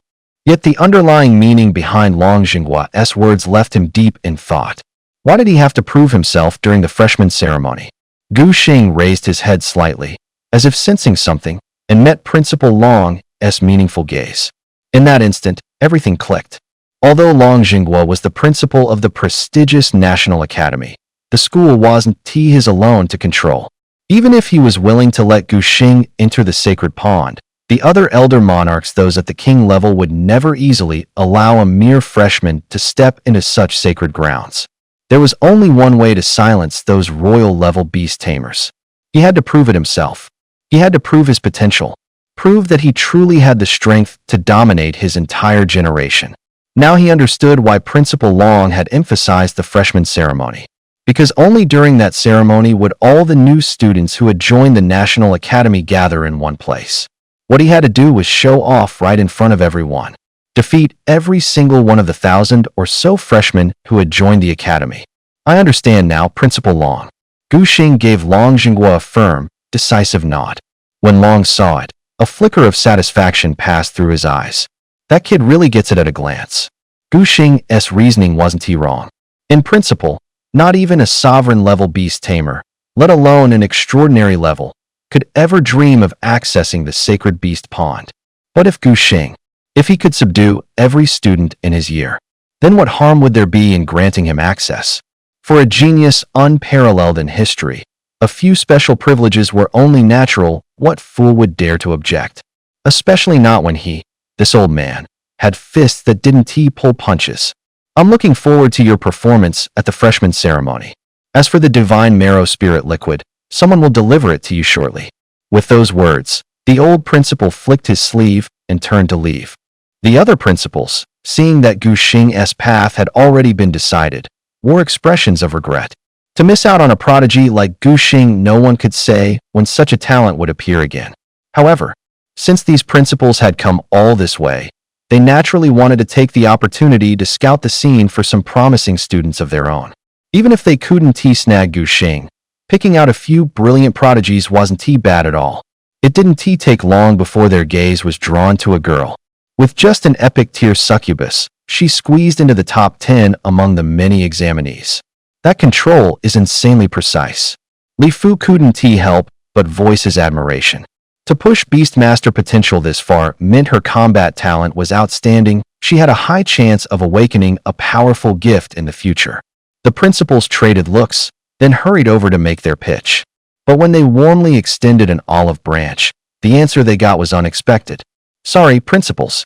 I have to join the National Guardian Academy. Shun Ruoxue dipped her head slightly, her eyes still tracking the direction Gu Xing had left. The girl's words rang with resolve. There's someone there I have to chase, no matter what. After leaving the testing grounds, Gu Xing finally realized he had nowhere to go in the imperial capital. With no other choice, he headed back to the Ying clan. Freeloading isn't half bad. Ying Bing was, of course, happy to see Gu Xing. Someone immediately arranged a place for him to stay. It wasn't long before the sacred marrow elixir Long Zhenghua had promised was delivered into Gu Xing's hands. Right now, Gu Xing stared at the three materials before him, his fingertips trembling. Only he knew the pain it took to gather them. Like crystal, enhances the sacred angel race's control over its own abilities. Sacred angel blood, used to refine the sacred angel bloodline.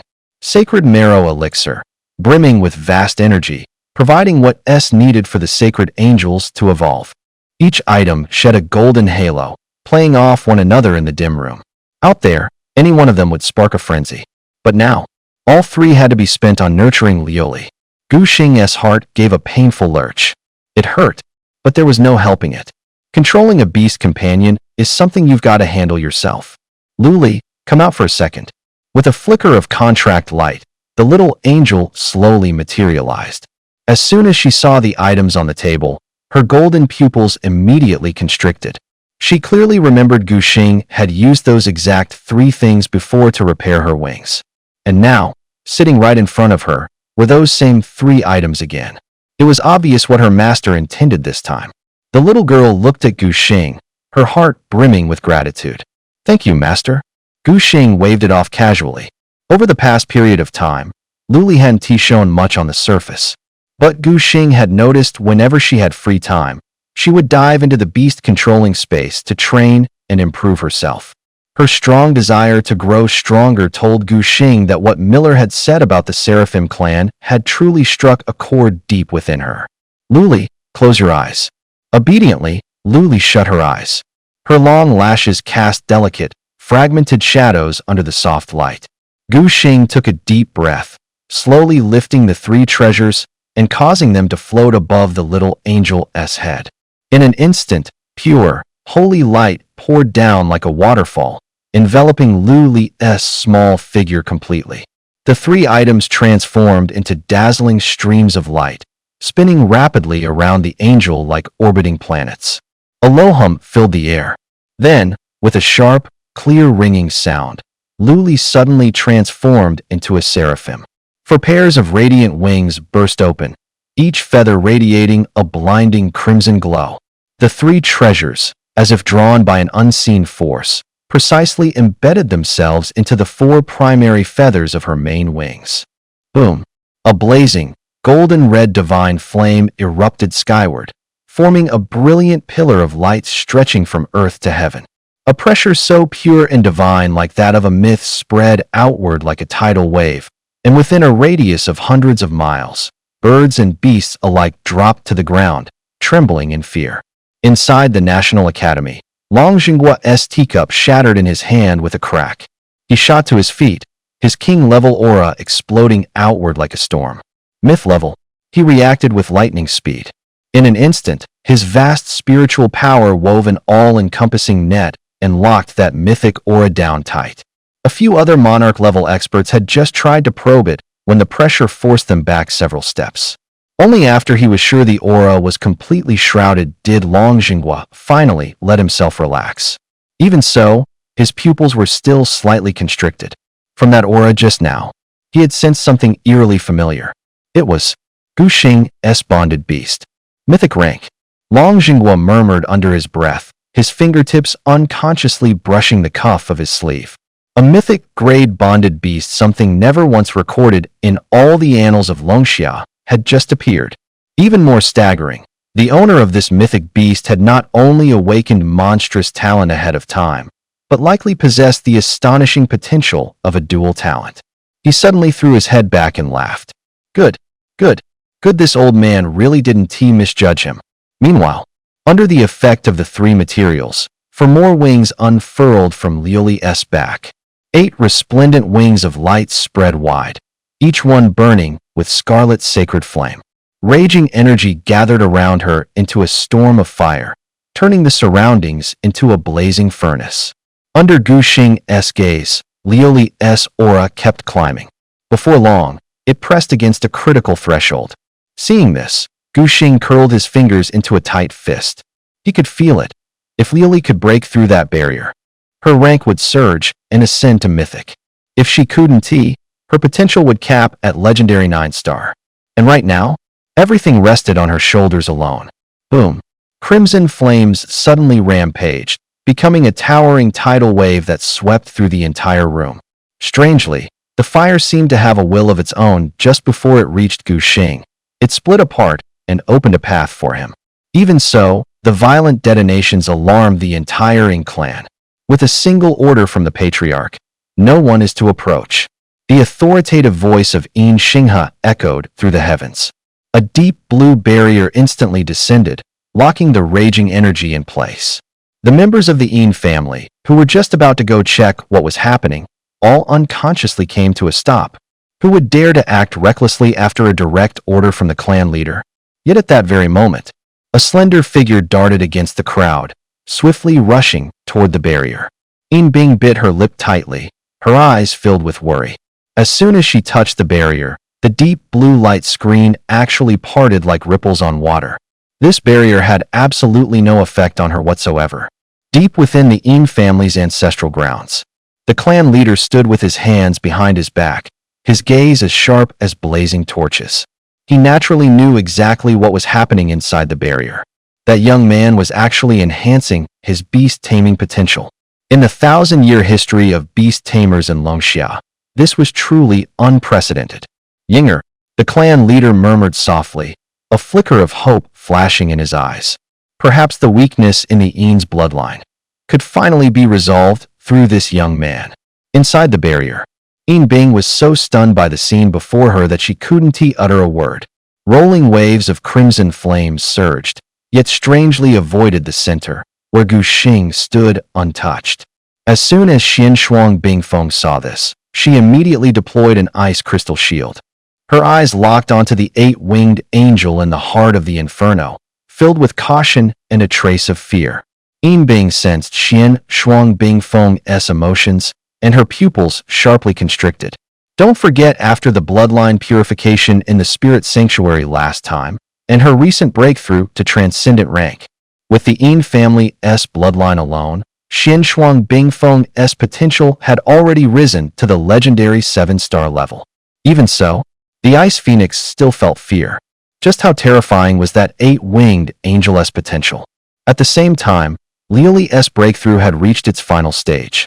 Suddenly, Liuli shot her eyes wide open. In her golden pupils, profound divine patterns floated into view. Break! With a crisp cry, the raging flames across the sky abruptly froze. In the very next moment, all the flames seemed to be touched by a god's hand, instantly transforming into dazzling crimson gold. The terrifying heat was so intense that even the ice shield formed by Xian Shuang's ice phoenix began to crack, thin fissures spreading outward like a spiderweb. Jiao! The ice phoenix cried out in urgency, its icy feathers on the wings beginning to melt. Yingbing's heart jolted violently. After one last deep glance at Gu Xing, she decisively withdrew from the barrier, taking the ice phoenix with her. She knew clearly if she stayed any longer, her spirit beast would suffer irreversible damage. Inside the barrier, the divine crimson gold fire danced and surged as if alive. Luli hovered at the center of the blazing inferno, her 8 wings slowly lighting up one divine pattern after another.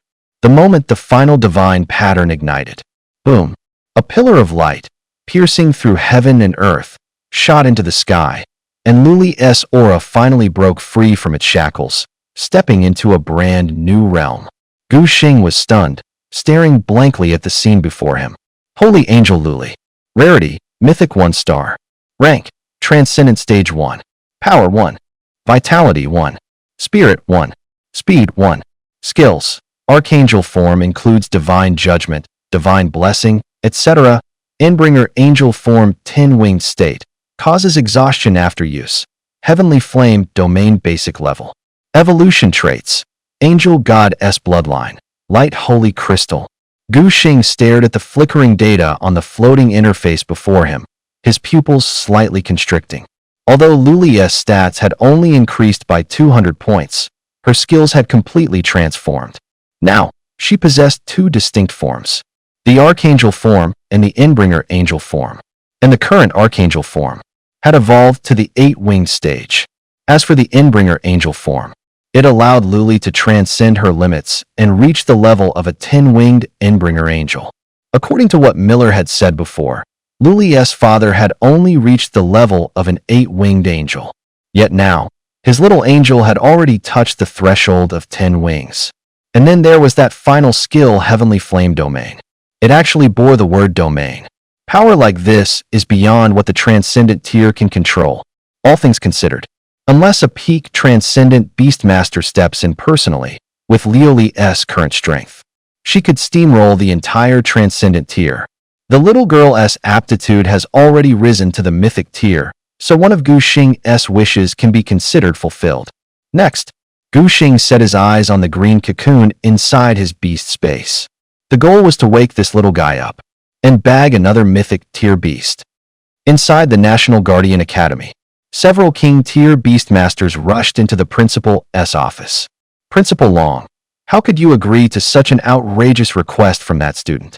Even we King tier have to line up and apply for access to the Sacred Beast Pool, and you're going to hand that chance to a Transcendent tier kid? Yeah, once you set a precedent, every other prodigy will follow suit. What are we supposed to do then? Long Jinghua slowly set down his teacup, his gaze sweeping across the room like a blade. These King tier Beastmasters from old families had nothing in their heads but family interests. Aside from families like the Qin and the Ying who truly serve the nation, the rest are practically parasites. Yu's voice went ice cold as he shot back. Are you questioning my decision? We wouldn't dare. The King tier Beastmasters quickly lowered their heads. You have to understand, there's a world of difference even among kings. And those who had only just stepped into the king realm couldn't begin to compare with a peak King tier Beastmaster like Long Jinghua. But, for all their fear of Long Jinghua, the Sacred Beast Pool touched their immediate interests. They would never back down. It's not just the few of us, over 70% of the king tier in the academy think the same. Enough. Long Jinghua let out a cold snort, and the office windows buzzed with the force of it. It's settled. If Gu Xing can put every freshman in their place at the freshman ceremony, he gets into the Sacred Beast Pool. If not, the matter ends here. Seeing the look in Long Jinghua's eyes that brooked no refusal, the few of them fell silent. They finally understood as well this was Long Jinghua's bottom line. After thinking it over, the group all nodded in agreement. After all, no matter how much talent Gu Xing had, he was still just one person. How many new students had enrolled at Zhenghua Academy this time? Over 1,000. And it wasn't just that many of the new students had already reached the extraordinary level recently. Plus, there were also many specially recruited prodigies among them. No matter how strong Gu Xing was, He was still human. Could one person really suppress over 1,000 students? Don't even dream about it. Not long after, time quickly arrived at the day of the enrollment ceremony. The central training ground had been transformed into a massive venue. The stands were packed, with murmurs rising and falling like waves. Hey, did you hear? This year's freshman ceremony is supposed to be huge. Huge? What do you mean? Every year it's the same principal's speech, a few words from the freshman representative, and that's it. Nope, this time it's different. I heard that there's a freshman who was personally invited back by Principal Long to attend. And Principal Long is even setting up a special test during the ceremony. If that freshman passes, he gets access to the Sacred Beast Holy Pond. What? The Sacred Beast Holy Pond? ISNT that only for king-tier beast tamers. Gu Qianqian stood in the crowd, her lips involuntarily twitching. She hadn't expected her little brother to stir up such a huge commotion. This freshman ceremony wasn't just fully attended by the new students. Many upperclassmen had also come just to see what all the fuss was about. Qianqian, your brother is amazing. And he's pretty hot too. Hook me up with someone like him, will you? Tang Xinro nudged Gu Qianqian with her elbow, leaning in with sparkles in her eyes. So handsome, so powerful, and he's her best friend's little brother. Better keep that good stuff in the family. Who wouldn't he want a piece of that? Gu Qianqian remained cold and emotionless, pushing her overly enthusiastic friend's face away. No way. Why not? You're too old. Tang Xinro froze instantly. Ouch. That hurt. As soon as the entry bell rang, the freshmen filed into the hall one after another. In the special admissions section, Qin Tian spotted Ing Bing at a glance and hurried over with a few of his boys, elbowing through the crowd. Big Sister Bing. Qin Tian scratched his head. Where's Brother Xing? Why didn't he come with you? Ing Bing saw Qin Tian and said coolly, he said he's on his own schedule. Told me to get here first. Qin Tian gave a slight nod. The lackeys behind him traded looks, bewildered. After a moment, they worked up the nerve to ask, Boss, who exactly is this Brother Xing you keep talking about? Yeah, boss, someone as strong as you. Why call someone else bro? Other than Big Sister Bing, who in this class could even be your match? Qin Tian whipped around, eyes razor sharp. The lackeys clammed up at once. Listen up, Gu Xing is my big bro. From now on, when you see him, you treat him like you treat me. They knew Qin Tian's temperament. For him to say that meant Gu Xing was definitely stronger than he was. And not by a little. Got it. In unison, they etched the name Gu Xing into their minds. Just then, a grating voice came from the side. Well, if at ISNT young Master Qin. Wang Tung swaggered over with a few flunkies in tow, a sneer on his face. When do you go and pick up some stray big bro? You mean that idiot dreaming about the beast taming sacred pool? Young Master Wang's even got orders from his clan's old ancestor. Make sure to smash Gu Xing at the freshman ceremony. He'd already heard that this opening ceremony might be Gu Xing going up alone against all the freshmen. A dumbass like that wasn't he even worth a look. The beast taming sacred pool. A mere transcendent thinks he is worthy? Whoosh. An emerald vine lashed through the air and stopped an inch from Wang Tung's throat. The hulking war treant loomed behind Qin Tian, half seen. If you dare insult Brother Xing again, a cold light flashed in Qin Tian's eyes. That vine will go straight through your mouth. Cold sweat broke out on Wang Tung's forehead. He opened his mouth, then forced it shut. Qin Tian wasn't all talk. He was the kind of man who did exactly what he said. And whether in strength or family background, Wang Tung was a notch below him. His expression kept shifting. In the end, he ground his teeth and turned away.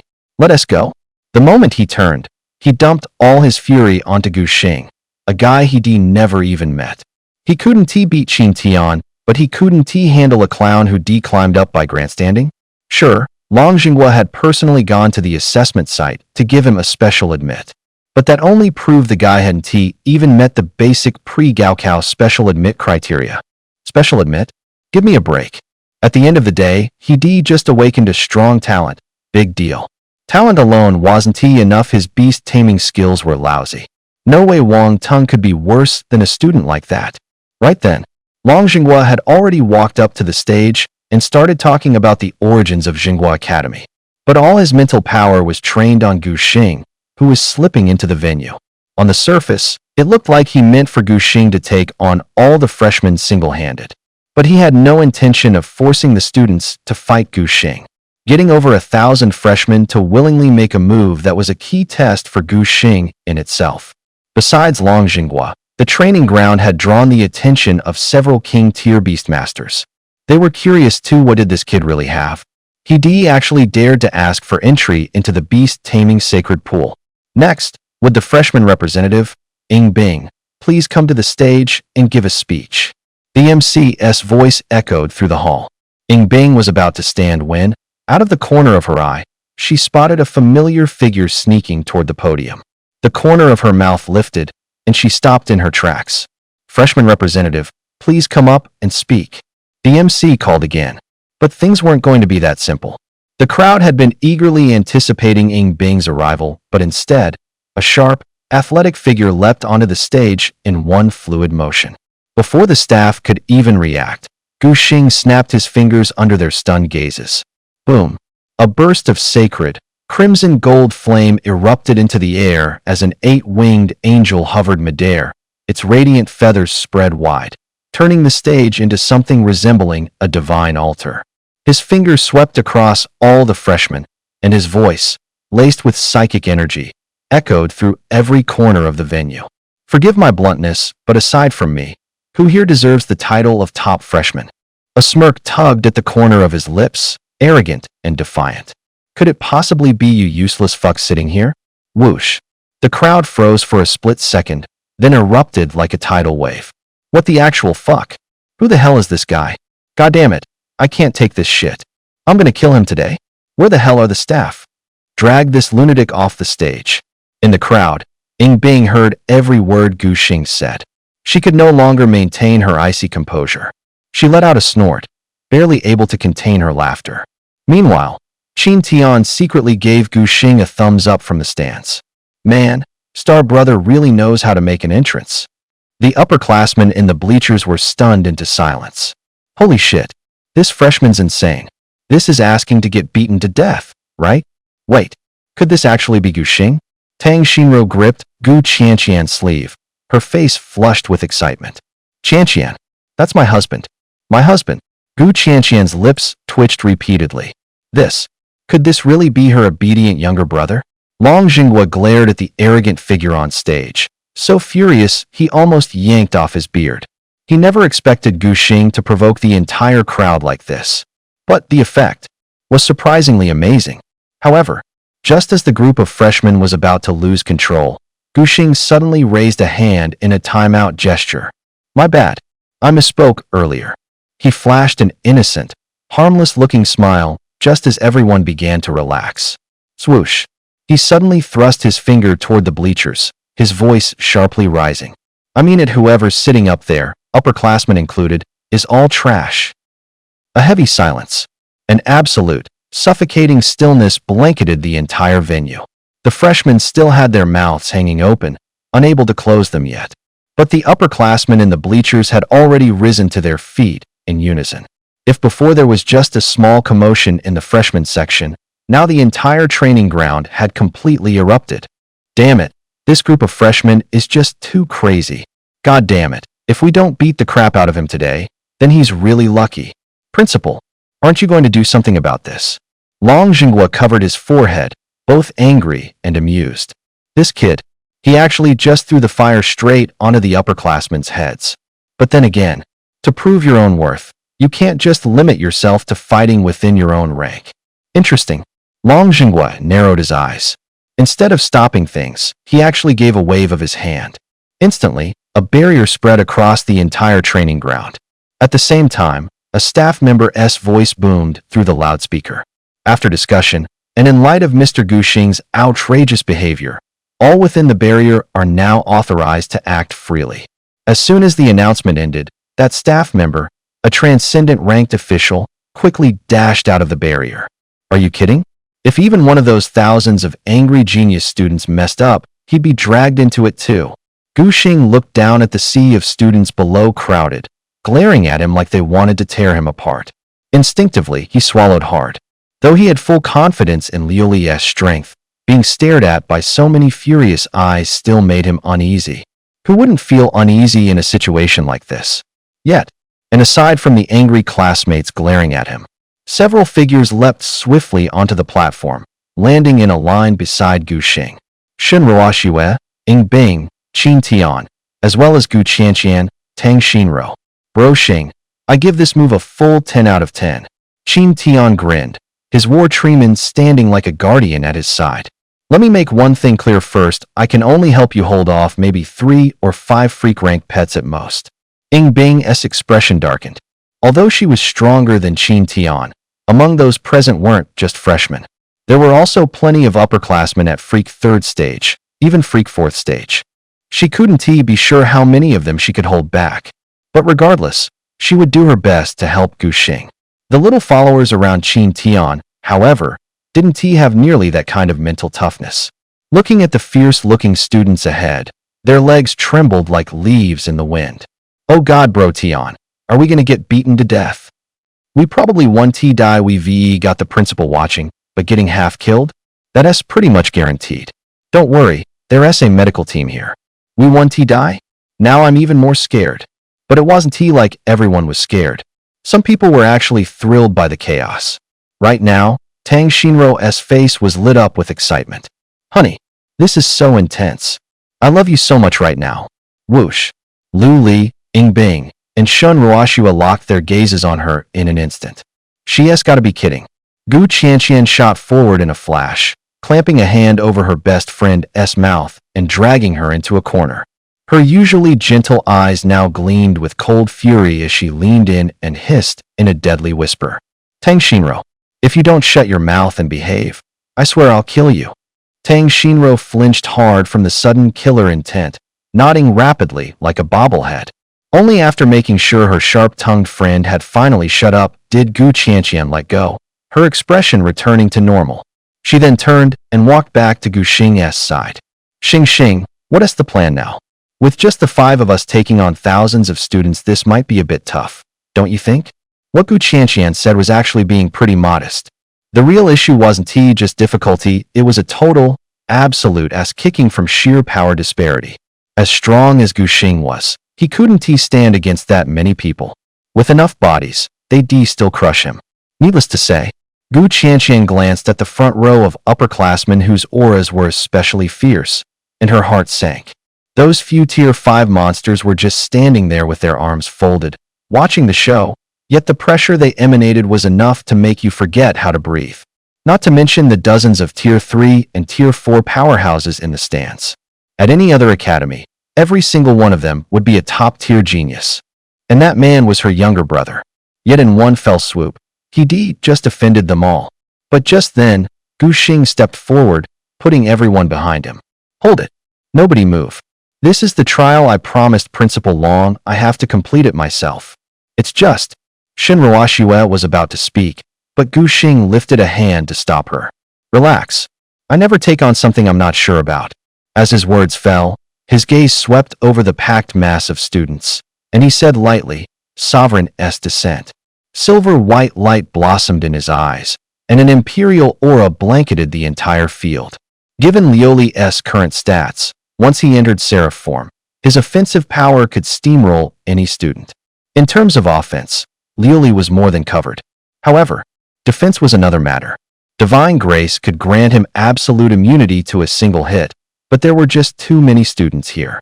If it broke into a melee, one misstep and Lioli could get wrecked. So Gu Xing would shore up the defense himself. Bestow Aegis. A blue shield snapped into place over the outer layer of Lioli's body. On top of that, seraphic flames surged up, becoming a second barrier of fire. Only then did Gu Xing nod, satisfied. Most attacks would be stopped by the outermost flame shield. Even if a few attacks managed to pierce the outermost shield, the protective barrier he provided would block them. Big Sis Bing, are we really just going to stand here and do nothing?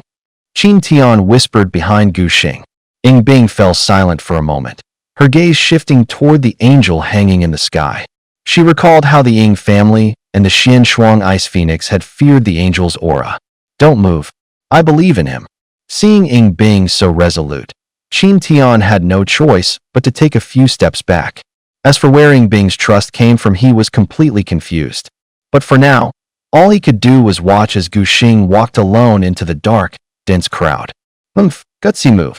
Wang Ting shoved his way to the front, a savage grin on his face.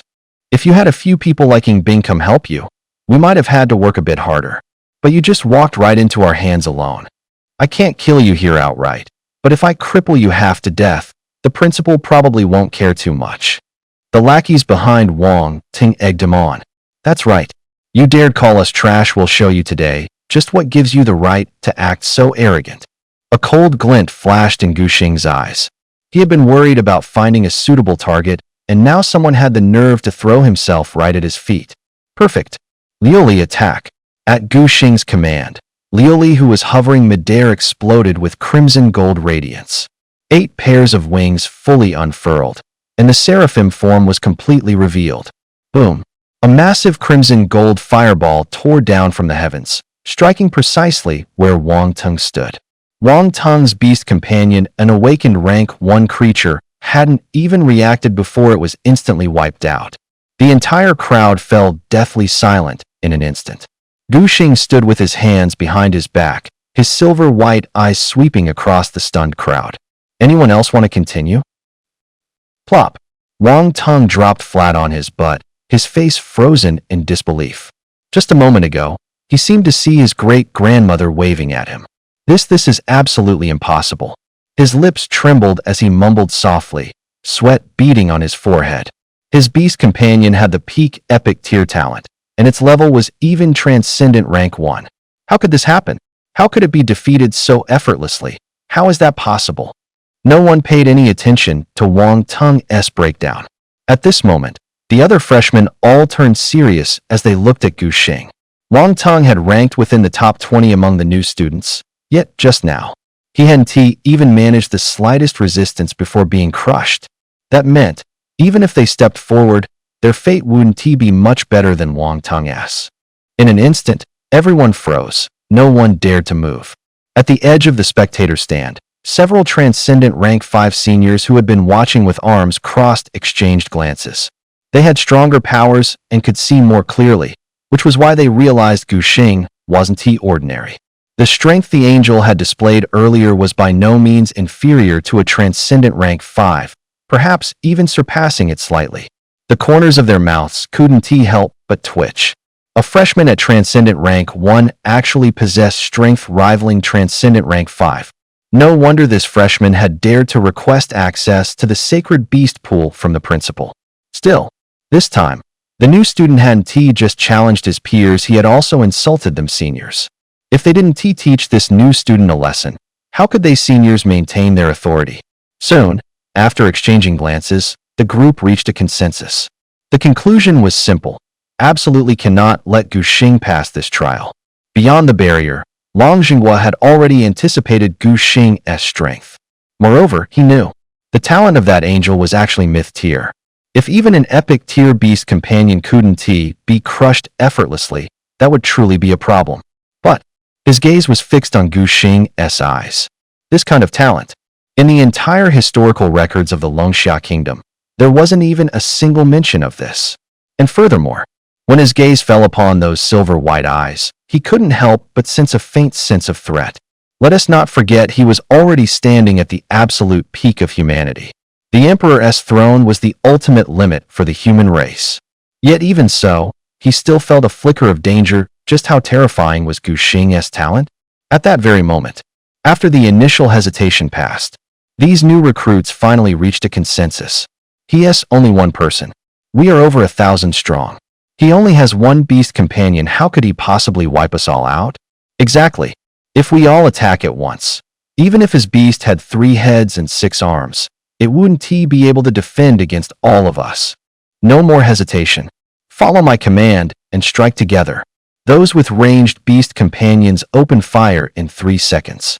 The melee fighters wait until the ranged are done, then charge in all at once. Soon enough, someone stepped forward from the crowd to take control of the situation. Gu Xing couldn't help but sigh in admiration. Truly, these are geniuses worthy of being admitted into the National Academy. Although they were stunned by his strength at first, they quickly regained their composure and organized a counterattack. But it was of no consequence. The advantage of numbers might work against ordinary beast companions, but against Lioli, who now had 2 layers of shields, it was utterly useless. The ranged attack struck the fire shield surrounding Lioli, yet not even a ripple was created. They couldn't even break through the first layer of defense. However, Guxing was now in a bit of a dilemma. Given Lioli's current stats, if she even slightly took them seriously, these champion-tier beasts would either die or suffer grievous injuries. Not to mention, many of them were still in the early stages of awakening. They wouldn't survive even a light graze from Lioli's attack, let alone a direct hit. But this wasn't a battlefield. It was just a test. If any of these beasts were seriously injured or killed because of them, even Lioli herself now seemed somewhat troubled. She could wipe out these beasts with ease. But knocking them out without killing them was a whole lot harder. There were actually over 1,000 beasts here. Asking her to dial in her strength that precisely for every single one was just too much. And the fact that Lioli wasn't striking back gave everyone hope. Don't give up, melee fighters. Charge again. If she isn't fighting back, that's gotta mean her defensive skills have a big problem. In an instant, energies of every color came pouring down like a rainstorm at the seraph hovering in the sky. Qin Tian watched, stomping his feet in a panic. Sister Bing, Brother Xing, what are you two doing? You can't win by just taking hits and never hitting back. Ying Bing's brow furrowed slightly. She couldn't figure out why Guxing wasn't counterattacking. By all rights, with Guxing's strength, these beasts should been wiped the moment they made a move. Wait. It suddenly clicked for Ying Bing. Guxing thinks these classmates are too weak. He's afraid they can't withstand his attacks. The upperclassmen were slowly realizing something was off, too. What's with this kid? Why isn't he hitting back against the freshmen? With how composed his defense is, his offense shouldn't be lacking. Weak? Haven't you heard the angel race is pure offense-type beasts? It's just that the freshman's attacks can't even crack its defense. We can't count on them. We can't keep this up. We're going in too. We can't let him keep showing off. Soon, all the upperclassmen charged onto the field. Only a few transcendent Tier 5 Beast Masters were still watching from the sidelines. So what do? A crew-cut Tier 5 Beast Master, eyes blazing with battle lust, turned to the person next to him. We go together. That Angel's taking a storm of skills head-on, without budging, clearly nowhere near its limit. Let us get down there and turn up the heat. Good. I've been itching to get down there and try my hand. I want to see just how tough this newbie really is. The moment these few transcendents of rank 5 entered the battlefield, the celestial flame surrounding Lioli finally began to waver slightly. Even with her current stats, sustaining continuous assaults from thousands of beast tamers was gradually becoming overwhelming. It's working. Seeing their attacks finally take effect, the group of students immediately lit up with excitement. If we can just break through the angel's outer flame shield, we can win. Everyone, push yourselves one more time. The intensity of their assault spiked dramatically. Crack! With a crisp, shattering sound, the protective barrier formed by the celestial flame finally collapsed with a thunderous burst. The students burst into cheers for a moment, but the sounds died in their throats before they could spread. Behind the shattered flame shield, an even brighter, dazzling sapphire light barrier had risen majestically. What? That's impossible, right? You've got to be kidding me. Another shield? Despair flooded across the students' faces. They had already poured everything they had into breaking through the first shield. And now, there was another one even stronger waiting for them. At this moment, Guxing finally made his decision. He was certain that with Long Zhenghua watching over them, nothing would happen to the students. He shouted loudly toward Lioli, raising his right hand. His voice echoed across the battlefield, Heavenly Flame Domain. In an instant, the air within the barrier seemed to ignite, the temperature rising at an astonishing rate. In the void, crimson gold fire lotuses bloomed one after another, each petal radiating an aura of terrifying destruction. Guxing's activation of the Heavenly Flame Domain was not an impulsive decision, it was a choice made after careful consideration. Judging from all of Lioli's abilities, this little angel was clearly an absolute powerhouse when it came to single target damage. But against an overwhelming swarm of thousands, Even her celestial angel or Endbringer angel forms wouldn't be able to shine.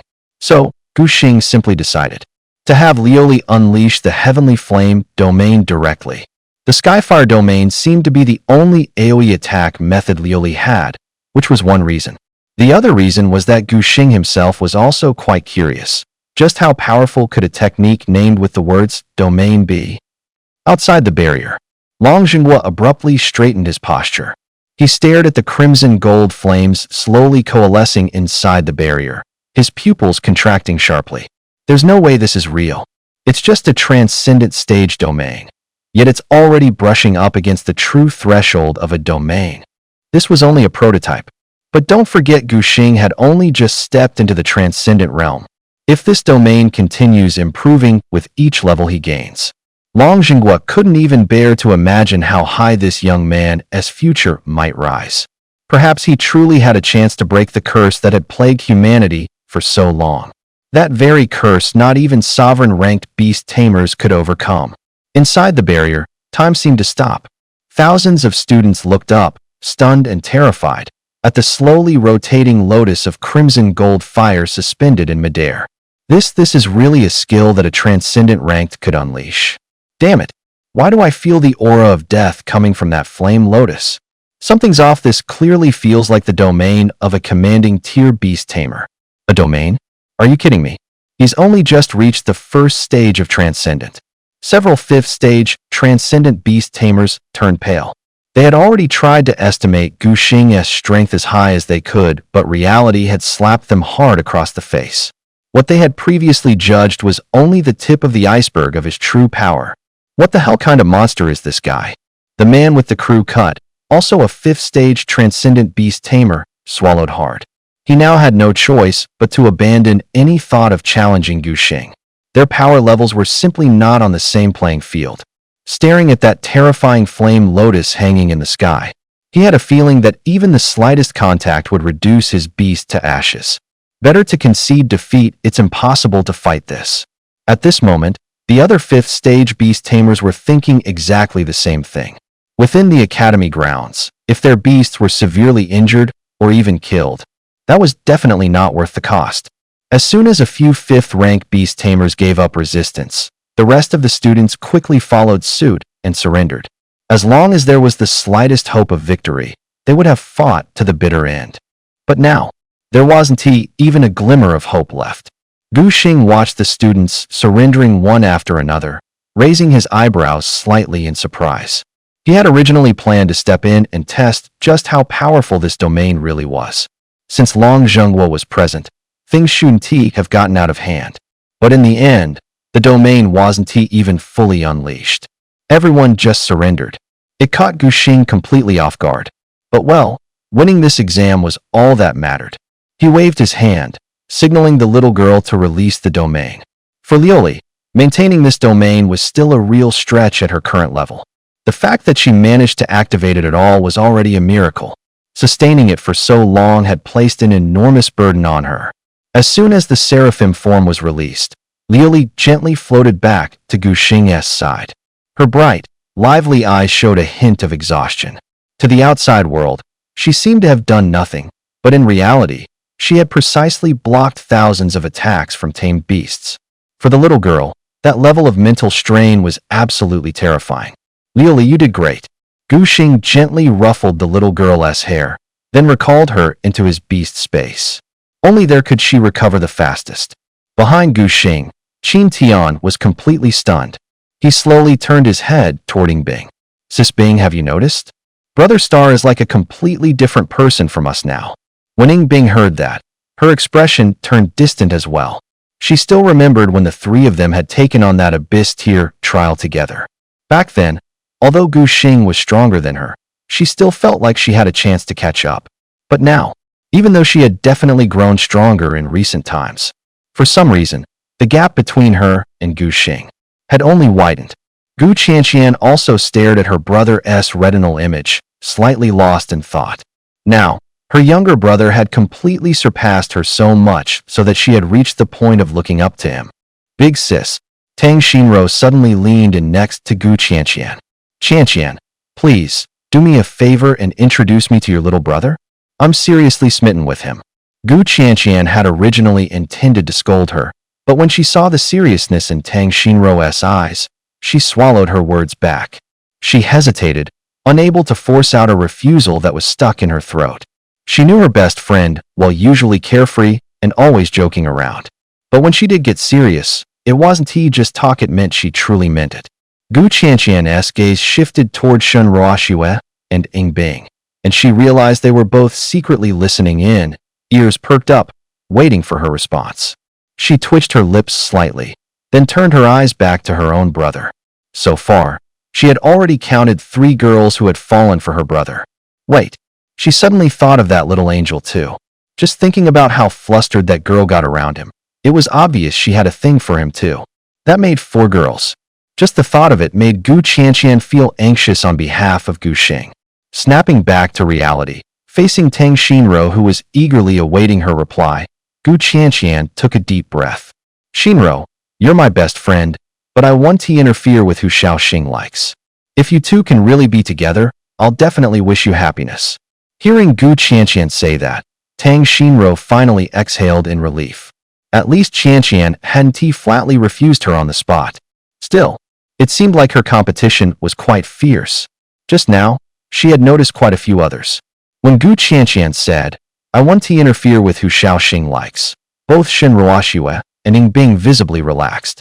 But then again, who said a guy could only have one girlfriend? If she couldn't be the main one, couldn't she just be the second? Now, Gu Xing didn't even notice that a girl had already set her eyes on him. His full attention was fixed on Long Jinghua.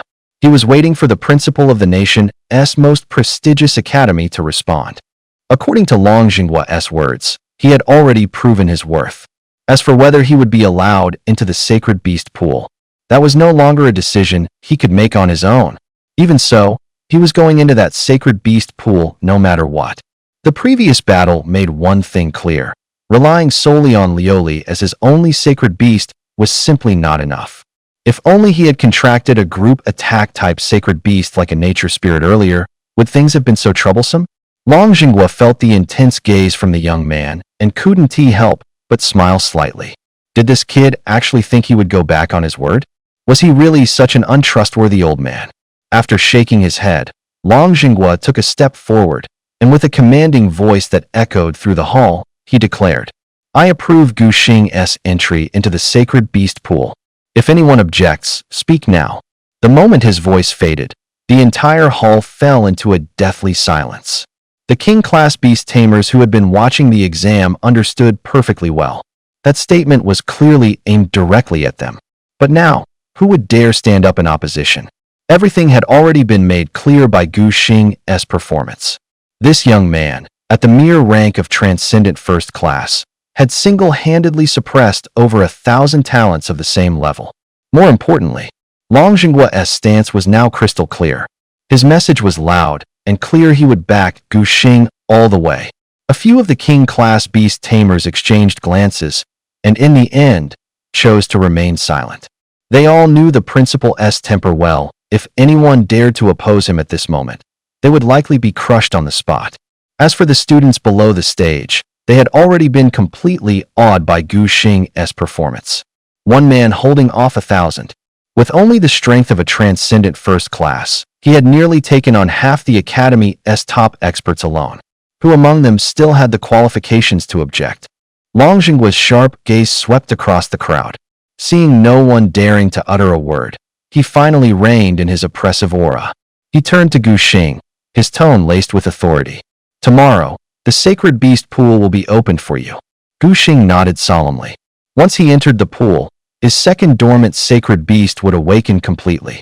2 myth-tier sacred beasts. His power was definitely about to experience a qualitative leap. Then he turned around, facing the complex gazes of Ing Bing and Shen Ruoxue head-on. Everyone present understood deep down the gap between them and Gu Xing. That gap was widening day by day. As for the succubus, as soon as Gu Xing's gaze brushed past her, she immediately lowered her head in shame, desperately trying to minimize her presence. Thinking about all the things she'd done before, she now felt nothing but humiliation. Big Brother Xing. Suddenly, several of Qin Tian's underlings shouted in unison, bowing 90 degrees in perfect synchronization. But the instigator himself, Qin Tian, was watching Gu Xing with eager anticipation, as if expecting praise. A muscle twitched at the corner of Gu Xing's mouth. Eventually, he gave in with a helpless nod. After all, this was a gesture of sincerity from Qin Tian. Pushing through the crowd, his gaze finally landed on a familiar figure. Gu Qianqian wasn't far away, wearing a proud smile on her face. This was her younger brother. At the same time, the news of Gu Xing single-handedly challenging the entire academy was spreading like wildfire through the academy. Have you heard? A new student actually took on the entire school alone. Taking on the entire school by himself? You're kidding, right? How could this be fake? That new student has already obtained the qualification to enter the Sacred Beast Pool. Dude, I remember even our academy's top geniuses couldn't get into the Sacred Beast Pool before. These newbies these days are seriously terrifying. Soon, time passed to the next day. As Gu Xing made his way to the meeting place with Long Jinghua, his mind kept replaying yesterday's conversation with his sister. Xiaoxing, what do you think of those girls around you? Caught off guard by her sudden question, Gu Xing's lips twitched slightly. How was he supposed to answer that? Was he just supposed to take a quick look and call it a day? But seeing the serious look in his sister's eyes, he gritted his teeth and replied, Sis, right now I'm just focused on getting stronger. Romance isn't even on my radar yet. Gu Qianqian looked at him and nodded. Truth be told, she quite liked both Ying Bing and Shun Ruoxue. As for her best friend Tang Xinro, well, she had a thick skin and didn't care much about getting hurt. Then there were the other two girls. If Gu Xing chose either of them, the one left behind would likely end up seriously wounded. So not choosing anyone right now seemed like the smartest move after all. Sigh. Gu Xing shook his head, ridding his mind of all those messy thoughts. He really didn't have time for this stuff now. Right now, his top priority was awakening that nature spirit. Everything else would just have to wait. But just then, inside the beast-taming space, Lioli glared at the green cocoon floating above the spring of life, clenching her teeth in frustration. Watching more and more girls gathering around her master, she had even bought several romance novels from the human world yesterday to try to understand. Now, finally, she understood one word. Gritia, green tea, that so-called nature spirit, was totally playing the innocent, sweet girl act. She was textbook green tea. Green tea meant someone who knew just how to please others and win people's favor. And this nature spirit hadn't even woken up yet, but had already wrapped the master around her finger. A perfect fit. Damn green tea girl. Lioli angrily yanked a handful of leaves off the tree of life, but the moment the leaves left the branch, they turned into shimmering green lights and floated back onto the tree. Poor tree of life couldn't speak, its branches trembling slightly. It was clearly feeling helpless. Back in the real world, Gu Xing had already arrived at the meeting spot. He stood before the ancient teleportation array, its intricate runes glowing with a faint blue light beneath his feet. This was one of the entrances to the Sacred Beast Pool. The Sacred Beast Pool didn't belong to this world, nor was it located in another dimension. It existed in the rift between this world and the other realm. Only through the teleportation array could one reach it. Humanity had discovered a total of 3 Sacred Beast Pools. Around them had formed the 3 major powers, the Longxia Kingdom, the Church, and the Council. For king-ranked cultivators, it was practically the only path left for advancement. At this level, leveling up through hunting demons had become extremely difficult. However, the energy produced by the sacred pool each year was extremely limited, and even king-ranked experts had to fight fiercely over it, often ending in bloodshed. Precisely because of this, beast-taming aristocrats were deeply resentful of a mere transcendent stage newcomer like Gu Xing obtaining a spot in the pool. As Gu Xing was lost in thought, steady footsteps approached from the distance. Long Zhenguo walked forward with his hands behind his back, his robes gently swaying in the morning breeze. You should already understand the basics about the sacred pool by now, right? Long Zhenguo asked. Gu Xing nodded. He had specifically looked up some information last night. Good. Since you know its significance, you must understand how precious this opportunity is. Treasure it. As he spoke, Long Zhenguo pulled out an ancient bronze token from his sleeve and handed it over. Guxing quickly reached out and took it. It felt heavy in his palm, engraved with elaborate dragon patterns. If you encounter other king-ranked cultivators inside the sacred pool, show them this token, otherwise, they might just blast you out. As his words fell, Long Zhenghua flicked his sleeve, and slowly, a water-blue spatial portal opened before them. Go! Guxing took a deep breath, then bowed deeply and respectfully toward Long Zhenghua. His respect for the old man was genuine. If it weren't for Long Zhenghua shouldering all the pressure alone, fighting tooth and nail to force a sacred pool spot open for him, Guxing would never have been able to awaken a natural spirit in the transcendent stage. As for Long Zhenghua's make the most of this opportunity, Guxing remembered it clearly and took it to heart. The sacred pool doesn't just advance king tier beast masters. The vast energy it holds also works on transcendent tier beasts. There's even a chance to boost their aptitude. Guxing rose, his eyes set with resolve. He turned and stepped into the curtain of light, his figure swallowed in an instant by that dazzling glow. When the glare faded, Guxing found himself standing on a cloud terrace awash in 7-colored radiance. Beneath his feet lay a flawless crystal floor. Below it, liquid energy flowed in a slow current. It was the water of the sacred pool, condensed from the purest heaven and earth's spiritual power. This is the Beastmaster's sacred pool? Guxing was stunned by the sight before him. The whole space looked like a fairyland, a massive pool radiating a golden glow. A new king tier? Know the strength of that spiritual aura. He's transcendent tier. Since when can a transcendent tier enter the sacred pool? Get him out now. Several king tier powerhouses had noticed Guxing and immediately started murmuring. One red-robed elder even raised his hand, ready to expel Guxing from the sacred pool's space. Just as the elder's spiritual power was about to brush Guxing. Stop! A voice of commanding authority cracked like thunder. The water at the center of the pool surged, and a tall, straight-backed figure appeared at Guxing's side. In a blink, the force he stirred scattered the elder's spiritual ripple. Guxing turned, his pupils shrinking at once. Commander Wei. Standing before him was none other than the Southern Military Region's Supreme Commander, Wei Yuan. Yet a hint of confusion crossed Wei Yuan's face. Isn't Guxing transcendent tier? How did he end up here?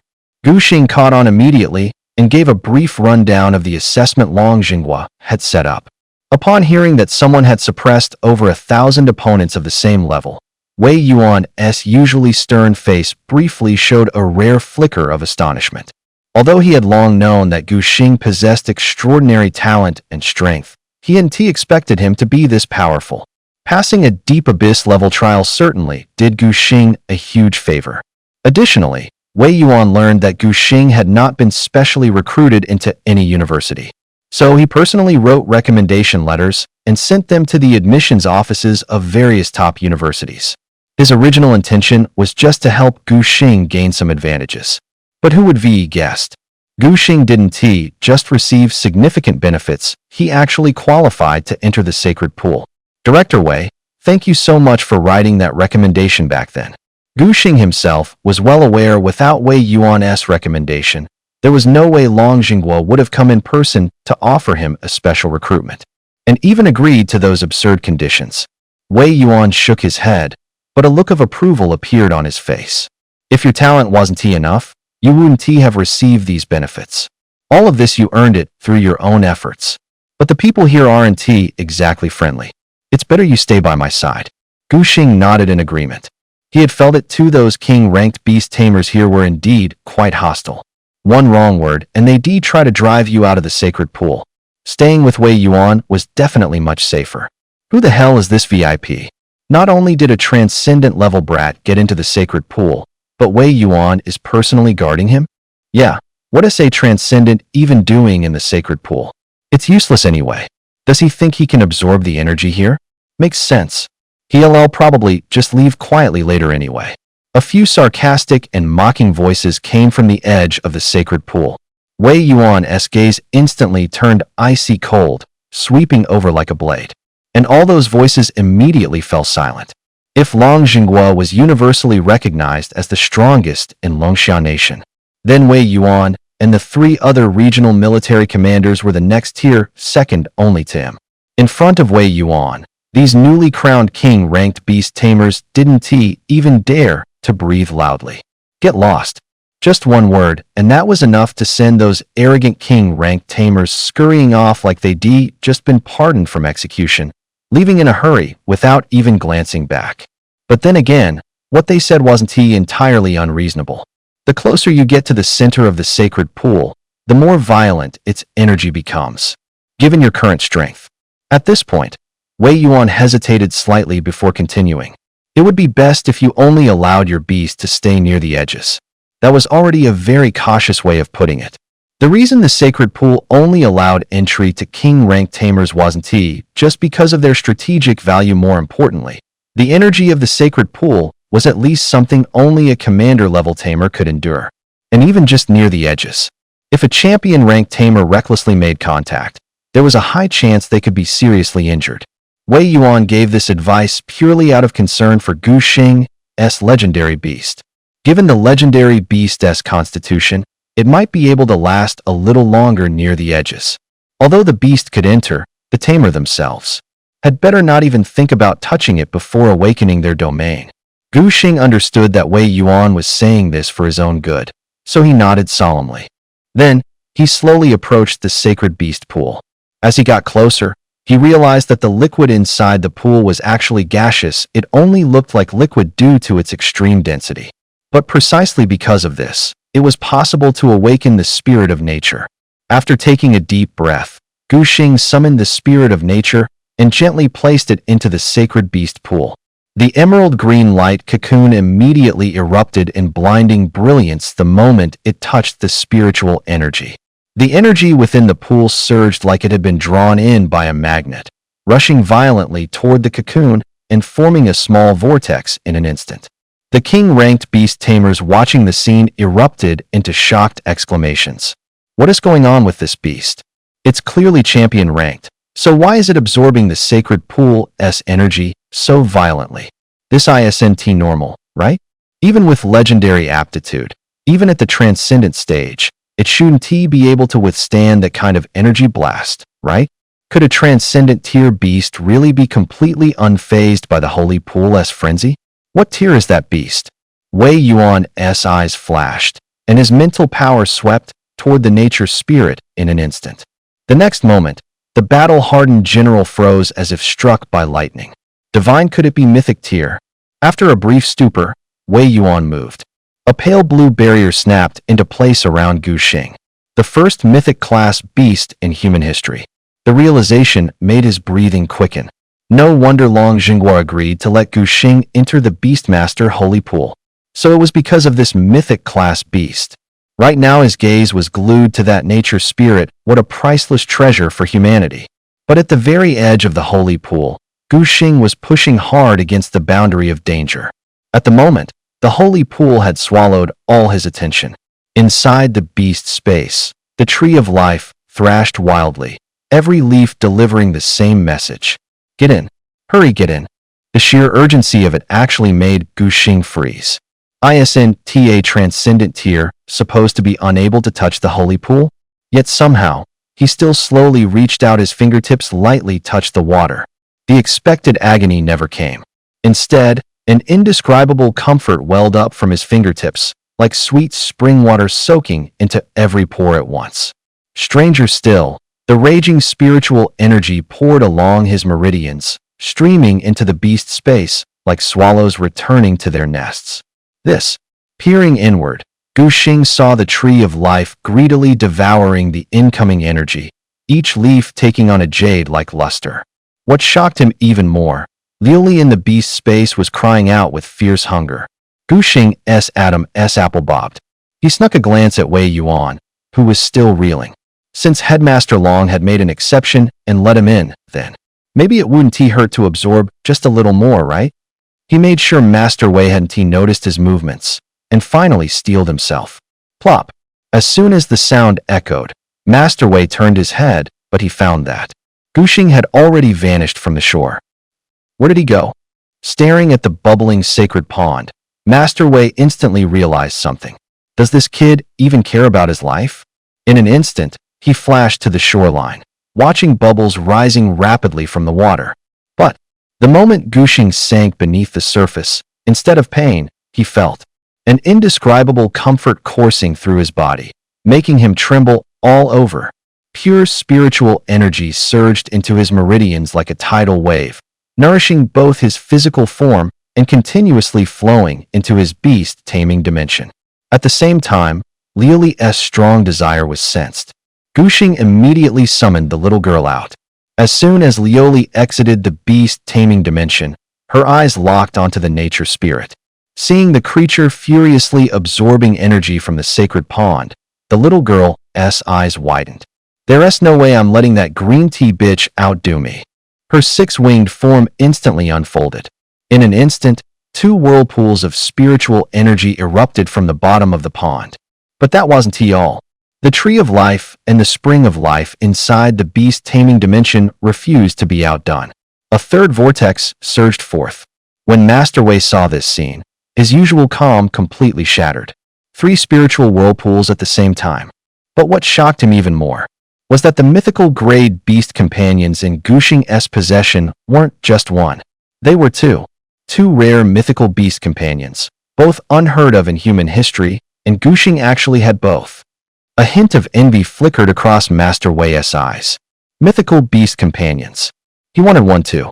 But when he reluctantly tore his gaze away from the 2 legendary beasts and turned back to Gushing, that brief envy was quickly replaced by pure shock. Gushing's rate of absorbing energy was actually no slower than those 2 mythic-class beasts. Wei Yuan's pupils constricted hard at the sight. How is that even possible? Those 2 mythic-class beasts could draw from the sacred pool purely because of their insane, innate aptitude. But Gushing is just an ordinary human. How did pulling energy from the sacred pool not rip him to shreds? Outside the barrier, the sacred pool's energy suddenly began to violently surge. What the hell? The sacred pool's energy is pouring toward the barrier like crazy. The ambient spiritual energy density was dropping at a visibly fast pace. Several king-class beastmasters who were cultivating snapped awake. Isn't Wei Yuan inside that barrier? Did he break through again? No way. Even Lord Wei Yuan couldn't devour energy at this kind of speed. Could it be that transcendent class kid? Are you out of your mind? A transcendent class can absorb the sacred pool's energy? You really dare say that? They were disgruntled, sure, but none of them dared cross Wei Yuan. After a couple of snarky remarks, they could only quietly edge away to the side. Right then, Gushing's divine sense sank fully into his beast space. The life spring that had been less than a meter across had expanded to several meters now, its waters brimming with staggering vitality. The life tree, once only as tall as a person, looked even more luxuriant. Its trunk had thickened several-fold, and a jade-like sheen flowed across its leaves. Gradually, their rate of absorption began to slow. It was as if they sensed Gushing's physical limit, and they voluntarily reined in their plundering of energy. If they kept drawing more, it would put a massive strain on Gushing's body. But even so, seeing the torrent of energy Gushing had pulled in, Wei Yuan was still dumbstruck. Don't forget, the energy Gushing just swallowed would be enough to raise a king-class beastmaster by at least 2 to 3 tiers. Sounds like not much, sure, but that's 2 to 3 tiers at the king class. So what rank is Gushing right now anyway? Tier, Transcendent. Although Gushing had absorbed a massive amount of energy, his tier hadn't increased at all. How strange. At the same time, the natural spirit's process of absorbing energy had reached its end. Suddenly, the green cocoon made a sharp cracking sound, like something breaking. Gushing's heart jolted violently. The next moment, the cocoon was covered in spiderweb like cracks, and he could clearly sense a wave of consciousness coming from inside. His second myth-grade tamed beast was awakening. Finally, under Gushing's expectant gaze, the green cocoon exploded into pieces. Amid a shower of glowing particles, a delicate figure slowly emerged. Her golden hair cascaded down to her waist like a waterfall, her fair skin glowing with a gentle luster under the light of the sacred pool. What stood out the most, however, was her perfectly flawless face. No wonder sprites like elves seemed to be the most favored creations of the gods. But Guxing's mouth twitched slightly. From any angle, she looked like a little girl no older than 7 or 8. Master. The little spirit suddenly opened her eyes, her emerald pupils reflecting Guxing's image. Before he could react, a soft, small body had already flung itself into his arms. That sweet call, paired with those big, glistening eyes, struck straight into Guxing's heart. So adorable. Hug. Instinctively, Guxing wrapped his arms around the affectionate little creature, unaware of the fleeting sly glint in her eyes. Natural spirit Vera. Rarity. Myth 1 star, myth 2 stars. Tier. Awakened first stage. Strength. Constitution. Spirit. Speed. Skills. Dirge of nature. Sovereignty of elves. Domain of nature basic. Dirge of nature. Unlocks a triple chain disaster vine sea of rotting bones, thunderfall of the heavens, and land vein siphon. Sovereignty of elves. Boosts spirit attribute by 300% and automatically refreshes dirge of nature upon activation. Domain of nature basic. All skills enter overdrive mode upon activation. Evolution traits. Heart of nature, fountain of life. After reading Vera's attribute interface, Guxing's pupils suddenly constricted. The spirit stat displayed was a staggering 100. Too terrifying. Truly worthy of mythic grade aptitude. This. He swallowed hard. Back when Lioli awakened, her average stats were only 30 points. But Vera's spirit stat was 3 times Lioli's. Even more shocking, after absorbing a massive amount of sacred pool energy, Vera's aptitude jumped from Mythic 1 star to Mythic 2 star. Guxing lowered his gaze, and when he saw the skill list, he couldn't help but suck in a sharp breath. Nature's Dirge, Elven Sovereignty, Nature's Domain. Each one was a terrifying AoE skill, a literal reaper on the battlefield. With such overwhelming spirit paired with those ghastly skills, it would be a meat grinder out there. The phrase popped into Guxing's mind on the spot. And if you add in a way to ignore defenses, this little girl could command an entire battlefield by herself. Guxing lowered his head, looking at the innocent, pure face of Vera cradled in his arms. Who would be thought? This little girl had near world-ending power hidden inside her. Except, right now, her level was still far from enough. To truly unleash these skills, he had to push her to transcendent rank as soon as possible. Guxing suddenly remembered the secret realm at the National Guardian Academy, designed to train a second familiar. Worth checking out when the time comes. Vera nuzzled lightly against his chest. Her emerald eyes, however, were fixed on Lioli not far away. Master is mine. Just a mere angel. Under Guxing's gaze, Lioli's aptitude upgrade was nearing its end. The scarlet gold sacred flames slowly drew in, and the divine sigils on her 6 wings flowed like living things. When the final strand of energy merged into her body, Lioli slowly opened those dazzling golden eyes. However, the very first scene that met her gaze made her pupils contract sharply. The familiar in Guxing's arms stuck its tongue out at her, smug as could be. Even worse, it deliberately snuggled deeper into Guxing's embrace, wearing a look like it was savoring every second. That two-faced little vixen. Lioli's mouth couldn't help but twitch. She clenched her fists, but she was helpless against this scheming little sprite. Its act was flawless. This sprite had slept since 1,000 years ago. Its true age had probably long since passed a millennium, yet it still deliberately pretended to be a child. With Vera lording it in her master's arms, even the joy of Lioli's aptitude breakthrough vanished in an instant. She'd only woken up a little late, and already her place had been stolen. Right now, all of Guxing's attention was on Lioli's status panel. He didn't notice the little antics between his familiars at all. Divine Angel Lioli. Aptitude, Mythic 3 star. Level, Transcendent Tier 1. Strength, 1. Constitution, 1.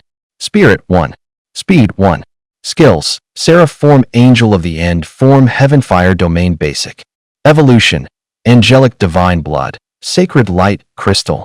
Guxing stared at the status panel, a hint of satisfaction flashing in his eyes. This aptitude boost not only raised Lioli by 2 stars, each base stat had shot up by 200 points. With the Seraph Form bonus, the effective increase hit a staggering 400 points. At Transcendent Tier 1, Her attributes already surpassed Miller's back when he was tier 3. Gu Xing muttered under his breath. But the moment he thought of Miller's father, a peak king class battle angel, his brow knit again. With his current strength, trying to storm the angel's stronghold to save someone would be basically suicide. Master Lioli gently tugged at his sleeve, her voice tinged with grievance. At this moment, Gu Xing was lost in his own plans and didn't notice the little girl's low mood. He instinctively reached out and ruffled her hair. Suddenly remembering something, Gu Xing turned to Lioli and said with a smile, while gently cradling the nature spirit in his arms, "This is Vera. She's our new partner from today onward." Vera was lifted up to face Lioli and immediately flashed a pure, bright smile, blinking her big eyes cutely as she greeted, "Hello, big sis Lioli." As soon as she finished speaking, Vera playfully winked her large eyes. Lioli's lips twitched slightly, almost imperceptibly, but under Gu Xing's expectant gaze, she forced a smile. "Hello, little Vera." The last word practically squeaked through her clenched teeth. This little green tea harlot, just you wait. Watching the two get along harmoniously before him, Gu Xing felt genuinely pleased and nodded. Indeed, rumors shouldn't be fully believed. He had previously heard that multiple spirit beasts would compete for their master's affection, but judging from the current situation, there's absolutely no such problem. His two spirit beasts actually get along quite well. Only now did Wei Yuan recover from his shock, casting a complex gaze at the two myth-level spirit beasts beside Gu Xing. An 8-winged seraphim, a millennium-old nature spirit, plus such a prodigious master. He had absolutely no doubt that, given time, Gu Xing's achievements would definitely surpass his own. Shortly after, with Wei Yuan's assistance, he was teleported back to the National Academy. Upon returning to the academy, he discovered that Long Jinghua had already left early. "It's still early." Gu Xing glanced at the sky, then turned his attention to Vera inside his spirit beast space. She had only just awakened at rank 1, which was far too low to showcase a nature spirit's true capabilities. It was time to advance her rank. Outside the awakening secret realm at the National Academy, crowds gathered as newly enrolled students lined up waiting to enter. This special secret realm, designed specifically for cultivating second spirit beasts, was bustling with activity today. As Gu Xing appeared with Lioli, the plaza fell silent for a moment, then erupted into a wave of murmurs and chatter. "Look, it's Gu Xing, the guy who once took on half the academy all by himself. He's the beast who dared to challenge half the school alone. He's here for the awakening trial. Could it be he's already signed his second spirit beast contract? Don't tell me it's another absurdly powerful one like that angel. No way. Do you think beasts that strong just grow on trees like cabbages?" Under the crowd's watchful eyes, Gu Xing walked straight toward Ying Bing and her group. Star Brother. Qin Tian was the first to recognize him. He waved excitedly. Ying Bing gave a slight nod, but when her eyes accidentally met Gu Xing's, her heart suddenly tightened, and her heartbeat skipped a beat. She couldn't contract a second spirit beast, nor did she have another one needing cultivation. Even she herself wasn't sure why she had come here. Just then, Qin Tian suddenly spoke up, drawing everyone's attention. "Star Brother, have you already contracted your second spirit beast?" The question immediately piqued everyone's curiosity. Even Ying Bing couldn't help but look back at Gu Xing. After all, everyone had seen just how powerful his first spirit beast was. Everyone was eager to know what kind of second spirit beast Gu Xing would choose. Gu Xing smiled faintly and raised his hand, summoning a nature spirit named Vera. The little creature politely bowed and said, "Hello everyone, I'm Vera." Seeing how adorable the little spirit was, everyone instantly felt a sense of liking toward it. Just then, an irritating voice cut through the crowd. "Spirit beasts are for fighting. What use is there in just being cute?" Hearing that, Qin Tian immediately turned his head angrily. There stood Wang Tung with his arms crossed, and beside him crouched a lizard-like beast covered in blazing flames. Seeing the spirit beast, Qin Tian frowned slightly, then leaned close to Gu Xing's ear and whispered, "Be careful, Star Brother. This one isn't simple. I heard his family paid a fortune for this flame lizard. It's rumored to have some dragon blood in it." "Dragon blood?" Gu Xing raised an eyebrow, watching with mild interest. "Lava Drake Lizard. Legendary potential, 7 stars. Awakening stage, first tier. Strength, Constitution, Spirit, Speed, Skills, Dragon Fire Breath, Scale Armor Defense, etc. Gu Xing skimmed the attribute panel and couldn't help but twitch his lips slightly. Average stats barely hitting 30? This was supposed to be hailed as Dragon Bloodline?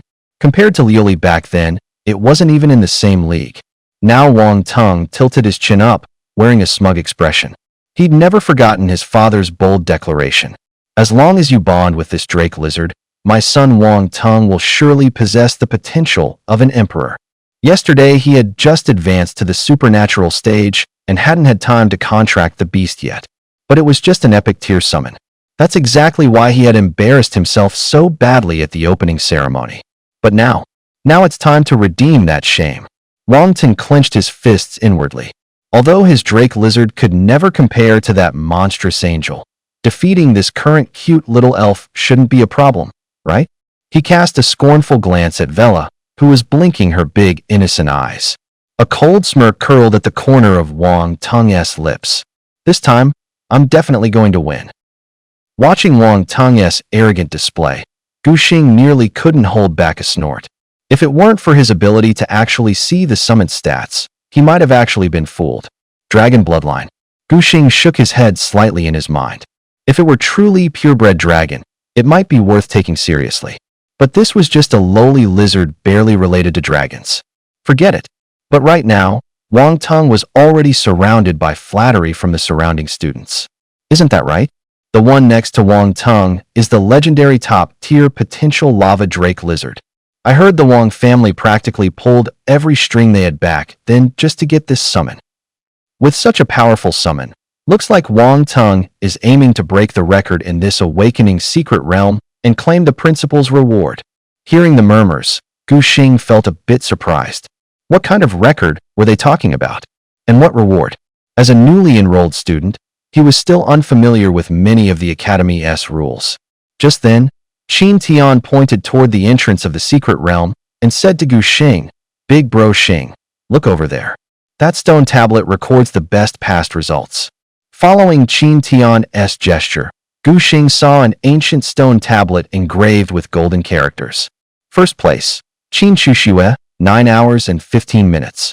Second place, Ying Chuan, 28 hours and 17 minutes. Third place, Wang Kai, 28 hours and 25 minutes. 10th place, Zhang Jian, 30 hours and 7 minutes. Looking at the list, Gu Xing furrowed his brows slightly. The difference between first and second place. Wasn't he that just a bit too big? The time gap between third and 10th place was only about 2 hours. But between first and second, there was a full 19-hour gap.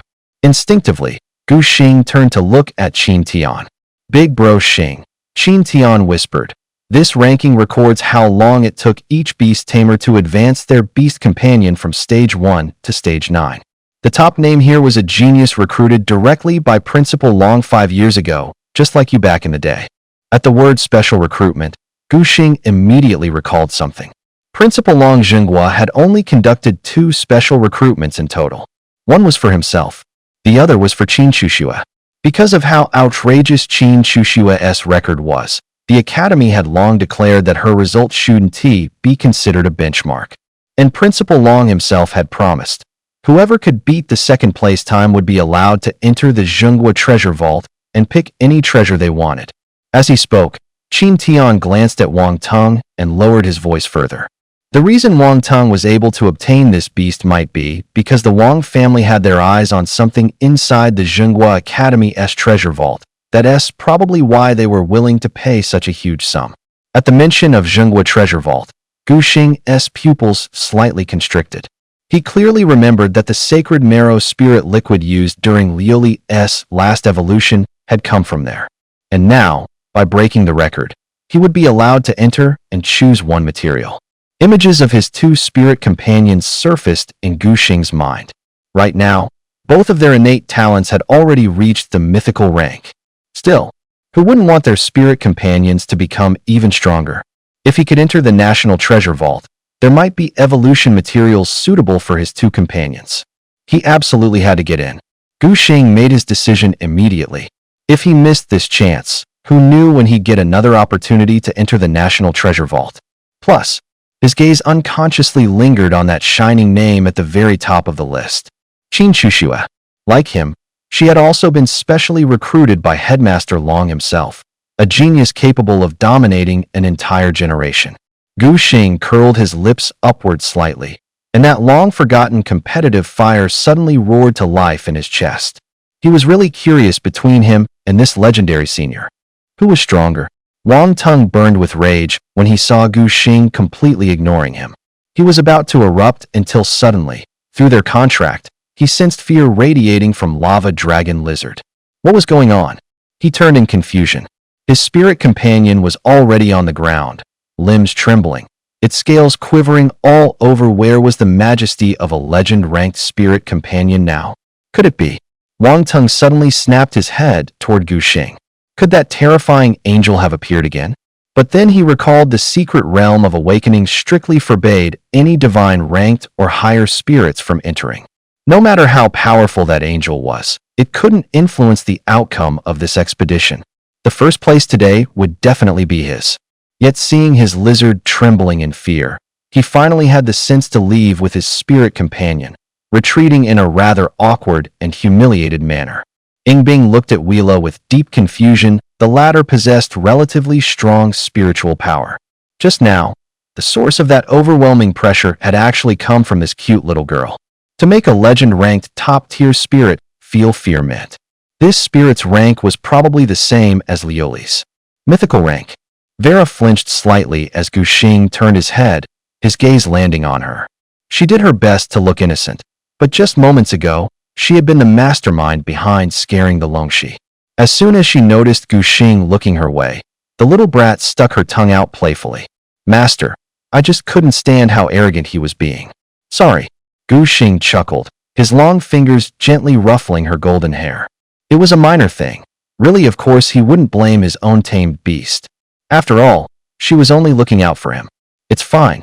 Seeing that her master wasn't upset, Vera quickly took advantage of the situation, spreading her arms wide and cooing. Master, give me a hug. She looked so cute and helpless, like a little girl begging for candy. His heart softened instantly, and without thinking, he pulled her into an embrace. However, inside the beast dimension, Liuli was stomping her feet in frustration as she watched everything unfold. That little green tea harlot. Her teeth clenched, her golden eyes practically shooting flames as she glared at Vera, who was now acting all adorable outside. Faking innocence again. Cheating Master's feelings. So annoying. The more she thought about it, the angrier she got. Her eyes swept over to the slightly trembling tree of life nearby. Just then, it's time. A teacher dressed in green robes hovered in midair, his sleeve sweeping outward. The barrier sealing the secret realm rippled like water. Innumerable mysterious runes drifted through the void before finally coalescing into a dazzling gate of light. The awakening secret realm was officially open, and all students were to enter one by one. Inside the principal's office, Long Jinghua frowned deeply as he looked over Gu Xing's file. Gu Xing's background wasn't ideal. That meant the academy would bear responsibility for his second spirit beast. Which beast should we assign to him? Long Jinghua muttered to himself, stroking his beard. His eyes scanned the list of remaining legendary grade spirit beasts, but none of them felt quite right. His first beast has already reached mythic rank. The second one should at least be top-tier legendary. As he sat there troubled, the office door suddenly burst open. Principal, something huge has happened. Fu Yinjia burst in, panting heavily. Long Jinghua frowned, clearly displeased. Deputy Fu, rushing in like this, don't you care about decorum? It's Gu Xing. Gu Xing has entered the awakening secret realm. Upon hearing this news, Long Jinghua hadn't taken it seriously at first. So what? Just entering a secret realm? But the next moment, Long Jinghua shot to his feet. The solid wood chair behind him screeched backward half a meter. What? He entered the secret realm? What exactly did entering the awakening secret realm mean? It meant Gu Xing had already formed a contract with his second spirit beast, and he didn't even know about it himself. If that second spirit beast turned out to be weak, the thought sent a chill down Long Jinghua's spine. As soon as Gu Xing stepped into the secret realm, The scene before him made him stop breathing for a moment. Before his eyes stretched a wasteland soaked in blood. The black-red earth cracked open in countless jagged wounds. Bones were half buried in the dust, and the air was thick with an unshakable stench of bloodshed. Could this even still be called a secret realm? It was more like a brutal battlefield. Gu Xing recalled the ancient records about this place. This area had once been a rift connecting another world. 70 years ago, demon hordes had poured through like a tide, using it as a foothold to invade the human world. That war had lasted 3 full months. In the end, Longxia Nation had paid the price of 1 million soldiers' lives to stop the catastrophe. Because so many demons had perished here, demonic energy had gathered and continuously bred new demons. To stop these demons from growing stronger, humans had eventually chosen to sabotage the seal of the rift from within. That was why Long Jinghua had declared this rift the Awakening Secret Realm so students could use it to power up their second spirit beasts. It trained the nation's top students, while simultaneously eliminating the demons born within the realm. A 2-for-1 benefit. Roar. Suddenly, a piercing shriek shattered the silence of the secret realm. Gu Xing's eyes narrowed coldly as 10 grotesque, flesh-rotting monsters closed in from all directions. They were known as Skinners. Rank, Awakened 5th tier. Qualification, Demon Lieutenant. Strength, unmeasured. Stamina, unmeasured. Spirit, unknown. Speed, unknown. Skills, flesh-peeling. These low-tier demons were infamous for their brutality, particularly their horrifying habit of flaying their prey alive, which earned them their name. Those Skinners were among the most numerous and lowest ranks of the demon race. Why had 10 of them appeared all at once? Gu Xing frowned slightly. He knew not everyone's partner beasts were as absurdly powerful as his. When Vera awakened at the 1st tier, her spirit attribute had already surpassed 100. But for other students, even a legendary grade creature like a magma dragon lizard only had stats in the low 30s. Being thrown straight into battle against 10 awakened 5th tier demons without extraordinary talent as a beast tamer. Most would be in serious danger. Just as the Skinners lunged forward, Vera, nestled in Gu Xing's arms, wrinkled her brow in annoyance. How dare these hideous creatures interrupt her intimate time with her master? A glint of icy fury flashed in her emerald eyes. The elves had once been destroyed by the demons, and Vera harbored no affection for these monsters. And now, they were interrupting her bonding time with her master? She delicately lifted her slender fingers without even activating a skill. 10 thick, thorned vines erupted from the earth, twisting like living creatures and wrapping the demons into tight cocoons. This was the natural gift of the elves. And as a royal elf, Vera's ability to control plant life was unmatched. A rustling sound filled the air, and the vines visibly changed from green to crimson red. Within a few breaths, 10 shriveled demon corpses lay scattered on the ground like torn rags. At that moment, a soft glow of advancement shimmered around Vera. Nature Elf Vera. Qualification, Mythic 2 stars. Level, Tier 4 Awakening. Strength, NA.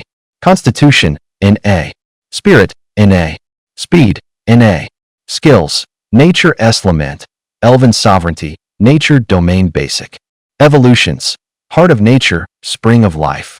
Vela's ridiculous stat panel flashed to life, and the corner of Gu Xing's I couldn't help but twitch. If Lioli is the classic 6 stat hex build balanced across the board, then Vela is completely min-maxed. She's only awakening tier 4, and her spirit is already about to hit 500. That number is higher than plenty of transcendent rank beast companions. Master. The little elf tipped up her pretty face, emerald eyes brimming with expectation. Gu Xing got the message and reached out to ruffle a lock of her golden hair. Next, he just needed to push Vela to awakening tier 9 as fast as possible. Given Vela's current spirit, once she pops her skills, she can steamroll any awakening stage demons in her way. So his gaze went straight to the center of the secret realm. Sensing with his spiritual power, the demonic aura was thickest there, the place where demons clustered. Also the best place to level up. At the secret realm's entrance, students stumbled out one after another, faces still frozen in shock. Holy crap! I walked in and ran smack into 5 awakening tier 5 demons. Weren't they always scattered in past years? Why does it feel like we kicked a demon nest this time? My epic grade beast took one look at that and backed right out. Seeing the unexpected mess, Ing Bing's brows knit. She remembered clearly that something similar had happened 5 years ago. They said the demons inside the secret realm rioted, and their numbers multiplied. Because of that special situation, Qin Shushua rocketed her beast from awakening Tier 1 to Tier 9 in just 9 hours. Unreal. Sister Bing, brother Xing Isin, going to be in danger, right? Qin Tian had already reached the extraordinary realm, but the family hadn't yet prepared a second spirit beast for him. As a result, he didn't participate in the awakening abyss this time. As he looked at the chaotic scene before him, a trace of worry surfaced on his face. Although he had full confidence in Gu Xing's strength, right now Gu Xing could only rely on one awakened spirit beast. Even with Gu Xing's immense talent, was it really possible to create a miracle with just a single awakened beast? The mentor overseeing the awakening abyss immediately turned serious, instantly realizing how grave the situation had become. The memory of the demonic uprising 5 years ago was still vivid in his mind. If it hadn't been for Qin Shushua stepping in alone and quelling the chaos back then, the demons might have already broken through their seals and caused unimaginable catastrophe. But now, there was no genius like Qin Shushua here to hold the line. The mentor didn't dare delay, he immediately activated the emergency communication protocol. Meanwhile, in the principal's office, Long Jinghua had just seen Fu Yinji out when a red alert suddenly blared through the room. What? The awakening abyss is undergoing a mutation. The communicator in Long Jinghua's hand cracked with a clack, a fine fissure running across its surface. Another high-ranking demon has appeared. His face darkened like iron. He knew the truth behind the uprising 5 years ago all too well. At that time, the abyss had birthed a demon lord-level creature. Without Qin Shushua's intervention, the consequences would have been unthinkable. The old principal paced back and forth in his office, tapping his knuckles against the desk, clearly anxious. Now he only had 2 options. First, he could personally intervene and destroy the entire abyss. But doing so would cut off a crucial channel for new disciples to bond with their second spirit beasts. The second option was to dispatch students who possessed awakened spirit beasts at the 9th stage of awakening to clear out the demon within the abyss. If they could eliminate the demon threat before the situation worsened, he wouldn't have to personally destroy the abyss himself. This way, the immediate crisis could be averted, and the abyss could still be preserved. Soon, an urgent announcement rapidly spread across campus via the school broadcast system. Attention all faculty and students. The secret realm is experiencing an anomaly. All students who have awakened to the 9th rank beast tamer level report to the entrance of the secret realm immediately. Let me repeat. As soon as the emergency summons was issued, all qualified students had gathered at the entrance. Gu Qianqian and Tang Xinro both arrived. Ing Bing, although strong in combat ability, could not participate due to the restriction on his beast's rank. The most eye-catching figure in the crowd was Shun Ruoxue, who had just broken through to the transcendent rank. Although she had not yet contracted a second beast, she had been specially approved to join the mission due to her rare spatial teleportation talent. This ability not only allowed her to travel back and forth between the secret realm and the real world, but more importantly, she could handle message delivery. When the final student arrived, Long Jinghua appeared before everyone. For once, Long Jinghua dropped his usual friendly demeanor and spoke with a serious expression. Monitoring data suggests that a Demon King-class demon may have been born inside the secret realm. However, due to the realm's restrictions, its power will not exceed that of an awakened level being. Your mission is to eliminate the demons as much as possible, with the top priority being the killing of the legendary class demon. But remember, his gaze swept across every young face before him. If you're in danger, retreat immediately. Your lives are more important than anything else. After all, if we can't kill the Demon King, we still have the ability to destroy the entire secret realm. But if any student loses their life, that would be an irreplaceable loss. The secret realm is opening. At Long Jinghua's command, a rift in space slowly tore open. In the crowd, Tang Xinro leaned close to Gu Qianqian and said with fierce determination, "Qianqian, you only have one above-average ranked beast, It's too dangerous for you to go. Let me go instead. I promise I'll bring my husband back safely." Gu Qianqian sighed helplessly and rubbed her temples. Truthfully, she wasn't that worried about Gu Xing. After all, the school places such high value on him, he definitely wouldn't be allowed to contract a beast with poor talents. With Gu Xing's talent, entering the secret realm during the awakening phase should be fine as long as you don't run into that demon lord. Shinro, Gu Xing can take care of himself. Once you're inside, just make sure you keep yourself safe. Don't worry. Tang Shinro thumped her chest in reassurance. Then the spatial portal opened wide. Inside the secret realm, Gu Xing led Vera, pushing steadily toward the dungeon's center. The demons they ran into along the way were ramping up fast in both numbers and levels. But for Vera at Gu Xing's side, they were still easy prey. She didn't even need to use a skill. With her mythic grade aptitude and overwhelming mental stats, a casual lift of her hand was enough. Countless blood-red vines surged up from underground, wrapping the demons and shredding them to pieces, strangling them where they stood. Not far away, a beastmaster saw this and rubbed his eyes in shock. My god, did I just see that wrong? A whole pack of awakening tier 8 or 9 demons got casually one-shot by a single familiar. His innate talent was perception. Thanks to that talent, he managed to avoid demon ambushes when he first entered the secret realm. And as he moved closer to the center, he even run into a few teammates who hadn't been so lucky. Now his party heard his shout, and every face was steeped in doubt. Quit kidding. Even with our talents combined, we can barely handle 2 or 3 high-tier demons. Who could wipe out a whole group in one go? Yeah, most students got eliminated the moment they came in. We're advancing together as a squad. Anyone who can even keep up is already doing great. Bro, just keep an eye out for any stragglers. Stop gawking at nonsense. A teammate patted his shoulder. With these demons running in packs, how are we supposed to level our familiars? The Beastmaster rubbed his sore, stinging eyes. Sure enough, his spiritual power was stretched this far, and given the vast distance, what he had just seen was probably an illusion. He shook his head with a bitter smile, mocking himself. Right, even a beast tamer at Wang Tung's level wouldn't be able to wipe out an entire group of high-ranked demon clans in an instant. Looks like I was just seeing things. Elsewhere, Gu Xing frowned slightly, sensing something was off. The deeper he walked into the area, the more he noticed that the energy he gained from defeating these demons had dropped significantly compared to when he first entered. And the closer he got to the heart of the secret realm, the more obvious this became. It was as if something was devouring the demonic energy of the demon clans. He glanced at Vera's level.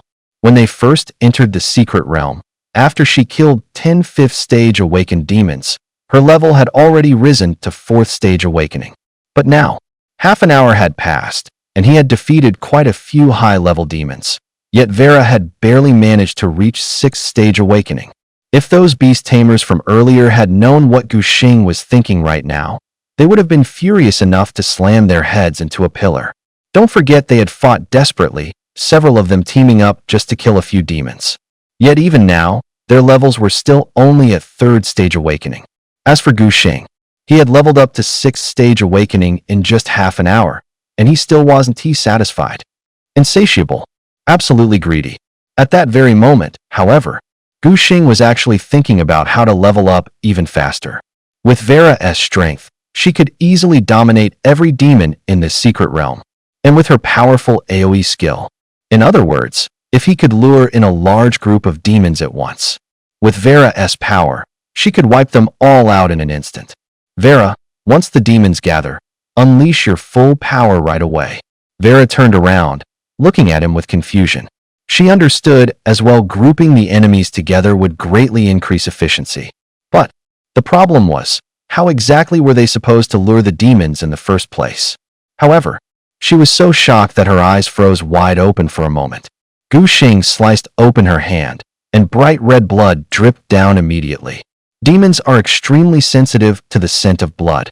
The moment there's even a hint of blood in the air, they'll swarm in like a pack.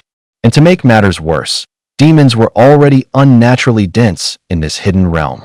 Yet in the next instant, her eyes widened in shock. Gu Xing slashed her palm without hesitation, letting dark red droplets fall onto the scorched black earth. And Master, what are you? Vera's pupils shrank sharply, her eyes reddening as she lowered her head. I'm sorry, Master, it's all my fault. If only I were stronger, you wouldn't have had to go this far. Guxing watched the little fairy blaming herself, stunned for a moment. But she quickly understood. For a beast companion, letting their master get hurt was practically a grave failure. Seeing the little girl on the verge of tears, Guxing quickly tried to comfort her. It's just a tiny wound, nothing serious at all. In fact, losing a little blood is even good for your health. Oh, really? Vera lifted her head, half doubtful. Only after Guxing reassured her over and over again did she finally calm down. Then, following Guxing's instructions, Vera cast a wind magic spell to spread the scent of blood far and wide. The metallic stench surged like a wave, covering a radius of 3 kilometers. The moment the demons caught the scent, they all froze mid-action. Their blood-red eyes turned in unison toward the same direction. Roar! Amid a chorus of ear-splitting roars, a sea of dark figures surged toward the source of the blood like a living storm. However, Guxing's crazy stunt ended up causing serious trouble for Wang Teng, who had just arrived nearby. Right now, he was squeezed inside a crack between 2 boulders, holding his breath and staring intently at the demon horde rolling in like a tide from the distance. Cold sweat beaded on his forehead. Damn it! Who the hell is this idiot, luring so many demons this way on purpose? Are they trying to get themselves killed? He muttered angrily under his breath, squeezing even deeper into the crevice, practically wishing he could vanish into the rock itself. Although he decontracted a lava drake with top-tier, legendary potential, it still felt a little underpowered against this many demons. Forget Awakened Tier 9, even someone at the Transcendent level could get torn to shreds. Damn it! This bastard wrecked my entire leveling plan. He cursed again, keeping his voice low, afraid of alerting the demons nearby. The moment he stepped into the secret realm, he sensed something was off. The number of demons in front of him far exceeded the usual, almost a carbon copy of the anomaly 5 years ago. At first he'd been quietly thrilled, thinking he could break the record with ease only for reality to slap him hard in the face. The energy from killing demons was pitifully low. Goddamn it. He glanced at the drake at his side. Legendary potential or not, it had only just clawed its way to Awakened Tier 4, still a hair shy of Tier 5. But as long as he pushed the drake up 2 more tiers, he could flip the script completely. No more skulking around like this. By then, his drake would steamroll the entire secret realm. A thunderous boom. The ground suddenly quaked as an Awakened Tier 9 demon burst into view, its horrifying aura crashing down on him. Wang Teng went rigid, held his breath at once, and squeezed into a gap between the rocks, almost merging with the shadows. Play it safe. Farm up slowly. He clenched his jaw, calculating in silence, a ruthless glint flashing in his eyes. Once I get stronger, I'll be an emperor, mark my words. A brief hush. Right then, Guxing looked at the demons surging in like a tide, and the corners of his mouth actually curled into a smile. Since each demon was yielding less energy. If the quality is lacking, make it up with quantity. If one pull isn't enough to push Vera to Awakened Tier 9, then I'll pull twice. Catching the scent of blood, the demons went mad, howling as they lunged at Guxing. The black mass of the demon tide nearly blotted out the sky, and the ground shuddered under the trampling hordes. Yet Guxing stood his ground, motionless. Slowly lifting his head, his gaze fell upon Vera beside him. Vera, attack! Under Guxing's silent signal, Vera gracefully soared into the air. Although Vera had only reached the 6th stage of awakening, as an awakened beast specializing in area attacks, her greatest strength was always outnumbering the odds. Not to mention, name, Vera, the nature elf. Rarity, 2-star mythic. Level, 6th stage of awakening. Strength, stamina, spirit, speed. Skills, Song of Natural Sorrow, Elven Sovereignty, Domain of Nature Novice. Evolution forms, Heart of Nature, Fountain of Life. Vera's spirit stat had already reached an astonishing 800 points. Keep in mind, even 9th stage awakened demons only had stats around 300 points. Vera was nearly triple that, which meant, as long as Vera's spiritual energy wasn't exhausted, no matter how many demons came, Vera could devour them all one by one. Song of Natural Sorrow. Suddenly, Vera's golden hair began to wildly dance in a windless sky as she gently raised her hands. Behind her, an emerald-hued divine halo erupted open, staining the entire sky in deep green. Triple calamity descend. First calamity. Sea of bone-crushing vines. The earth groaned as countless blood-red thorns tore through the ground. These living vines lashed out like ravenous demons, and any demon touched by them was instantly drained of flesh and blood, leaving behind only hollow bones clattering to the ground. Second calamity. Thunderfall of the heavens. From the clouds burst thousands of jade-green lightning bolts, each one splitting into hundreds of crackling serpentine arcs upon impact.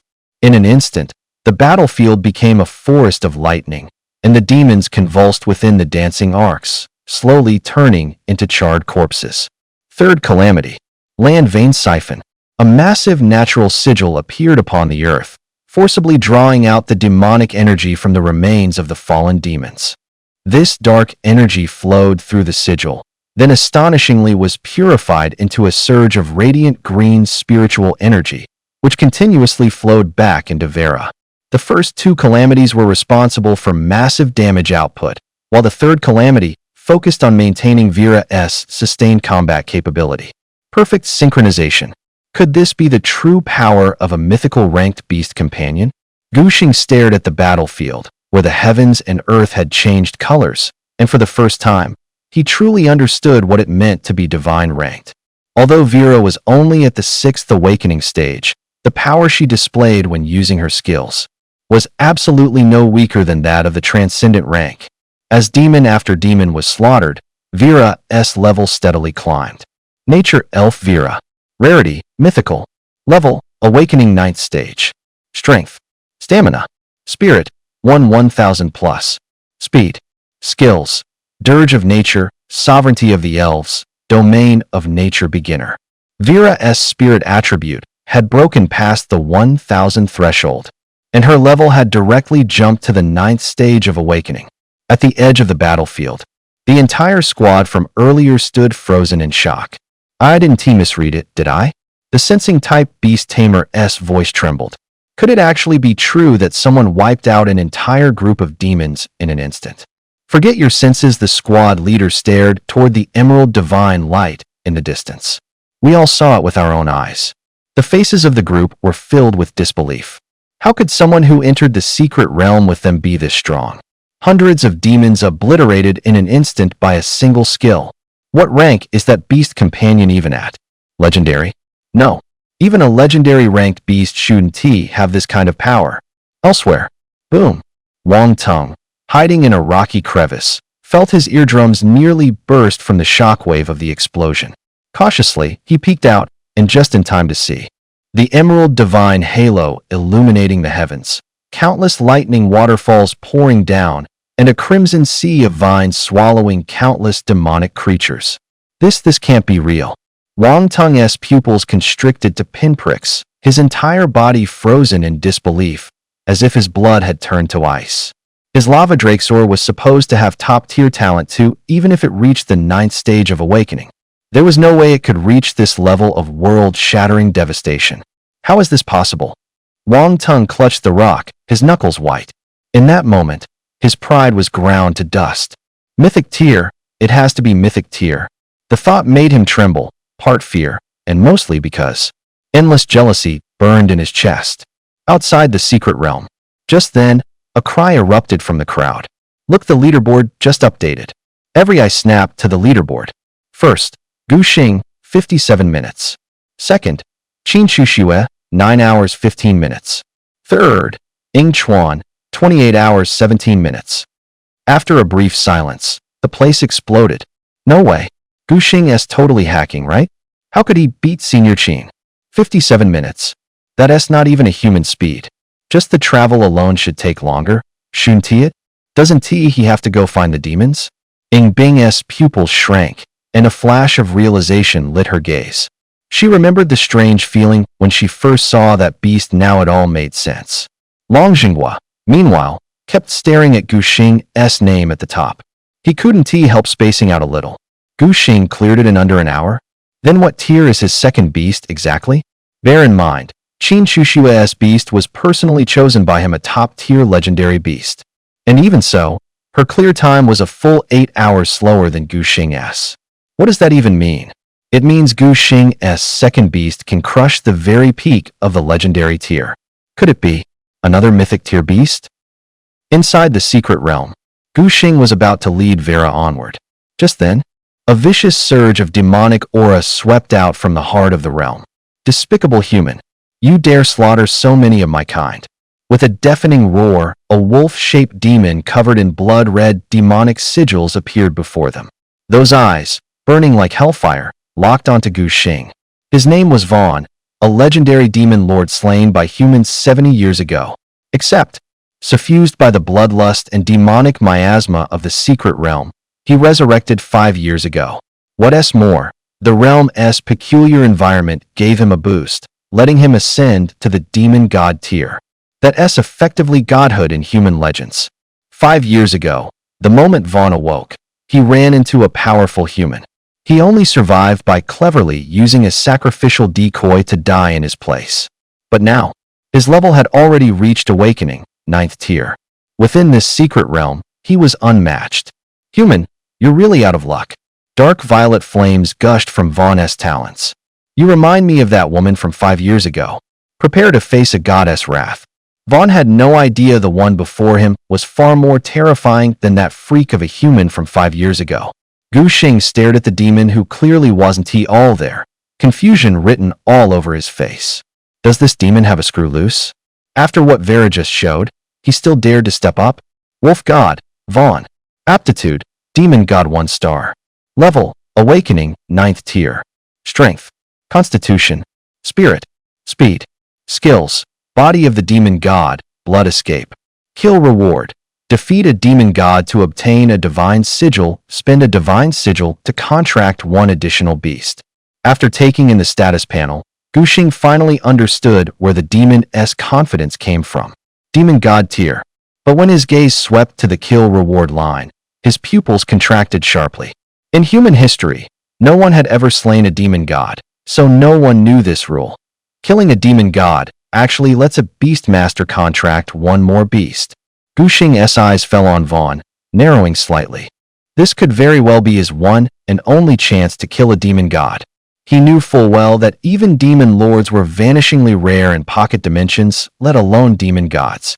Even running into a demon king, the baseline would still be monarch tier. With the strength he's got now, he actually wants to mess with a monarch tier. Dream on. Human, if you're willing to side with the demon race, I can spare you. Vaughn kept bellowing. It was his first time truly coming face to face with a human, and he figured he ought to show this one some mercy. But that wasn't how it went. He didn't notice at all that Gu Xing's gaze was growing more dangerous by the second. If I take down this demon god, I can add another contractable familiar at the transcendent rank. The thought made Gu Xing's heart race. A beastmaster's strength is directly tied to the number of contracted beasts. Adding 1 more familiar isn't simple addition, it's a qualitative leap. When several familiars combine forces, your power can spike by geometric multiples. Human, I'm talking to you.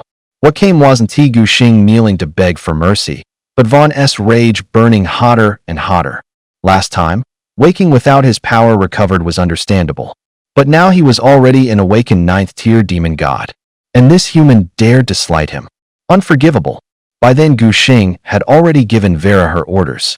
This demon god must not be allowed to walk away. Make it a one-shot kill. Vera. At Gu Xing's command, Vera unleashed her strongest strike without hesitation. Elf King's authority. The divine ring behind her began to flicker and flash. Nature Elf Vera. Aptitude, Mythic, 2 star. Level, Awakened, 9th tier. Strength, Constitution, Spirit, drops from 1130 to 3. Speed, Skills, Nature's Lament, Elf King's authority, Nature Domain Basic. 3,000 points of terrifying mental power surged in the void, and still Gu Xing wasn't satisfied. Not enough. Silver light flashed in his eyes as the Emperor's eyes snapped open. Sovereign's Advent. Slay. A blood-red aura of slaughter coiled around Vera, intertwining with her emerald divine radiance. If not for the cap on their awakening tier, Gu Xing would had Vela unfurl her domain as well. This was nature's own dirge. A second divine halo manifested behind Vela, and the doubled might warped the air. Vaughn's feral snarl froze in place. That aura, no way. He was horrified to realize that although they were both Tier 9 awakened, the pressure rolling off her made his very soul tremble. Was he not the strongest of the demon god tier? But there was no time to think. Body of the demon god. Vaughn didn't dare hesitate. He triggered his strongest skill at once. To Gu Xing, Vaughn's power and speed spiked in an instant, doubling. Yet reality said otherwise. Compared to Vela standing before him, the gap was still massive. And on top of that, Vela had layered her innate talent. Vela slowly raised a slender arm. That seemingly gentle motion twisted the space around her. But just as that fatal strike was about to land, Vaughn veered off and bolted, not a shred of regard for the demon race's pride or honor. He ran without the slightest hesitation. What the hell? Gu Xing was stunned for a moment. In his mind, the demons were infamous for brutality and bloodlust, better to die on the field than ever turn tail. Yet this self-proclaimed demon god actually ran. Watching Vaughn flee in a panic without looking back, Gu Xing felt the corner of his mouth twitch. Some demon god. Still, the secret realm wasn't that big. Where could he possibly run? Vela, go after him. That demon god dies today. Because Long Zhenghua opened the secret realm himself, Gu Qianqian and her party weren't scattered, they were teleported straight to its center. The instant they touched down, they formed a defensive formation and scanned the surroundings, on high alert. After all, the realm had changed by rights. The demons should be been everywhere. Yet it wasn't what they expected. Eerily quiet. We waited forever, and didn't even see a single demoness shadow. Weird. Where did all the demons go? Did they know we were coming? No way. Even a legendary tier demon lord wouldn't be that smart. I can't shake the feeling it's like someone already cleaned this place out. Impossible. 90% of the freshmen just got ejected. Who could wipe out the demon hordes? They didn't know Gu Xing had already slaughtered every demon within 3 kilometers. Just as everyone was whispering, a sharp sonic crack split the air in the distance. Something's charging this way. It's insanely fast. Could it really be that legendary demon lord? It's coming right at us. Stay sharp, everyone. Prepare to engage. As Vaughn closed in, they immediately ordered their bonded beasts to strike the demon together. But every attack slammed into Vaughn without leaving so much as a scratch. Completely ineffective. Is it really a demon lord? Under their horrified gazes, Vaughn rushed straight toward them. But to their surprise, it swept over their heads without even a glance. What is going on? Why didn't it attack us? I think it's running for its life. After talking it through, they agreed unanimously to have Shen Ruoxue report the situation. Clearly, this demon's threat level was beyond what they could handle. Shen Ruoxue didn't hesitate. She triggered her innate ability, left the secret realm, and went to find Long Zhenghua. Principal Long, we found a special kind of demon. It looks like a bipedal werewolf, and even awakening tier 9 attacks don't do a thing to it. Long Zhenghua had first assumed it was just a newly emerged demon lord, but the moment he heard bipedal werewolf, his expression changed. Vaughn, that demon lord that was nearing the monarch pinnacle 70 years ago, has it really been resurrected? What shocked him even more was what Shen Ruoxue said next. The all-out strikes from numerous 9th tier awakened hadn't left so much as a scratch. He realized at once that something was very wrong. The situation was dire.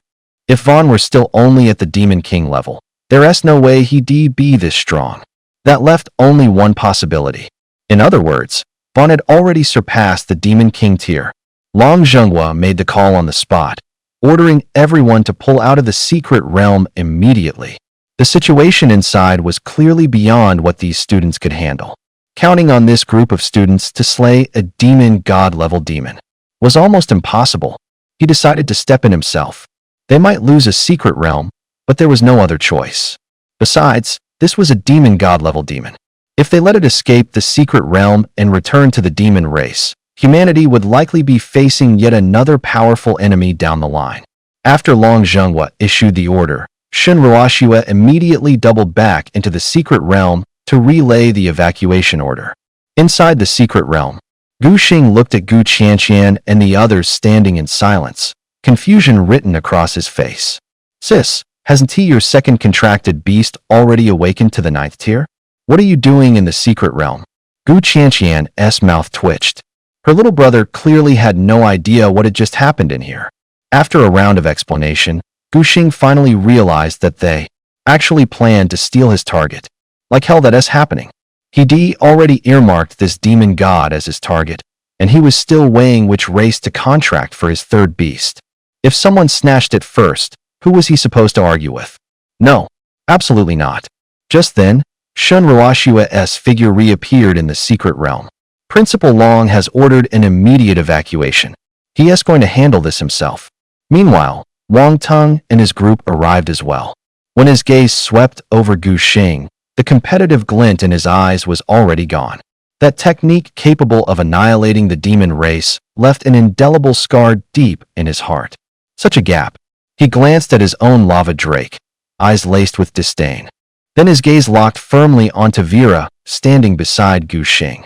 A slow, simmering jealousy began to rise from the depths of his soul. Why? Why does he get to have such a powerful beast companion?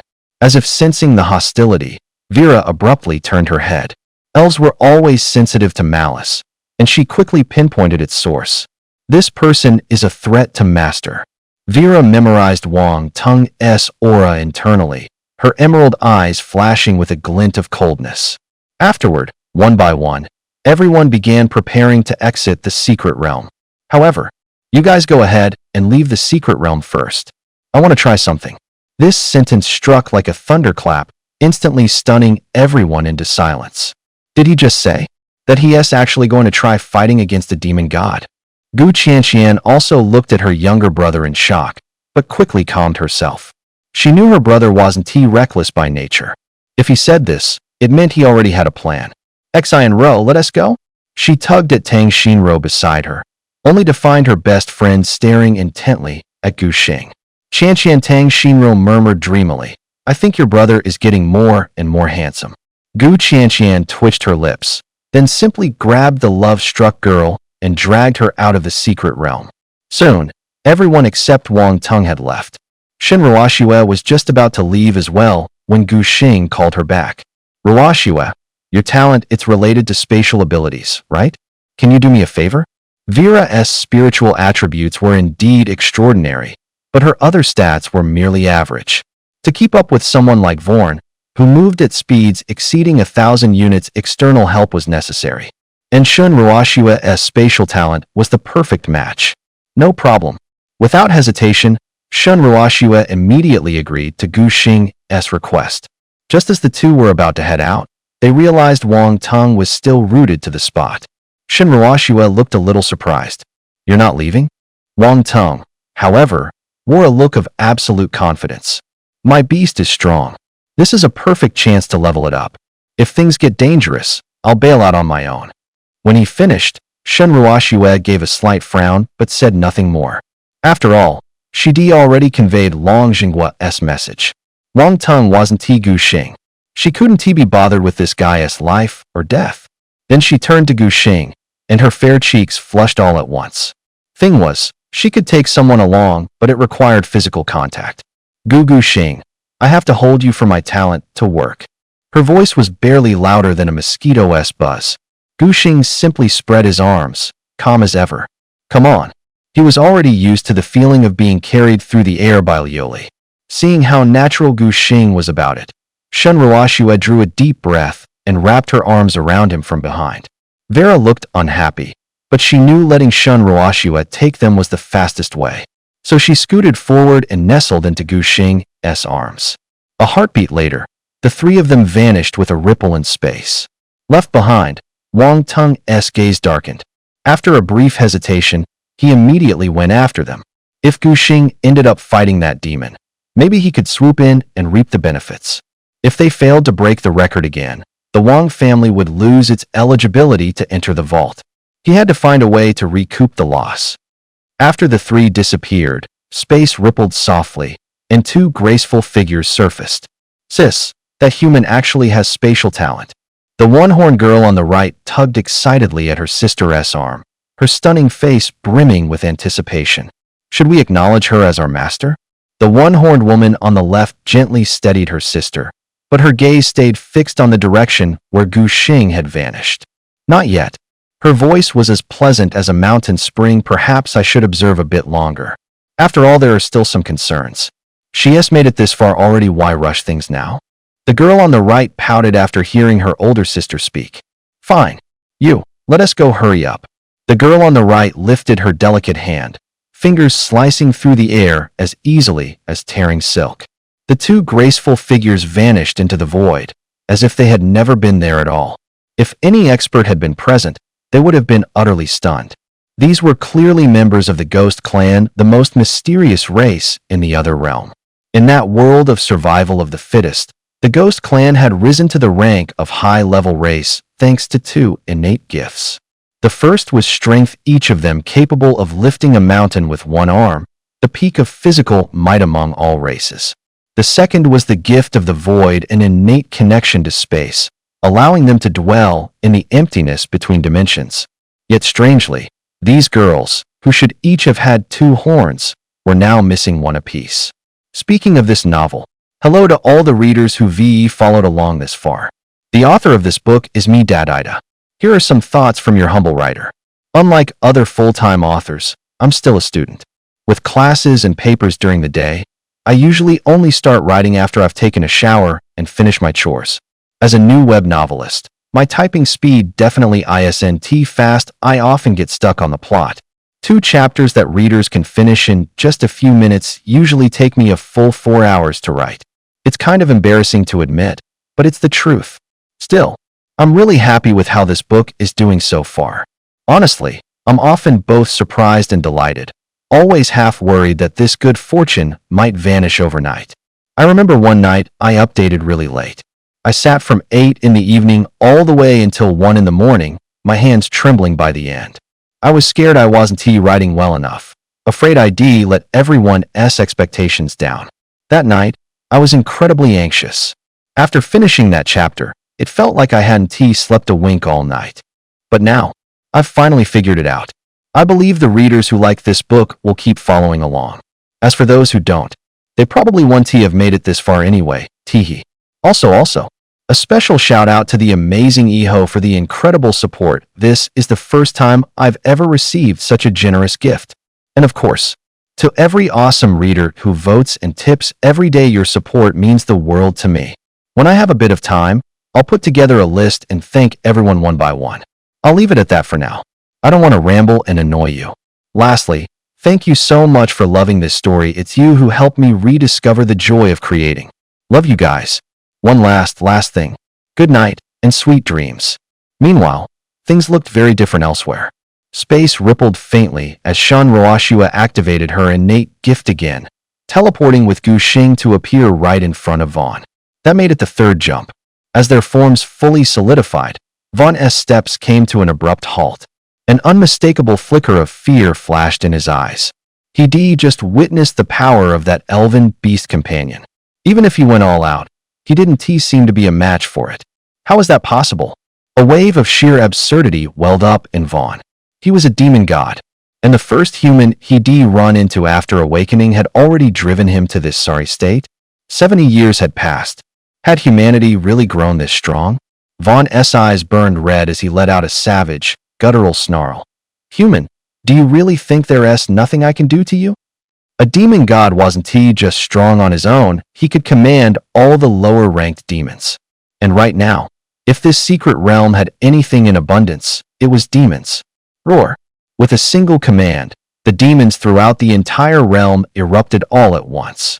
The ground trembled violently as countless dark shadows surged in from all directions, like a black tidal wave crashing toward them in a frenzy. Shinruashua's expression shifted slightly. She turned to look at Gu Xing, only to find him still calm, perhaps even. A faint, almost imperceptible smirk lingered at the corner of his lips. Her tightly wound nerves eased just a little.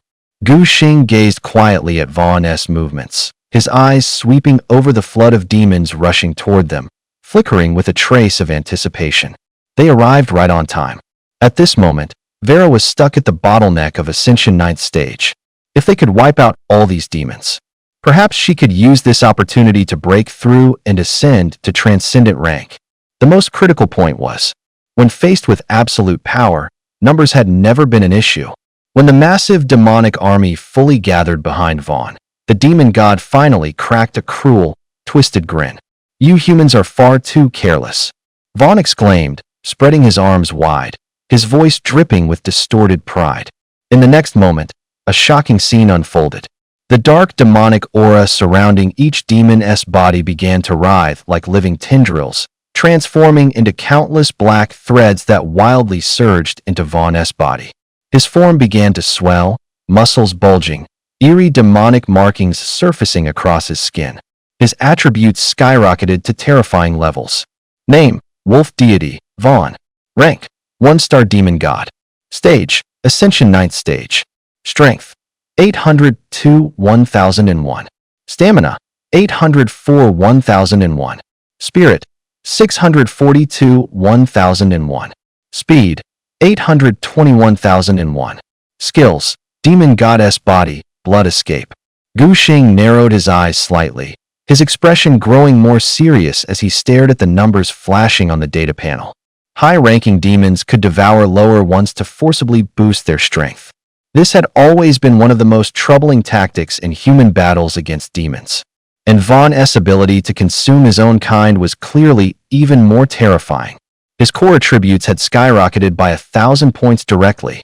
If he layered that with the Demon Goddess Body skill, which granted a second round of stat boosts. If he didn't bring out some real power this time, he might actually fail to bring this demon down.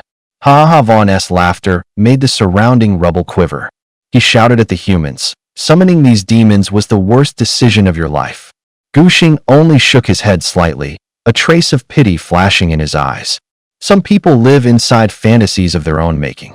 Only by dragging them out the cruelest way can you force them to face reality. A dangerous smile tugged at the corner of Gu Xing's mouth. Even if Vera unleashed Elf King's authority right now, her spirit stat would hover around 3,000 at best.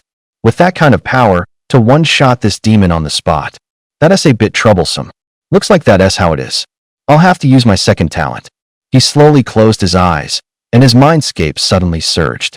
In an instant, his consciousness was pulled into a blood-red ocean. Scarlet mental power swept through him like a tide, making every nerve tremble. Soul Devour.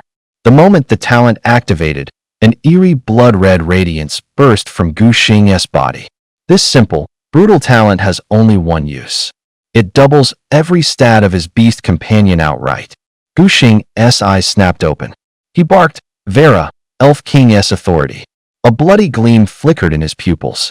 Under the stacked boosts, Vera's aura climbed without end. The energy coiling around her shifted from emerald to scarlet, and at last blazed into a dazzling gold red. At the same time, the numbers on her status panel went wild. Nature Spirit Vera. Aptitude, Mythic 2-star. Level, Awakening, 9th Order. Strength, 310. Constitution, 320. Spirit, 1,130. Speed, 300. Skills, Nature's Elegy, Elf King's Authority, Nature Domain Basic. Soul Devour's Double Boost, stacked with Elf King's Authority's triple effect, sent Vera's spirit straight through the roof. 6,780 spirit. That was nearly triple Vaughn's, and then some. Both were at the 9th stage of awakening and belonged to the mythic tier. Yet now, their attributes were vastly different. This was the terrifying power of the Soul Devourer talent. Once the base attributes of a beast companion increased, the percentage-based boost would generate exponential growth in return. Now, he lifted his gaze and looked toward the stunned Vaughn. It was time to let this demon god witness true despair. Beside him, Shun Roashua caught sight of that crimson-colored spiritual energy radiating from Gu Xing, and her pupils instantly constricted. This color, it's strange, something's off. She remembered clearly during the opening ceremony. The talent Gu Xing displayed had been a pure silver white. But this eerie crimson glow, could it be a second talent? The thought exploded in her mind like thunder. There had indeed been theoretical records and textbooks. Only those of extraordinary genius had a minuscule chance of awakening to dual talents. But in reality, she had never heard of any confirmed cases. In the void, the two ghost race sisters both stopped breathing at once. Impossible. Qing Shuang's pupils trembled slightly, while Violet's eyes remained locked onto Vela. The oppressive aura radiating from the awakened ninth-stage elf was so immense that even these two ninth-stage transcendent beings felt as if they couldn't breathe. And to think, both of them possessed top-tier mythic-level aptitudes. As a Voidborn, Qing Shuang had seen countless temporary enhancement techniques. But to boost a beast companion at the awakening stage to this degree, that man's talent, it was too terrifying. Sister.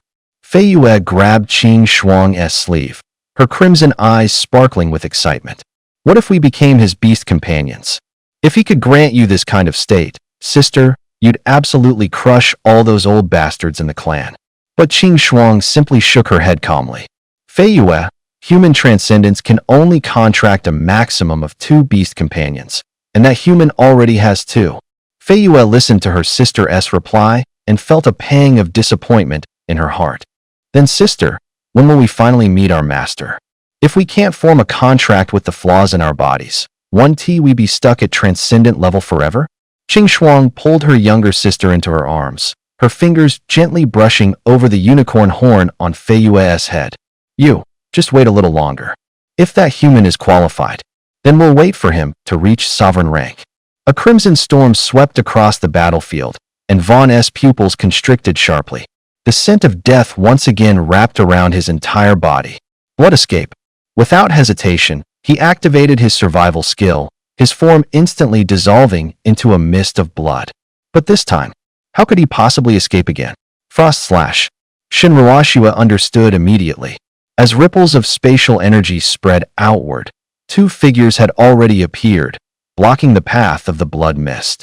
Vaughn's blood escape was forcibly interrupted, his re-solidified form staggering into visibility midair. He stared desperately at the lingering spatial ripples, finally realizing there was no escape today. This human had truly backed him into a corner. Vera slowly raised her hand, and once again, devastating energy began to condense at her fingertips. Seeing this, Vaughn gritted his teeth. Suddenly, his knees slammed hard onto the ground, cracking the solid surface beneath him like a spider web. Mercy please. Lord, spare my life. Once a fierce and fearless demon warrior, over the past 70 years since his revival, he had changed. Now he feared death. So long as he could live, he was willing to pay any price. However, Gu Xing gazed coldly down at the kneeling demon, his eyes betraying not even a flicker of emotion. All he cared about was the reward he would gain for killing him. Surrender? Not allowed. Vera. Natural dirge. Celestial thunderfall. The heavens and earth abruptly shifted.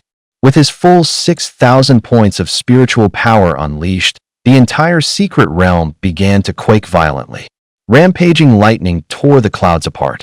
In the heart of the vortex, a colossal dragon of pure lightning took shape, its scales gleaming with a ruinous blue. Seeing this, Vorn trembled from head to toe, paralyzed by fear. Heaven's wrath. The words burst into his mind without warning. He might be demon god tier, but the power Vera was unleashing had already blown past anything he could imagine. And yet, after the terror came a fevered madness. He was a demon god, damn it. How could he possibly die here? He still had to return to the demon race and bask in the worship of the lesser fiends. His future was still bright. Demon God's body absolute defense, activate. Pitch black demonic aura surged toward him. A massive bone shield slowly coalesced before him, its face crawling with countless wailing wraiths. But, boom, the thunder dragon dove, and that so-called absolute defense bone shield shredded like paper. The last thing Vorn saw was lightning's all-devouring glare. The dragon didn't lose momentum. It slammed into the earth and burst apart into tens of thousands of lightning serpents, rampaging in every direction. Where they passed, the demons were reduced to ash. Under that baptism of lightning, the whole area turned, in an instant, into a pure white hell of thunder. Wang Tung crouched behind a rock wall, his pupils snapping tight with shock. Gu Xing, you lunatic. He stared at the silhouette lit up by distant lightning, his grip so tight his knuckles went white. Not only did he kill a demon god, He is going to wipe out every demon in the secret realm. Then how am I supposed to level up my beast? Jealousy and fury roiled in his chest, but he didn't dare make a sound. Silvery lightning spread like a tide, and every demon in its path was erased. No, gotta pull out. He cursed through clenched teeth and moved to exit the secret realm. Only, whoosh. A verdant vine snapped around his ankle like a viper and pulled tight. Wang's tongue went rigid, ice shooting up his spine. It was that beast companion. He suddenly turned his head, only to meet Vera's icy, blade-like gaze from a distance. She saw me already. Fear surged like a tidal wave, swallowing reason whole. He struggled desperately, but the vines only coiled tighter around him. Silver lightning had already spread to his feet. The blinding electric light illuminated his twisted face even more clearly. No. In the moment the lightning consumed him, Wang Tung's eyes were filled with nothing but endless regret and despair. If only I had known I never should have messed with this monster.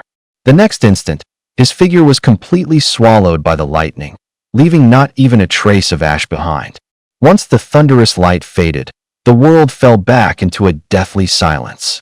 Guxing fixed his gaze on the spot where Vaughn had vanished. Hovering in the air was a faint, dark divine rune, radiating an eerie, mysterious pulse. He raised his hand slightly, and the rune darted toward his palm like a swimming fish. This thing can actually increase my contract eligibility? Rubbing the rough pattern with his thumb, Guxing lightly furrowed his brow. Suddenly, a faint tremor pulsed through his palm. As if it had sensed something, the black rune began to slowly crawl, like a living creature climbing up his arm from his fingertips. Before Guxing could react, the rune suddenly accelerated, transforming into a streak of shadowy light that shot straight into his forehead. Whoosh! A cold sensation prickled his brow, as if a drop of icy water had seeped into his mind. Guxing's vision went black, and his consciousness was instantly pulled into the beast-taming realm. In the darkness, the rune darted like a fish through water, finally stopping above the fountain of life and slowly spinning in place. A mysterious stream of information flowed into his mind. Demon God Rune grants the ability to contract one additional beast companion. Inside the beast-taming realm, Liuli curiously circled the newly appeared black rune. She extended her slender finger and gently poked at the mark. Cold and not dangerous. After confirming its safety, she sent a message through their mental link. Master, it seems like its only function is allowing you to contract one more beast companion.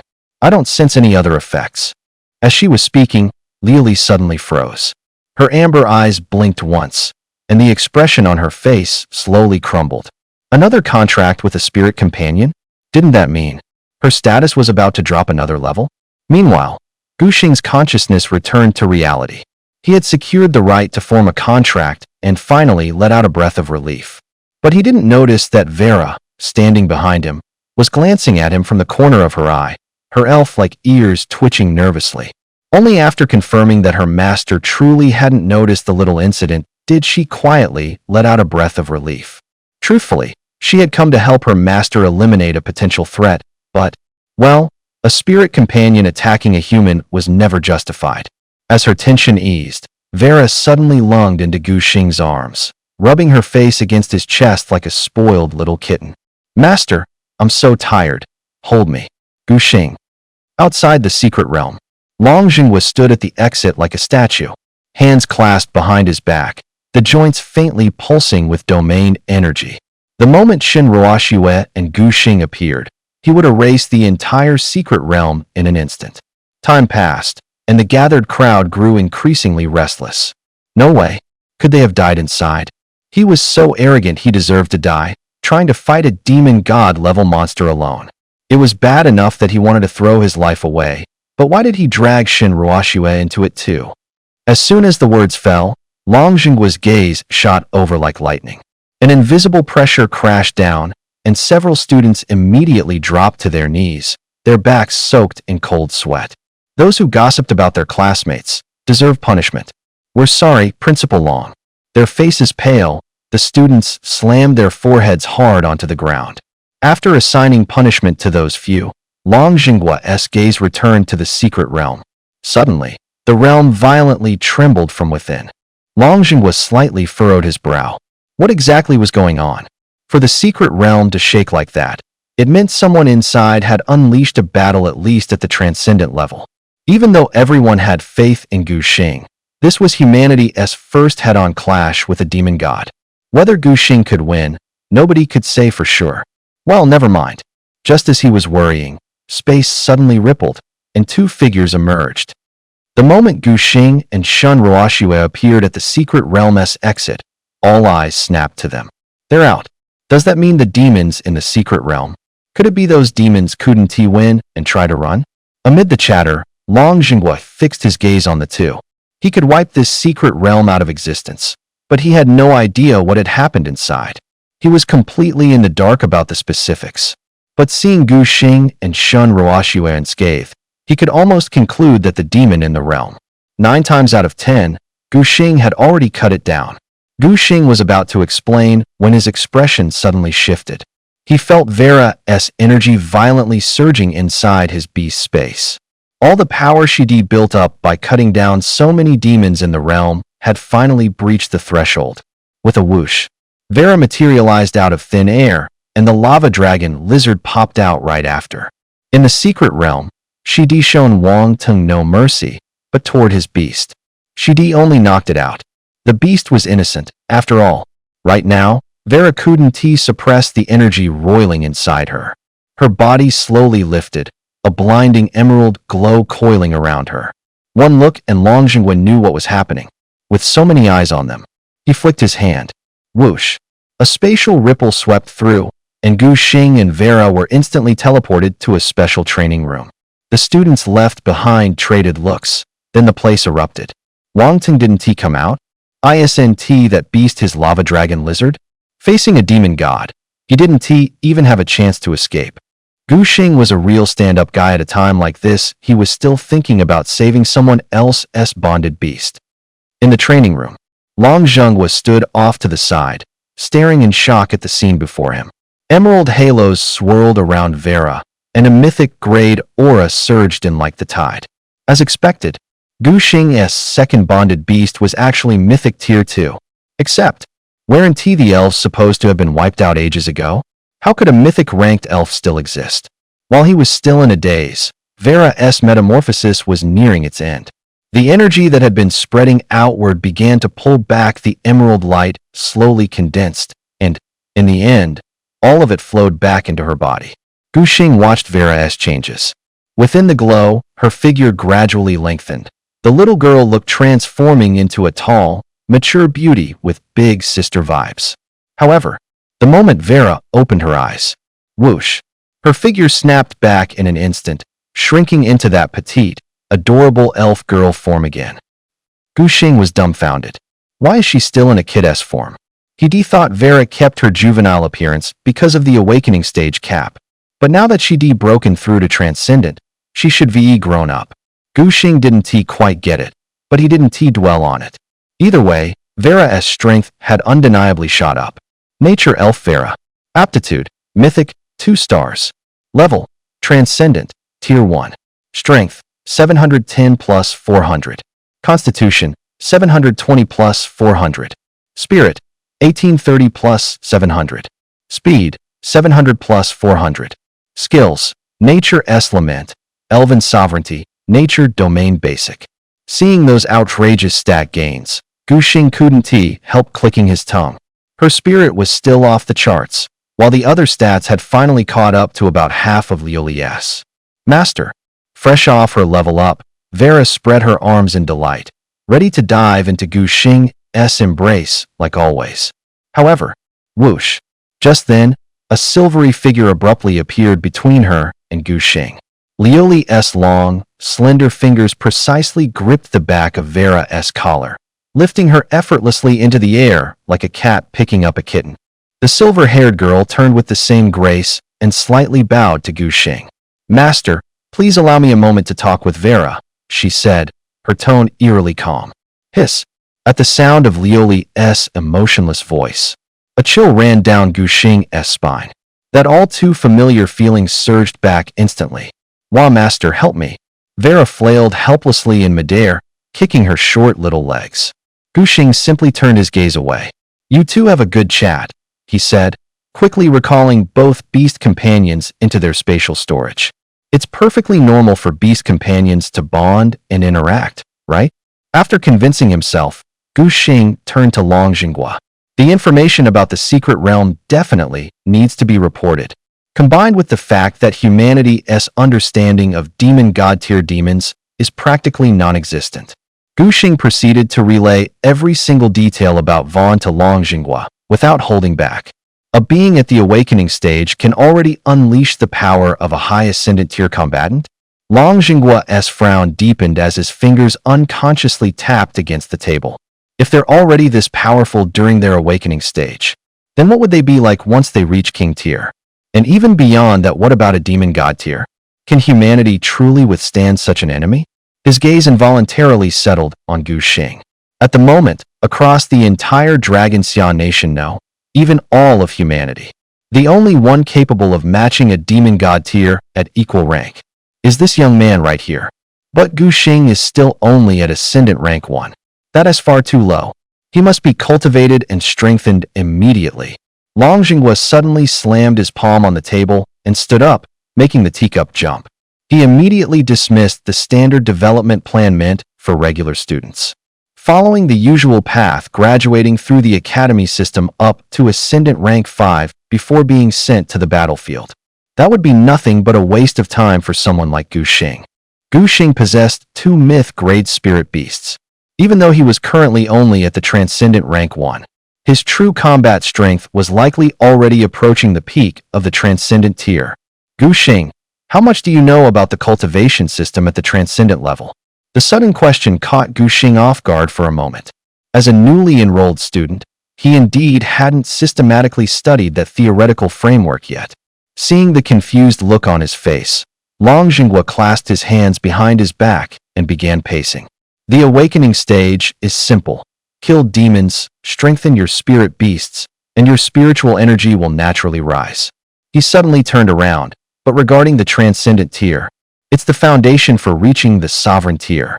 Spirit beast evolution can nourish spiritual energy, but that alone isn't enough to trigger an awakening field. Suddenly, Long Jinghua grabbed the green stone inkstone on the table and slowly closed his 5 fingers around it. The hard inkstone emitted cracking sounds in his palm before ultimately crumbling into powder. Without the corresponding physical constitution, one couldn't even begin to manifest an awakening field. Long Jinghua spread his fingers, letting the fine powder trickle down through the gaps between them. The better your physical constitution, the stronger the awakening field you could manifest. Upon hearing this, Guxing's pupils suddenly constricted. He had originally thought he could level up his transcendent tier simply by grinding through demon kills. But now it seemed he had underestimated things. Still, this issue of physical constitution. Instinctively, he checked his own status panel. Guxing, Spirit Beasts, Holy Angel, Nature Elf. Level, Transcendent Rank 1.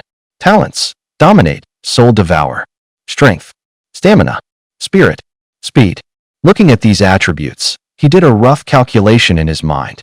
For an ordinary Transcendent Rank 1 cultivator, each attribute was generally around 100 points. Except for his spiritual power, which was 4 times that of a normal Transcendent Rank 1 Spirit Beast Tamer, his other stats didn't seem significantly higher. To reach the sovereign tier and awaken an awakening field, each of his attributes would need to be at least over 1,000 points. That meant, from now on, he needed to focus heavily on improving all of his attributes. While Guxing was still lost in thought, Long Jinghua went on. My original plan was to have you raise your cultivation to Transcendent Tier 5 at Jinghua Academy, but that would put too tight a leash on your talent. So, I've decided to send you to the Northern Frontier ahead of schedule. The Northern Frontier? Guxing sifted through his memories for that name. It lies beyond Longxia's extra-dimensional northern defense line, a special zone where the 3 major human factions live intermingled with many non-human races. Most importantly, it's the primary front line where all races join forces to resist the demons. If you go to the Northern Frontier, you won't just be able to hunt hordes of demons to level up. You can also get your hands on a local specialty, and or specifically used to fortify the body. And more crucially, countless non-human races gather there. As long as you can subdue them, you can forge contracts and make them your bonded beasts. After hearing all that, Gu Xing made up his mind on the spot. Those 3 benefits Long Jinghua listed were exactly what he was most starved for right now. The 2 beasts he had both needed to advance. His physique needed work just as badly. More urgent still, he had an extra contract slot now. He really did need to choose a 3rd beast. He also felt that if he stayed at Jinghua Academy, the room he had left to grow wasn't too much. Only, there was one thing he needed to settle before leaving. Gu Xing snapped his head up and said, "Headmaster Long, you promised before that anyone who breaks a record gets into the Jinghua vault. You little punk." Long Jinghua froze for a beat, then laughed as he cursed. "I, Long Jinghua, keep my word. Not only will I let you pick, I'll let you pick too. Deal." Inside the awakening secret realm, the realm once choked with demonic miasma was now deathly still. The shattered earth still hummed with the terrifying afterglow of thunder. Suddenly, the void split open with a seam, and 2 figures drifted down, light as feathers. This, Scarlet Moon's crimson eyes widened, her lips parting slightly. The beast in its awakening phase had just unleashed terrifying destructive power. It was actually this horrifying. Compared to her sister, she wasn't even that far behind. But her sister's cultivation had already reached the 9th stage of transcendent. That human's talent. It was just too terrifying. Sister, which way should we go now? That human seems to have already gone to another world. I can't catch up with him. As incomplete ghosts, each of them had inherited only half the power of their race. The lively and energetic Scarlet Moon inherited the power of the void, while Qing Frost, who appeared gentle on the surface, inherited the physical strength of the ghost race itself. "Don't worry, she reassured her younger sister. She knew just how capable her sister was. The void power had practically been pushed to its peak. If even Scarlet Moon couldn't keep up, then that world clearly didn't welcome them. Still, at this moment, a rare flicker of confusion crossed Qing Frost's breathtakingly beautiful face. She turned to her sister, her voice soft yet hesitant. "Or do you think we should wait for him? Wait until he becomes a sovereign, and then pledge ourselves to him?" That man had indeed been the most gifted human she'd seen in recent years, and his talent was extremely compatible with the traits of their ghost race. When Qing Frost spoke those words, Scarlet Moon froze. They had been wandering the void for so long. Was it really time to seek out a new master? For a while, neither of them could make a decision. After a long silence, Scarlet Moon finally looked up, her eyes burning with determination. "Sister, if we don't form a contract with a human, we'll be stuck at the transcendent stage forever.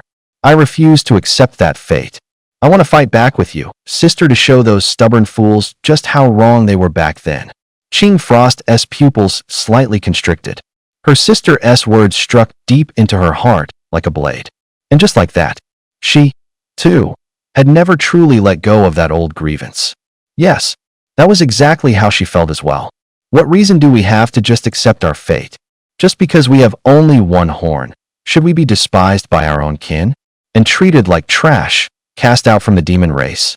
Suddenly, Qing Shuang's lips curled into a determined smile. We're heading to the northern wastes. Once he becomes the overlord, we'll pledge our allegiance. But before that we need to make that human see our true worth. Otherwise, even if we swear loyalty, we'll never be valued." When Fei Yu heard Qing Shuang's decision, she froze for a moment. Then her face lit up with joy. "Sister, are you serious?" All these years, the 2 of them had deliberately avoided other races, wandering endlessly through the void. For Fei Yu, who was naturally lively and free-spirited, it had been an unbearable existence. And now, her sister had finally spoken up. As for the northern wastes, they had long studied and understood its patterns.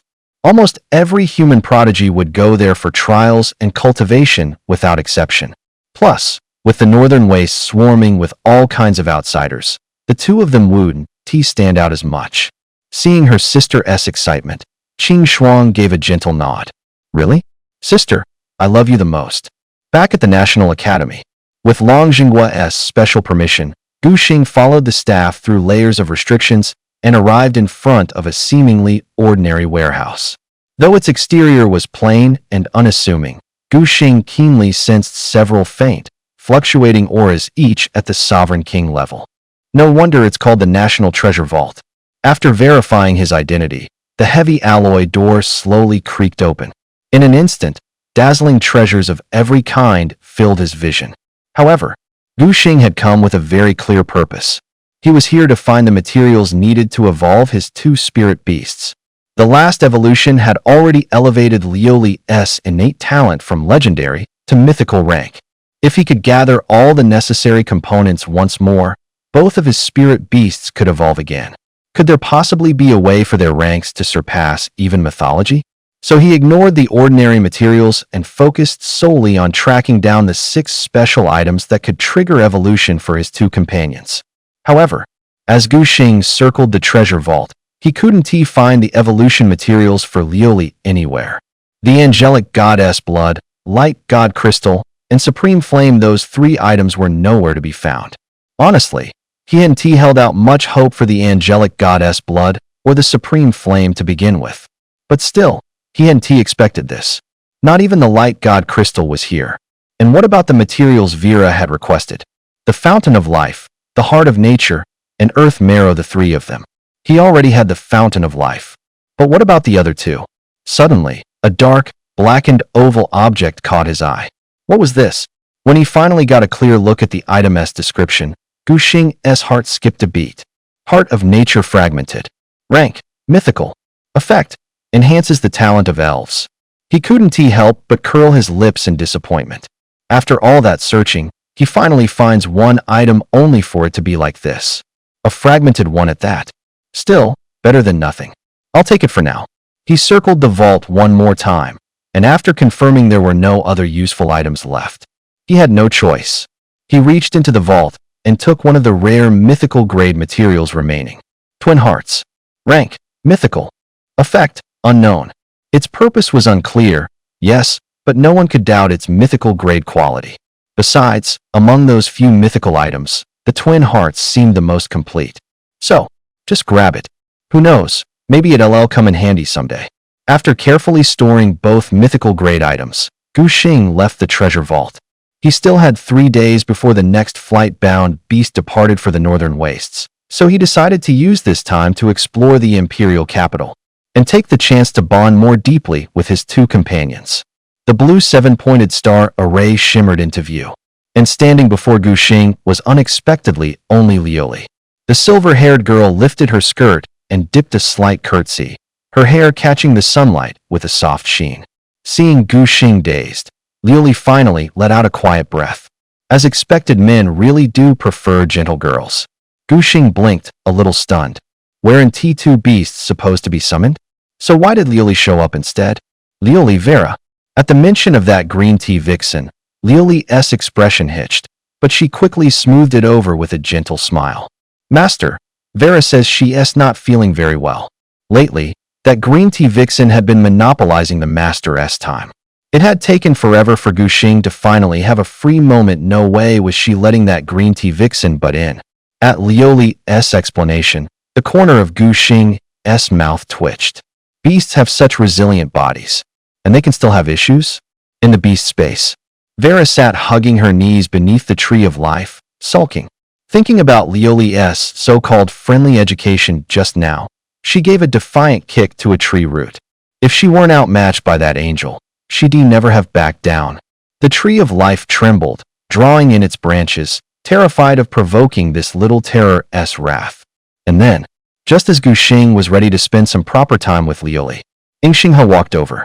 At the sight of him, the corner of Liu's mouth twitched again. Any other time would be fine, why pick now of all times? Xingha keenly caught the resentful look she threw his way and paused, baffled. When did he offend this beast? Still, that could wait. The clan leader's orders came first. Gu Xing, our clan leader would like to meet with you. Gu Xing thought it over and agreed. He'd been living with the Ying family for a while, and besides, Liu had blown up one of their manor houses during her advancement. The clan leader himself had come to invite him. Refusing would be hard to explain. Sure, no problem. Gu Xing nodded, casting an apologetic glance toward Liu. Led by Xingha, Gu Xing soon arrived at a meeting room within the Ying estate. The scent of tea curled through the air around the rosewood table, while shadows of trees danced beyond the window. Yet inside, an unusual silence reigned. Not long after, footsteps approached from outside. An old man walked in slowly, supported by Ying Xinghe. Gu Xing looked up and his pupils instantly constricted. According to what he had learned before, Ying Bing was the clan leader's daughter. Judging by age, the clan leader should be around 50.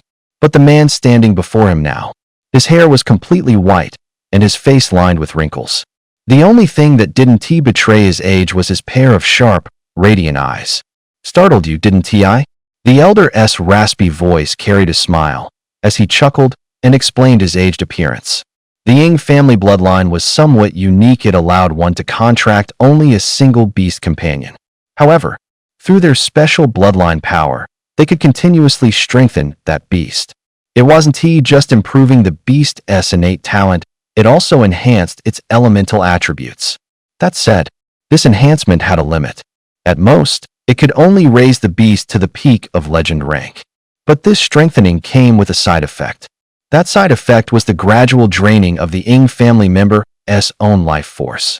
This was precisely why Ying Tian appeared so aged. After hearing this, Gu Xing's brow slightly furrowed.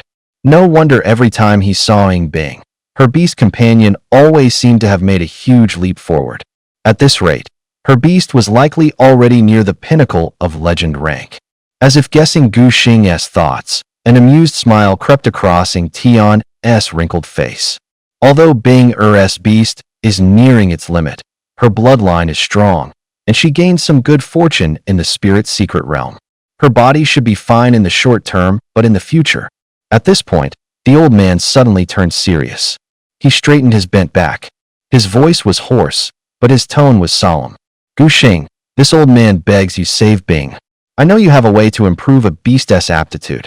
If Binger can't hold on, I'm pleading with you to step in. If her contracted beast can break through to the mythic tier, the feedback from its aptitude might just make up for the flaw in her bloodline.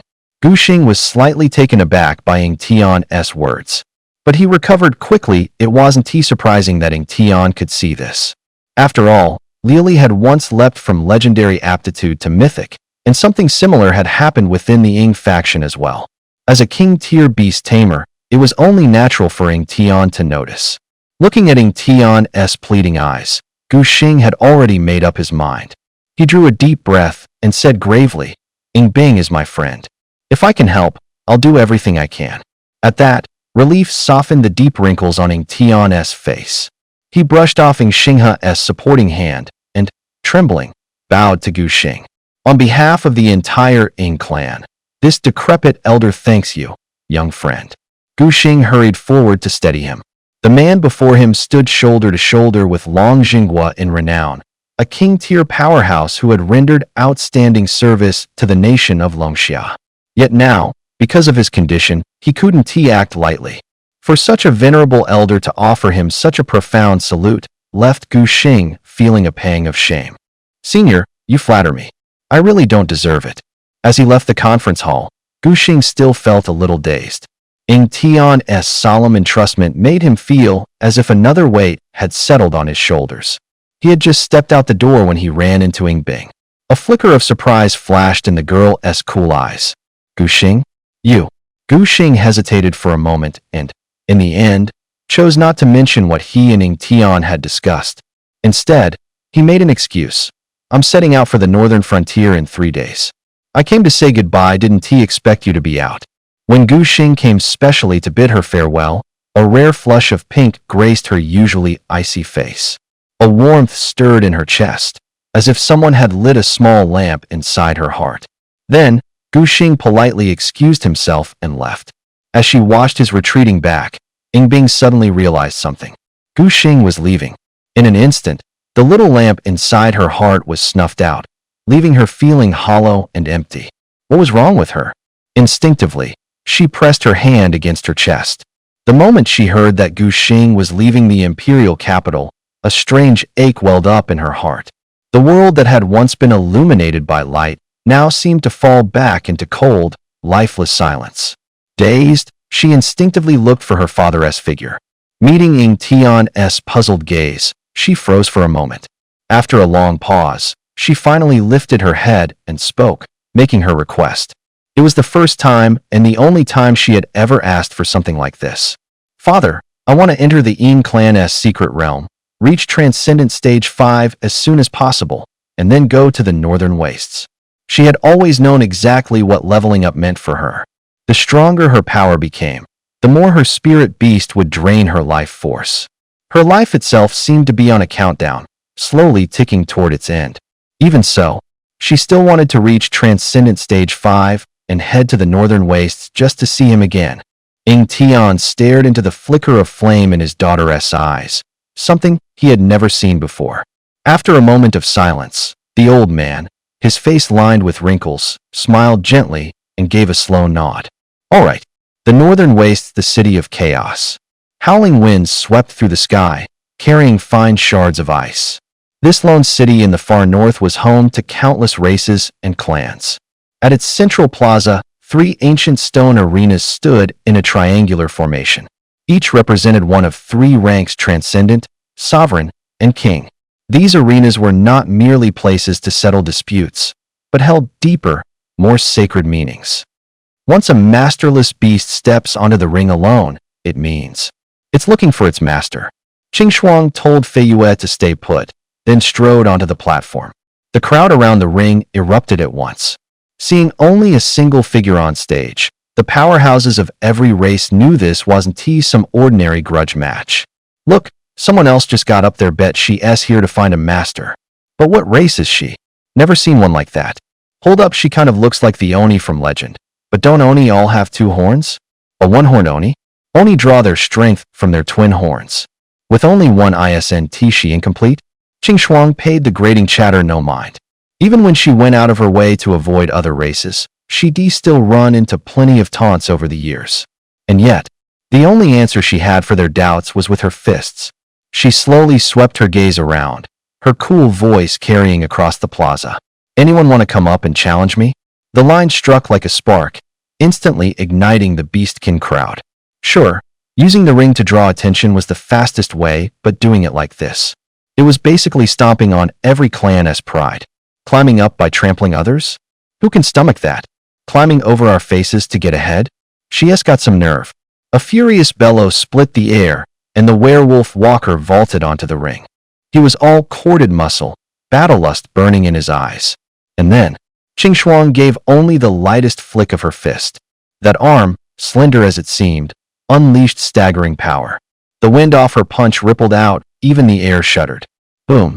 Walker didn't even have time to raise a guard. He was blasted away like a kite with its string cut, crashing to the ground a good 30 feet off the platform. Cough, cough, cough. The werewolf strained to push himself up, his eyes full of shock and disbelief. Only now did he truly feel how terrifying this one-horned Oni was. For an instant, it was as if an entire mountain range was crashing down on him. Could it really be transcendent level power? The arena fell deathly silent. The warriors from every tribe who'd been itching to try couldn't help swallowing hard. Qing Shuang slowly lowered her fist, teal strands of hair lifting lightly in the wind. Next, her cool voice echoed across the ring, a stark contrast to the hush below. Fei Yue had somehow darted to the very front row, waving a colorful flag she'd procured from who knows where. Sis, that was awesome. Sis, you're invincible. Aside from Fei Yue, the other beastkin powerhouses traded looks, shock plain on their faces. Walker lost just like that? He's transcendent 9th rank. An epic tier walker, and she suppressed him in a single move. Then this Oni's aptitude, it's absolutely beyond legendary. Are we about to witness the birth of another future monarch? Beyond the beastkin, the human beastmasters watching grew feverish. A transcendent 9th rank, legendary aptitude beast offering herself to a master. A chance like that is once in a lifetime.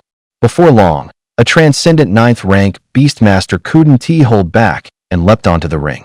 He forced down his excitement, trying to show his sincerity. Hi, my name is. But before he could finish, Qing Shuang's fist was already on him. Holy shit. The beastmaster's face blanched. He hurriedly summoned 2 beasts to shield himself. But the force of that punch sent both beasts and him flying like kites with cut strings, slamming hard beyond the ring. And that was with Qing Shuang deliberately holding back. If she'd been even a little serious, that punch would turn them to pulp. The whole place fell silent. Those beast masters who'd been itching to make a move were now frozen in place, cold sweat streaming down. Power like that, without enough skill, stepping up was just throwing your life away. Qing Shuang lowered her fist and swept the crowd with a chilly gaze. Anyone else want to step up? Down below, not a single answer. Powerhouses of every race traded looks, but not one dared to move. Qing Shuang's brows drew together, just a touch.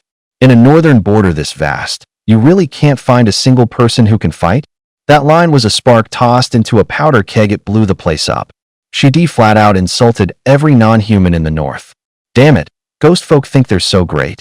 Just because I can't beat you doesn't mean I can't call someone. Yeah, we might be weak, but there's gotta be someone in the north who can put her on her back. I know Kike, the one who took the crown on the arena last time. I'll go get him to teach this beast a lesson. Watching the crowd grow rowdier by the second, a flicker of satisfaction crossed Qing Shuang's eyes. Exactly the effect she wanted. Using the entire northern border as her stepping stones, that was the fastest way up. She offered a quiet apology to the opponents she flattened, but her gaze hardened again. Challenging every non-human in the north was a choice she considered long and hard. If she rushed off with her little sister to seek the gate, that human could only contract one beast. What if he wouldn't agree to take her sister in?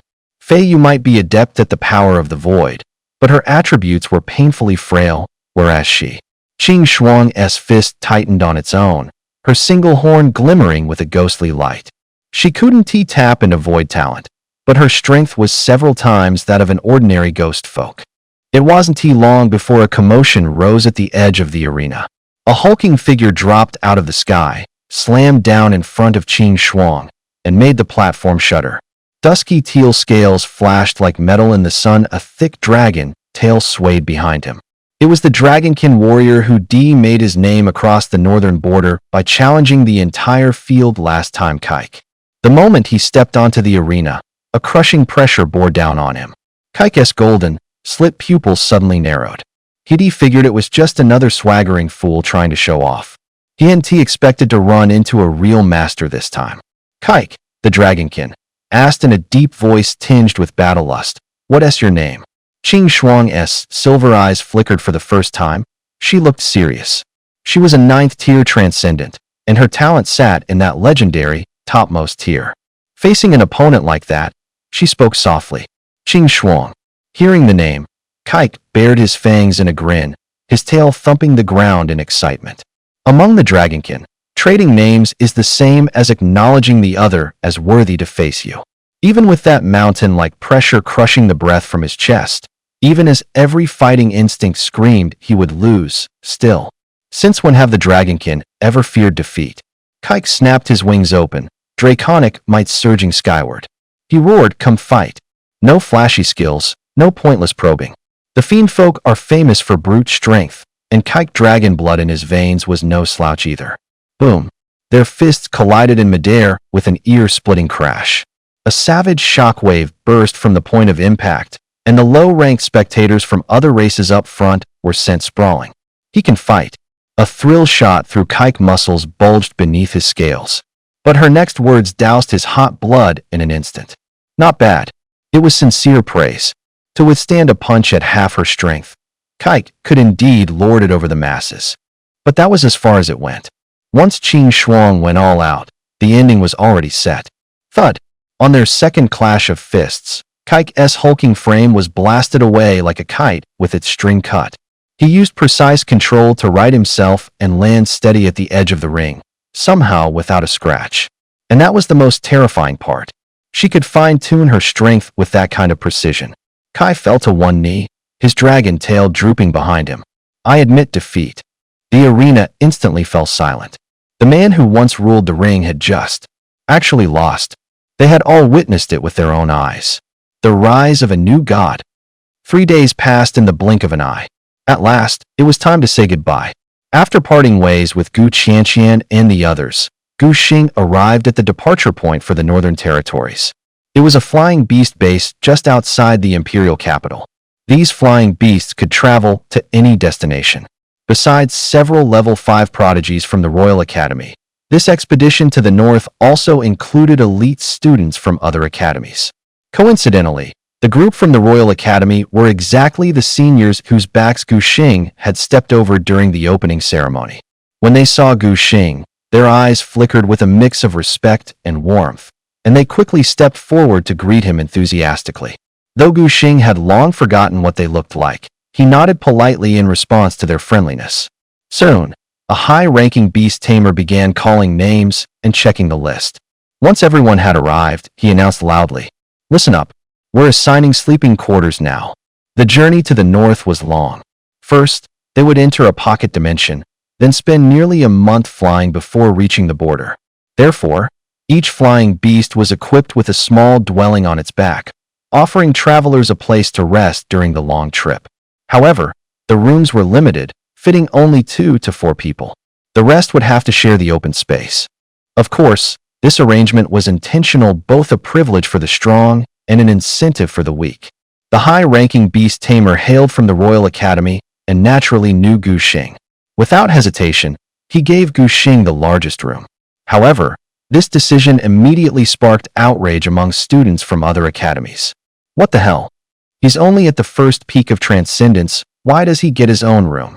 Humph. Of course it's different for someone with connections. I bet he even got his spot on this expedition through backdoor favors. Damn it. How dare a mere first ascendant step on our heads like he's all that? According to the original room allocation rules, they probably wouldn't have even gotten private rooms. But now that a first ascendant was enjoying special privileges, everyone felt bitter inside. Wasn't this just jealousy rooted in human nature? Before Gu Xing could even react, several 5th Ascendant students from the Imperial Academy were already losing their cool. Daring to call Gu Xing trash? Wasn't that basically saying they were worse than trash? Who could possibly tolerate that? The hot-headed buzz-cut beast tamer narrowed his eyes, took a forceful step forward, and roared in anger. Who dares insult someone from our Imperial Academy? That's practically asking for death. The moment he finished speaking, he waved his hand and instantly summoned his beast companion. A legendary rarity, 5th Ascendant Gale Wolf appeared. While legendary beasts weren't particularly rare at the Imperial Academy, to students from other academies, they were absolutely overwhelming power. The Gale Wolf merely let out a low growl, and its terrifying aura turned everyone's faces pale with fear. 3 minutes later, row after row of bruised and battered students lined up in formation, bowing deeply before Gu Xing and trembling as they apologized. "We're sorry, Brother Xing. We didn't have eyes in our heads. We're sorry. We shouldn't have said those things." Looking at these students who had taken a beating yet obediently admitted their mistakes, Gu Xing's lips twitched slightly, at a loss for words.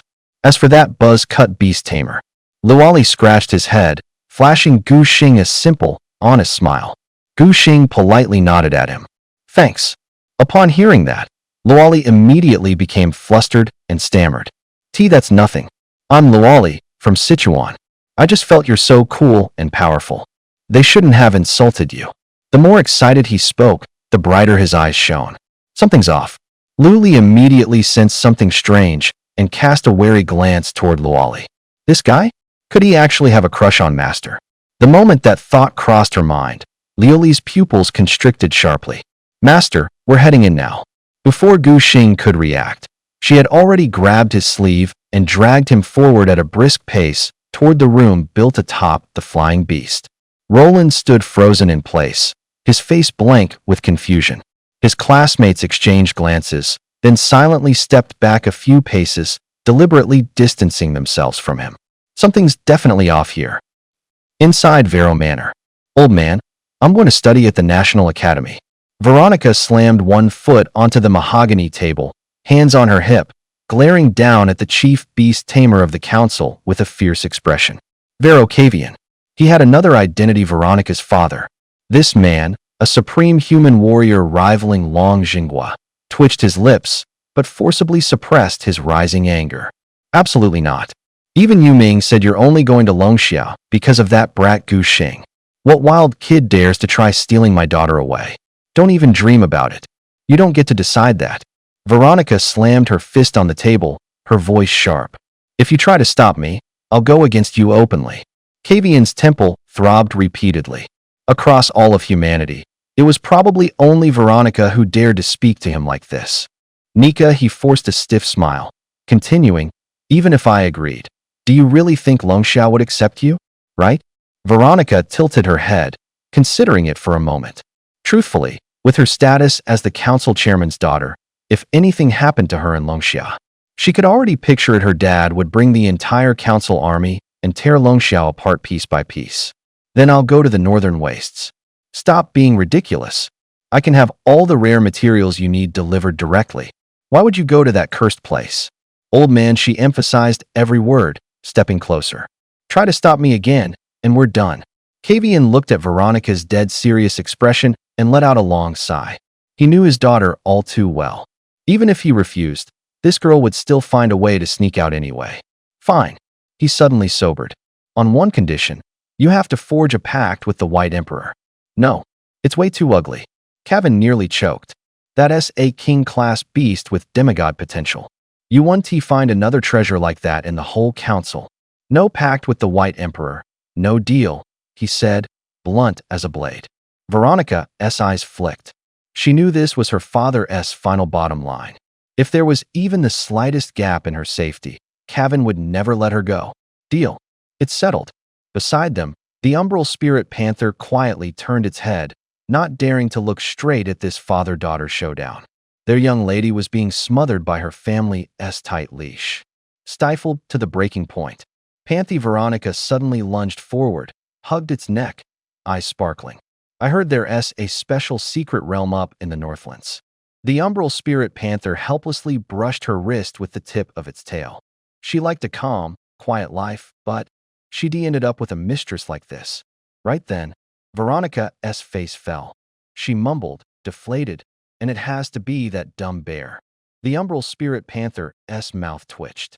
Anyone else would be over the moon to land a beast that powerful. Only her lady wore that look of disgust. Whatever. Since the pact's done, we're heading for the Northlands. Gu Xing's definitely going to. Panthy, we'll go find him when we get there. At the heart of the Northlands, the city of chaos. A month later, Gu Xing and his group finally reached the core city of the North. The moment they touched down, Gu Xing unexpectedly spotted a familiar figure. Lord Gu Xing. Sally stood in the crowd, waving her little hand, joy lighting up her face. Gu Xing led Lioli and Vero